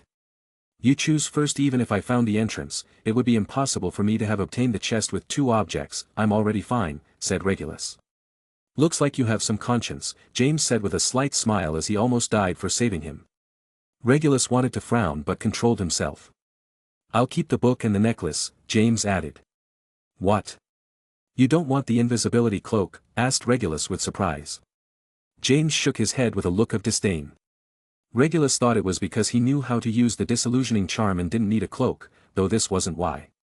Be careful with the mirror. It might have a curse on it like the necklace. I'll keep the key for the time being, James said as he put his things away in his wallet, including the chest since they couldn't just leave it in the classroom like it was nothing. If you're going to go to the vault again, let me know, please. Next time, I won't be so useless, said Regulus, looking at James' back, who was about to leave the classroom. James stopped without turning around. He was a little surprised by Regulus' words. Mainly because according to Sirius, Regulus is the perfect heir molded by Walburga Black. So, he should consider the Potters a disgrace for being in favor of the Muggle community. So he found it curious that Regulus was willing to follow him on another deadly adventure. Maybe life and death situations make the supremacists see you in a new light, James thought with a grimace. The same was true when he saved Gwen. Thanks to that they became friends. In the next few days, try to put pressure on Alan to get them to go to the vault. Otherwise, he will get suspicious, James said and left the classroom. It would not be good if he gets suspicious, and this suspicion is told to Eustace. Chapter 130. Sunday, February 25, 1973. About a month had passed since James and Regulus broke into the ice vault and stole the chest. James didn't use much of the treasures. The book he was able to flip through a bit. He already had a lot to take care of in his routine. He couldn't add a book with hundreds more pages to study. The ice necklace had a powerful curse, and he did not touch it at this time. He would only use it in future research, and for that, he needed free time which he did not possess. His routine remained with little change. He continued to study the intermediate transfiguration book. In the room of requirement, he studied and practiced defense against the dark arts books. He also spent time training his telekinetic ability. His telekinetic ability was key to defeating the Ice Knights. Both for attacking and defending. Not only could he make things float and send them flying. He could also change the direction of arrows slightly with his mind and even stop the knights with an invisible force. Sort of like an immobulus charm. Very handy. In addition, he could do this while casting spells with his wand. This made him very effective in combat, as he could stop a person with his mind and cast a spell with his wand. It was difficult to do both at the same time, but it was a matter of practice. Telekinetic ability was like a muscle. And since he exercised it so much in the vault fight, it improved a lot. It seems that pushing the skill to its maximum fatigue pushes your limits. Before he could lift in the air about 5 swords of about 4 kilograms each. Now, he could lift 8 swords of the same weight. In other words, he gained 12 kilograms overnight. In total, he could move about 32 kilograms with his mind. He could carry it from here to here and send it flying at a high speed. He could not lift 8 swords at the same time and use his wand at the same time. That was more difficult. On the other hand, he was already close to succeeding in casting his corporeal Patronus. A great achievement, although if he had only dedicated himself to training the Patronus he would have achieved it much sooner. He was studying and practicing 3 main axes: transfiguration, defense against the dark arts, and telekinetic ability. He then spent less time creating a charm for his contact lenses to protect him from Lumos Solum, and practicing his offensive and defensive spells to achieve greater mastery. As for the ice vault, James didn't go there again. He noticed that Eustace was very angry these days. He most likely realized that someone had stolen his treasures. James didn't understand why Eustace was looking so hard for that vault. The objects didn't look like much. The best thing would be the book. For a professor working at Hogwarts, it would be very foolish to risk his job and reputation for such objects. Especially since Eustace threatened to kill a student's grandmother. Perhaps what he was after was the key, thought James. In the chest was an ice key. He didn't know exactly which door it opened, but the door had to be in the vault. Hidden in plain sight, since he didn't see it when he fought to the death against the knights. He had no plans to return for the time being, as it would be dangerous. Eustace might be standing guard, waiting for the people who robbed him to return. And it would not be good to fight to the death against an adult dark wizard. He would rather avoid the risk for the time being. Today was the start of the second Quidditch match. The day was horrible. It was pouring rain, very cold and windy. Luckily, it was not Gryffindor's turn to play. Quidditch matches at Hogwarts are played no matter what the weather is like. Something James doesn't understand. We are talking about teenagers riding broomsticks over 10 meters high at dangerous speeds. Add to that bad weather, and there's a good chance of an accident. In Muggle sports, the match is postponed to another date. But wizards are very picky. In this respect they should learn from the Muggles, James thought. Luckily, Gryffindor was not playing. Today's match was Slytherin versus Hufflepuff. If the weather helped, it could happen that Slytherin would lose by some accident. Arriving at the dining hall, he sat down with his friends to eat breakfast and then go watch the Quidditch match in the middle of the storm. It wouldn't be a pretty experience, plus he wouldn't see anything because of the rain and wind, but it was a tradition to watch the matches. However, there was something odd about the breakfast before the match. All the teachers were gathered together, including Headmaster Dumbledore. When Dumbledore saw that the dining room was already full, he got up from his seat and looked at everyone. He cleared his throat and spoke in a serious tone different from his usual relaxed tone. "Good morning, everyone. I hope you are enjoying your breakfast. As you know, today would be the long-awaited Quidditch match. Although the weather is not good, it is always nice to watch a great Quidditch match. However, I regret to inform you that today's match will be suspended until further notice." When he finished making his announcement, all the tables began to murmur and talk about it. It was unheard of for a Quidditch match to be cancelled. They had waited a long time, and even though the weather wasn't on their side, no one liked to miss a good match. Did they realize how dangerous it is to play in these conditions? Thought James, a little surprised. "Quiet, please," said Dumbledore, raising his hand slightly, and the hubbub died down. "Thank you. I know this is bad news for everyone. Especially for the team members who trained hard. But the decision has been made," added Dumbledore. "Headmaster, why is it cancelled?" "We've played in worse weather," asked a Hufflepuff boy, and several people nodded in agreement. "There are already some rumors. Sooner or later it will come out," thought Dumbledore, looking with his blue eyes at the entire student body. The more gossipy students and those keeping up with the rumors at Hogwarts may suspect something. Hufflepuff's second-year student Alan Abbott was found frozen in a block of ice, head to toe, 2 days ago. "Near the 5th-floor corridor that is located between the art and music classroom," said Dumbledore in a solemn tone. The large dining hall again exploded in murmurs even more than before.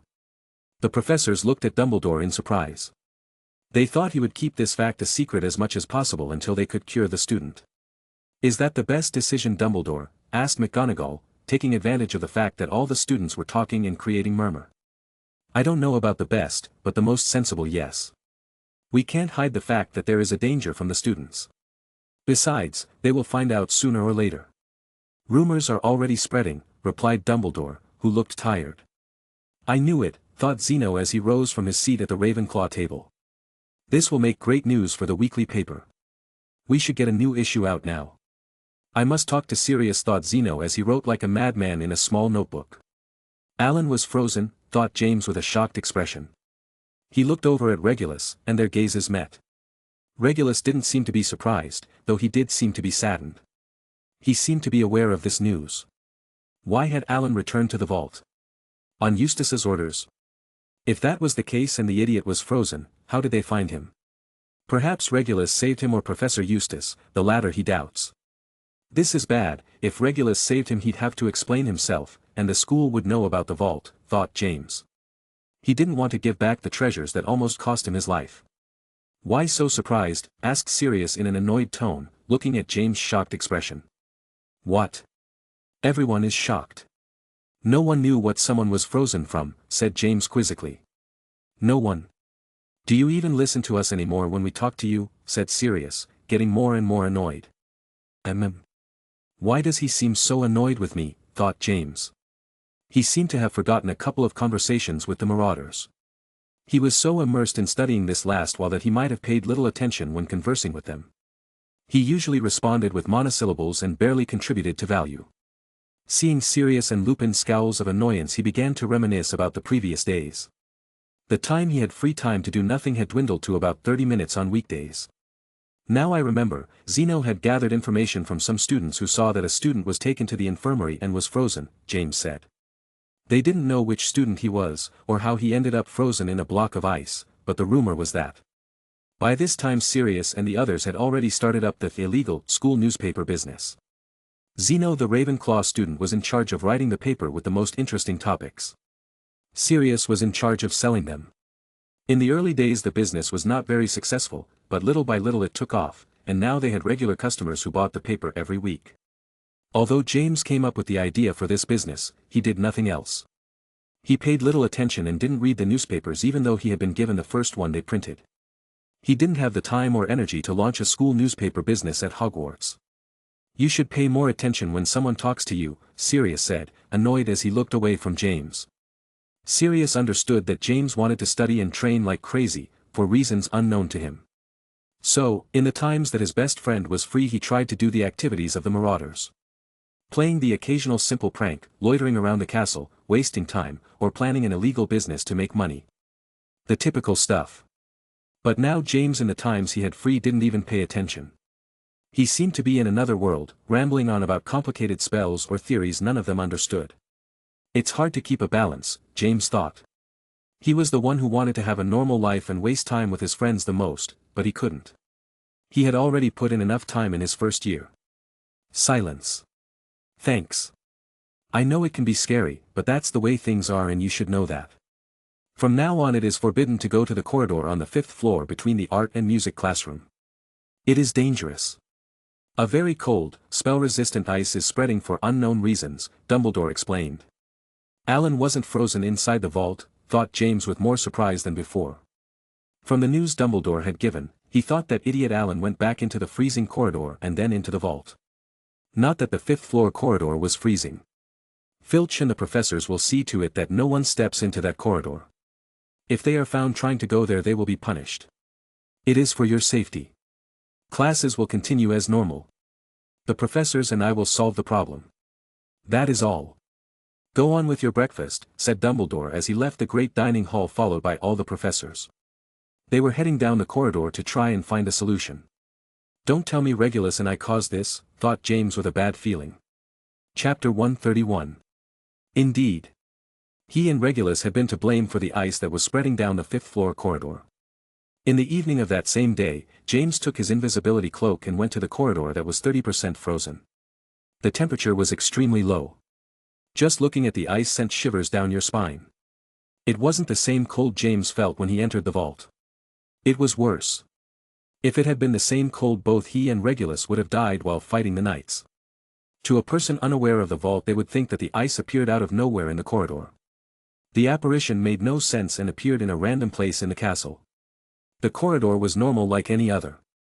Even simpler, as there was no decoration such as armor or paintings. It was empty. And now it was with a frozen part. But James knew that one of the brick walls was fake, and behind it were stairs leading up to the entrance of the ice vault. However, it was very difficult for anyone to find the entrance. Why would he throw Revelius at a random wall?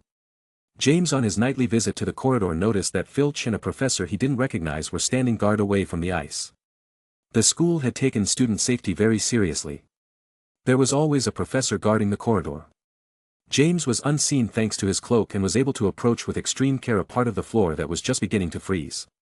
He bent down slowly and touched the ice with the pad of his index finger. As soon as he touched it he felt a shiver run through his body. He quickly withdrew his finger. He noticed a thin layer of frost on his index finger. He had already felt that sensation. When he touched the ice necklace. One of the objects in the treasure chest. The ice is much stronger than the one in the vault and looks a lot like the one on the necklace, thought James. The only thought that came to his mind was that when the vault door was opened a curse similar to that of the ice necklace was released. A cursed ice is much more powerful than normal, and that freezes you just by touching it. Moreover, it spreads slowly. Will Hogwarts be completely frozen, turned into an ice castle? And this will all be his fault. He doesn't want this to happen. He must find a solution. I must go back to the vault and use the key that was in the chest. There must be a door somewhere, James thought. It was the only thing he had. However, there was a problem. If the ice got outside the corridor, it means that the hidden stairs, the entrance to the vault, and the vault itself will be frozen with this cursed ice. The moment his foot steps on the ice, he will be frozen in a matter of minutes, as it happened to Alan. Maybe in the book, I find useful information about the cursed ice, thought James. He was to read the book he got from the chest. It was a long book with hundreds of pages, almost reaching 1,000. He had only skimmed through it a little. With that thought in mind, James returned to the Gryffindor common room. He was immediately set about reading the book and looking for the information he needed. In normal cases, when he studies and practices at night, he heads to the room of requirement, but right now, he finds Sirius and the others doing the business of the school paper. If he pulls out the book, which is very striking with its bright light blue color and nearly 1,000 pages, they will ask him about the strange book. He doesn't feel like creating an excuse and lying to them. In his bedroom, he started reading. The book had no index, so he had to read page by page. He flipped through them quickly, looking for information about the cursed ice. Thursday, March 1, 1973. A couple of days had passed since James began reading the book in search of information so that he could return to the vault and not be frozen in the process. Classes continued as normal.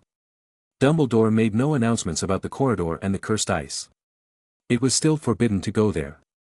Many students, overcome by their curiosity, wanted to sneak out and were caught. They were punished severely and lost house points. James went back each day to look at the corridor and noticed that the ice was advancing at a rapid pace. If it continued at this rate, in a week or so it would encompass the entire corridor. Also, Sirius School newspaper released its best-selling edition. The front page read, "Cursed Ice Attacks Hogwarts." Zeno knew how to put flashy, eye-catching titles. Each paper was sold for 6 sickle. Very expensive compared to the profit which is sold for 1 canute. Just by selling 3 copies they already made a galleon's profit. And this new issue about the cursed ice already made a profit of about 50 gallons in just a couple of days.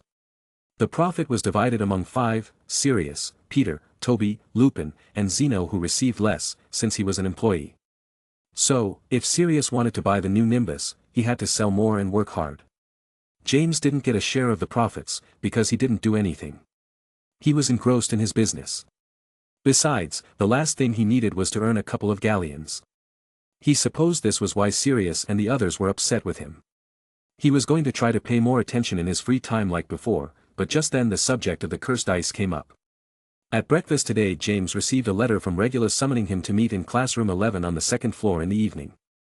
It seems he can no longer ignore the matter of the vault. He would most likely feel guilty.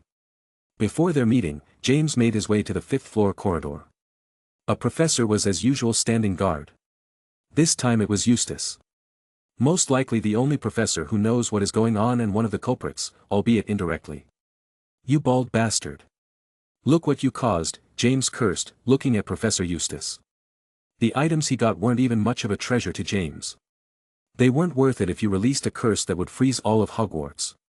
The only thing that was worth it was his fight to the death against the Ice Knights. He was able to gain experience and put his spells into practice.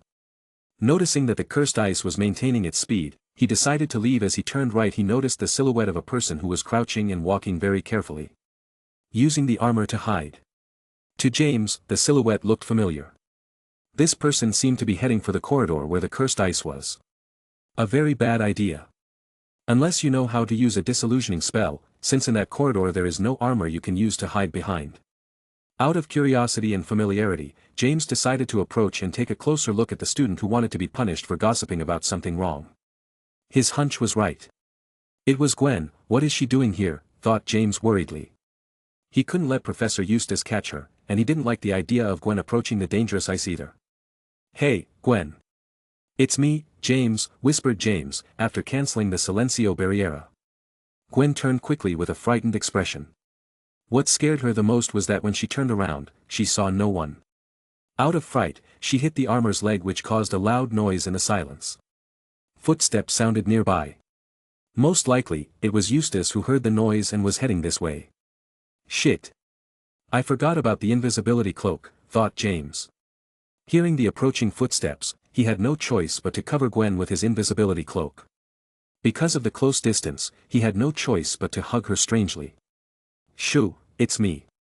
We'll be fine, just be quiet," whispered James, very close to Gwen as he held still. Gwen could hear her heart beating a mile a minute for many reasons. First, because she was scared to death, and then because James was hugging her and holding him very close to her. It all happened so fast. She decided to be quiet and keep still, as she heard the footsteps coming this way. She had doubts as to how they would not be seen, but she trusted James. "Damn sneaky brats," muttered Eustace, looking at the armor. There was no one in sight now. He had no plans to chase after some brats with quick feet. After watching for a few seconds, he returned to his patrol. "Phew, that was close," whispered James, releasing his breath. "Do you want to kill me with a heart attack, you idiot?" whispered Gwen, tapping James' chest. "Wait a minute," whispered James as he cast a silencio barriera. "Done. You can complain all you want," added James, speaking in a normal tone and moving a little away from Gwen. "Is this an invisibility cloak?" asked Gwen, looking at the cloth covering it. "Oh, you guessed quickly." "Yes it is," replied James.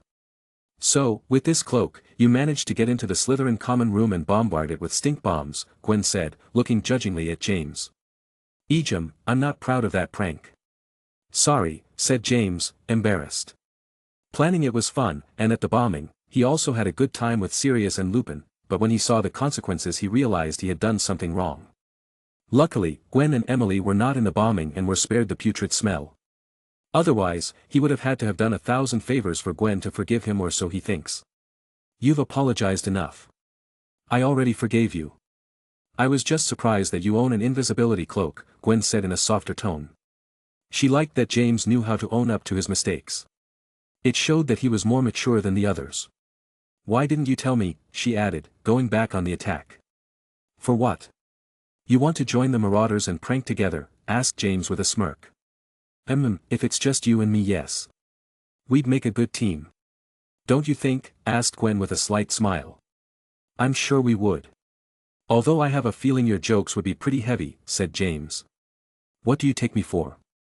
I just make fun of harmless pranks. Maybe my targets would be some Muggleborns. I'm just kidding." "Look at the look on your face when I talk about Muggleborns," said Gwen with a smile. "Did you notice? I called them Muggleborn. Not mudbloods. You should commend my efforts," added Gwen with a proud smile for some reason.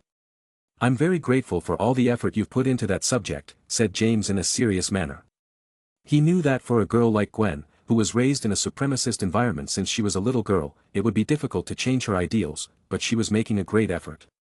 Perhaps her dear sister being a half-breed helped.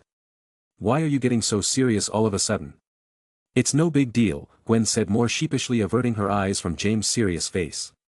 If it was for James, she would do anything he asked. "Don't minimize your effort. It must be hard for you, and you're only doing it because I asked you to," said James, feeling a little guilty. For a person who grew up with strong ideals, it would be hard to change them completely, and more so at the request of a third party. "I do it because I want to." "Putting that aside, what are you doing here?" asked Gwen, realizing the situation they were in. They couldn't stay talking about trivial matters, though she always enjoyed talking to James. "I came to watch the ice. To see if it's still progressing or not.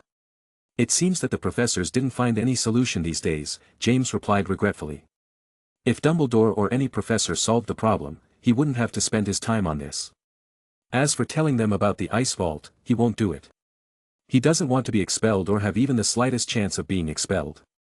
Besides, he will have to return the treasures, which, although they don't seem like a big deal to him, is better than having nothing." "What about you?" asked James. "Same thing," Gwen replied. "It's dangerous. What would you do if you got caught? You don't have an invisibility cloak. Besides, cursed ice is very dangerous," said James worriedly. "I don't care. I have to find a solution to stop that ice from advancing," said Gwen, determinedly. "What?" thought James in surprise. This was more dangerous than just coming to gossip a bit. "Why would you do that?" "Leave it to Dumbledore and the professors. It's dangerous to touch that ice," said James in a serious tone. "Didn't you hear the rumors?" asked Gwen. "No." "What rumors?" replied James in confusion. "There are rumors that if they don't find a solution soon for the cursed ice, Hogwarts will be temporarily closed. Already all the parents are aware of the situation, and they don't like their children being in a dangerous place," said Gwen with a frown. "What? Hogwarts will be closed?" said James in surprise. Maybe he should pay more attention to the rumors from now on. Chapter 132. How reliable are these rumors? Asked James. They're not entirely wild. My father has some connections, and he told me that they are floating this idea around the Hogwarts Board of Governors, replied Gwen. The Hogwarts Board of Governors was a group of 12 wizards or witches who oversaw the running of Hogwarts. The governors had authority over the staff and could inspect the school to see how it was running daily, and even close the school completely if they felt it was necessary. This is bad. If they close the school, I won't be able to get back into the vault and fix the problem, James thought. He had to accelerate his plans. I can't let them close the school temporarily. Emily can't go home to my crazy mother, said Gwen, who had plans to investigate the cursed ice. During this time, James and Gwen looked for ideas that would work so that Gwen's mother wouldn't mistreat Emily when she had to go home, but they couldn't find a solution. Now, James could understand why Gwen wanted to solve the ice curse problem. No matter how much I tell you it's dangerous to try to solve the ice curse, you will do, won't you? Asked James. Yes. No matter how much the professors catch me, I will go back and keep researching until I find the solution, replied Gwen with determination. She knew she didn't stand much of a chance of solving it, since Dumbledore and the professors still didn't get it. Still, she would not stand. She didn't want Emily to be mistreated again, and if Hogwarts was closed she would have to go home. Ugh, she cares so much about her sister, James thought, sighing. He had no choice but to tell her about the ice vault. He wouldn't let her investigate the cursed ice alone. It was too dangerous. If she went along with him he could protect her. Why are you sighing like that? Asked Gwen uncomprehendingly. I have information about the cursed ice. I will help you. Together we'll figure it out, replied James, and Gwen made a surprised face. Do you know anything about the cursed ice? Asked Gwen in surprise. Yes, I have some information. Come on, we have somewhere to go. On the way, I'll tell you, said James as he took Gwen's hand and started walking toward classroom 11. He must meet Regulus or he will be late. Gwen happily agreed to take James' hand and walked beside him. Wearing the invisibility cloak it was more comfortable to go hand in hand, but this couldn't be done with the marauders as it would be strange. On the way to the second floor, he tried to summarize to her everything about the ice vault. How he met Alan with Professor Eustace. Then the scrolls that Regulus solved and the entrance to the ice vault. The fight against the knights, the treasures, and how cold it was in the vault. They walked slowly as if they were taking a stroll. Since it was a bit of a long story. Besides, they both enjoyed holding hands, so the longer the better. From the first time they held hands on the hidden balcony, they continued to do so. James was a little embarrassed at first but got used to it. It was the same for Gwen, who was looking for excuses to hold hands, and James ended up agreeing. So, you think you're the one to blame for the cursed ice? Asked Gwen with an expression rarely seen on her hegemonic face. Yes. By opening the vault door we released Regulus the curse of the cursed ice that is spreading through Hogwarts. Although if I hadn't opened it, Professor Eustace would have done it, replied James, justifying himself only slightly. That bald guy always gave me a bad feeling. More importantly, said Gwen, stopping and looking at James angrily. What's wrong? Asked James, stopping. You tell me about what I do being dangerous, and you took on 5 knights cutting spells with their weapons in a vault with freezing temperatures. You could have gotten hurt, Gwen said, scolding James. Nothing happened to me. Just exhaustion. The one who was in the most danger was Regulus, said James. I don't care about Regulus. Besides, if you got hurt. Here, said Gwen, resting her free hand on James' cheek. She gently caressed his cheek where he had a barely visible cut below his eye. It was just a small cut, it's already healed, said James, stuttering and nervous as he was caressed by Gwen's soft hand. Stop making excuses. It was dangerous, and that's it, said Gwen in a bossy tone, stroking James' cut. Yes. I'm sorry, said James, who knew that no matter how much explaining he does, he will be scolded anyway. I know why they put you in Gryffindor. You always do reckless things. When you saved me that time it was the same thing. What kid would jump off a dark cliff to save someone? They both stood in silence staring at each other. Gwen was still stroking James' cheek, who wished his heartbeat could not be heard in the silence. The sound of a door opening broke the silence, and they both turned their heads towards the sound. James came to see Regulus enter classroom 11. Ejim, better get to the classroom, said James, coughing. Yes. Let's go, said Gwen, who was slightly blushing. Before they entered the classroom they took off their invisibility cloaks. James. Who is she? Asked Regulus as he noticed an extra person next to James. Gwen Shafi, 3rd year. Your senior, said Gwen dryly. Oh, sorry for my rudeness. I'm Regulus Black. A pleasure, Regulus said, politely introducing himself. He usually introduced himself haughtily, but since this was a Slytherin student older than him he had to show respect. And especially since she seemed close to James. He didn't want to piss this monster off. She already knows all about the vault and stuff. So what did you want to see me about? Asked James, cutting to the chase. What for? Hogwarts can be shut down and it's our fault. We opened that cursed vault, and it most likely has something to do with the ice that is spreading across the 5th floor, said Regulus in a nervous tone. If the Shafi girl already knew about the vault, she would know that it was him and James had opened it. Yes. Opening the vault released the curse of the cursed ice. I checked it in the book that was in the chest, James said, and Regulus' expression turned ugly. He didn't want to be expelled and have Hogwarts end up frozen because of him. We must stop the curse. We must return to the vault. The key to the chest must be good for something, Regulus said. He wasn't planning on telling the Hogwarts staff since if he did, he may be expelled and be without his new invisibility cloak. Yes. We must go back. The current problem is the cursed ice that must cover all the hidden stairs and the vault itself. That ice is much more powerful than it was when we went in, said James as he cast a silencio barriera on the classroom just in case. Will you let me go? Asked Regulus in surprise. He thought James would be reluctant to let him tag along. Yes. I will let you accompany me, James replied. He needed Regulus for several matters. First, he searched the vault for the secret door or whatever they needed to use the key. Perhaps there was a riddle, and Regulus showed great skill in this area. And the most important reason is that more people. This way Gwen would be safer if they faced more enemies. Since the enemies would not focus their attention exclusively on Gwen. How will we protect ourselves from the ice? Asked Gwen, looking at James. She knew he had the answer. She could tell by his confident tone of voice, and that she knew him. In the book that was in the ice chest, it explains about the Protego Glacialis potion. This potion protects you from the cursed ice. We need to collect the ingredients, James replied. Reading the book had been very helpful. That's good news. Doesn't it explain how to heal once you're frozen? Asked Regulus, as his friend Alan was still frozen in the infirmary. No. The book only talks about protecting yourself before being affected by the ice. It doesn't give a cure for a victim, said James, shaking his head. A potion that can protect you from that cursed ice must have rare ingredients, Gwen commented. Indeed it does. That will be your task, Regulus, said James as he pulled out a list of all the ingredients and passed it to the black boy. How will I collect these ingredients? Asked Regulus. Reading the list, it was impossible to find this at Hogwarts. You have a house elf, right? Asked James, and Regulus nodded.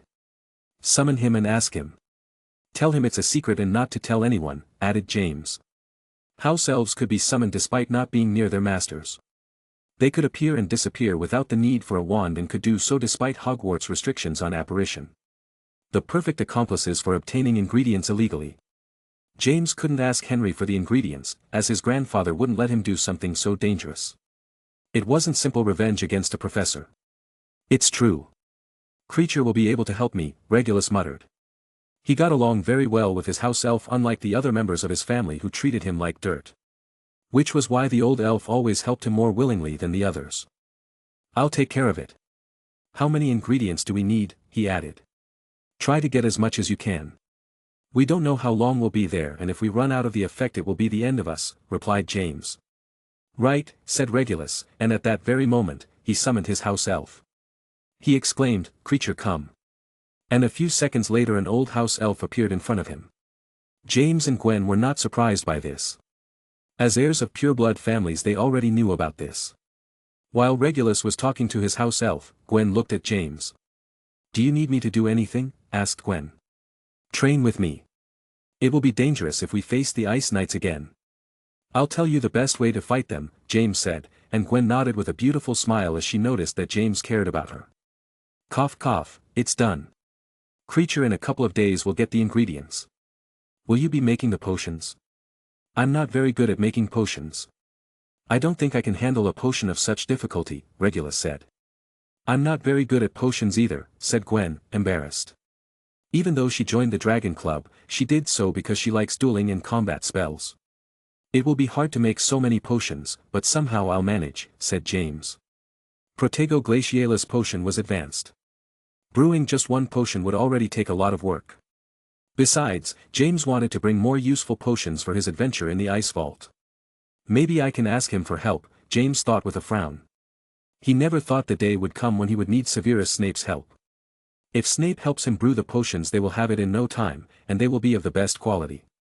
He had to think about it more carefully, as he doesn't fully trust Snape. If the Slytherin boy found out that he was the one to blame for the cursed ice, he could accuse him in front of the Hogwarts staff, and that would not be good. Regulus left the classroom first. James and Gwen stayed talking for a while longer. Then James escorted Gwen to the Slytherin common room. Over the next few days, while they waited for Regulus to bring the ingredients, James and Gwen trained in the Dragon Clubhouse. They didn't have much time. James also took advantage and brewed several potions. The Strengthening Potion. This gives the drinker superhuman strength. He had already been brewed in potions class this year. So he had the materials to make it.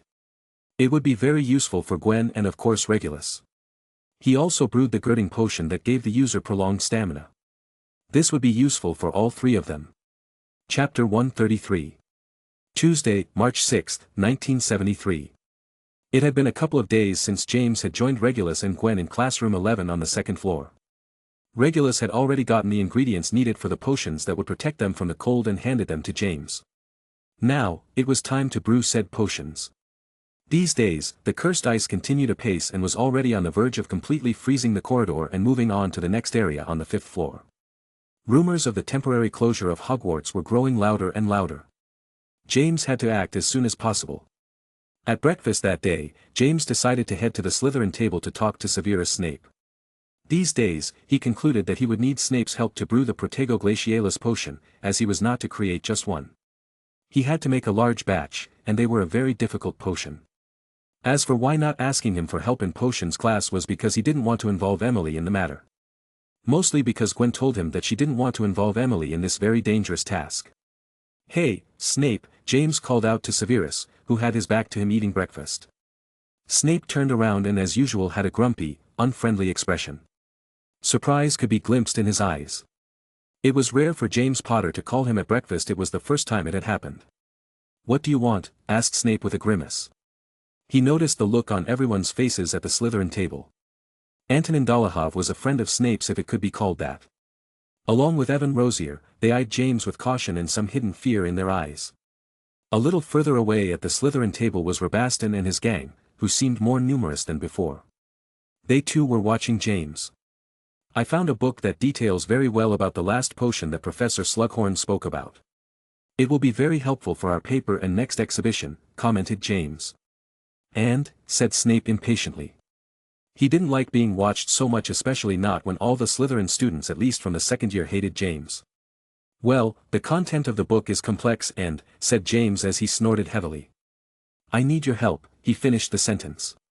He never thought the day would come when he would ask Snape for help.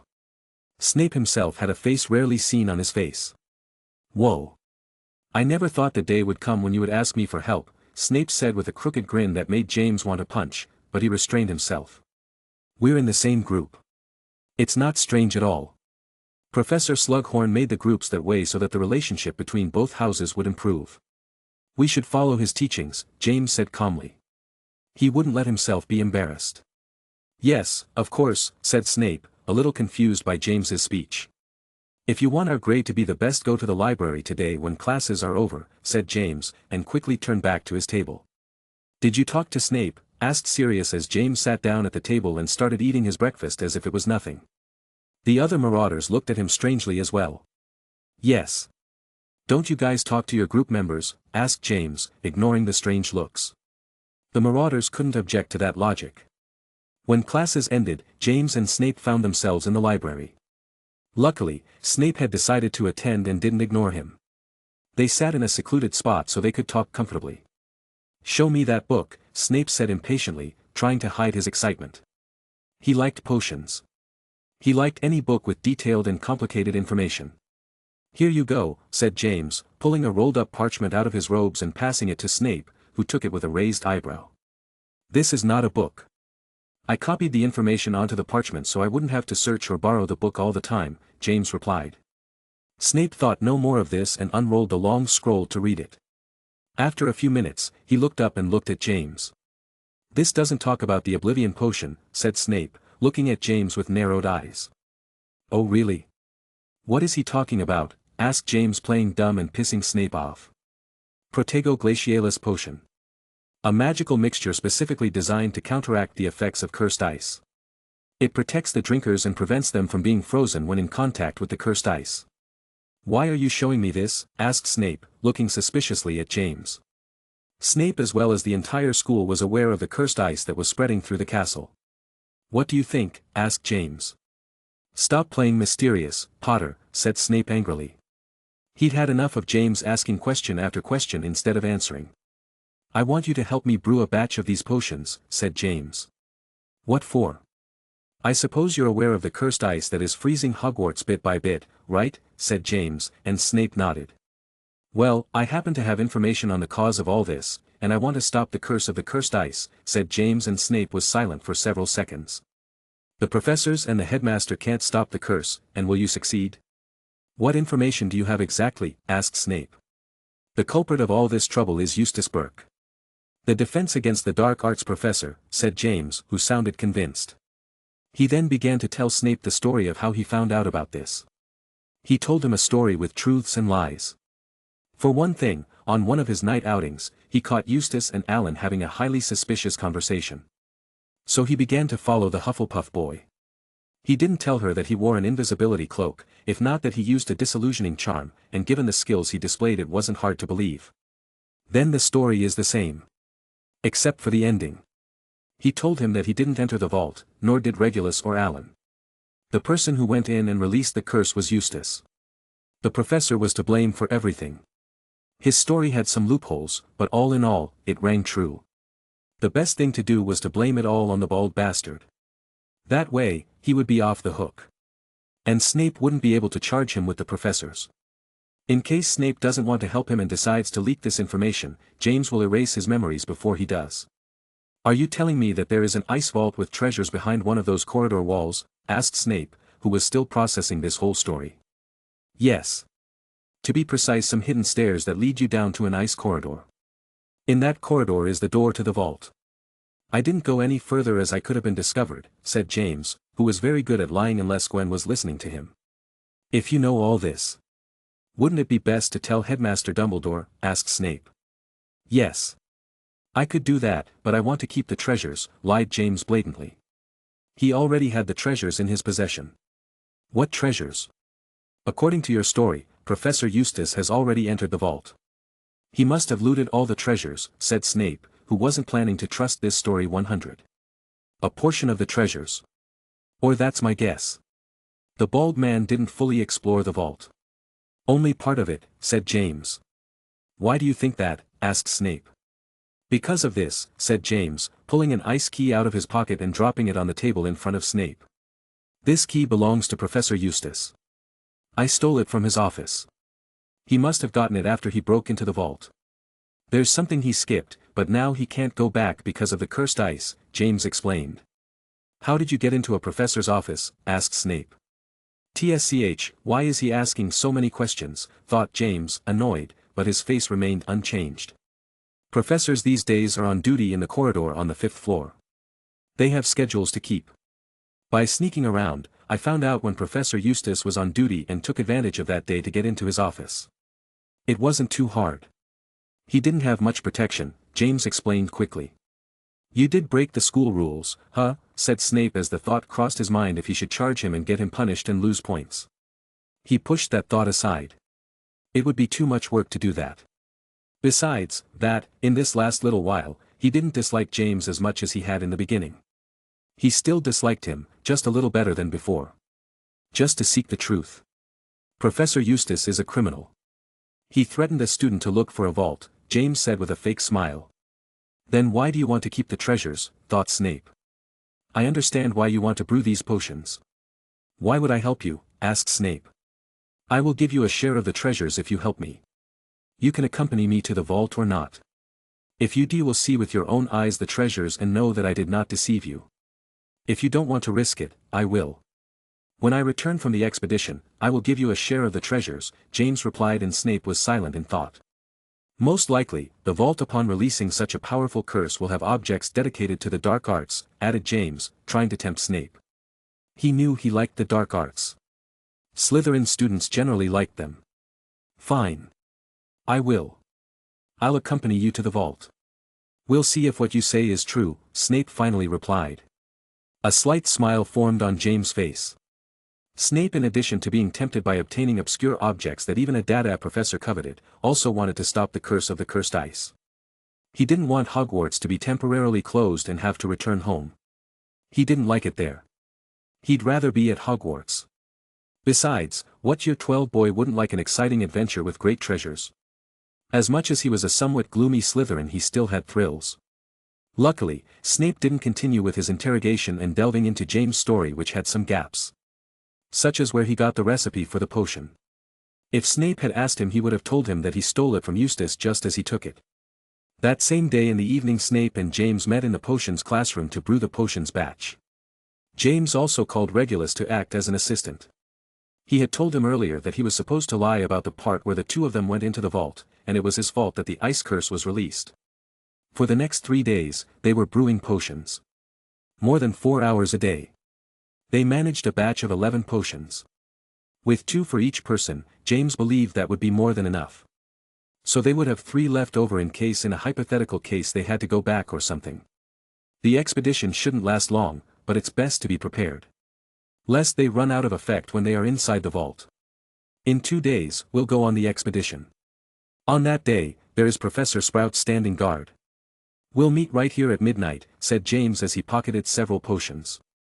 3 people nodded and put away their 2 potions each. Unlike the other days, Gwen was in the room mostly to finish talking about the expedition. They chatted a while longer and said their goodbyes. I hope tomorrow goes well, thought James worriedly. He wished it was all as easy as going and getting the door closed, and that way the curse would stop. He didn't want to fight any more dangerous opponents, as he didn't want Gwen, Snape, and Regulus to be in danger. In a battle to the death, the slightest mistake could lead to a fatal outcome. Chapter 134. The day finally arrived. James already had all the potions ready and also the weapons he got from the Ice Knights he defeated earlier. The weapons would be useful for combat, though it was better if they were not necessary. He would not be wearing his invisibility cloak. They would meet Gwen and the other 2 in classroom 11, and from there they would head to floor 5 in Regulus' invisibility cloak. How Regulus is black to Snape, it didn't seem strange that he would have an invisibility cloak. The last thing he would think was that it would be one of the treasures in the vault. Where are you going? Asked Lupin, opening the curtain of his canopy bed and looking at James, who was about to slip out of the dormitory. Sirius's bed curtains also opened, and he looked at James. He waited for his answer. To the room of requirement, replied James. He hadn't told the marauders about the ice vault. Mainly because it was too dangerous. He didn't want anything to happen to them. As for Snape and Regulus, they didn't have the same importance to him as his friends. In Gwen's case, he had no choice but to include her, as otherwise she would investigate on her own and could get hurt. Oh, I'll go too. I want to resume study sessions. I've already caught up on my homework, said Lupin, getting out of bed. What? Thought James with an ugly expression. He had said to the room of requirement since Lupin stopped accompanying him to study together and practice. James knew that Lupin stopped practicing and studying with him because he was upset. When he started following Alan a month ago, he didn't tell any of the marauders where he was going. He disappeared for a week without saying a word. When he resumed his routine, Lupin stopped accompanying him. It was a loss for James, as it was fun to study and practice with Lupin, but he didn't want to involve him in something dangerous. Me too. I want to stretch my muscles a bit, Sirius said, getting out of bed and looking at James with a smirk. He knew his friend was hiding something. So what now? I should tell them I'm meeting a girl, thought James as he thought about what lies would come out sooner or later. James didn't know what to do. If he told them a lie and didn't let them tag along with him, they would get mad. If he told them the truth, they would be angry too, since he didn't tell them about something as important as the ice vault, the cause of the curse attacking Hogwarts. A memory of his mother telling him to trust his friends came to his mind. It wasn't that he didn't trust his friends. He just didn't want to put them in danger that can be avoided. Should I tell them? Thought James, looking at Sirius and Lupin. It seemed like it would be the only option if he didn't want their friendship relationship to get worse. The Marauders always told each other everything, except Lupin's lycanthropy at first. What's wrong? You've been silent for a long time, Sirius pressed. Ugh, sighed James as he pulled out his wand and cast a silencio barriera that covered the three of them. It was best for the moment that only Sirius and Lupin knew. They had better martial magic skills than Peter and Toby, who were sleeping soundly. Their snoring could be heard. Why are you throwing up a silencio barriera? Asked Lupin. James took 15 minutes to tell them the whole story of the ice vault. The real one. The one where he fought the knights and stole the chest with Regulus. He also told them about the fake story he told Snape to help him brew the potions. Lupin and Sirius's expressions were becoming more and more shocked and disbelieving. It never occurred to them that their friend had done such a dangerous mission and that it was partly because of him that there was an ice curse at Hogwarts. Are you serious? Asked Lupin in shock. Regulus is involved, asked Sirius, unable to believe that his little brother had anything to do with and had met James. Yes, and yes. Now, if you'll excuse me. I have some business to attend to, said James, turning away. As he was about to open the door, 2 hands rested on his shoulders. One belonged to Sirius and one to Lupin. Where do you think you're going? Asked Sirius. We're going with you, said Lupin, and Sirius nodded seriously. This is not a mission like the pranks we did before. It can be deadly. Far more dangerous than the venomous tentacles in Greenhouse 5, said James. I know. According to your story, my brother almost didn't tell it. It was good that you were there to save him. Thanks, Sirius said honestly. You're welcome. I let him in with me though, said James. Well, he insisted. Besides, that he had completed that riddle. He had the right to go in, said Sirius, and James nodded as for that reason he let Regulus follow him in. Do you have any more of those potions to protect you from the ice? We'll need it. I don't want to be like that Hufflepuff boy, commented Lupin. Yes. Thanks to all the ingredients Regulus brought, we managed to have plenty, replied James, passing 2 potions to each of them. He would take just 1 potion, but he preferred this. You guys aren't mad? Asked James, looking at both of them holding the potions. Of course we do, but now is not the time for that. We must save Hogwarts, Sirius replied with a smile. It's true. You didn't tell us anything out of concern for us, right? Said Lupin, and James nodded. You're not our mother. We had to go through your hellish training. We can defend ourselves. We won't be a burden, added Lupin with a slight smile tapping James' shoulder.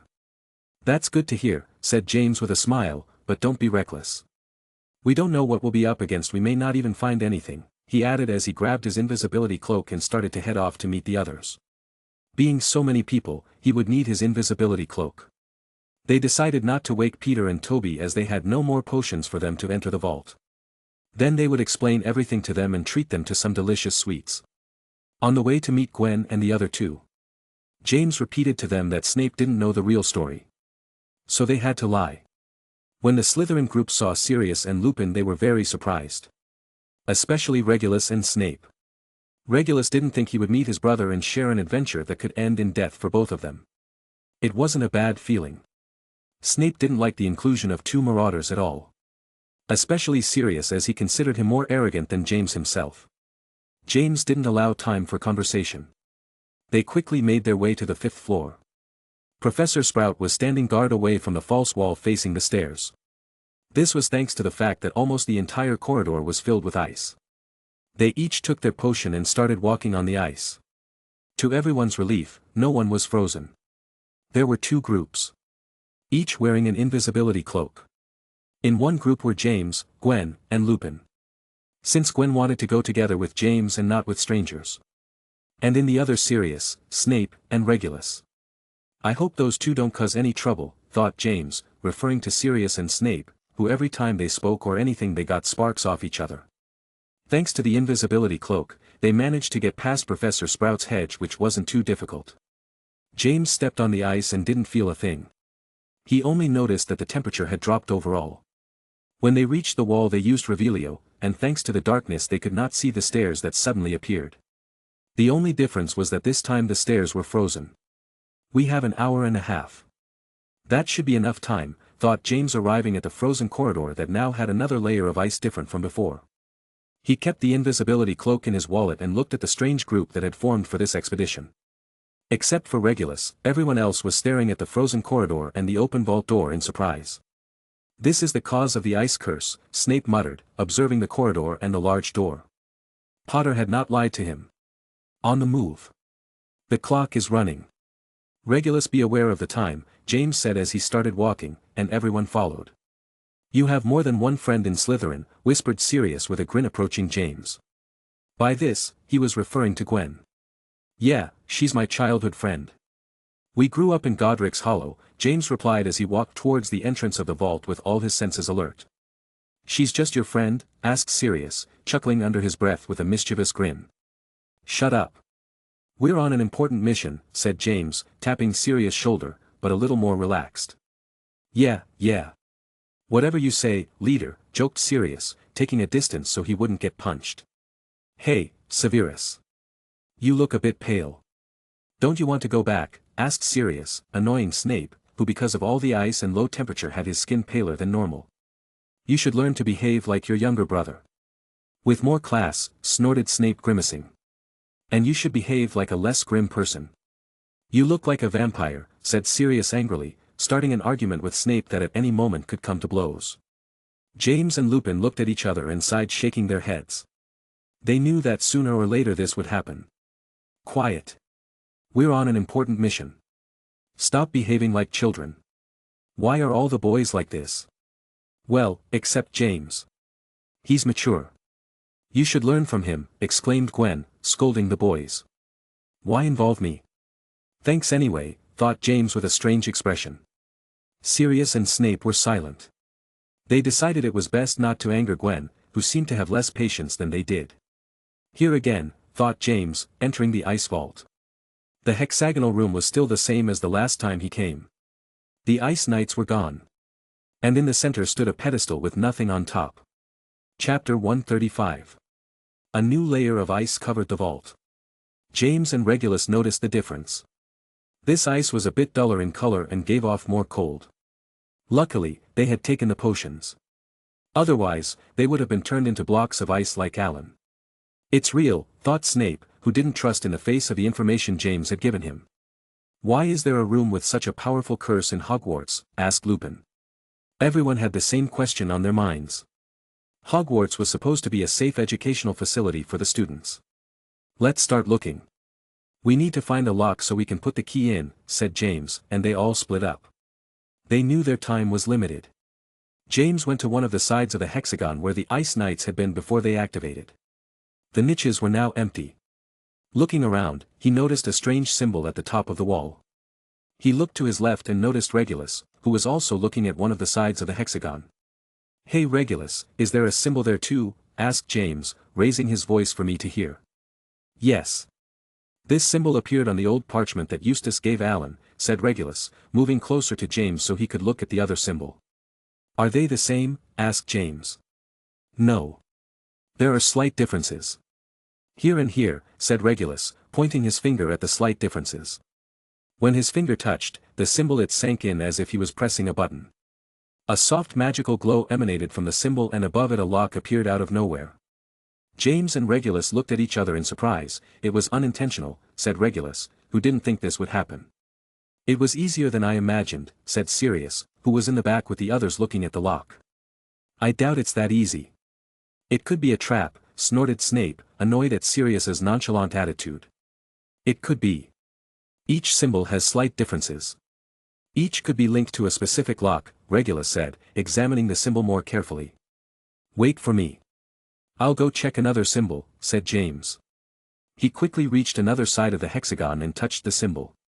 However, nothing happened. It was hard. He couldn't press it like a button. "Strange," said Regulus when James told him this information. "Maybe we have no choice but to use this lock anymore."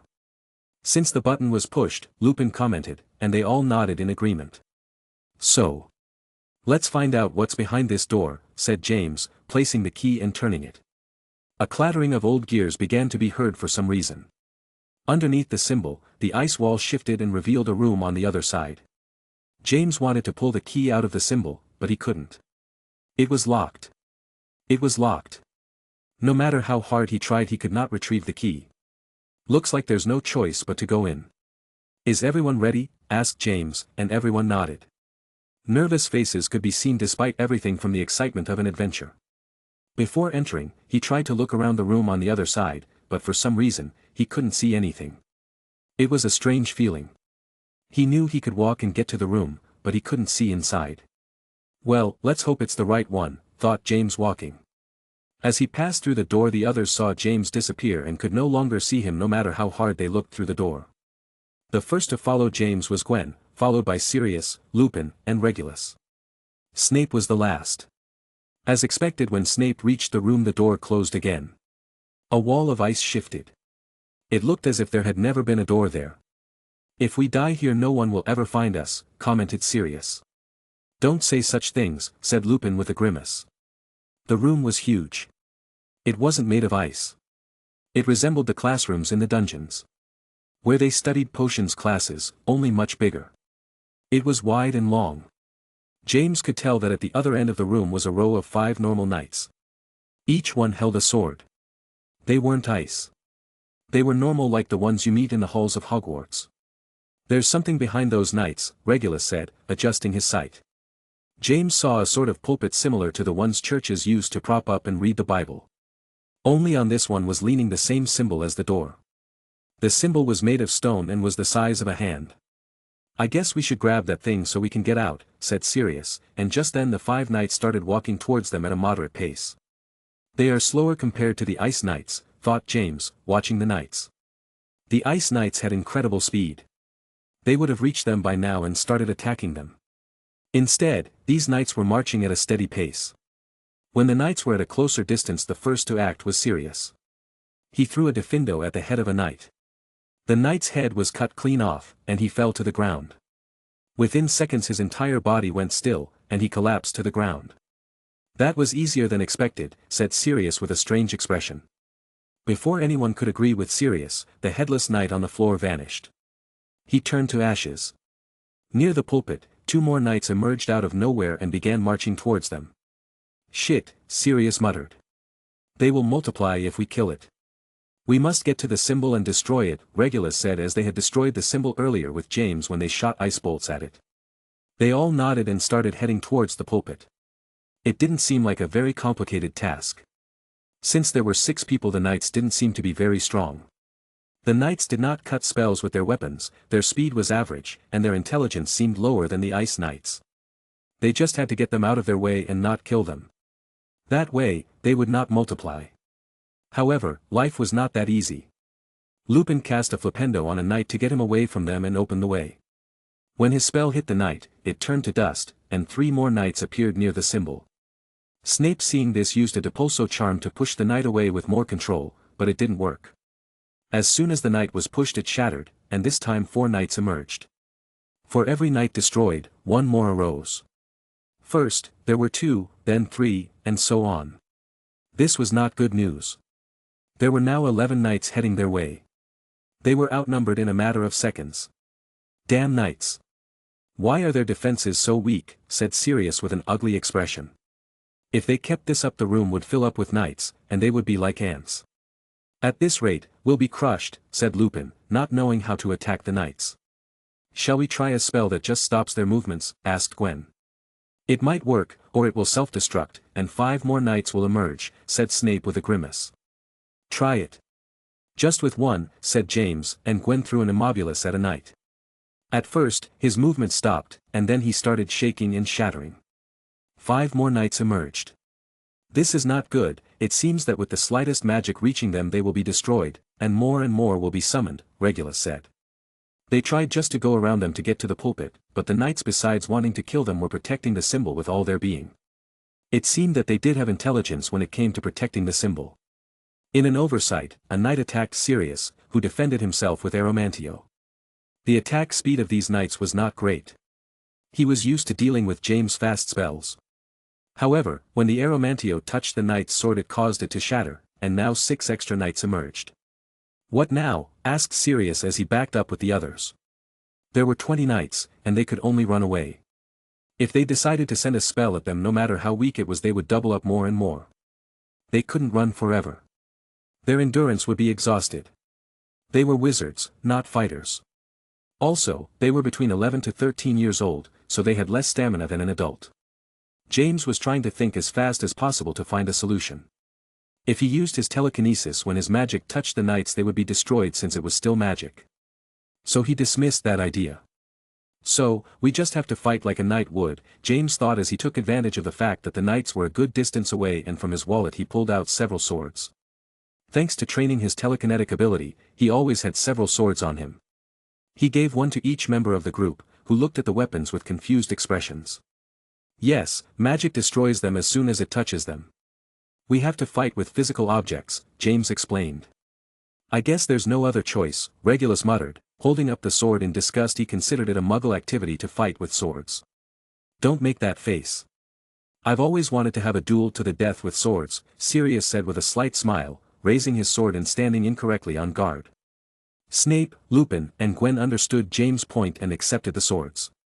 They had no choice but to try this. It's heavy, thought Gwen as she adjusted to the weight of the sword. Gwen takes this too, said James, passing a shield to the blonde. Higher on his list of priorities was her safety. Why just me? Asked Gwen, grabbing the shield. It's the only one I have, replied James. It's heavy, said Gwen, noticing the shield was heavy. You can give me the sword and just use the shield to defend yourself. All we have to do is fight our way through, suggested James. I can attack too, James, said Gwen, though she was happy to note James' concern. Hey, stop talking. They're coming, shouted Sirius as he took cover with his sword. A knight arrived and struck towards him. Somehow, he managed to defend himself, but he felt his arms turn to mush. He couldn't take many more blows. Thanks to the slowness of the knights, Snape, who was next to Sirius, swung his sword at the arm of the knight who had attacked. The sword shattered the arm, which was not very resistant. Lupin took the opportunity and gave a thrust in the chest of the knight, destroying him completely. Luckily for everyone, the knight did not regenerate and stopped multiplying. Well done. That's the way, said Sirius with a smile. Snape made a barely visible grimace, and Lupin smiled. He had enjoyed smashing the knight to smithereens. It was relaxing. They didn't have time for further conversation because 4 more knights jumped on them. Gwen and James stopped talking and fought amongst themselves. There were 6 of them, and they had to make their way through 20 knights. However, they were not idiots. They were trying to lure a group of 4 or 5 towards them, destroy them, run away, and then do the same. Thanks to the fact that they were not very fast and the room was big, they could do it and not be surrounded. James, after destroying a knight with Regulus' help, noticed that another knight had hit Gwen's shield, and she was barely standing. In a few seconds, he reached her side and cleaved with a diagonal cut the hand of the knight holding the sword. Gwen let go of the shield and with her sword cut off his head. Phew, thanks, said Gwen, wiping the sweat from her forehead. She had never done so much physical exercise. Besides, even though they weren't very dangerous, the slightest mistake and the knight's sword could give you a fatal wound. Are you okay? Asked James, worriedly approaching Gwen. Yes. Just tired. It's hard to take the blows. Maybe I should do more physical exercise, said Gwen, who was having difficulty keeping her arms up. James with his wand cast a resistance charm on Gwen. A spell within healing magic that restores an individual's stamina to some extent. Better? Asked James. Yes. Thanks. Your healing magic is very useful, replied Gwen with a smile. She generally doesn't like others to worry about her, as she knows how to take care of herself, but with James it's different. She likes it when he shows her concern. It's addictive. Maybe I should act more tired. That way he'll show more concern and be by my side, Gwen thought seriously. Look at them. They look like they're having fun, said James, looking towards the group of 4 people surrounding 2 gentlemen as if they were criminals about to rob a poor victim. While they are having fun, let's destroy that symbol, said Gwen. That's fun. Should we use magic to summon more? Asked Sirius with a slight smile as he dodged a sword. Your hands are shaking, Black. You don't look like you'll last much longer, said Snape with a slight smirk. Shut up. You're the same way. I'm surprised those skinny arms can hold a sword, Sirius said with a slight smirk.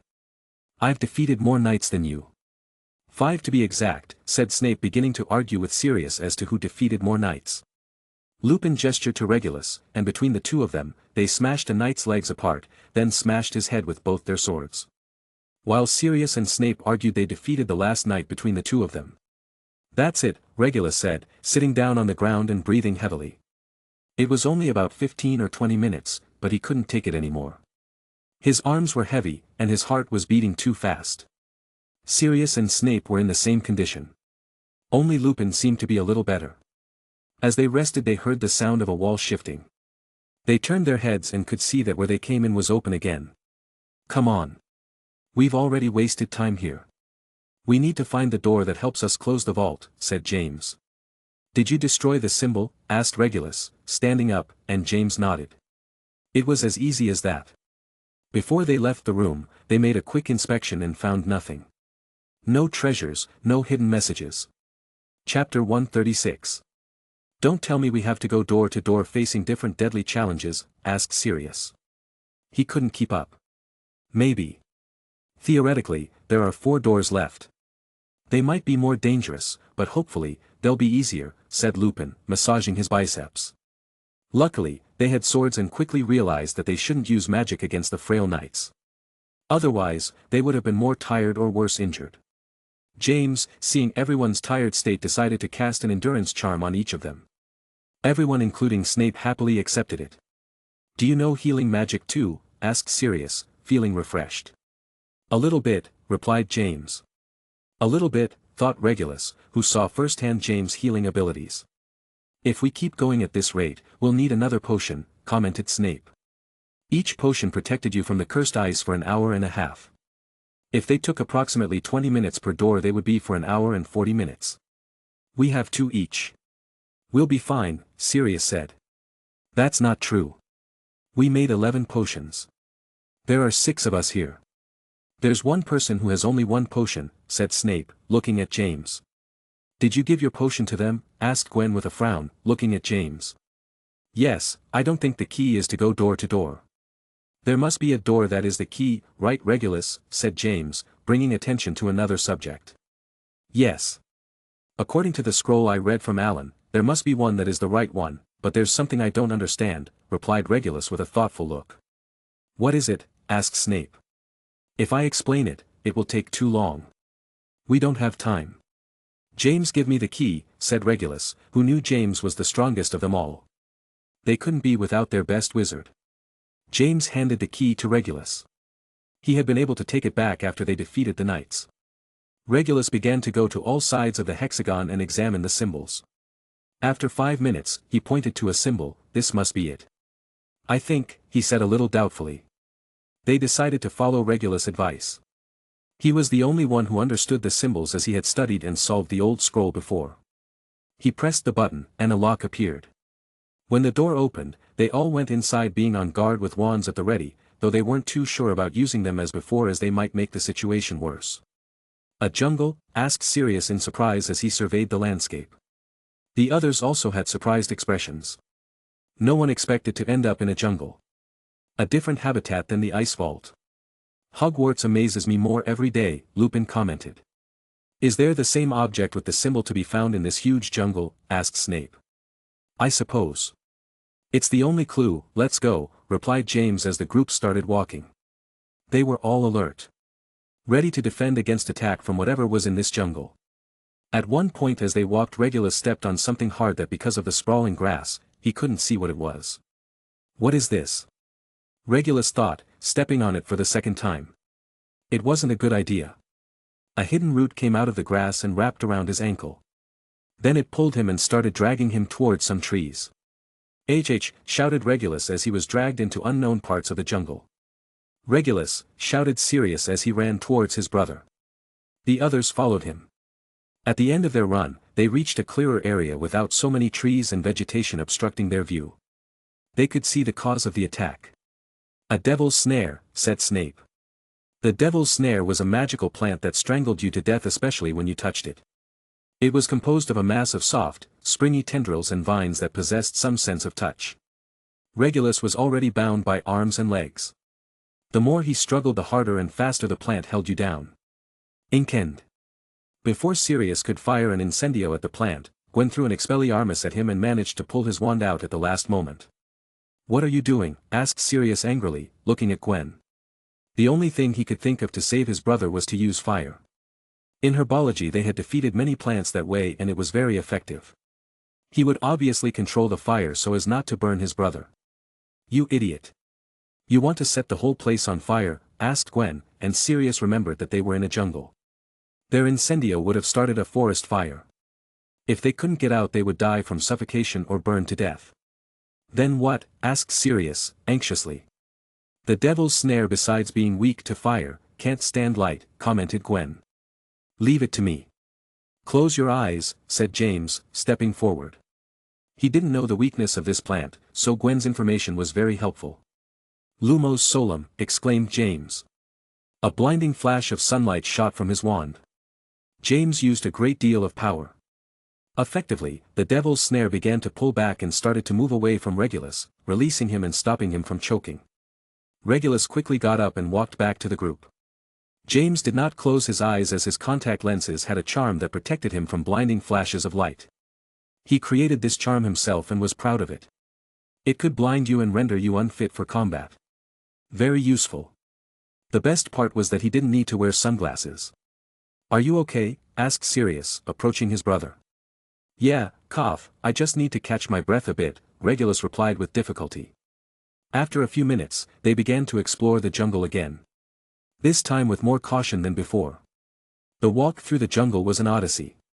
They encountered many aggressive magical plants and fungi. 2 devil's snares grabbed Snape and Sirius. James saved Snape, and Gwen saved Sirius with a lumos powerful enough to scare the plant away. Lupin inadvertently bumped into a Mimbulus Mimbletonia. A very rare magical plant with a unique defense mechanism. When touched by Lupin the plant shot a green fluid at him that smelled like stale manure. Luckily it had no poison, but he was bathed in a sticky, foul substance. The group also came across a large patch of vampiric vegetation. This is a group of magical plants characterized by their vampire-like teeth. Their teeth are sharp and very dangerous. As they got rid of the vegetation their robes were left in very bad condition. "This bloody jungle, how much further?" said Sirius wearily as he sat down on a log. His appearance was a mess. His tunic had a few cuts in it, his hair was in disarray, and he had a lot of dirt on his skin. The others were in similar condition. The worst was Lupin, who still had a dung smell that James tried to wash away with a charm, but some of the smell lingered. "How long has it been?" asked James, looking at Regulus. 15 minutes since we went in," replied Regulus. "Only 15 minutes, muttered Snape as he sat down on the ground. Out of his exhaustion, he didn't notice that he sat on some sort of spiky bush. "Ouch, bloody bush," cursed Snape, jumping up. With his wand, he cast a diffindo at it and sliced the bush into several pieces. What he didn't expect was that the bush began to burn when it was attacked. The plants next to it began to catch fire at a rapid pace. Before long they were witnessing a fire that was spreading more and more. The bush where Snape sat was a fire seed bush. A magical plant that burns when it feels its life is at risk. "Run!" shouted James. It was useless to try to put out the fire. The vegetation was catching fire at a rapid rate, even its speed was too much. It looked like the jungle was made to start a forest fire. The group began to run. The fire seemed to be getting more and more powerful and was chasing them. Clearly, there is something wrong with this vegetation, thought James as he ran. By normal means, a fire should not be spreading this fast.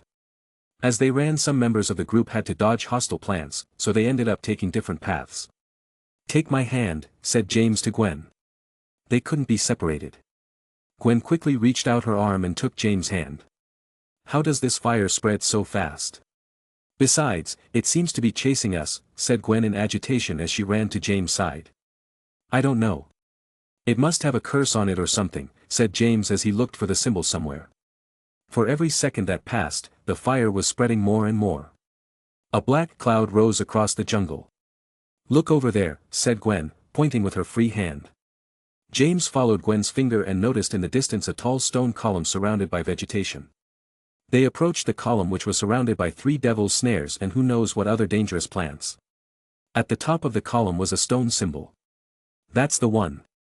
Let's destroy it with a bombarda," said James as he pulled out his wand and pointed it at the column. Gwen did the same. Bombarda, they both shouted without letting go of each other's hands. The combined blast was enough to destroy the column. The symbol began to fall towards the ground. As the symbol fell, James threw a powerful diffindo that hit the stone symbol in the air, cutting it in half. The fire that was about to cover them began to disappear. The air itself seemed to be sucking it up and taking it somewhere. The same was true for the whole jungle and all the plants and vegetation of the place. Everything disappeared in a very strange phenomenon. They were left in a giant room with white walls and a floor. In different places in the big white room, some dots were the other members of the group. James saw about 50 feet away from their spot Sirius and Regulus. Lupin was a little farther away, but he seemed to be okay inside all things. Is that Snape? Wondered James, looking down at a spot lying on the floor. It wasn't a good sign that he was lying motionless on the ground. Are you okay? Asked James to Gwen. Yes. Just let me catch my breath a little, replied Gwen, sitting down on the white floor. She had been running a lot while dodging plants and breathing in polluted air. Take a rest, I'll go see if Snape is alright, James said and started heading towards where the boy was lying. Chapter 137. Hey, Snape, are you alive? Asked James, tapping Snape's arm with his foot. Don't bother, Potter, growled Snape from the ground, and without opening his eyes. The sleeve of his robes had been burned. Luckily the fire was gone, and his skin remained safe. You look like you're alright, said James with a grin as he saw Snape growling as usual. Seeing Snape's condition, James decided to cast some healing spells on them. An episkey and a resistance charm. Snape felt refreshed and was able to get up. He only gave a slight nod of his head to thank James. How much time do we have left? Asked Snape, shaking the dust and dirt from his robes. I don't know. Regulus was taking the time, James replied as he turned and noticed that everyone was heading towards them. Is everyone alright? Asked James, looking at Sirius, Regulus, and Lupin. Better impossible, cough, said Sirius, coughing because of the smoke he inhaled. Do you guys need me to cast some healing charms on you? Asked James. No. Take care of your energy.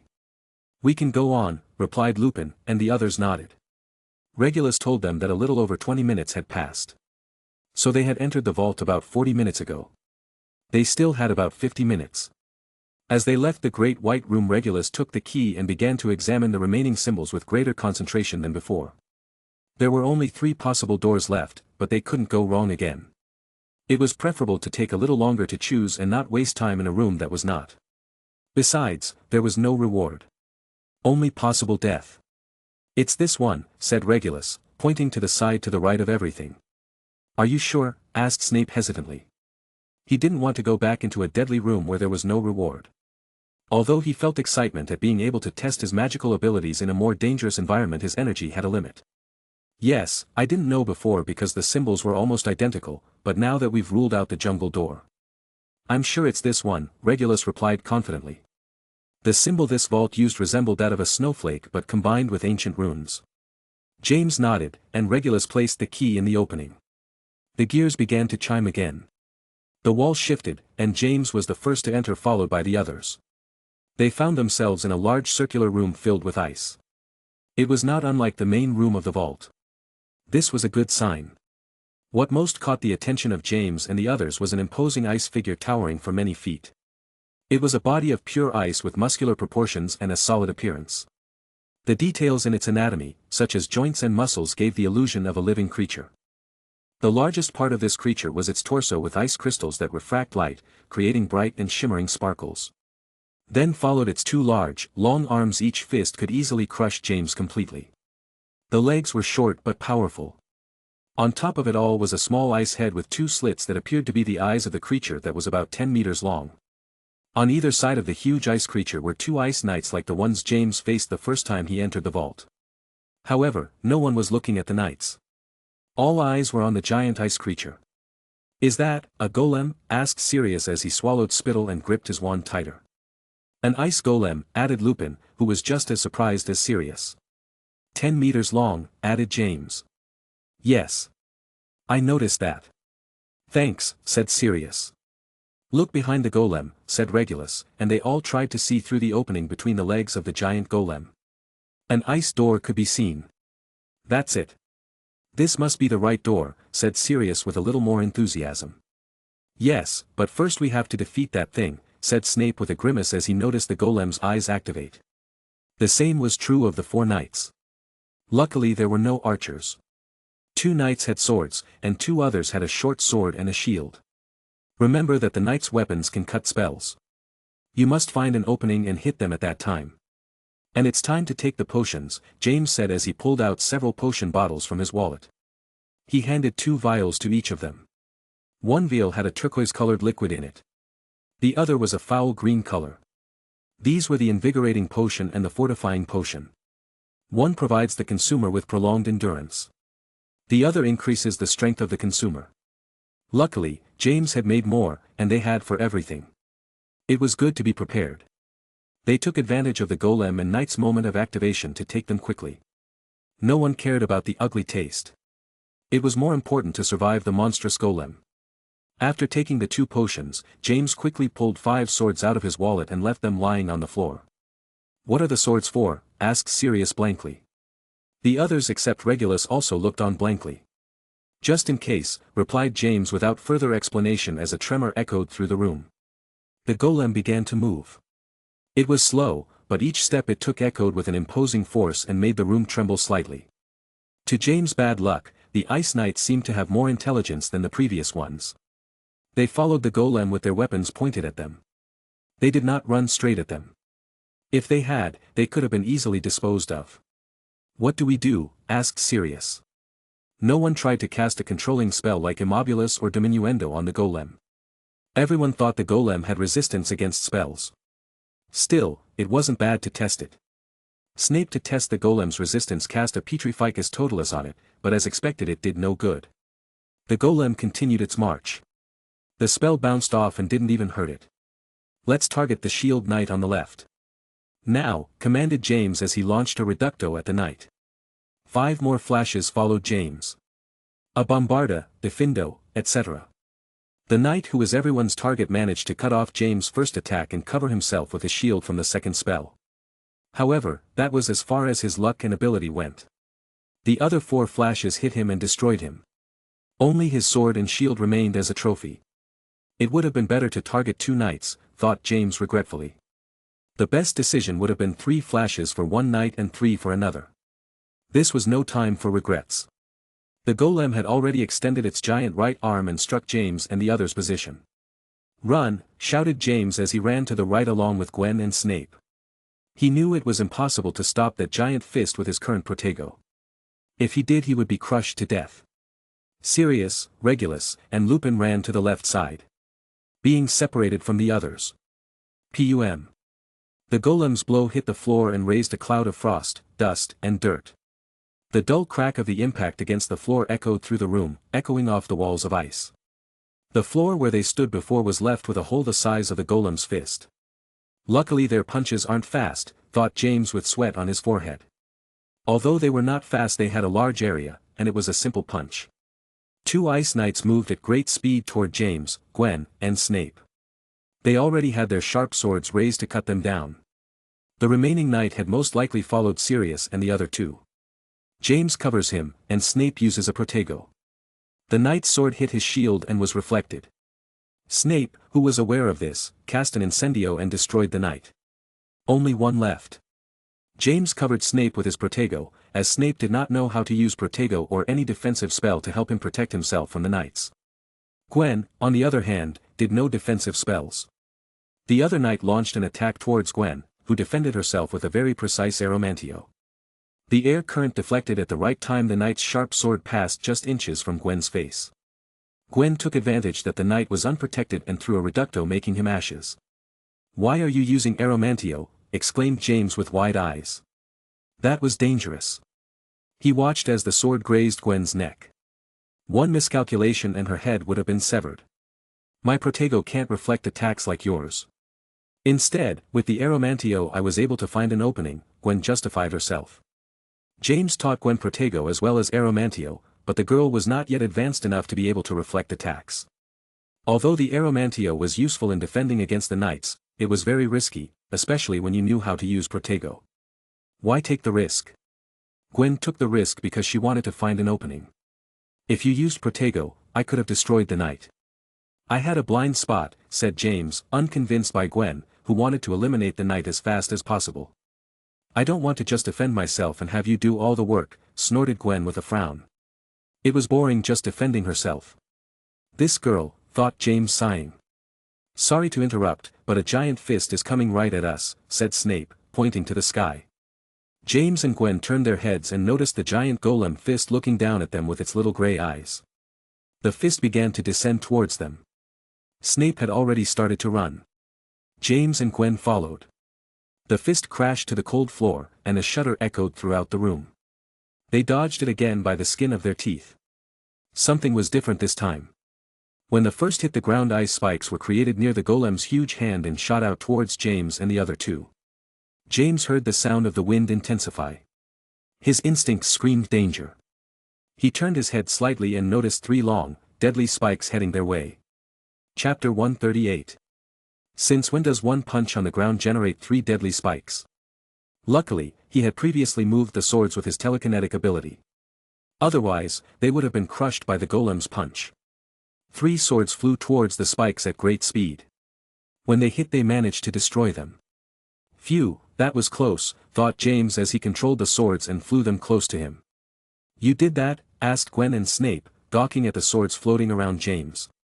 They didn't see James cast any spells, and his wand was still pointed at the ground. James, when he told Gwen the story, did not explain how he defeated the knights. He was not specific. As for Snape, he didn't know that James had already faced ice knights, so he wouldn't know this information. Yes. Pay attention, he's already back on the attack, James said, raising his wand. How do we defeat that thing? Asked Gwen, brushing aside her love friend's strange abilities. She would ask him later. First, said James as he explained a quick plan to Snape and Gwen. James first had to make sure that the golem didn't have any symbols on its body. So with the help of Gwen and Snape, he managed to sneak around and look at it from behind. To his bad luck, the golem had no symbol on its body. It was pure ice. Sirius, Regulus, and Lupin had already defeated the last ice knight and approached James. You're hurt, James said, looking at Sirius, who had a cut on his forearm. Yes. The speed of that bugger was too much. He took me by surprise, said Sirius with a slight wince. James quickly threw an episki at him. He didn't have time to heal the cut completely. They had to help Snape and Gwen, who were running and dodging the golem's deadly blows. There is no symbol. So there is no weak spot. We must defeat it with powerful magic, said James. That's not good news, said Regulus. Target his joints. Specifically the one on his right leg. Use, Defindo, Incendio, whatever. If too many attacks hit that leg, we'll cut it off. We have to dismember him a little at a time, James said quickly as he ran towards the golem to help Gwen. Dismember him, thought Sirius, Lupin, and Regulus with strange expressions. James with a bombarda and a 3-sword attack on the golem's large leg managed to get its attention.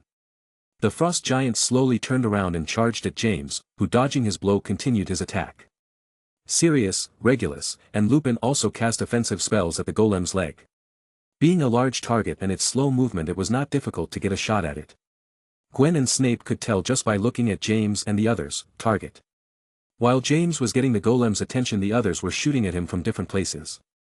When the golem wanted to change targets, James would throw a lot of swords and spells at it to get its attention back on him. Thanks to the stamina potion, he could keep up. He just had to have his attention, and when he had a chance, attack with the swords to his left leg.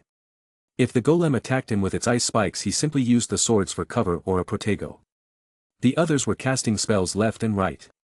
They found that the best combination was to cast Incendio and then Defindo. This way, they made the ice weaker and not so hard. The flames made the ice softer and more malleable. Then the Defindo cuts through the ice.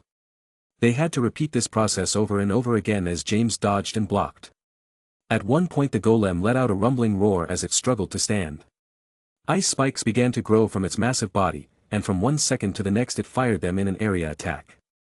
James saw 5 spikes heading towards him at an incredible speed. He raised all 5 swords into the air and sent them colliding with the spikes. His swords with ancient runes won, but that wasn't all. James kept his speed up and aimed for the golem's leg. The 5 swords descended with astonishing speed and pierced the last layer of ice. With one leg down, the golem fell to the floor with a thud. The room rumbled from the impact. "Aim for its head," shouted James as he approached the others. Try as the golem might to get up, it could not. A person could balance on one leg, but the golem's frame was disproportionate. Its legs were too small for just one to support its weight. The golem was hitting the ground with its arms as if it were a baby throwing a tantrum. It was a strange sight. The others, some with wounds from the icy pricks, stood at a safe distance and began to attack the golem's head. The magical fatigue they felt was palpable on their faces. They had struggled for 30 minutes with the golem, but no one complained, and they continued to cast spells until the golem's head was severed. When the little ice head was severed, the body ceased to function. The little blue eyes went out and became lifeless. "Damn, golem. How much stamina does it have?" cursed Sirius, sitting on the cold ground and breathing heavily. He took an endurance potion and was exhausted. Besides, the golem didn't even chase him. It only attacked him from a distance. To Sirius' bad luck, he had a cut on his forearm and a pinch of ice on his shoulder. Thanks to the ice he didn't feel much pain, and the blood stayed in place. "Sorry, brother, my fault," Regulus said, walking over to Sirius, who had saved him from a pinch of ice. "Never mind. It's just a small cut," Sirius said, downplaying it. "James," Regulus called out. James approached and could tell by the look on Regulus' face that he was asking him to cure Sirius, although he was already planning to do so. James looked over at Lupin. He was lying on the ground near them recovering energy, luckily he had no injuries. Then he looked over at Snape, who was sitting up and pale. There was a long cut on his right quadriceps. "Do you want me to do something?" asked Gwen, approaching James. She was just fatigued, but not as fatigued as Lupin or with injuries like Sirius and Snape. "Yes. Go to the door and see if it's locked. If it is, we'll need to find a key, which, I'm sure, is inside the golem," James said, and Gwen nodded as she headed for the ice door. In a few seconds, she returned. "It's locked." "It's not working, the Alohomora," said Gwen. Can you unfreeze the golem's head?"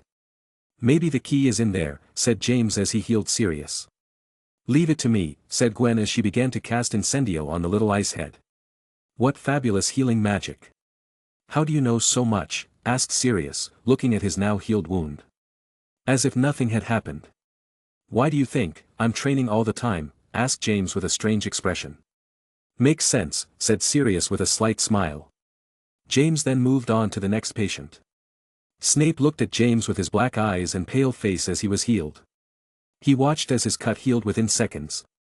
"How do you have so much resistance?" asked Snape. James had gotten the worst task. He had to be constantly dodging and taking cover when the golem threw the spikes at him. Besides, he was also attacking when he found the opportunity. "Lots of training," James replied with a grin that pissed Snape off. "And how did you make those swords fly?" "I didn't see you using your wand," Snape asked again. "Why is everyone asking so many questions?" thought James in annoyance. "We're short on time, and one of us has no potion to protect us from the ice." "Let's go," said James as he approached Gwen, who had already finished the task of thawing the ice head. "To everyone's luck, there was a key there." "You were right," said Gwen, passing the key to James. "Good thing it was in the head. How many incendios would we have to throw if it was in his torso?" thought James with relief. The group quickly made their way to the door. James used the key and entered the room, which was not very large compared to the previous one. It was a square room with an extreme cold that they even felt despite drinking the potions. "That's the cause of the curse," said Lupin with little energy, rubbing his hands together. In the center of the room stood a glowing crystalline sphere of ice, pulsing with a cold, magical light. Freezing patterns spread out from the center, weaving a web of dark magic. "Who the hell put this thing in Hogwarts?" asked Sirius. "Maybe someone from hundreds of years ago."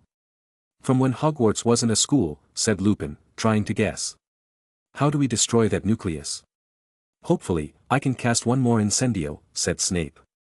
The others nodded, agreeing with Snape.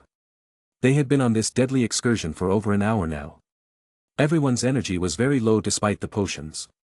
They all looked at James and waited silently for his response. "Why are they looking at me?" thought James. He was also fatigued and felt his brain throbbing from using his telekinetic ability for so long to defend and attack.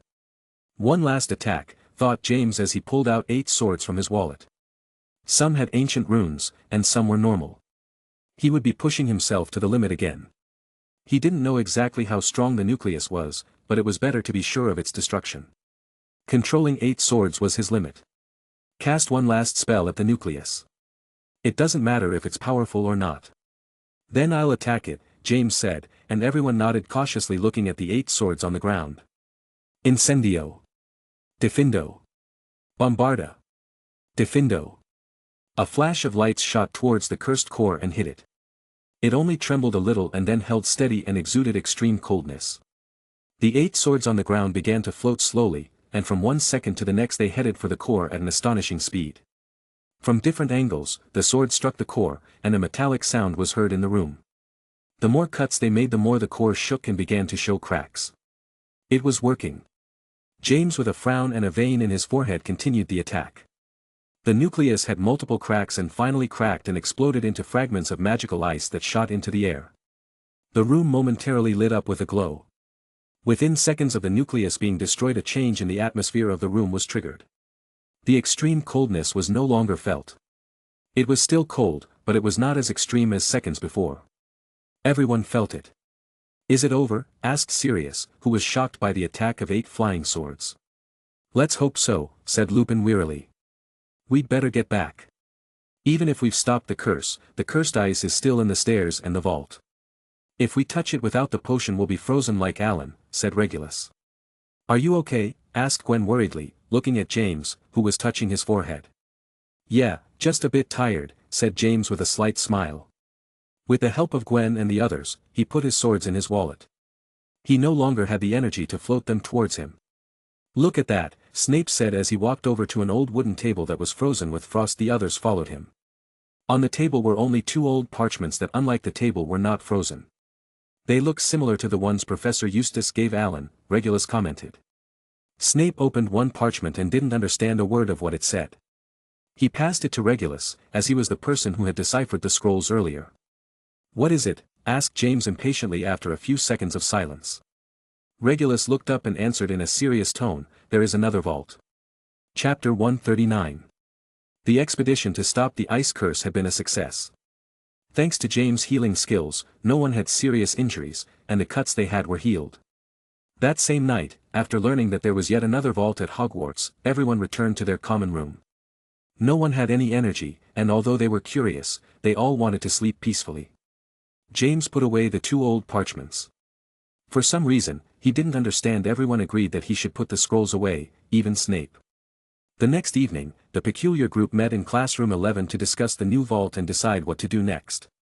One scroll is a map to be combined with the map Professor Eustace gave Alan. The other scroll is a riddle. It is much longer and more complex than the previous one, Regulus said, looking at the 2 parchments open on a square wooden table. Everyone was around the table looking at the scrolls. "In what you got to read, does it say any information about the new vault?" asked James. "I read very little. The message in ancient runes is more complex and is combined with strange scrawls. I could only read the name, which is the Vault of Fear," replied Regulus with a strange expression. "Scary," Sirius said with a slight smile. "Should we look for it?" he added. It had been quite an adventure getting into the ice vault despite nearly being killed by killer plants, incinerated, and by a giant ice golem. For what? To unleash another powerful curse on Hogwarts. We didn't get any treasure in the end. "It's better to leave it locked," Snape said disapprovingly. This time, he agreed to risk his life to stop the curse since it had been released before, but it would be foolish to release another unknown curse. Besides, it was too dangerous. This time they succeeded, but they don't know if the next vault will be more deadly than the previous one. "Well, if we get there before the professor will get the treasures," said Lupin, trying to dissemble. Snape was the only one who thought they hadn't gotten treasures, but in reality, James and Regulus had already gotten a couple of peculiar objects. "Actually, if we get the treasures," said James in a serious tone, looking towards Snape. "What do you mean?" asked Snape in a cold tone. James decided to tell Snape the truth. Sooner or later he might find out that the story he told him was false and that Eustace never got the treasures and it wasn't him who first opened the vault. On the other hand, he no longer thought that Snape would rat him out to the school staff. He was already involved, and besides, he didn't think he was that petty. Even though he was from Slytherin and the 2 houses didn't get along, Snape and the Marauders' relationship wasn't like Rabaston Lestrange and his group. Even Sirius after this adventure began to get along better with Snape, if only a little. They fought side by side, and both almost died. So you lied to me. You released the ice curse at Hogwarts, Snape growled, and the others looked at James in surprise. They didn't think he would tell Severus the truth. Yes, Regulus too. Don't forget about him, James said. Regulus grimaced but said nothing. Anyway, sorry about that. To make it up to you, you can choose one of the treasures we found earlier, added James as he pulled out of his wallet the ice chest that guarded the cursed ice necklace and the book. Snape showed a confused expression. He wanted to look angry and threaten Potter that he might tell Dumbledore about this, but James apologized and was now offering him the treasures as if they were nothing. This is what you told me to bring the mirror for, Regulus said, propping the ancient small-sized mirror on the table, and James nodded. These are the treasures. There aren't many of them. The other one is Regulus' invisibility cloak, but he's grown quite fond of it. So you can choose from these objects, James said with a wide smile as he told him the information he knew about the objects. Well, his lie was no big deal. It contained several truths, thought Snape, putting the subject aside.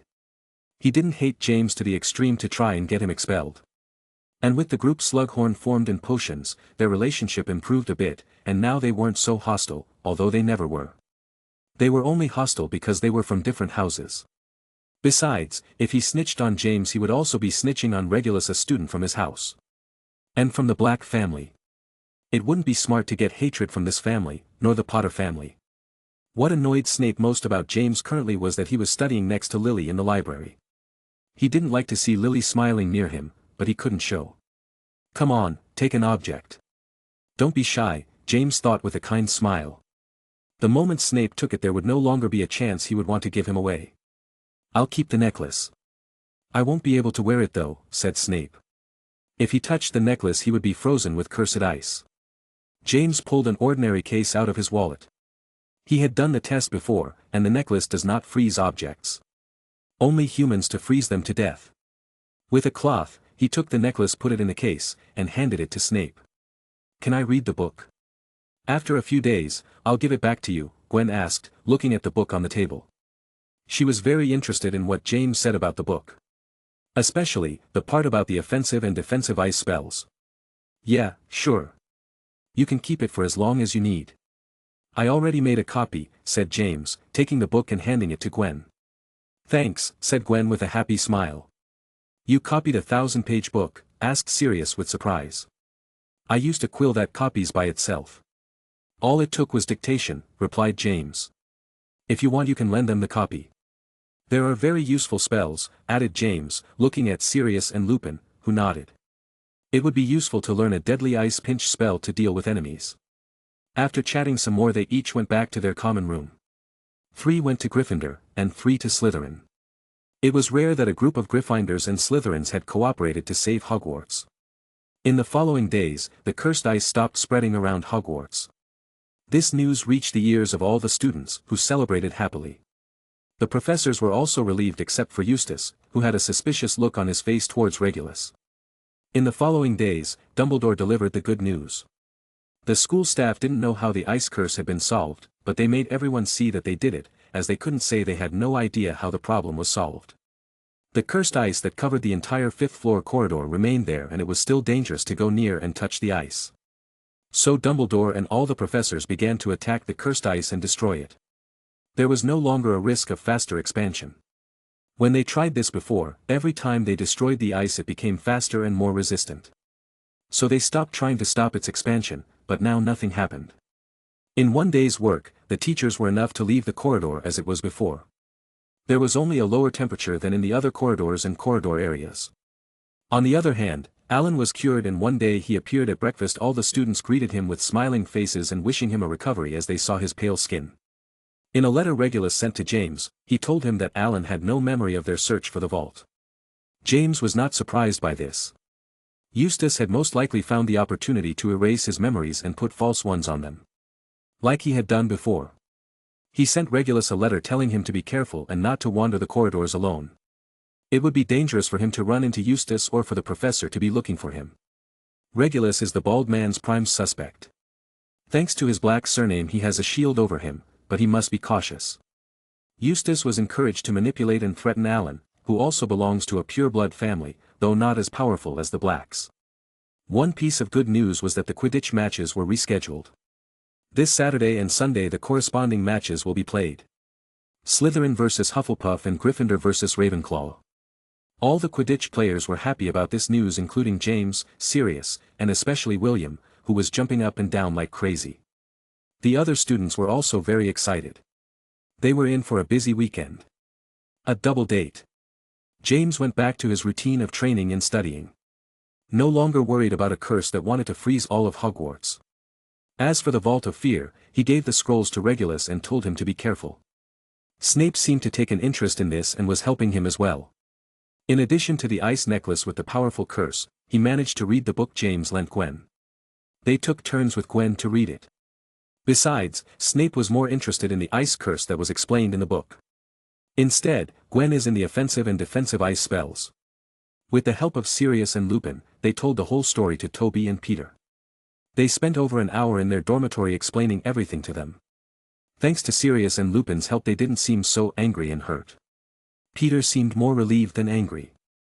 James understood this, as he was always fearful, and more so of deadly situations like in the vault. Toby did seem more hurt, but understanding that James kept the information from them out of concern, he forgave him. He was a very understanding and kind friend. Saturday came and the Slytherin vs Hufflepuff match was played. To everyone's surprise, Hufflepuff won. Amos Diggory, the Hufflepuff seeker, took the golden snitch ahead of the Slytherin seeker. Hufflepuff, who looked like they would lose by a landslide, ended up passing Slytherin by 20 points. The score ended 170-90 in favor of Hufflepuff. Despite this result, Slytherin climbed to the top of the scoreboard with 290 points. In second place was Hufflepuff with 240 points, followed by Gryffindor and Ravenclaw. However, they had not yet played their match. Gryffindor had 210 points. If they could catch the snitch, they would go to 360 points, leading Slytherin by 70 points. William and the other team members were very excited and couldn't wait for their match to come. James felt the pressure more than ever. The whole team and the entire Gryffindor house were waiting for him to catch the snitch to move into the lead and be one small step away from getting the long-awaited cup. And they were getting it more than ever. At dinner the day before the match, he received a lot of encouragement from all the students, and even McGonagall gave him a little motivational speech before going to the common room. Chapter 140. Come on, Potter. Today's your day. You can do it, James. Good luck, Potter. At breakfast before the match, James doesn't know how many of these comments he received from Gryffindor students. They were all pinning their hopes on him. He began to feel more nervous. More so than when he played his first Quidditch match. Even the team members seemed to be pinning their hopes on him. Don't be nervous, James. Just play like you always do. Everything will be fine if that's you, William said with a smile and a very confident tone. He could already taste victory. The moment James caught the snitch, they reached the top of the scoreboard. The most important thing was for the chasers to score a lot of goals, to widen the gap with Slytherin even more. If Annabeth and Sirius are fine, they could achieve a difference of 150 points with Slytherin. If it's me, thought James in confusion. Don't worry, James.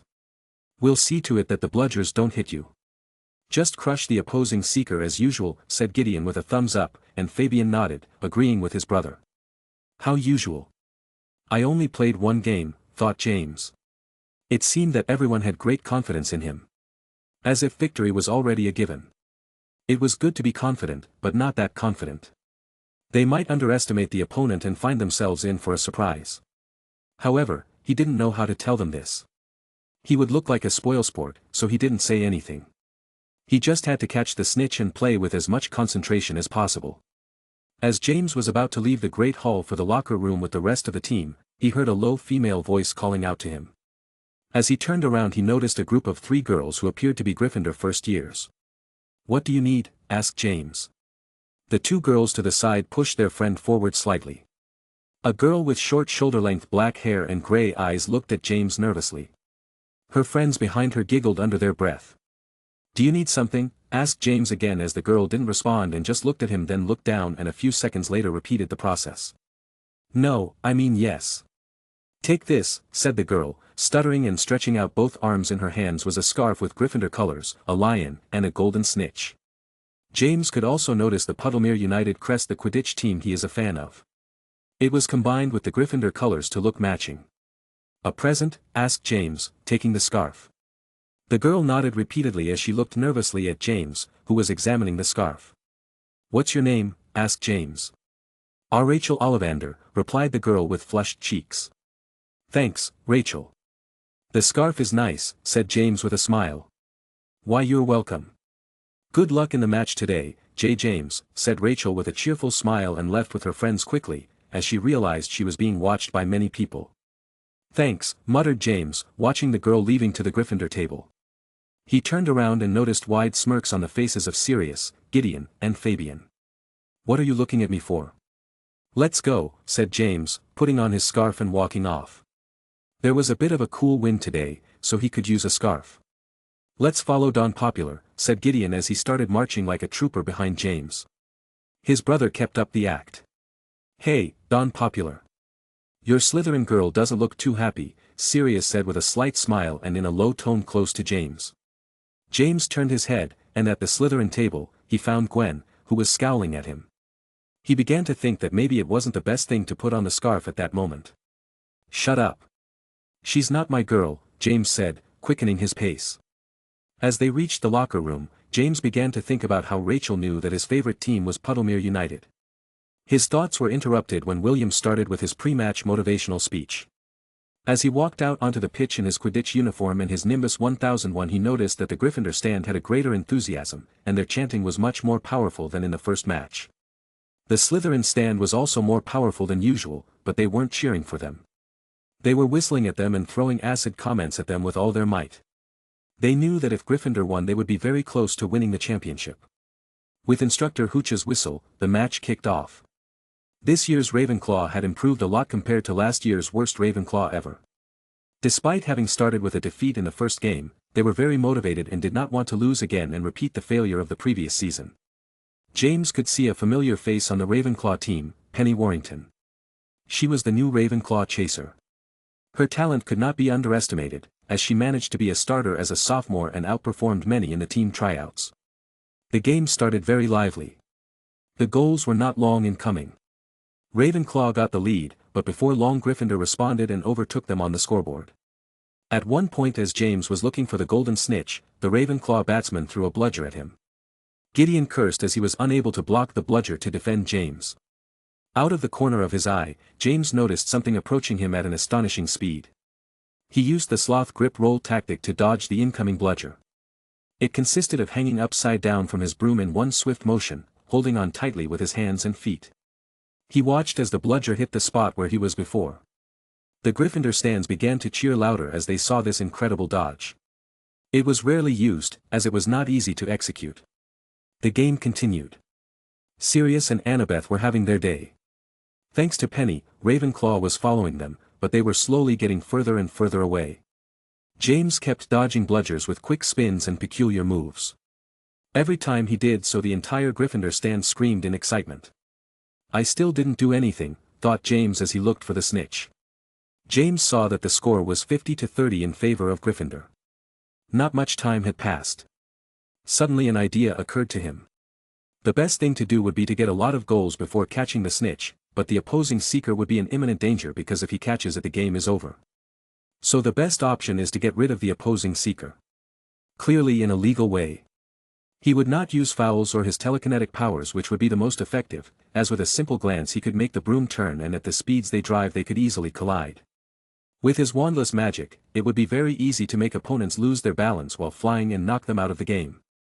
Or even catch the snitch, but James doesn't want to cheat. Plus, the game was being watched by Dumbledore and the professors. They might notice someone using magic without a wand and it would be cheating, so they would lose the game.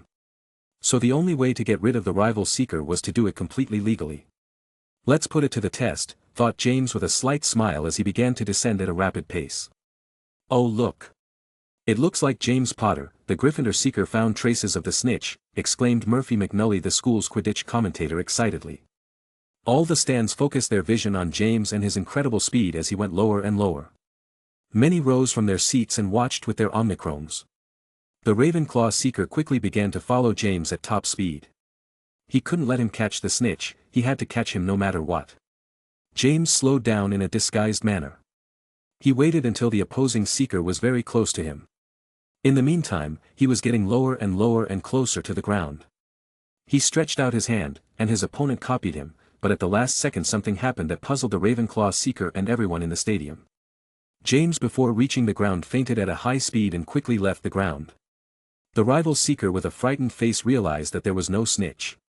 Only the hard ground. However, it was too late to try to do anything. His only fate was to crash to the ground at many miles per hour. The entire audience in the stands shouted, "Ouch," and many averted their eyes as they watched the Ravenclaw boy crash and begin to spin against the ground. His broom broke in two, and it looked like he had broken a few bones. "Sorry, it's nothing personal," thought James, looking sideways and sighing in relief. For a moment he thought he would be the person to crash. This feint was very dangerous. One false move, and you'd be on your broom and broken bones. That's it, Wronski's feint. Spectacular, it was executed to perfection. "I never thought I'd see this dangerous and famous feint in a Hogwarts Quidditch match," shouted Murphy with excitement and microphone in hand. He got up from his seat and began to explain to the entire audience about this feint. The Wronski feint was created by the famous Polish player Joseph Wronski. Joseph is considered the most innovative seeker in the world. The feint consisted of a seeker pretending to detect a golden snitch far below and running to catch it, hoping that the opposing seeker would copy it. At the last second, before reaching the ground, the fainting seeker would come out of a dive. This usually caused the opposing seeker to crash. This maneuver was very dangerous and many who tried it ended up failing, seriously injuring themselves. That's why many were surprised that James was able to execute it. He was only 12 years old. And he had already pulled off a feint that even professionals struggle and fear to perform. Quidditch fans knew it and were just as excited as Murphy. No one thought James would dare to try this feint, let alone get it right. "This damn crazy," thought William, and a big grin formed on his face. He understood why James made this dangerous feint. "Listen up everyone, it's time for goals. Chasers and batters attack," shouted William, bringing the other members of the team back to reality as they were just as shocked as the crowd in the stands. The Gryffindor team started with a forceful attack. The Chasers with the help of the beaters began to score goals left and right. The Ravenclaw team was still in shock. For their seeker was injured and being attended to by Madame Poppy. The batsman no longer had to worry about the opposing seeker. Until the Ravenclaw captain reacted and called time out. The game was stopped. Gryffindor had reached 100 points. And they still hadn't caught the snitch. The Ravenclaw seeker couldn't play again, so his substitute had to come in. The substitute was a second-year boy who was very nervous and trembling. He looked at James fearfully as if he was a maniac and was afraid that he would try to do the same feint. However, James wasn't that reckless. Besides, he knew that it wouldn't work as well to perform the same feint, as his opponent would be suspicious of his moves. The match resumed, and after 40 minutes James saw the glint of the snitch. He dashed at full speed towards the snitch. Thanks to the rival seeker being cautious, it was very easy to catch the snitch. "Gryffindor wins the match with 280 points, exclaimed Murphy as Hooch's whistle ended the match. The Gryffindor stands exploded in cheers and applause like never before. This was a huge lead. They came in first place with 490 points. They were 200 points ahead of Slytherin, who was in second place. An abysmal difference. This was not only thanks to James, it was also thanks to the 3 Gryffindor chasers who scored a great number of goals. Although most thought James had a lot to do with it, as he managed to legally get rid of the opposing seeker. This gave them a great opportunity to score goals for the chasers and to have a rookie seeker on the field. Because of this, James was the center of attention that night at the Gryffindor party in their common room. He couldn't escape. Gideon and Fabian made sure of that. After performing the Wronski feint, his popularity had reached a new peak. Chapter 141. A few days after the Quidditch doubleheader came James' birthday on March 27th. Gryffindor's spirits after the crushing victory were still high. Everyone in the great dining hall sang happy birthday to him. It was a bit embarrassing, but he had no choice but to accept it. It was the birthday on which he received the most presents. Many people he barely knew gave him presents, like Rachel Ollivander, who again gave him another item of Puddlemere United clothing. It was still a mystery as to how the girl knew that was his favorite team. The next few days after his birthday came the Easter vacation that would last from the 1st of April until the 8th of the same month. 1 week. Most students choose to stay at Hogwarts, as the professors always send a lot of homework at this time.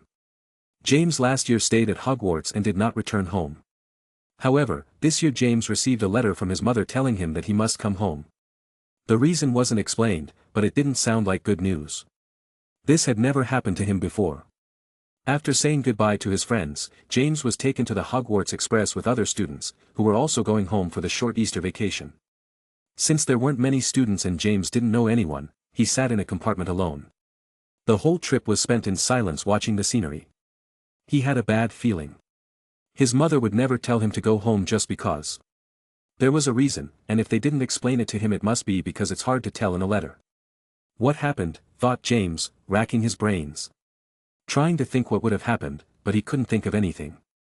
After a long journey, he arrived at platform 9 3/4 at King's Cross Station. As he stepped off the train with his trunk and the cage with his beloved owl's shadow quickly found his mother, who hurried over to him.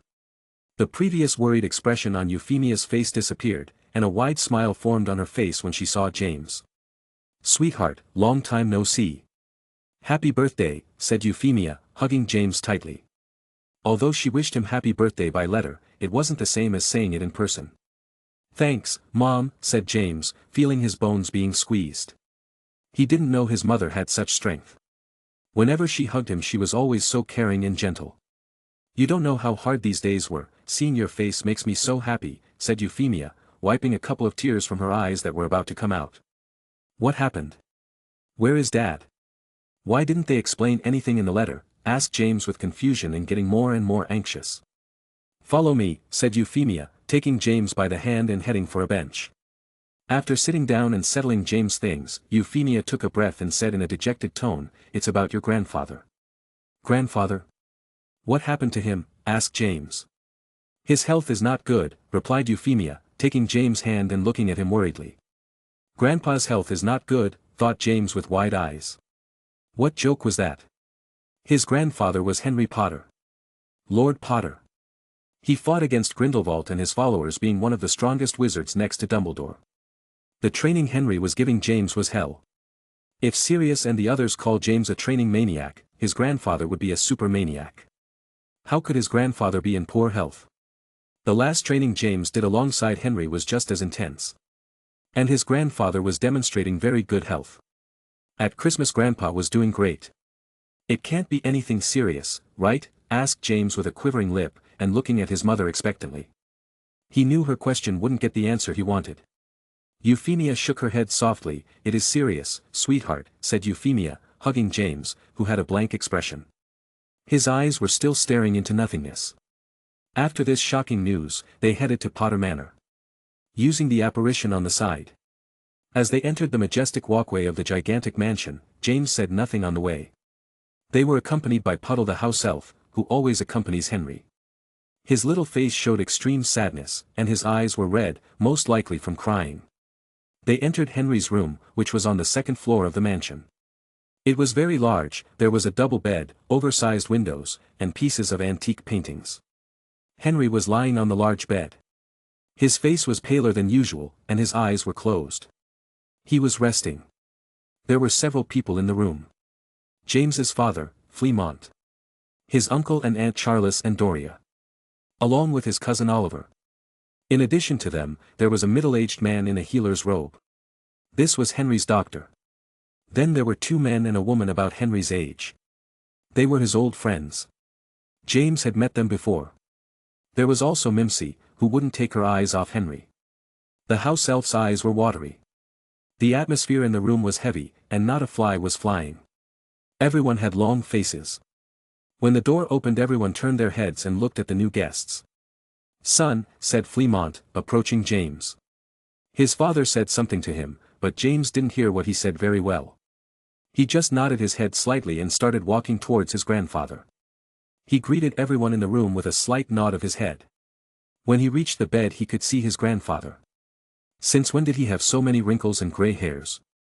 He didn't look like the grandfather who was always shouting enthusiastically at a Quidditch match and the grandfather who would sweep the floor with him at practice. Henry's eyes slowly opened, and looked at James. "Boy, you finally get here. It's a shame you have to see me in this state," Henry said with a slight smile. Mocking himself. "Grandfather," whispered James in a shaky tone of voice. "Leave us alone." "I need to talk to James," said Henry, trying to raise his voice. They all looked at each other and within seconds began to leave the room. For any emergencies call me quickly, said the doctor to James, who nodded. In the room, James and Henry were left. James had no words coming out of his mouth. My death is coming, said Henry, breaking the silence and looking up at the high ceiling of the room. James' shoulders shook as he heard this. Why was his grandfather so tactless? He was only 13 years old. No grandfather would say that to his grandson. There must be a way to improve your health. I've got it. Nicholas Flamel's Philosopher's Stone, James said as his brain started to work. He had to find Nicholas Flamel. Nicholas Flamel was a very famous French magician and alchemist known for being the creator of the Philosopher's Stone. A legendary substance with which it is possible to produce the elixir of life, making the drinker immortal. The potion had to be consumed regularly. Flamel was born in 1326. More than 600 years had already passed since he had been living with his wife. He doesn't care if he has to steal the Philosopher's Stone. He will. That's the attitude, Henry said with an amused smile.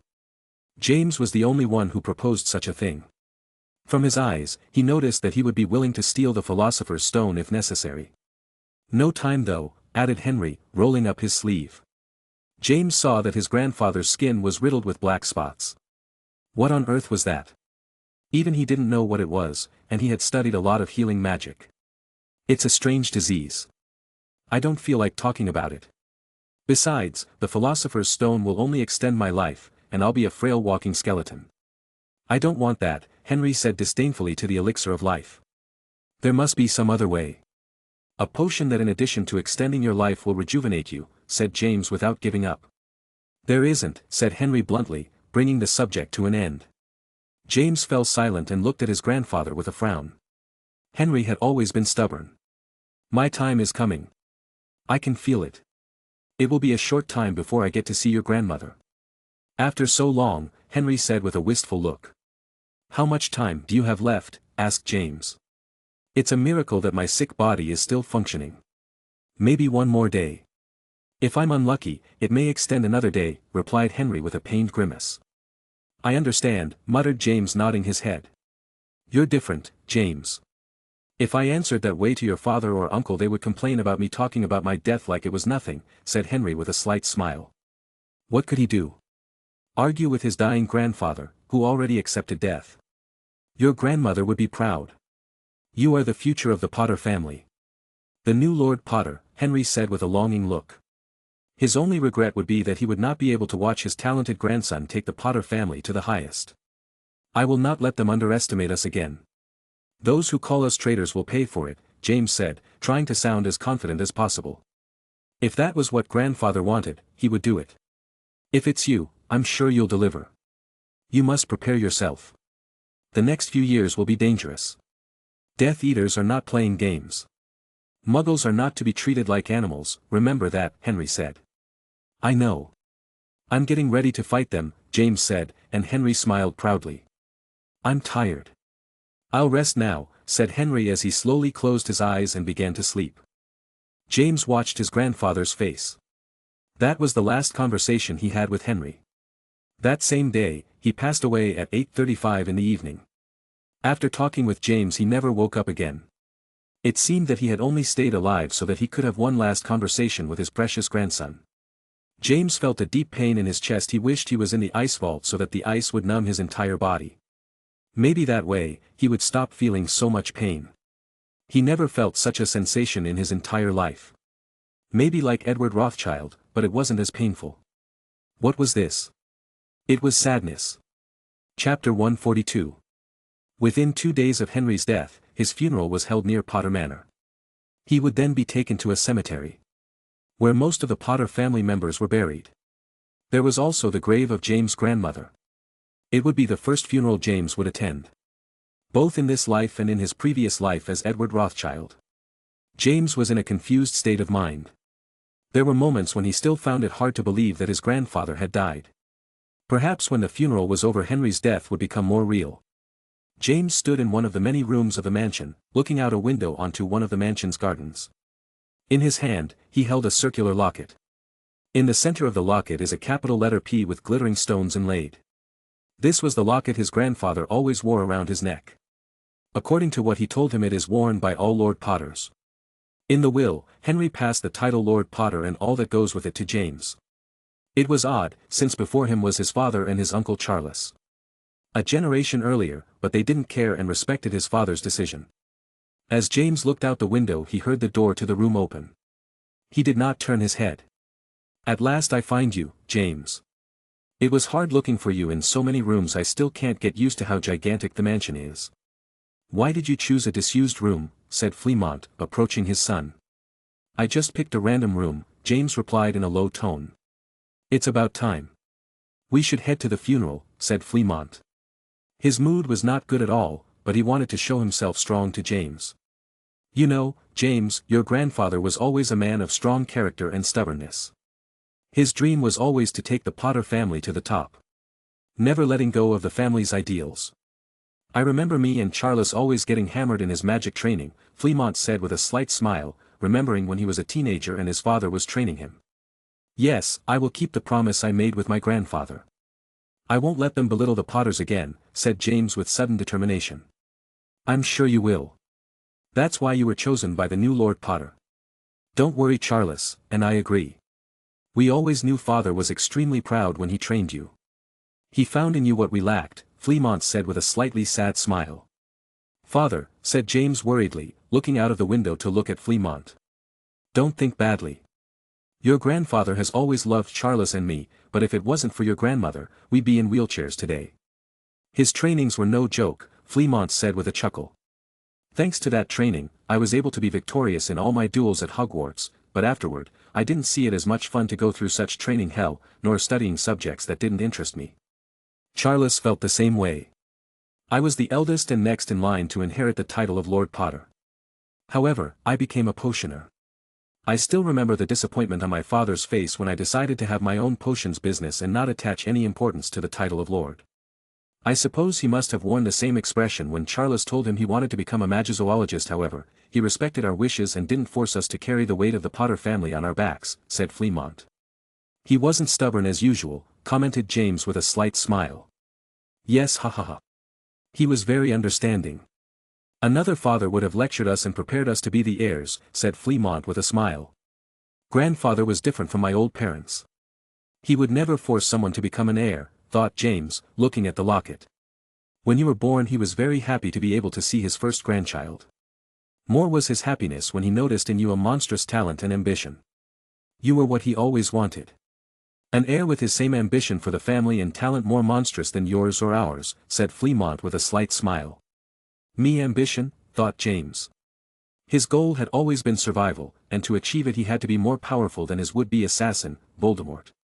However, in the eyes of others, he might appear to have great ambition as he never stopped training and studying. "That's why I want to ask you and be sure, James," said Fremont in a serious tone, looking at his son. "Although the title Lord may seem very juicy as you will have great authority and the manor among other valuables, you will carry a great burden on your shoulders. The weight of family. Do you wish to become Lord Potter?" asked Fremont, staring at James. James was silent in thought. By the grace of fate, he ended up in a similar situation as in his past life as Edward. He was to carry his family name and take it to the top. Was this fate? If it was in his previous life, Edward would accept, but unwillingly. He would have no real ambition to carry the weight of his family. However, in this life, James did not hesitate. "I will be Lord Potter," James said in a forceful tone. His goal in this life was no longer just to survive. He was to protect his loved ones and kick those damn dark wizards' asses. To protect the Muggles and take the Potter name to the top. Fremont nodded. "All right, let's go. It's time for the funeral," Fremont said as he started walking towards the exit and James followed him. They made their way to a lake that was not too far from the mansion. There the funeral would take place. Even though it was spring, the day was full of clouds. It seemed that at any moment it could start raining. As he arrived at the place he felt many eyes on him. Well, he was one of the closest members of the deceased's family. It was normal to have those stares on him. They had placed a large number of chairs in rows on both sides of an aisle. The vast majority of the chairs were occupied. There was a great variety of people, young and old. All wore elegant black robes. James sat in the front row next to his father. Already there were his mother and the other members of the Potter family. All with sad expressions. His cousin Oliver was crying in Doria's lap.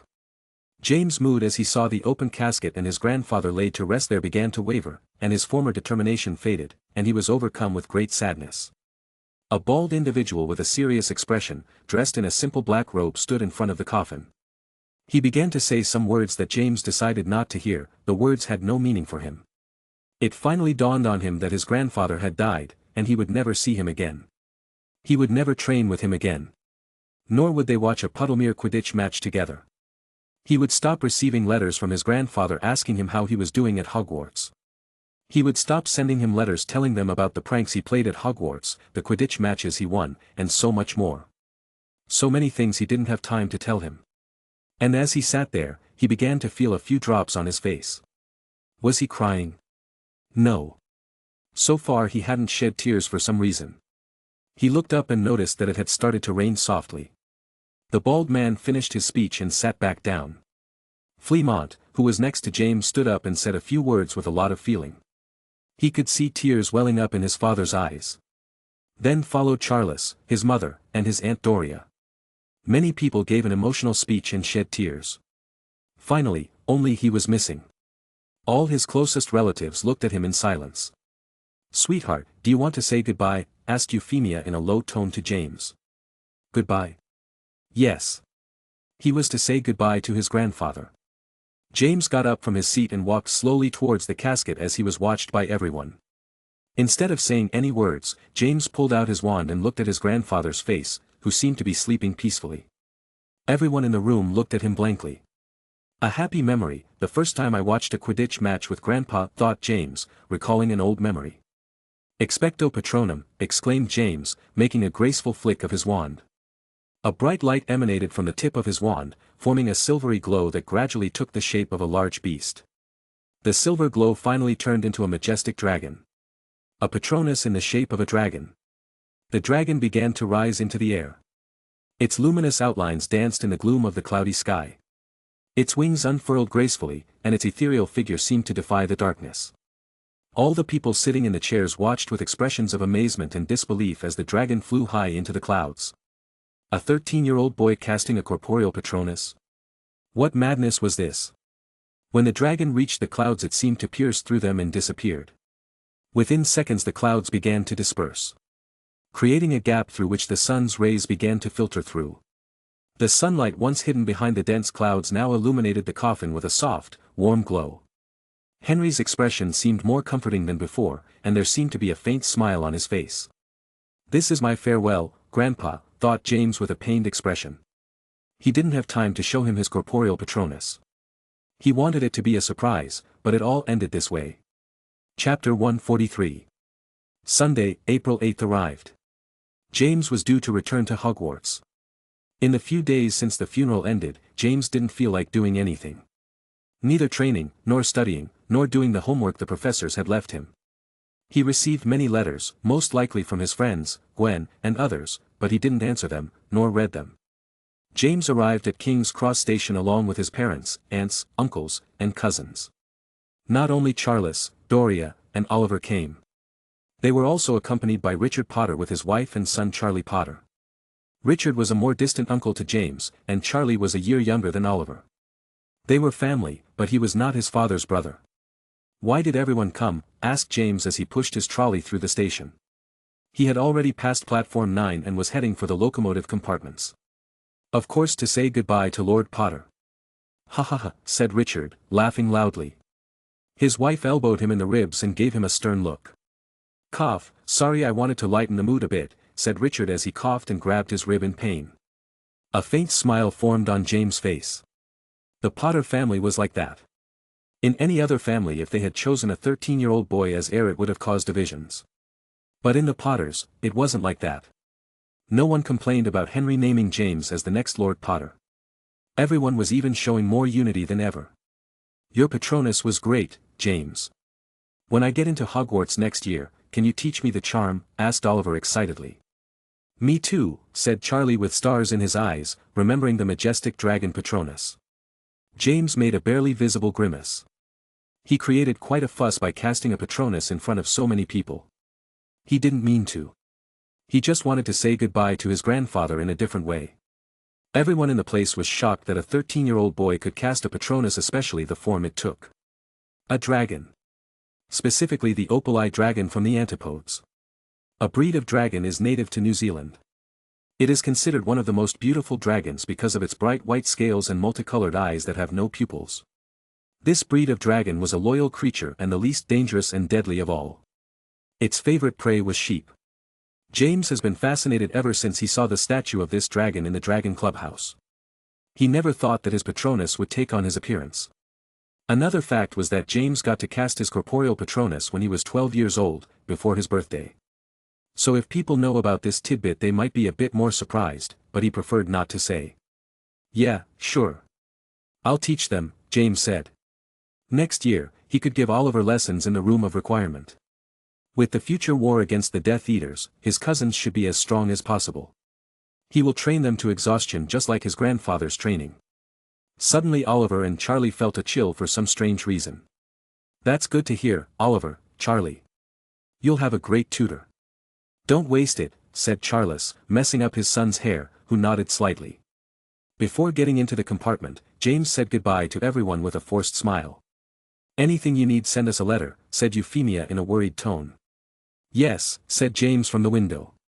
A few minutes later the locomotive began to move forward.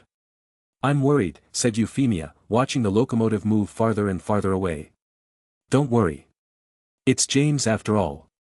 He'll be fine. He knows we'll always be there for him, said Fremont, comforting his wife. Yes, it's true, I worry that so far he never shed a cry, murmured Euphemia. Back on the train, James' forced smile disappeared. It was replaced by a serious expression with a hint of sadness. From his trunk, he pulled out a newspaper giving coverage of the Death Eater attacks. Attacks aimed at Muggles were no longer as recurrent. Now they were fighting against the wizards who opposed them. Mostly wizards from the Ministry, and from what they were talking about in the paper it seemed that more and more wizards were joining their ranks. They're recruiting people, James thought with a frown.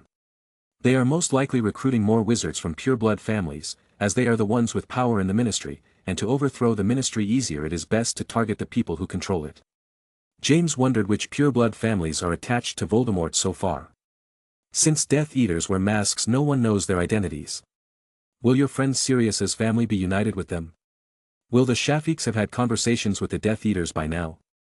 Both of these families have supremacist ideals, and it is almost certain to think that they agree with the goal of the Death Eaters. The good thing is that James is close friends with Sirius. He knows Sirius would never side with the Death Eaters. Even the Black Heir abhors dark magic and supremacist ideals. But he cannot think the same of Sirius' parents and other members of the Black family, except for Alfred, who doubts that he wants to join the Death Eaters. As for the Shafiks, he is friends with Gwen and Emily. He knows that Gwen is changing and knows that she is not a serial killer who would kill Muggles like animals. I need to recruit reliable people, James thought. He had to do the same thing his enemy was doing. Although with her strength in the future, he could take on and defeat Voldemort if he faced hundreds of dark wizards, who were under Voldemort's orders, he would be helpless. He needs reliable and talented people to help him in the future war. What better choice than Hogwarts? Although most are teenagers, there are many talented and future heirs to their families. Sirius and Gwen are a clear example. Lupin and Lily Evans are rarely seen talents. Toby, though he thinks he is a coward, in difficult times shows great courage. Peter, well, he is Peter. Frank Longbottom, William Turner, Erica Rath, Bob, etc. James knew many very talented people at Hogwarts who were the future of the magical community. Regardless of whether they are Muggle-born, half-blood, or pure-blood. Ugh, this is going to get harder, James muttered. No longer will he just have to train and study like a madman, now he will have to form a circle of reliable people to help him fight a war that could explode at any moment. The day he arrived at Hogwarts he felt the look of pity from many students. Many came up to offer their condolences. It was not strange that they had heard of his grandfather's passing. Henry was Lord Potter. A well-known person in the magical world, and his funeral was attended by a large number of people.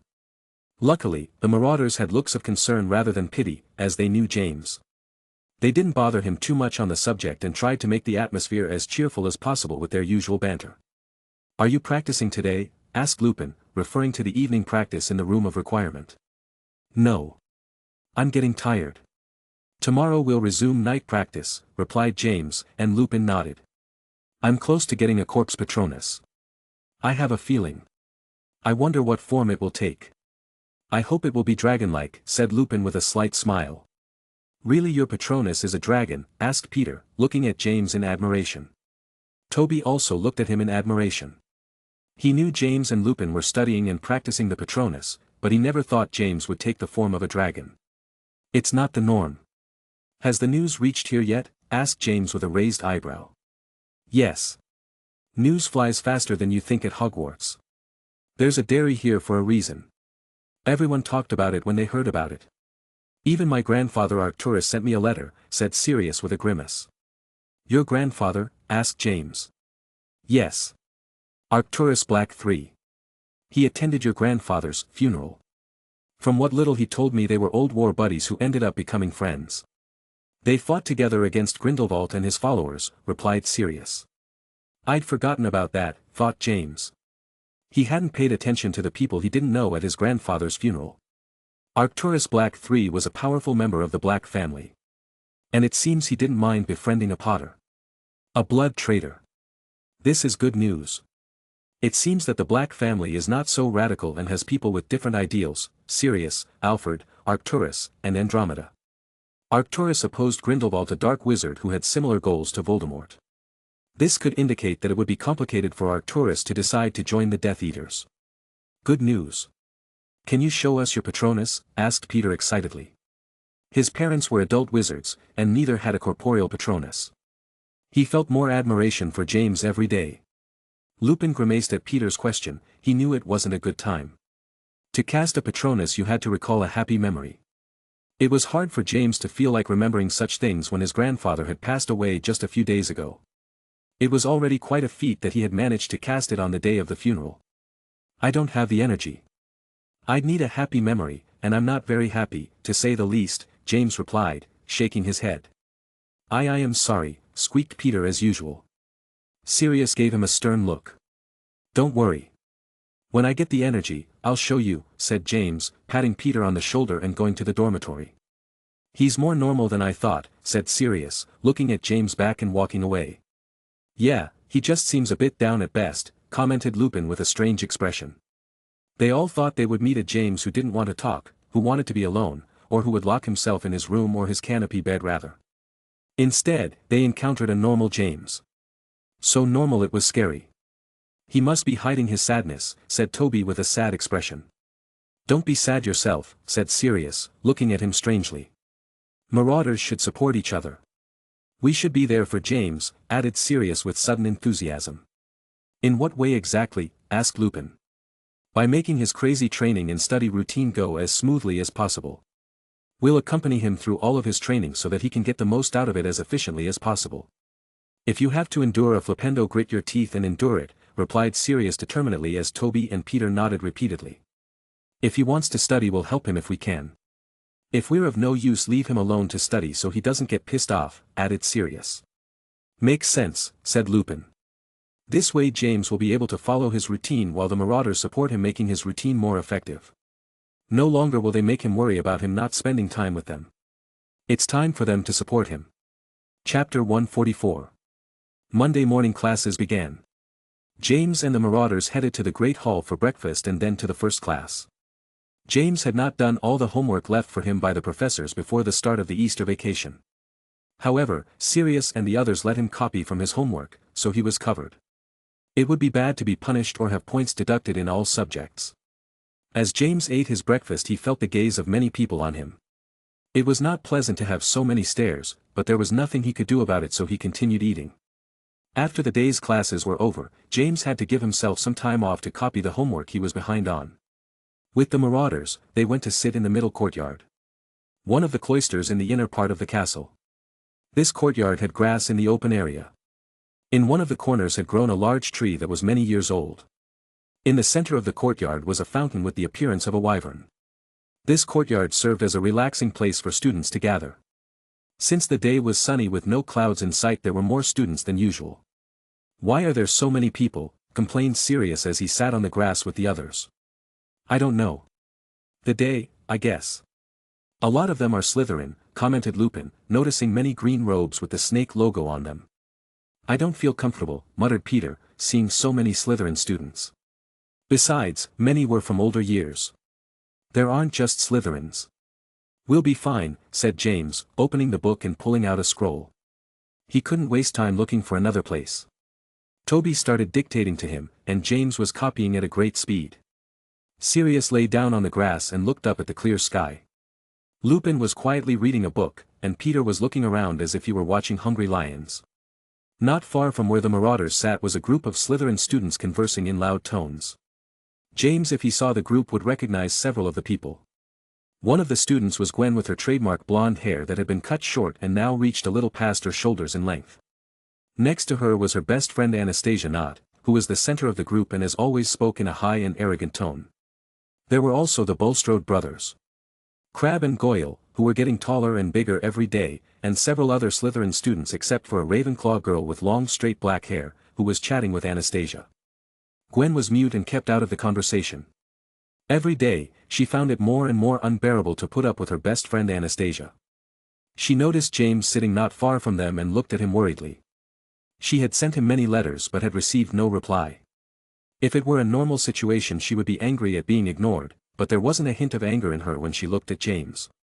Just concern and want to talk to him as soon as possible. Is he fine? Thought Gwen worriedly. She wanted to walk straight to James and ask him, but because of her friends she couldn't. She no longer cared about the opinions of Anastasia and the others. The problem was her mother and father, who were against her getting together with James. As for her father, little did she care since he couldn't threaten her in some way, but her mother could use Emily, and she didn't want that. That's the Potter family boy, right? Asked the Ravenclaw girl as she followed Gwen's gaze, which was on James. Gwen looked at the Ravenclaw girl with a frown. The girl's name was Tien Windsor. The Windsor family is a renowned and ancient pureblood family hailing from Norway. This family was renowned for the diverse artistic and literary talents demonstrated by each Windsor. Hogwarts is considered by many to be the best school of magic in Europe and the world, so it is not unusual for them to send foreigners here. The Windsors have attended Hogwarts for generations and are usually selected to Slytherin and Ravenclaw houses. Yes, he is, Goyle replied with a mischievous grin as he looked at James. He hated James since his childhood, so he was pleased at the idea that he was grieving the loss of his grandfather. I heard he cast a Patronus in the shape of a dragon, Tien commented with a slight smile. TSCH, those rumors must be false. They're exaggerating, Anastasia sneered, looking toward James. A smile formed on her face. She remembered the day James had insulted her grandfather, and now his grandfather was dead. I don't know, many claim they witnessed it with their own eyes, Tien said doubtfully. Surely they did it to honor the legacy of a blood traitor, said Anastasia in a loud tone so that it would reach James' ears. Yes, yes. I doubt a blood traitor would have such a talent, said one of the Bulstrode brothers, and they all joined in continuing to call James a blood traitor. The comments were in a high-pitched tone, and the groups were not far from each other. Many students, who were in the courtyard, ceased their conversations and watched the two groups. Sirius had stood up and was glaring at the Slytherin group. Lupin stopped reading his book and scowled at the Slytherins. He felt his aggression rising right now.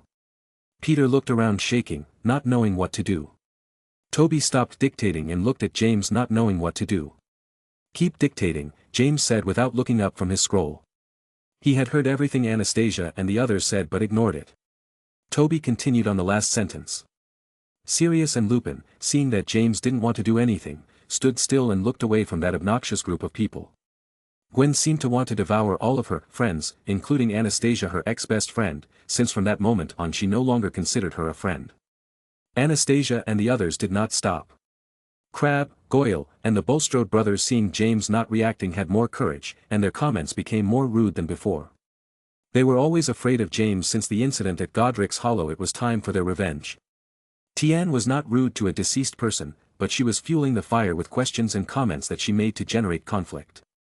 I heard the funeral was attended by Arcturus Black 3, Tien commented with a faint amused smile. Yes, quite a presence for a traitor's funeral, said a fourth-year Slytherin boy who wanted Tien to like him since this is a beauty from a rich and ancient family. It's true. It looks like there was a worthy presence at a traitor's funeral, said Anastasia with a smile. She wasn't afraid of James. What could he do to her at Hogwarts? She belonged to the Knot family and was surrounded by students, who had great backgrounds. James broke the quill he was holding in his hand. He calmly stood up and started walking towards the group. The marauders made ugly expressions at this. They weren't worried about James. They were worried about their enemies. It would be bad if he hurt them badly and got severely punished or worse, expelled. Anastasia's group noticed James and stood in a horizontal line so James could see how many there were. More than 10 students. Some sophomores, some juniors, and even seniors. "What are you doing, Potter? Why do you have your wand?" asked Anastasia with a nasty grin. Crabbe, Goyle, and the Bulstrode brothers for a moment hesitated at James' cold stare, remembering old times, but then they got brave again and put on defiant looks. They were a big group, and they were at Hogwarts. James could only do so much. James didn't respond. Instead, he waved his wand at high speed and exclaimed in a cold tone, "Flipendo." A flash hit Anastasia at high speed. Anastasia felt an immense pain in her chest. The girl shrieked as she was sent flying into the tree with great force. She fell unconscious and with drool in her mouth. James cast the most powerful Flipendo yet. He put all his anger into that throw. Outclassing the Flipendo duo. "What the hell are you doing? Are you crazy?" shouted the fourth-year Slytherin boy. Everyone was gawking at James. Did he attack a girl without a wand? No one thought he would dare act without the mediation of a duel, let alone if a person didn't have their wand ready. "Shut up. Pull out your wand." "I'll give you a chance," said James, looking at the fourth-year boy as if he were a fly to swat. "Arrogant. Expelliarmus," shouted the boy, throwing a swift red flash at James. "Protego," said James, and with utmost ease he fended off the attack. He didn't even have to use his most powerful Protego. "Carpe retractum," exclaimed James without giving the Slytherin boy another chance. From his wand came a retractable magic rope made of light. The rope grabbed the boy's ankle, and James swung his wand swiftly. The boy was dragged by the rope and swept across the lawn of the courtyard. Many students had to dodge it. Finally, James released him by throwing him into the tree. His fate was to be knocked unconscious after the big hit, just like Anastasia. It all happened in a matter of seconds. The Slytherin group and Tian looked at James trembling. Would they be next? If they attacked all together they might stand a chance, though they didn't hold out much hope seeing how easily James defeated a fourth-year student. Besides, behind James were Sirius, Lupin, Peter and Toby. All ready to fight if necessary. Wonderful, thought Gwen, looking at James with sparkling eyes. She loved it when James swept the floor in such a crushing way with the others and treated them like the garbage they were. It would be wonderful to smash insects together, thought Gwen, imagining fictional scenarios and getting lost in her fantasy. It didn't matter much to her that James had sent her ex-best friend flying. If James didn't show up at that moment, she would have done so. She would no longer tolerate James' family being made fun of. She knew how much James cared about his family. Goyle, Crabbe, and the Bulstrode brothers looked at James with terrified faces. They shouldn't have dared to provoke him. James approached the group with even steps. There was no hurry on his face, and he looked straight ahead without lowering his gaze. "Hi Goyle," said James, standing mere inches away from the tall, burly boy who passed him in height and weight. The courtyard fell silent. Goyle looked down without making eye contact with James. Getting no response, James walked to the side. He stood in front of Crabbe and stared at him. The boy, like his friend, looked down at the ground and seemed to have his eyes glued to the ground. "Hi Crabbe," James said in a tone that sounded friendly. Silence reigned again. "How cold," added James, taking a few steps away and looking towards the other members of the group who had insulted his grandfather's deceased. "So, who's going to do it?" asked James in a clear tone as his gaze went from one student to another. He even looked at Tian, who felt a shiver and quickly looked down. "What's wrong with me? Why am I shaking?" thought Tian, looking at the floor and noticing her left hand trembling slightly. "Who will call my family blood traitors?" asked James after a pause, and the place went silent again. The other students watching from afar looked at each other nervously for some reason. The atmosphere was heavy. Even the marauders didn't know what to do. "Come on. I don't care. Go ahead. Please," James said, walking close to the group, but no one responded. James stopped near one of Bulstrode's brothers and walked over. The boy stood next to his brother and the Ravenclaw girl. "What about you, Bulstrode number 1, asked James, not knowing the boy's name. He only knew his last name. Go on, say it.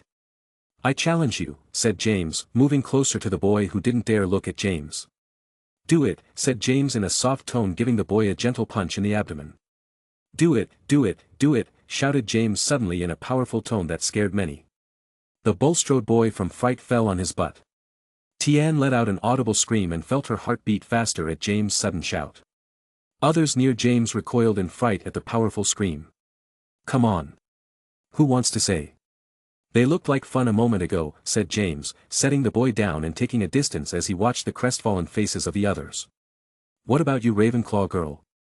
Say it, said James, approaching the black straight-haired girl. No? Asked James after a few seconds. He asked the same question to all the students in the group, who were teasing him, but no one answered. No one. Who dares to call the Potter family blood traitors? Shouted James, standing in the center of the courtyard and looking at everyone with a defiant air. He wanted someone to have the courage to do so, but no one spoke up. It looked like he wouldn't be able to get even with these idiots. He had felt lighter when he hit the other two. Since he received no response, he didn't hit anyone else. He was not a bully who would hit people who put their heads down and had no fighting spirit to challenge him. He turned and walked out of the yard. Cowards, Sirius said, looking at the Slytherin students. He said it loud enough for everyone to hear. It would have been fun to fight so many Slytherin students. He was ready now, though it wouldn't be as challenging as the ice vault. The marauders followed James. Peter grabbed James' books and quickly followed. Chapter 145. As expected, James was called to the headmaster's office after the incident where he knocked out 2 students and left them with minor injuries. Professor McGonagall, with a frown on her face, led him to the headmaster's office. The headmaster's office is located at the top of a tower that is accessed through the gargoyle corridor on the 2nd floor. At the end of the corridor was a large gargoyle made of bronze. McGonagall stood in front of the gargoyle and said a password, and the statue moved aside, revealing a circular staircase. They walked up the stairs and arrived at Dumbledore's office, which was already waiting for them. James got his first glimpse of the headmaster's office. It was much more spacious and fascinating compared to the heads of house offices. He had only visited McGonagall and Slughorn's office. The office is a large, beautiful circular room, full of funny little noises. There were a lot of portraits of former headmasters and headmistresses. There was also a huge claw-footed desk, and propped on a shelf behind the desk was a dirty old wizard's hat. It was the sorting hat. There were many bookshelves with a large collection of books, a thinker, and even a phoenix resting on top of the room as it watched the visitors. He quickly lost interest and closed his eyes to rest. Oh, they're here. Come in, come in. Have a seat, said Dumbledore in a calm tone, looking up from the book he was reading. James followed McGonagall and sat down in one of the chairs opposite the headmaster. It was the first time he had been face to face with Dumbledore. The strongest wizard. He couldn't deny that he was nervous. Luckily, Dumbledore looked like a benign old man. His expression was very kind, and he didn't look angry at all. The old headmaster wore crescent glasses. His light blue eyes watched James curiously. He was aware of the incident and very curious about James Potter. A piece of candy, offered Dumbledore to James, as he held out a small container full of different colored candies as they were wrapped in transparent paper. Yes, thanks, replied James, taking a red-colored candy. He opened it and began to taste it. It was strawberry-flavored. Let's get down to business, said McGonagall, a little impatient with Dumbledore's relaxed attitude. What had happened in the middle courtyard was a serious matter. Yes, sure. Do you know why you're here, James? Asked Dumbledore, who didn't sound angry. Yes, because I attacked 2 students in the courtyard, replied James as he continued to savor his candy. Why did you do that? Asked Dumbledore, though he already knew the answer. They made fun of my grandfather's death. You must respect the departed, replied James. McGonagall grimaced slightly, and Dumbledore nodded as if agreeing with James' last sentence. I heard. All the students who witnessed the event spoke in your favor, said Dumbledore. It's normal for Gryffindors to help each other, said James. He was popular in his house, and it wouldn't be strange if they tried to defend him with the professors, as many witnessed Slytherin students mocking James' grandfather's passing. Not only students from Gryffindor. Also from Hufflepuff and Ravenclaw. They said you acted that way because they made fun of your grandfather. God rest his soul, said Dumbledore. Really? Asked James in surprise. He didn't think students from other houses would defend him. Dumbledore nodded slightly with a smile on his lips. Do you regret attacking a student who didn't have her wand? Asked the headmaster as he quietly waited for James' answer. James didn't think the headmaster would ask him these strange questions. He thought he would just be punished and sent back to his common room. Were the rumors true that Dumbledore was weird? No, James replied. He didn't feel a shred of regret for attacking Anastasia, who didn't have her wand. Even though you may be expelled, asked Dumbledore with a more serious face than before. Yes, James replied. After a few seconds of silence where the atmosphere seemed serious, a smile formed on Dumbledore's face. Don't worry. You'll only be punished this time. A month cleaning armor. And a few points your house will lose, said Dumbledore, returning to his calm countenance. Nothing else? Asked James in surprise. He knew he wouldn't be expelled, so he was calm, but he thought his punishment would be harsher. Nothing more. It is unacceptable for students to mock the death of a great wizard such as Henry Potter. Many students were there and witnessed your grandfather's death being mocked. So your actions are not grounds for expulsion, but let it be the last time, replied Dumbledore, being more serious at the last part. I understand, said James. You may return to your common room. Tomorrow you will begin your punishment, Dumbledore said, and James respectfully bid them both farewell and left the office. What will happen to the Knott and Carrow families? They won't be too happy with that punishment, asked McGonagall once James left the office. James, the two people he attacked were Anastasia Knott and a boy from the Carrow family. This family also belongs to the Sacred 28. I'll take care of that. The Potter family should be respected, and more so in such a difficult time. The Carrow and Knotts should better educate their heirs, Dumbledore replied in a cold tone very different from before. Although James attacked and knocked out 2 students, it could not be overlooked that a large number of witnesses saw Anastasia and her group mock Henry's death, something that would lead any of the Potter family to confront them. I understand. I'm surprised at that boy's actions, commented McGonagall, referring to James. Now and then, the Potter boy seemed to change his personality and be much more cold and aggressive than he appeared to be when he was with his friends. A peculiar genius, said Dumbledore with his light blue eyes sparkling and a thoughtful attitude. He had attended Henry Potter's funeral and witnessed James' Patronus with his eyes. Ever since James and Rabaston's duel where the latter was humiliated, Dumbledore paid more attention to James. The Potter boy's attitude puzzled him. Most of the time he acted relaxed and calm with his friends, but he could change completely if they touched his nerves. He became a cold person who showed great arrogance and contempt towards his enemies. Dumbledore was reminded of a genius he taught many years ago when he was still a professor at Hogwarts. They are both geniuses, but very different, thought Dumbledore, relieved. He could read James's temper, and that relieved him. He realized that James acted that way when his family was insulted or mocked. This showed a loving and protective person towards his loved ones, very different from the other student.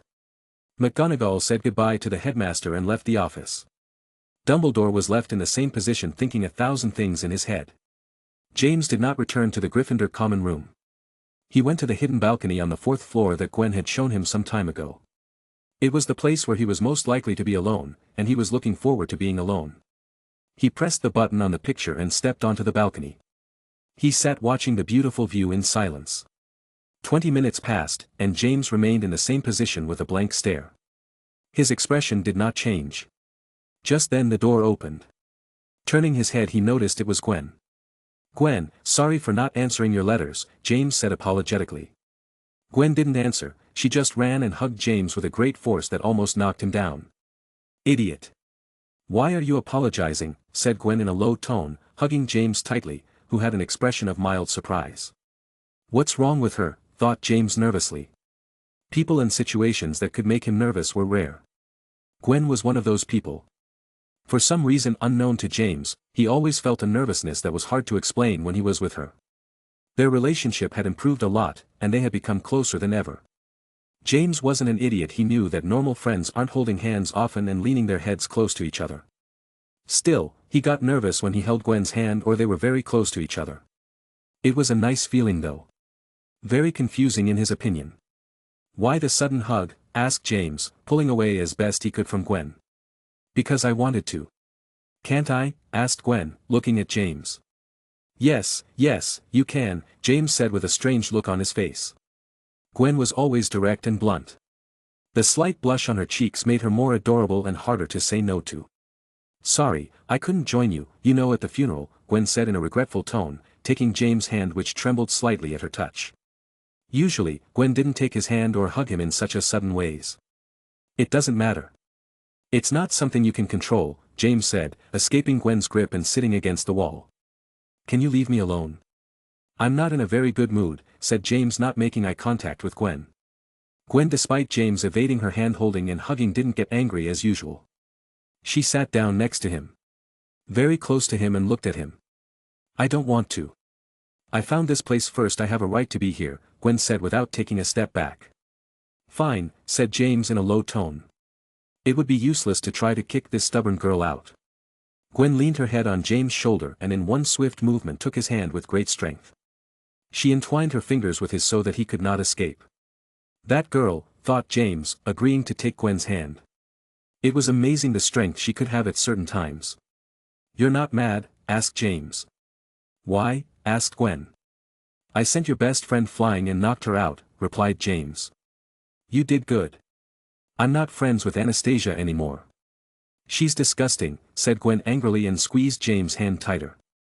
Remembering the words Anastasia was saying made her angrier. James felt a warm feeling in him. It was comforting that Gwen had chosen him and decided to sever her relationship with her best friend. Although with Anastasia's horrible attitude, it wasn't a very crazy thing to do. Are you okay? Asked Gwen after a few minutes of silence. Yeah, replied James, who was lying. Gwen said nothing. She knew James was stubborn like her, and if he didn't want to talk he wouldn't. She just stood silently by his side, holding his hand and leaning on his shoulder. James' eyelids began to close as time passed. Being next to Gwen soothed him. Slowly, he closed his eyes and drifted off to sleep. Time passed until at one point James opened his eyes, and what he saw was Gwen's face from below. His head was resting in her lap, and Gwen was looking down at him as she gently stroked his hair. Did I fall asleep? What time is it? Asked James, rubbing his eyes. He never slept well these past few days, but now he had slept like an angel. It was a short sleep, but a regenerating one. It's already night. Everyone must be eating dinner in the dining room by now, Gwen replied. Shit, I did sleep, thought James, standing up and helping Gwen to get up. Sorry, apologized James, scratching his hair. Never mind. Come on, said Gwen with a slight smile as they started to head to the Great Hall. Chapter 146. In the room of requirement was James alone. It had been several days since the incident where he knocked Anastasia out. He had to serve a 1-hour punishment for his bad luck. Very annoying since he couldn't use that time for anything useful.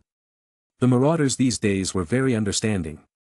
When James needed people to practice with, they would volunteer and train until James was satisfied. If he wanted to study alone, they would leave the room without him having to say a word. They are good friends, thought James with a slight smile. The room of requirement had a circular area to train with magical dummies and another area to study comfortably. On the floor of the training area were 8 swords resting. James had been practicing his telekinetic ability. Currently, the maximum number of swords he could control was 8.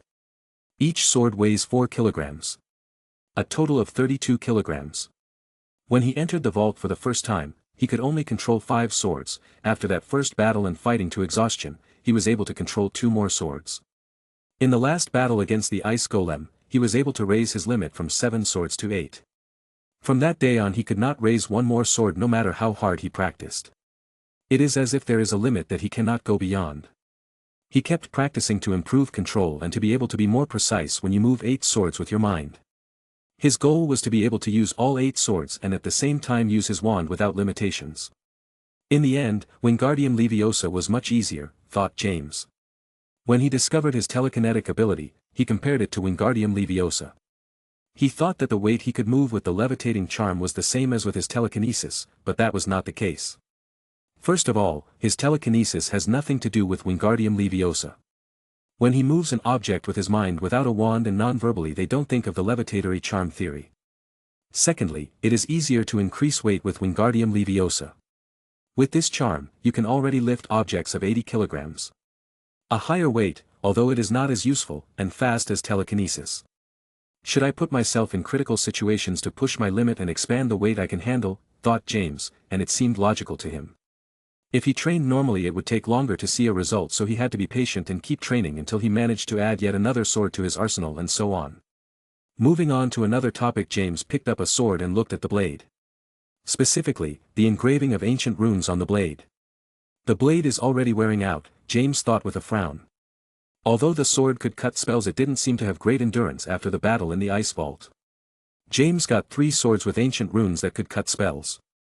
He then got an axe, a spear, and a mace that also had the same ancient runes. All 3 swords he had used in his battle against the ice golem, and they were already worn out.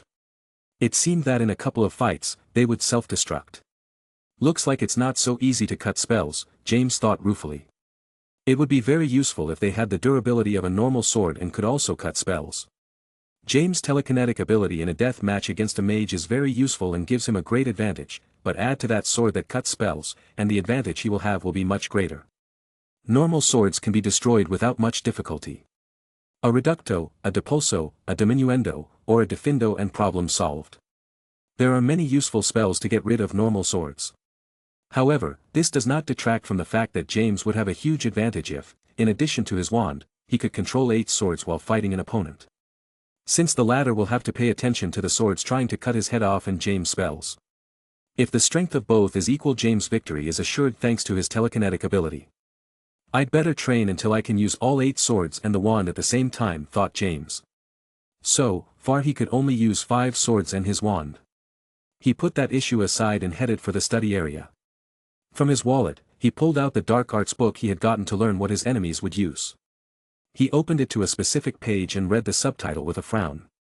It was about a dark spell. Specifically, a dark defensive spell called Protego Diabolica. This is a powerful spell that allows the user to create a protective ring of black fire around him that completely incinerates the enemies of the caster who came into physical contact with the fire. The curious thing was that the black fire left the caster's allies unharmed. The black fire followed the will and intentions of the caster, so it would not harm his allies no matter how much they were hit by the fire. A defensive and offensive spell at the same time, thought James with a hard expression. He was debating whether to learn this dark charm or not. His preconceived thinking had him rejecting dark magic. He was prejudiced against dark wizards who use these charms to perform evil deeds. Such as the Death Eaters who murdered innocent wizards and muggles. But thinking about it carefully, a question was formulated in James' mind, which was the following: is magic to blame? No. It is the fault of the people who use that magic for malevolent purposes. That was the answer he came to. Dark magic is generally considered to be any type of magic that is used primarily to cause harm, exert control, and kill people. In the books he read, they categorized dark spells into 3 groups: jinxes, hexes, and curses. Jinxes were irritating, but fun. A minor type of dark magic. They had the least severe effects of the 3. The flipendo is considered a jinx. Does that mean that James and almost the entirety of the students at Hogwarts are dark wizards? No. There are many jinxes used by all Hogwarts students, whether they are Gryffindor, Hufflepuff, Ravenclaw, or Slytherin. The same with hexes. There are many of the hexes that are used in duels. Following the same logic, all wizards who dueled once must have used some sort of these spells, so they should be considered dark wizards. It did not make sense. James would be considered a dark wizard from the age of 8. He even used redoubt, which was considered a curse. The most heinous of the 3 groups. This doesn't make sense. Who was the person who made the classification? The entire magical world would be considered a dark wizard. For James, this type of magic does not make you a dark wizard. You are a dark wizard depending on how you use it. If you murder innocents and you're a psychopath, you're a dark wizard. I guess they did that so people wouldn't try to learn it, thought James with a thoughtful expression. This way they could avoid conflict, though it didn't work at all. Even in the data subject, they were taught combat spells that were considered dark magic like flipendo. Although come to think of it, if it were up to the ministry or different pacifist authors at Hogwarts, they would teach pure garbage that would be useless in a life and death situation. Like the books taught to them by Professor Eustace. In a world where there is no conflict, there would be no need to learn this type of magic, but that scenario is impossible. So one way or another people will learn how to defend themselves and attack their enemy, as they will not stand idly by while they try to murder them. However, James felt no dislike against charms such as flipendo, redoubt, etc. He knew that although they were considered jinx, hex, or curse, they were useful for deathmatches against psychopathic enemies. The dislike he felt was for more advanced dark magic such as the 3 unforgivable curses. Specifically with Crucio and Imperius. Since one was a spell to torture and cause agonizing pain to the victim. Very unpleasant. Imperius didn't look favorably on it, as it leaves the victim without free will, and you could control them like a puppet. As for the Avada Kedavra spell in a normal context, James would not learn this type of magic, but in a war that was getting closer and closer, he wasn't so sure. In the war that Grindelwald waged there came a point where Aurors began to use Avada Kedavra, and not for that they were considered criminals and the same kind of evil people that started the war.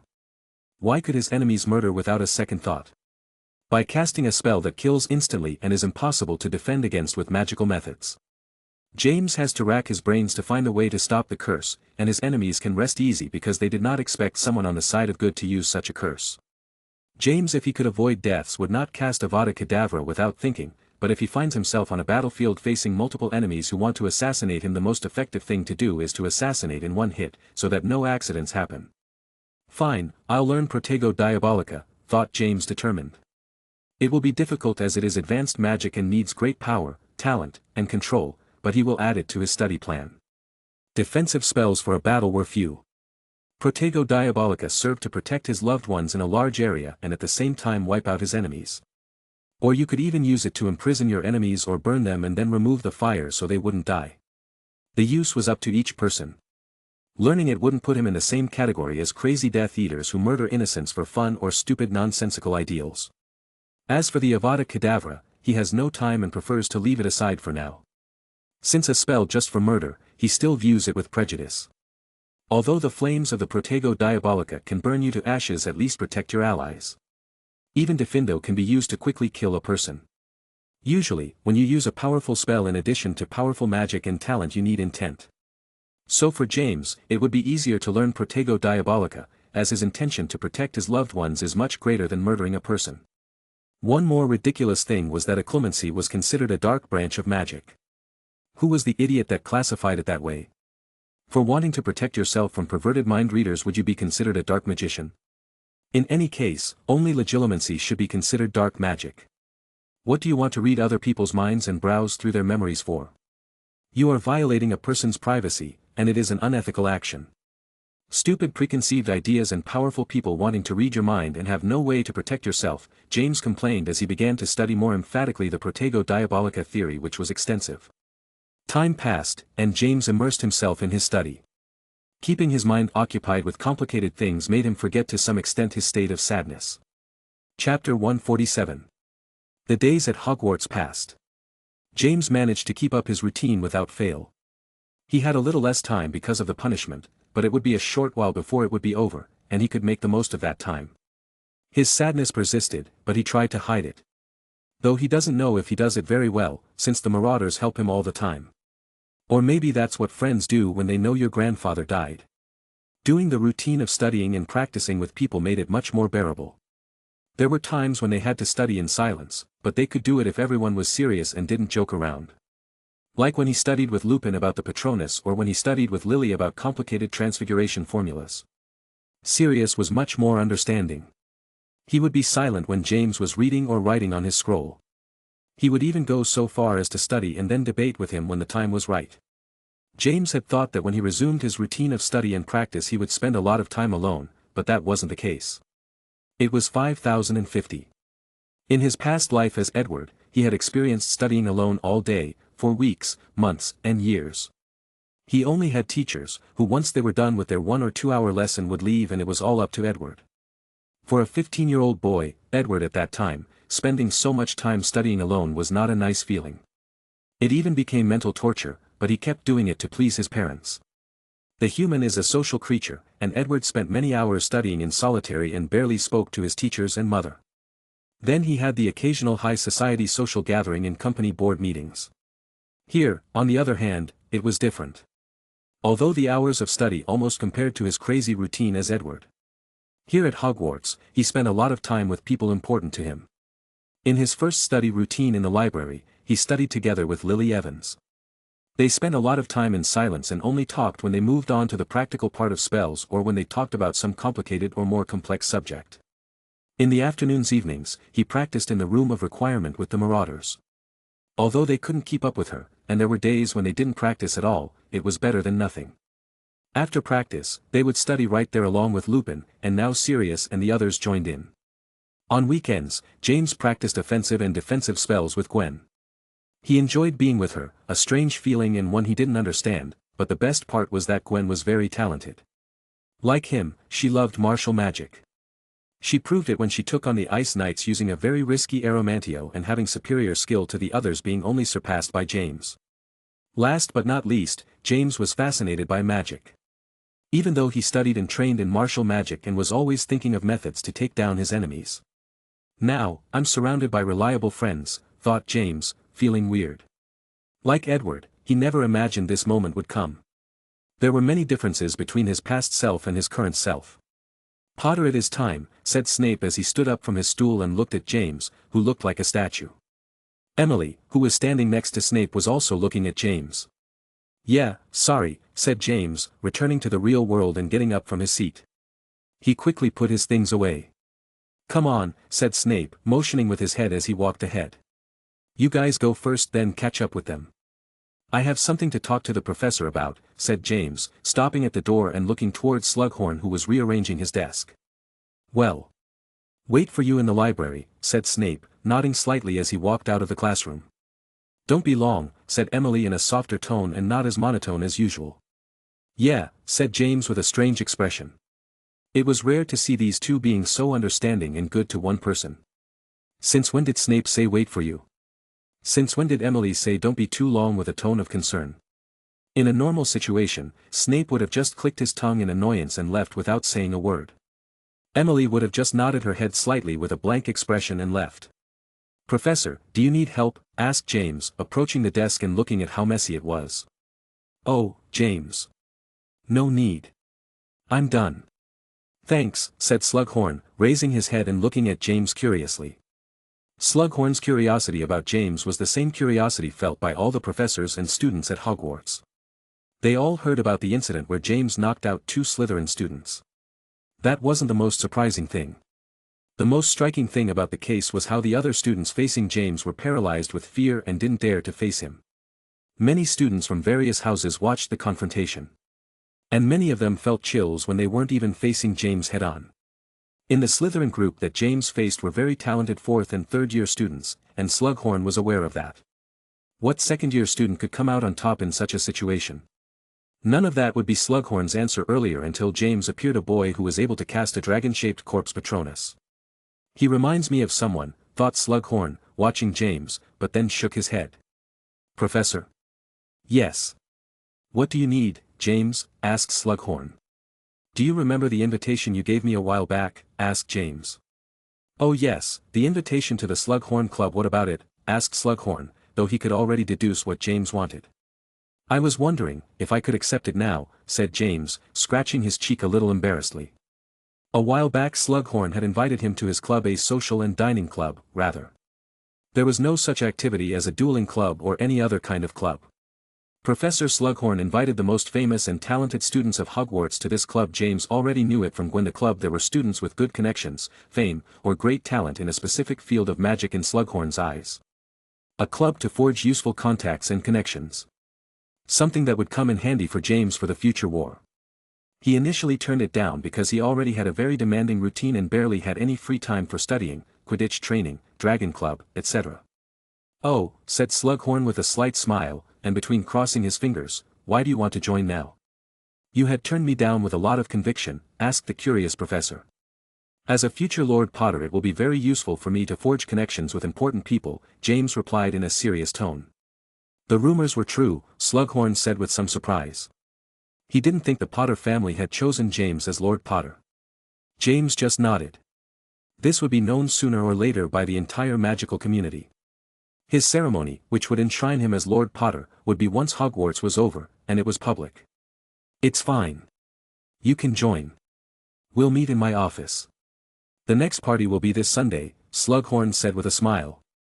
James met all the requirements he was looking for. The Potter boy would be the next Lord Potter, having great status. As much as the Potter family is considered blood traitors, they are still one of the oldest families. Even older than families like the Knots. And of the few or only families to have a noble title. But what struck Slughorn most was James' talent. He was valedictorian of his year and was showing hard-to-achieve prowess in dueling, transfiguration, martial magic, charms, and potions. Besides that, he shows great leadership ability, thought Slughorn with a thoughtful attitude. All of Gryffindor came to his defense. Even students from Ravenclaw and Hufflepuff defended him and the odd Slytherin for some odd reason. If he remembered correctly, it was a Slytherin student who defended him. How does a Slytherin student defend a Gryffindor? You should keep in mind that there are a lot of people who won't be at all happy to see you in the club, said Slughorn with a slight smile. Who? Asked James without making much of a fuss. Rabaston Lestrange, Nick Carroll, Tian Windsor along with her older 7th-year brother, Anastasia Knott, and several other students who have rather extreme ideals, replied Slughorn. Tian Windsor? Asked James in confusion. He knew she knocked out a Carroll boy, most likely this Nick from the 4th or 5th year, he couldn't remember. As for Rabaston and Anastasia, there is no need to name them. He knows them too well for his liking, but Tian Windsor and her older brother have no idea who they are. The Ravenclaw girl who was standing next to Anastasia and the other students, Slughorn replied. An image popped into his head. A girl in Ravenclaw robes is crestfallen and trembling. He already knew who it was. Her brother is in his 7th year and wants to pursue a career as an auror. His skills are very advanced, Slughorn said. Oh. Well, if they want to get respect they should give it. Otherwise, I wouldn't mind having a duel against him or another student, said James with a slight smile. Maybe he could have a proper duel and expel the pent-up stress. If that's all, I'll take my leave. See you at the meeting, Professor, said James, saying goodbye and heading towards the library where Snape and Emily were waiting for him. Slughorn stared at James' back until he walked out and disappeared from their sight. This boy, he's not afraid of a 7th-year student who is about to graduate, thought Slughorn with a strange expression. 2 days before Sunday, James received a letter from Regulus. It only said to meet in room 11 and gave no further specifics. In the evening before going to the room of requirement with Sirius, he headed to room 11. The other marauders went straight to the room of requirement. As Sirius was Regulus' older brother, he told him about the letter. What happened? Asked James, entering the classroom and looking at Regulus sitting on the table waiting. James, brother, asked Regulus with a bit of surprise at the sight of Sirius. Can't I be here? Asked Sirius with a slight frown. Déjà vu, thought James, watching the sibling drama. Yes, you can, said Regulus a little uncomfortable with the atmosphere. What happened? Asked James again. Does it have to do with the scrolls in the vaults? At this time Regulus along with Snape and Gwen continued to solve the encrypted message on the scroll. Gwen told James of the progress. She helped since she liked subjects that had to do with ancient runes. No. We're very close to deciphering it now, Regulus said enthusiastically. Thanks to Snape and Gwen's help he was able to solve it much faster than when he was being helped by that useless Alan. It's about Professor Eustace. I'm grounded. Tomorrow, I'll have to go to his office for 2 weeks, Regulus said in a worried tone. That's not good, said James. Eustace had taken it upon himself to threaten Alan and erase his memories. He was the one behind the vault and they had stolen the treasures from under his nose. Regulus was the prime suspect, and it was odd that so far he hadn't done anything to question him or anything. He's been wanting to punish me for a while now. He made me perform very embarrassing moves. Today I couldn't take it anymore and gave him the chance to punish me, said Regulus, clenching his fist and teeth with a look of hatred. Bloody Baldy. What are we going to do? Asked Sirius, looking at James. Regulus looked at him as well. Why must I always come up with the answer, thought James as he tried to think of some idea. The best thing to do would be to eliminate Eustace. He was a danger to Hogwarts. When he says eliminate he doesn't think of murdering him. Just getting him expelled from Hogwarts. The bald man was endangering Hogwarts by trying to open vaults with powerful curses and threatening students. If he interrogated Regulus and got information out of him, the next ones would be James and company. We must get rid of that bald guy, James said with a slight smile and a plan in the making. Chapter 148. James the next day, having Regulus' approval, cast the cornflake skin spell on him. A jinx that causes the target's skin to look as if it were made of cornflakes. Regulus' face, arms, and legs were filled with cornflakes. Thus he had to go to the infirmary. He didn't tell Madame Poppy or the teachers that James was the one who attacked him. This put Regulus in the infirmary for a couple of days and prevented him from attending Professor Eustace's punishment. They had to have time to carry out James' plan. If I understand correctly, you want to use the Vault of Fear as bait to lure Professor Eustace. Then we will catch him red-handed and expel him from Hogwarts, right? Asked Snape with a raised eyebrow after hearing James' plan. Currently, the entire group that fought the ice golem was gathered in an empty classroom in the evening that was becoming customary. Peter and Toby were also there. James had already cast the appropriate spells so that no one could spy on them. Exactly. We won't be able to keep the treasures in that vault, but we have to make sure Eustace leaves Hogwarts. If he gets information out of Regulus he'll know about all of us, and will be next on his list, nodded James. Isn't it better to tell the truth and have Dumbledore with the professors deal with Professor Eustace? Asked Peter fearfully. Are you an idiot? If we do they'll know it was us who broke into the vault and got the treasures. They will take the treasures from us, and we will be punished, said Snape, looking at Peter like he was an idiot. James was surprised that Snape was the one to say such a thing. Snape could save himself from the most severe punishment since he wasn't the one who opened the vault in the first place by releasing the ice curse. What did that were James and Regulus, who could have the most severe punishment? Snape, Lupin, Sirius, and Gwen could be said to have saved Hogwarts from the curse, but from James and Regulus, it would not be such a good thing since they were to blame for releasing the curse, although they did not know about this curse and it is not their fault that there are deadly vaults at Hogwarts. They are just teenagers. From the Marauders or Gwen, you would expect them to say that, but not from Snape. Since he's indirectly defending him. Snape is right. Besides, we have no convincing evidence to accuse the bald man. No one will believe us. It's his word against ours, said James. The only thing they had was the stock of the vaults, although they could show proof that the vaults existed, Eustace could say that he knew nothing about it, and they would have no way of proving it. Plus, their best witness, Alan, had had his memory wiped. Sirius looked at Snape in surprise and with an evil eye at Peter. We can't let them catch us. At worst they could expel James and my younger brother, Sirius said seriously. I don't think they'll go to such extremes, but it's better to put all the blame on the bald man and keep as much treasure as possible, said Gwen, and James nodded. Could they be expelled? Yes. The possibility is too low for him. Who created deadly vaults? Is it James and Regulus' fault? Teenagers who had no idea that such vaults could exist at Hogwarts. Also, they are from the Black and Potter families. In any case, they could sue the school for having such dangerous things. Especially, if they do so with the ice vault, but if they keep looking and open the next vault, that argument will no longer be valid. If the plan goes well, they will keep the treasures, and Eustace will be expelled. If they are caught they will be punished or maybe not even that. The worst case scenario would be expulsion, but James doesn't think they will be punished that way. So what do we do now? How many days do we have before Regulus recovers? Asked Lupin. It'll take a while to get all the cornflakes out of him. I would think we'll have about 4 days minimum and a week at most, replied James. Their time was limited. They had to act fast. What's the plan to lure Professor Eustace? Asked Toby, as James had not yet specified how they would do it. The bald one, Sirius corrected. He wouldn't tolerate them calling that bloody bald guy who gave them useless and embarrassing lessons a professor. Have they deciphered the scrolls for the new vault yet? Asked James, looking at Snape and Gwen. Not quite. We're just short.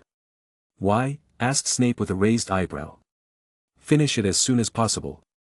We must find the location of that vault to guide the bald man there, replied James. Eustace should open the vault and at the moment this one taking the treasures and other things be caught by James and the others. In 2 days at the most, we'll have it figured out, but you still don't explain how you'll get Eustace to fall into the trap, said Gwen, looking at James steadily. We'll spread rumors about the vaults. Especially about the ice one that was the cause of almost shutting down Hogwarts, James replied with a slight smile and began to explain how they would do it. They would use the school newspaper that Sirius and company created. It was the Hogwarts newspaper and was read by all 4 houses. They had achieved a lot of success, and Sirius was already a few days away from being able to buy the new Nimbus. James would create a fake book that talked about the Vault of Ice and a bit about the Vault of Fear since he had almost no information about the latter. This book he would give to the most gossipy reporter in all of Hogwarts, Xenophilius Lovegood. He would tell Zeno that he found the book in the restricted section. How did he do it? One day late at night, he snuck in with a disillusioning spell. It wouldn't be hard to believe, since everyone at Hogwarts knows of James' magical abilities, and he could easily accomplish that feat.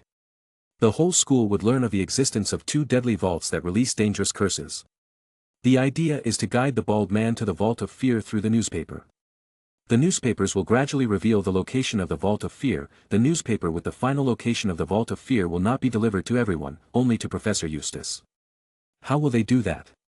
James doesn't have all the details ironed out yet, he will have to think as he goes along. The first thing is to create a book that looks ancient and creates an exaggerated and fanciful history of the vaults. Make up that it was created by a crazy wizard or something.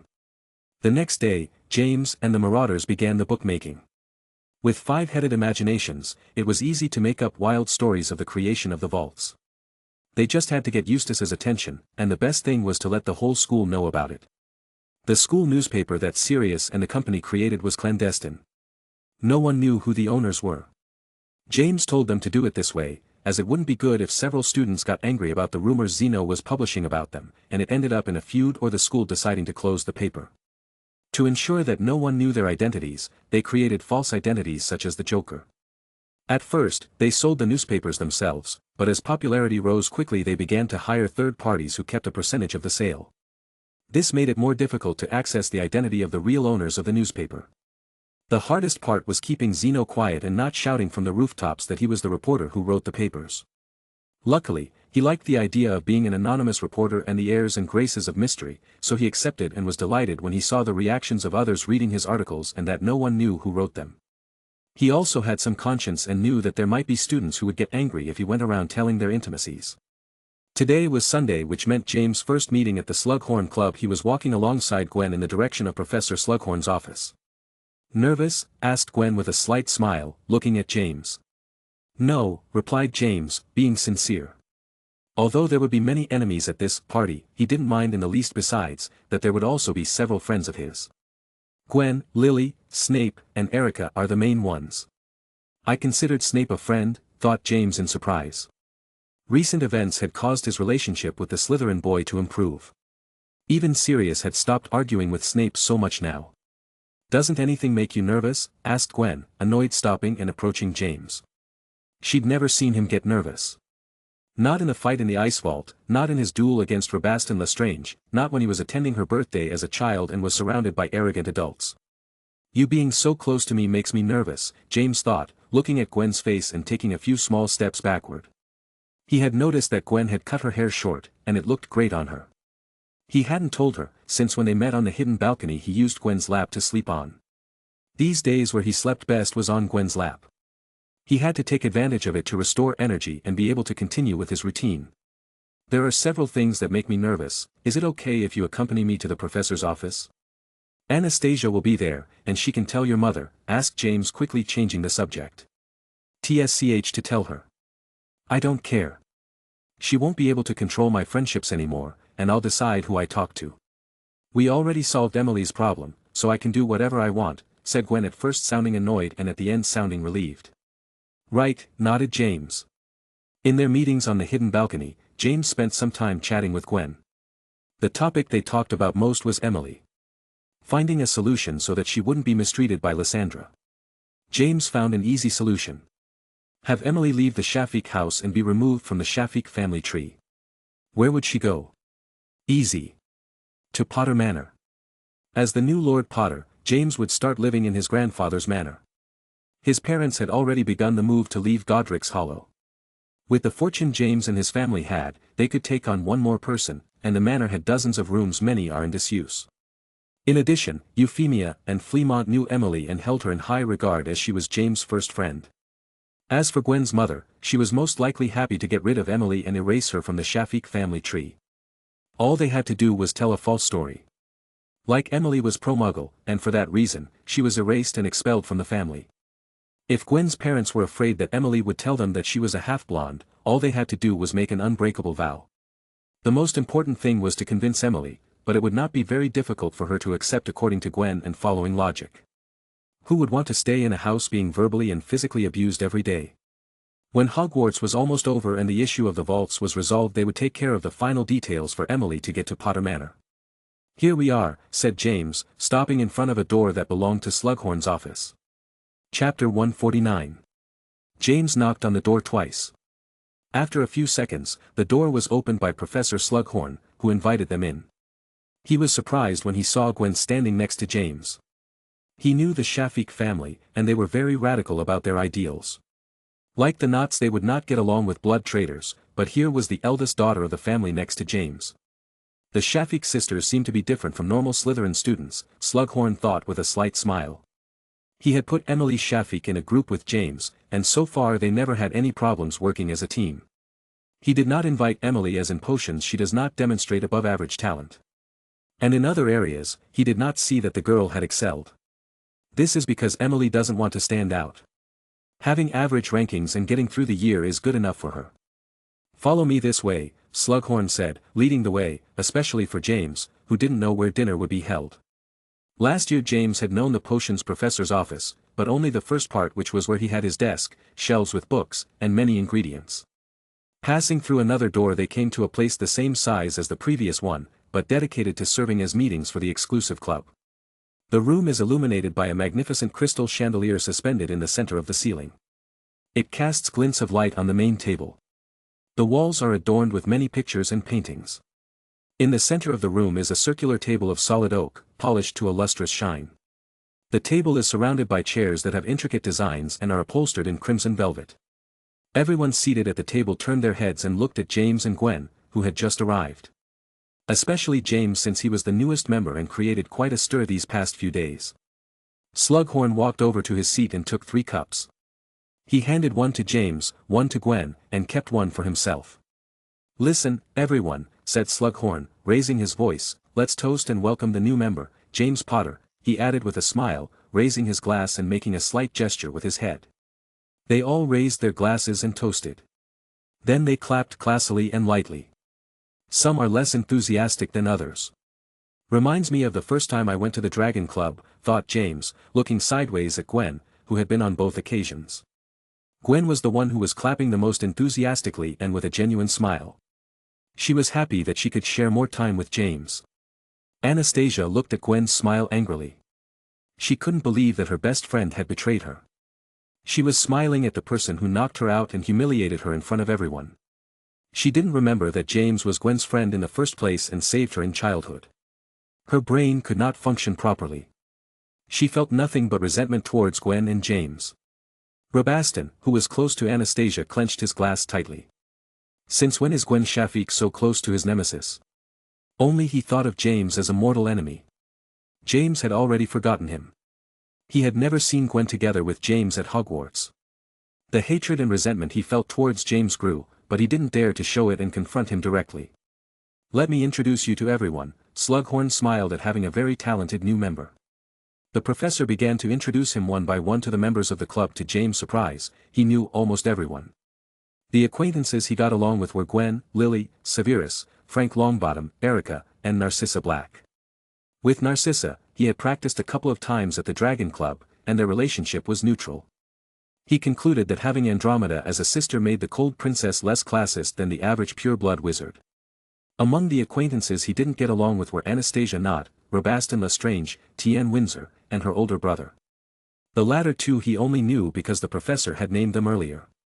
"I hope you can settle your differences. It wouldn't be nice if they ruined dinner," Slughorn said as he introduced Anastasia, who didn't disguise her angry, hateful expression as she looked at James. "Yes, of course. Nice to meet you, Anastasia. I hope we can get along," said James with a kind and gentle smile that seemed like he was talking to an old friend. Sure," said Anastasia, stuttering, surprised at how relaxed James sounded. It seemed like they had previously not quarreled. Now she could better understand the fear Goyle and the other Godric's Hollow boys felt towards James. Among the members he didn't know were Lucius Malfoy. The Malfoy family is an ancient and wealthy family of blood wizards. They belong to the Sacred 28. A 7th-year Hufflepuff boy James had never seen. Nick Caro, the boy James knocked out. And lastly, a girl with short dark brown hair. The girl's name was Alicia Pruitt. James knew she was a cousin of his 2 friends Gideon and Fabian, but he had never spoken to her. Frank gestured to James and sat down next to him next to Gwen. At the circular table, there was a clear separation.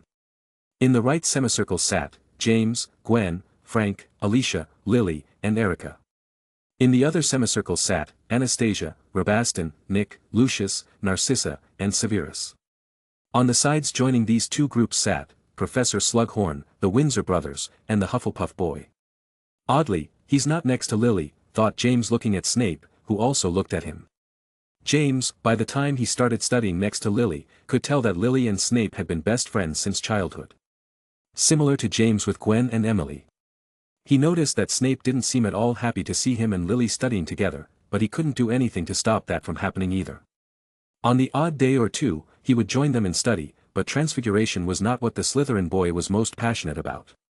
Snape begins to give less importance to the study sessions between James and Lily when he finds out about James' relationship with Gwen. He had nothing to worry about. The atmosphere at the table was silent. Both groups of people looked at each other not knowing what to say.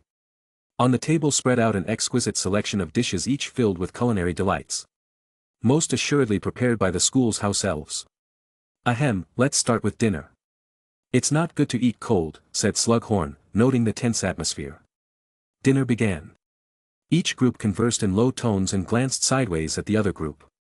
The atmosphere was changed just by the presence of this boy, thought Slughorn with a strange expression. Although there were some differences, especially between Gryffindors and Slytherin, it wasn't as much as it was now. Hey, James, you're getting pretty famous this last while, said Frank, chuckling under his breath. Yeah, it wasn't my plan, said James with a slight grimace. Now every time he walked down the corridors of Hogwarts he felt the gaze of many people on him, more than he had before. Well, they brought it on themselves. You've done well to teach them a lesson, Frank said, taking a serious tone and looking sideways at Anastasia and Nick. He had heard about them making fun of Henry's death and found it distasteful and very disrespectful. His mother was an old friend of Henry's. I never thought I'd hear those words out of your mouth, Frank, Alicia said with a surprised look on her face. Well, there are times when you have to break a rule or two, said Frank, coughing and looking at Alicia a little embarrassed. Frank is known for being very strict with all the rules of the school. Superior to Lily. He's the leader of all the nerds, at least from third year on down. It could have come to a better scenario. I'm not saying what you did was all bad. But you could have challenged them to a duel and taught them a lesson there. Like you did with that Lestrange boy, Alice said looking at James. Alice, like Frank, was a nerd who followed the rules to the letter and was stricter than Frank. She didn't think it was right that one student had knocked out two students. As much as she didn't like Anastasia and Nick, they deserved it. Yeah, said James, who wasn't expecting to get a sermon. They brought it on themselves. James acted right. Now they'll think twice about things before they make fun of someone, said Erica in a high tone and without a care in the world.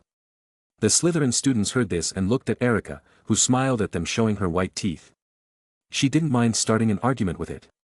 It would only make dinner more interesting and less boring. However, none of the Slytherin students dared to start an argument with Erica. She was known throughout the school as the current leader of the Dragon Club, and her skills were the best within her year and all of Hogwarts in general. Speaking of another topic. Do you already have any idea what electives you'll be choosing? Asked Frank, ending the conversation so that no fight would happen at dinner. Yes. I'll be taking arithmancy, care of magical creatures and ancient runes, replied Lily enthusiastically. She already wanted the third year to start so she could see these subjects that were catching her attention. If it were up to her she would sign up for all of them, but it is not possible. There's not enough time, and she would have to be in two places at the same time. Oh, those are difficult subjects, said Frank, referring to arithmancy and ancient runes. What about you? He added, looking at James. Arithmancy and ancient runes, replied James. Nothing else? Asked Frank, thinking that James would sign up for more subjects as he was the top student in his year and showed great talent. None more, replied James without explanation. With his routine, he had no time. Even having two more subjects would make his routine harder to organize. Dinner continued without any conflict. Largely because of Professor Slughorn's presence. Does Snape always sit with them? Asked James in a low tone, speaking to Lily. Yes, replied Lily in a dejected tone, looking at her best friend who was seamlessly integrated into the Slytherin group. That idiot. He's always after Lily, and now that he can talk to her he hangs out with those supremacists, thought James a little annoyed. The supremacists that Snape hung out with hated and despised the Mudbloods. The category that Lily falls into. James wondered if Snape was an idiot or unaware of this. What are you two talking about? Asked Gwen, approaching James and poking near James' ribs with her finger. Ouch, complained James, slightly looking at Gwen, who had a frown on her face for some unknown reason. Since James didn't answer her question, Gwen continued poking his back with her index finger. We were talking about Snape, James replied in a low tone and a quick manner. Grunted Gwen, none too pleased. Luckily, Lily was already talking to Alicia. The two of them had been getting along very well ever since they met at the Slughorn Club. You're the only Slytherin student at this part of the table. Don't you feel weird? Asked James, changing the subject. No. If there's you, I don't mind, replied Gwen in a very low tone. What did you say? I didn't hear you, said James, moving closer to her. Nothing. Shut up and eat or you'll get cold, said Gwen, pushing a fork with a piece of food towards James, who had no choice but to eat it or his mouth would have been broken. What's wrong with her all of a sudden, thought James, confused as he munched on the delicious food. Several people at the table were watching this in disbelief. Gwen Shafi was feeding James Potter. Few people knew that these two were close. Gwen was very popular. She was the eldest daughter of the Shafi family and one of the top students in her year. And unlike Anastasia and other girls, Gwen's beauty was at the top of the girls at Hogwarts. She had inherited her mother's beautiful features. The party ended without a hitch. Although it was an hour where he could be practicing or studying, James didn't think it was wasted time. He was able to improve his relationship with Frank, Alicia, Erica, and Lily. Very talented student who could become a future allies to help him against Voldemort and his followers. Chapter 150. This will be great news, exclaimed Zeno with sparkling eyes and enthusiasm. In his hands, he held an old-looking book. He had skimmed through it, but the information in this old book impressed him. It will be. Everyone keeps talking about the cursed ice. Now they'll be able to satiate their curiosity, Sirius said with a smile. Zeno, Sirius, and James found themselves in an empty classroom in the middle of the night. James with the help of the marauders had finished writing the book about the vaults. He put together an old-looking book and imitated another type of handwriting. Different from his usual handwriting. He got yellowed pages and was happy with his work to create a book that looked old. Where did you get this, James? Asked Zeno, who kept flipping through and reading the information that looked like it was from a reliable source. However, even if it weren't and looked suspicious, he wouldn't care. He had published gossip and much of his reporting was about beasts that no one thinks exist. I infiltrated the forbidden section. I hope you're keeping it a secret, James replied with a faint smile. Of course I will. I won't rat out my informant, nodded Zeno. It would be good if James would continue to infiltrate the forbidden section and bring him more books with secret information. As for how James infiltrated the forbidden section, he didn't give it a second thought. All of Hogwarts knew of James' magical abilities. Zeno sat down in a chair and began to peruse the book. He was already putting together an outline of what his next big news story would look like in Hogwarts' best newspaper, even though it was the only newspaper there was. There's a lot of information. We'll be able to get several issues out, Zeno thought seriously. James and Sirius let Zeno read quietly. 30 minutes later, the Ravenclaw boy closed his book, and his look was serious. I never thought there would be such dangerous vaults at Hogwarts, commented Zeno, then a smile formed on his face. This will be the best news yet. We surpassed the previous sales peak, he added enthusiastically. Although he was passionate about being a journalist, it was comforting to see his work rewarded and earning money. Yes.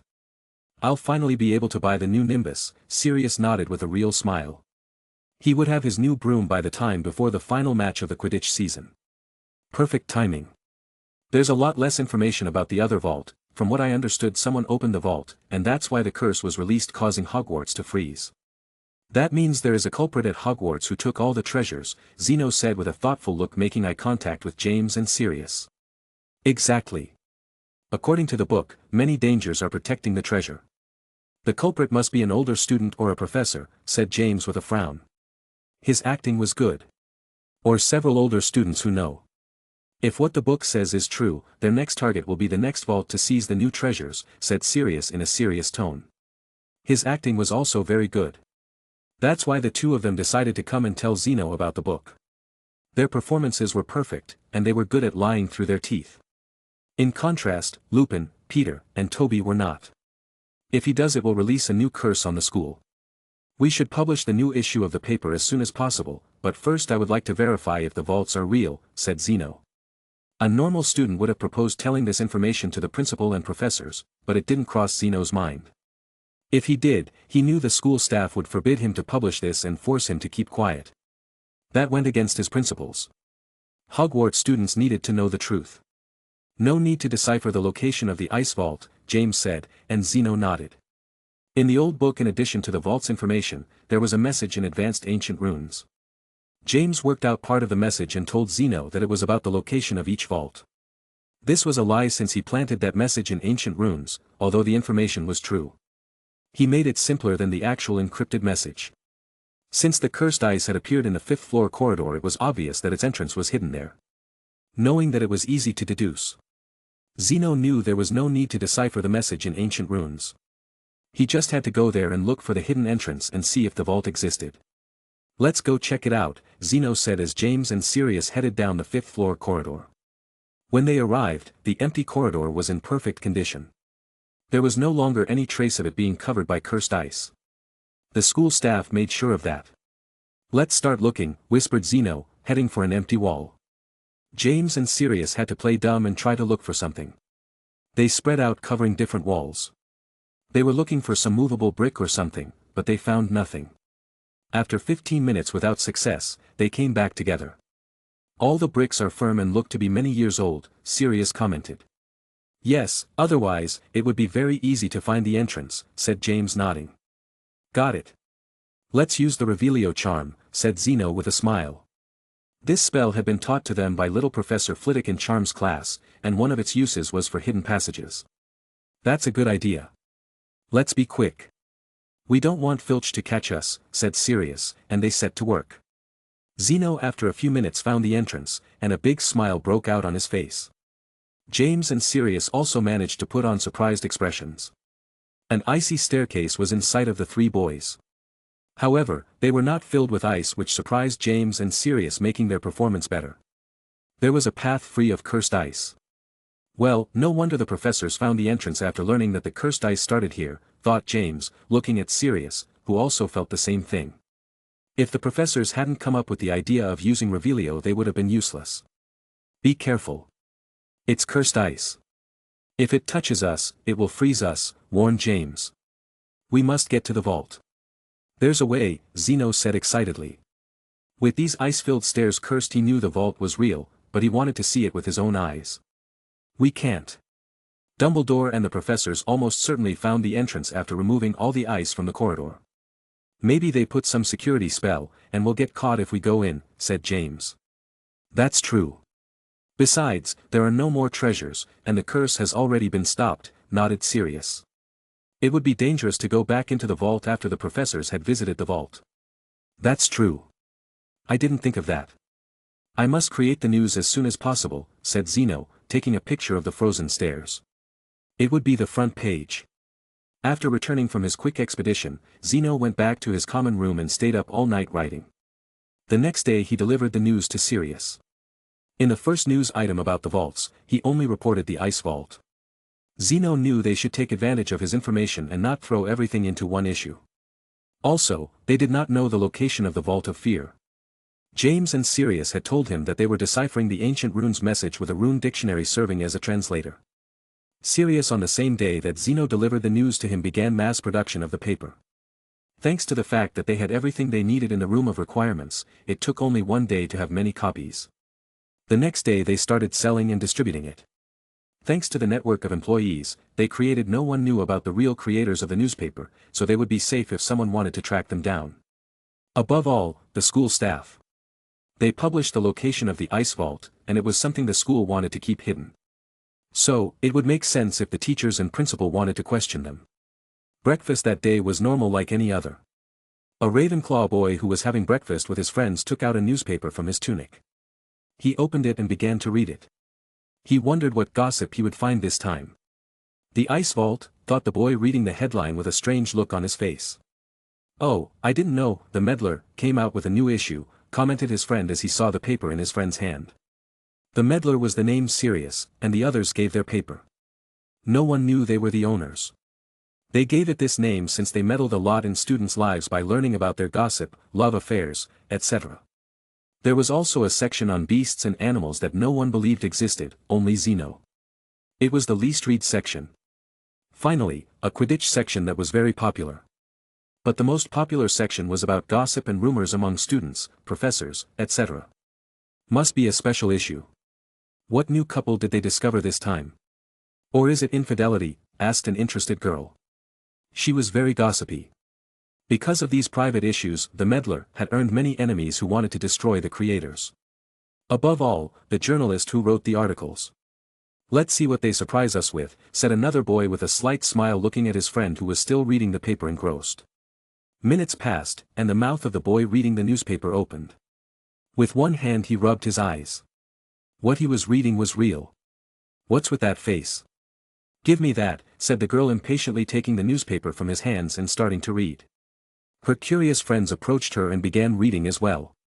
The ice vault? Asked the girl in shock. That was to blame for Hogwarts almost ending up frozen, asked another boy, just as surprised. A crackpot headmaster created them to guard his treasures, commented the other boy. The news moved from one Ravenclaw student to another. It was striking that they were talking about the incident where Hogwarts was almost frozen.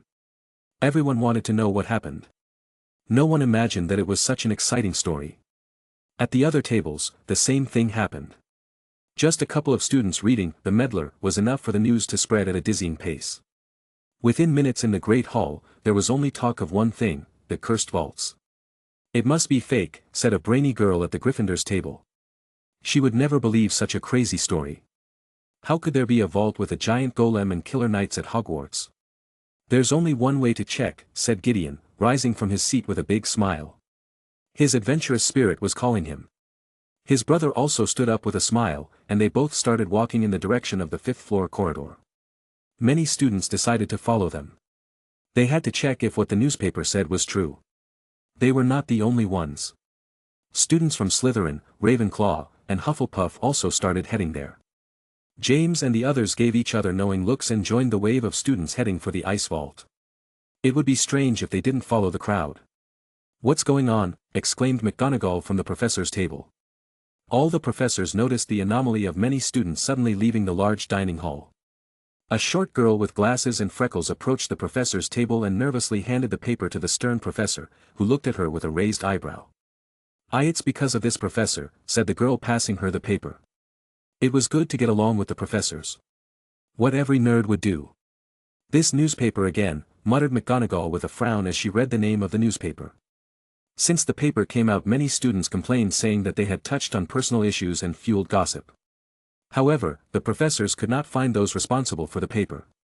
If it had been a normal paper, they wouldn't have minded letting it free, but it always created problems. This is not good, thought McGonagall with surprise and a more serious expression than before. What happened, Minerva? Asked Slughorn, noticing McGonagall's expression. Follow me. It's urgent. The students are heading to the ice room, replied McGonagall quickly and heading down the corridor of the fifth corridor. Why is Dumbledore absenting just at this moment? Thought McGonagall, walking hurriedly. Chapter 151. The first step of the plan was completed. Dozens of students witnessed the ice vault with their own eyes. McGonagall had no time to stop them. Luckily there was no accident, and none of them touched the cursed ice. They used the path laid out by the professors. Now, the story of the cursed vaults had a lot of credibility. Several professors had to throw out the students who reached the ice vault. From that day on it was a forbidden place, and whoever entered would be severely punished. Especially, because of the cursed ice that remained in the vault. They did not want to have frozen students in the infirmary. As James expected, a search campaign began. The professors wanted to catch the creators of the paper but could not.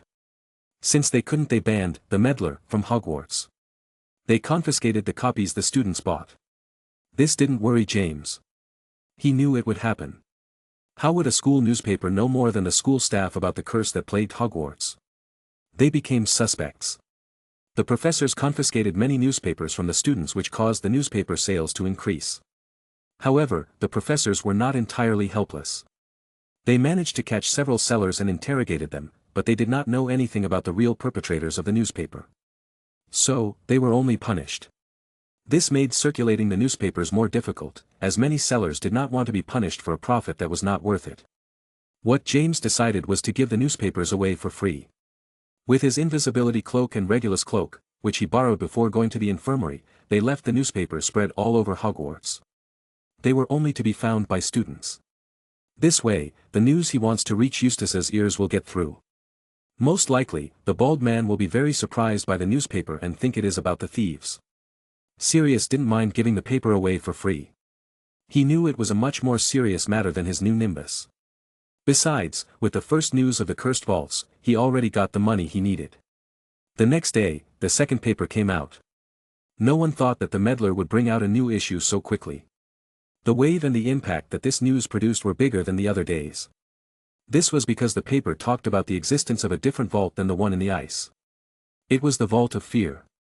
It explained that this vault was still closed, and its treasures were still safe.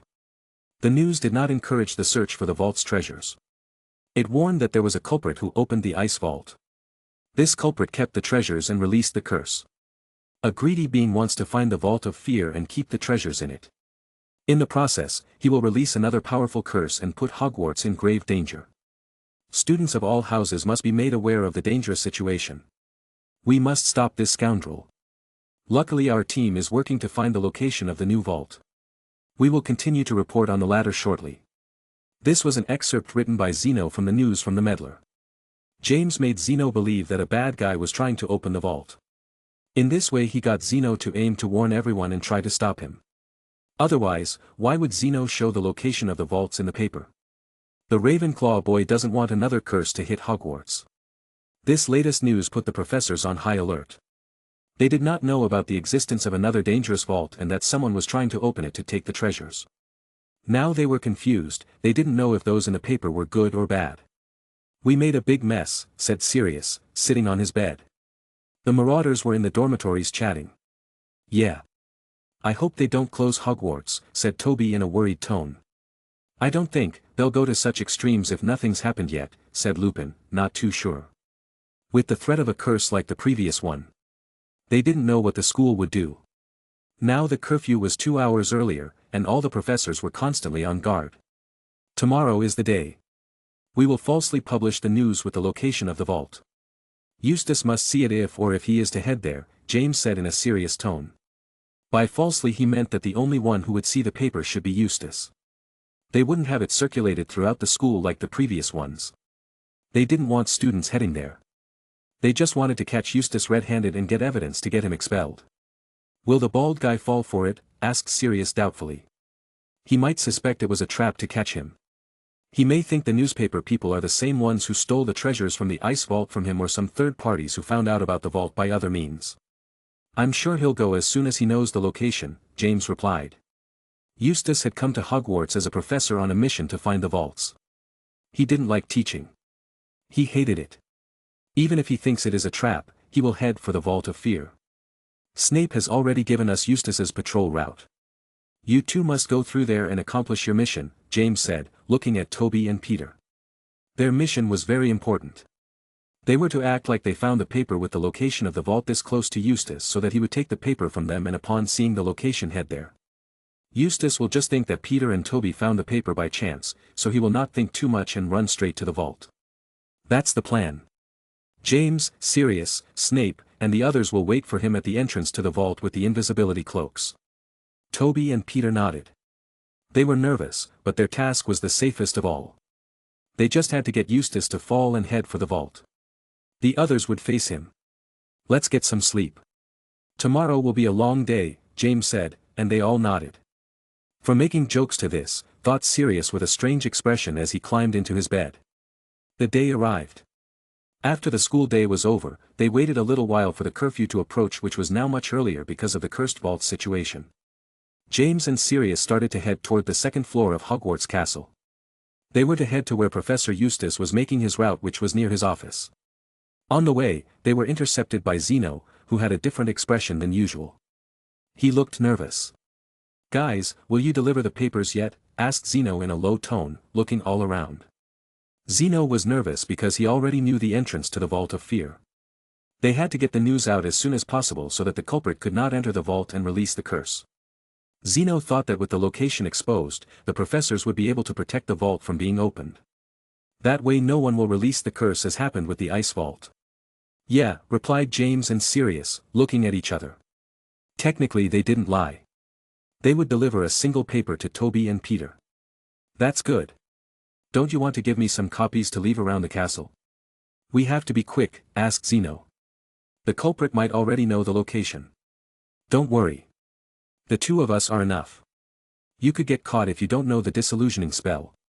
You could get caught, replied Sirius, patting Zeno's shoulder. Fine. I'll leave you in their hands, Zeno said as he waved goodbye to them.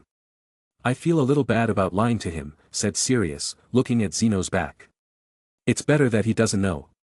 We can't keep getting more people involved. Come on, said James, resuming his march. This is Myrtle the Weeper's bathroom, said Sirius, looking at the entrance to the abandoned girl's bathroom. In the next aisle let's leave the paper, said James. In the next aisle, there were rows of armor on each side. James approached cautiously and looked both ways. There are no monkeys on the coast, said Sirius as he noticed that the corridors connecting to this one were empty. James from his robes pulled out the exclusive newspaper that contained the location of the Vault of Fear. He propped it behind the feet of one of the knights. Ready.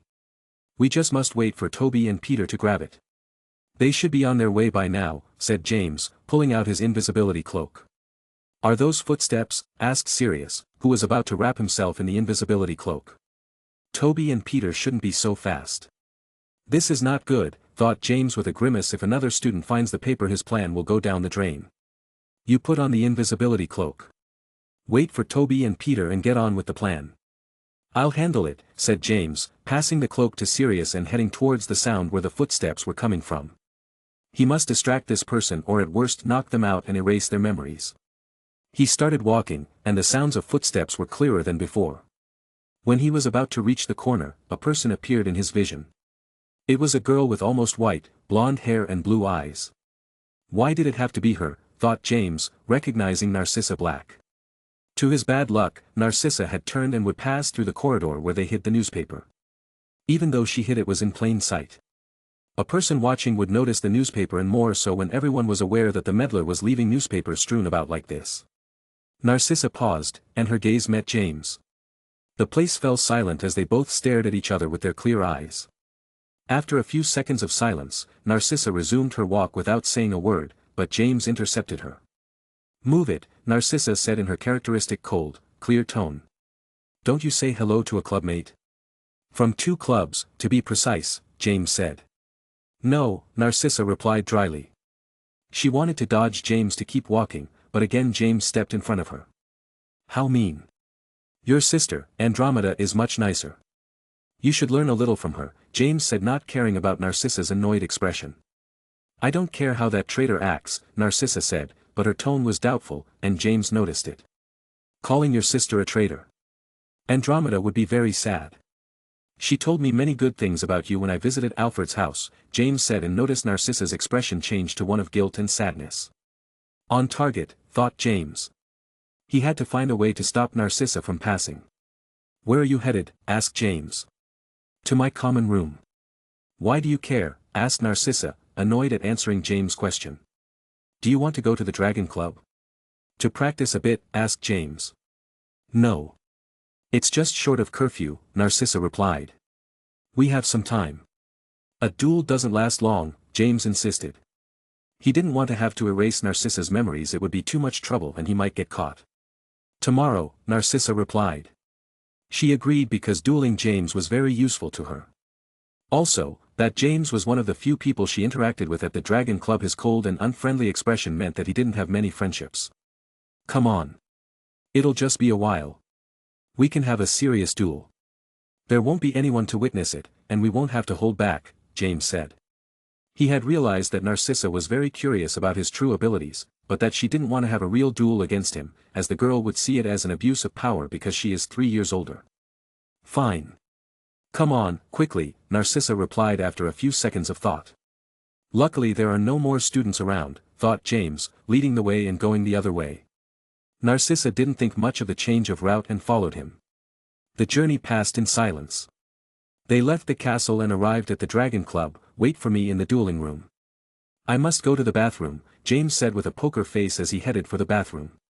Within seconds he exited the bathroom and slipped out of the Dragon Club. Sorry, Narcissa. Another day we'll have a real duel, thought James as he started to run towards the castle.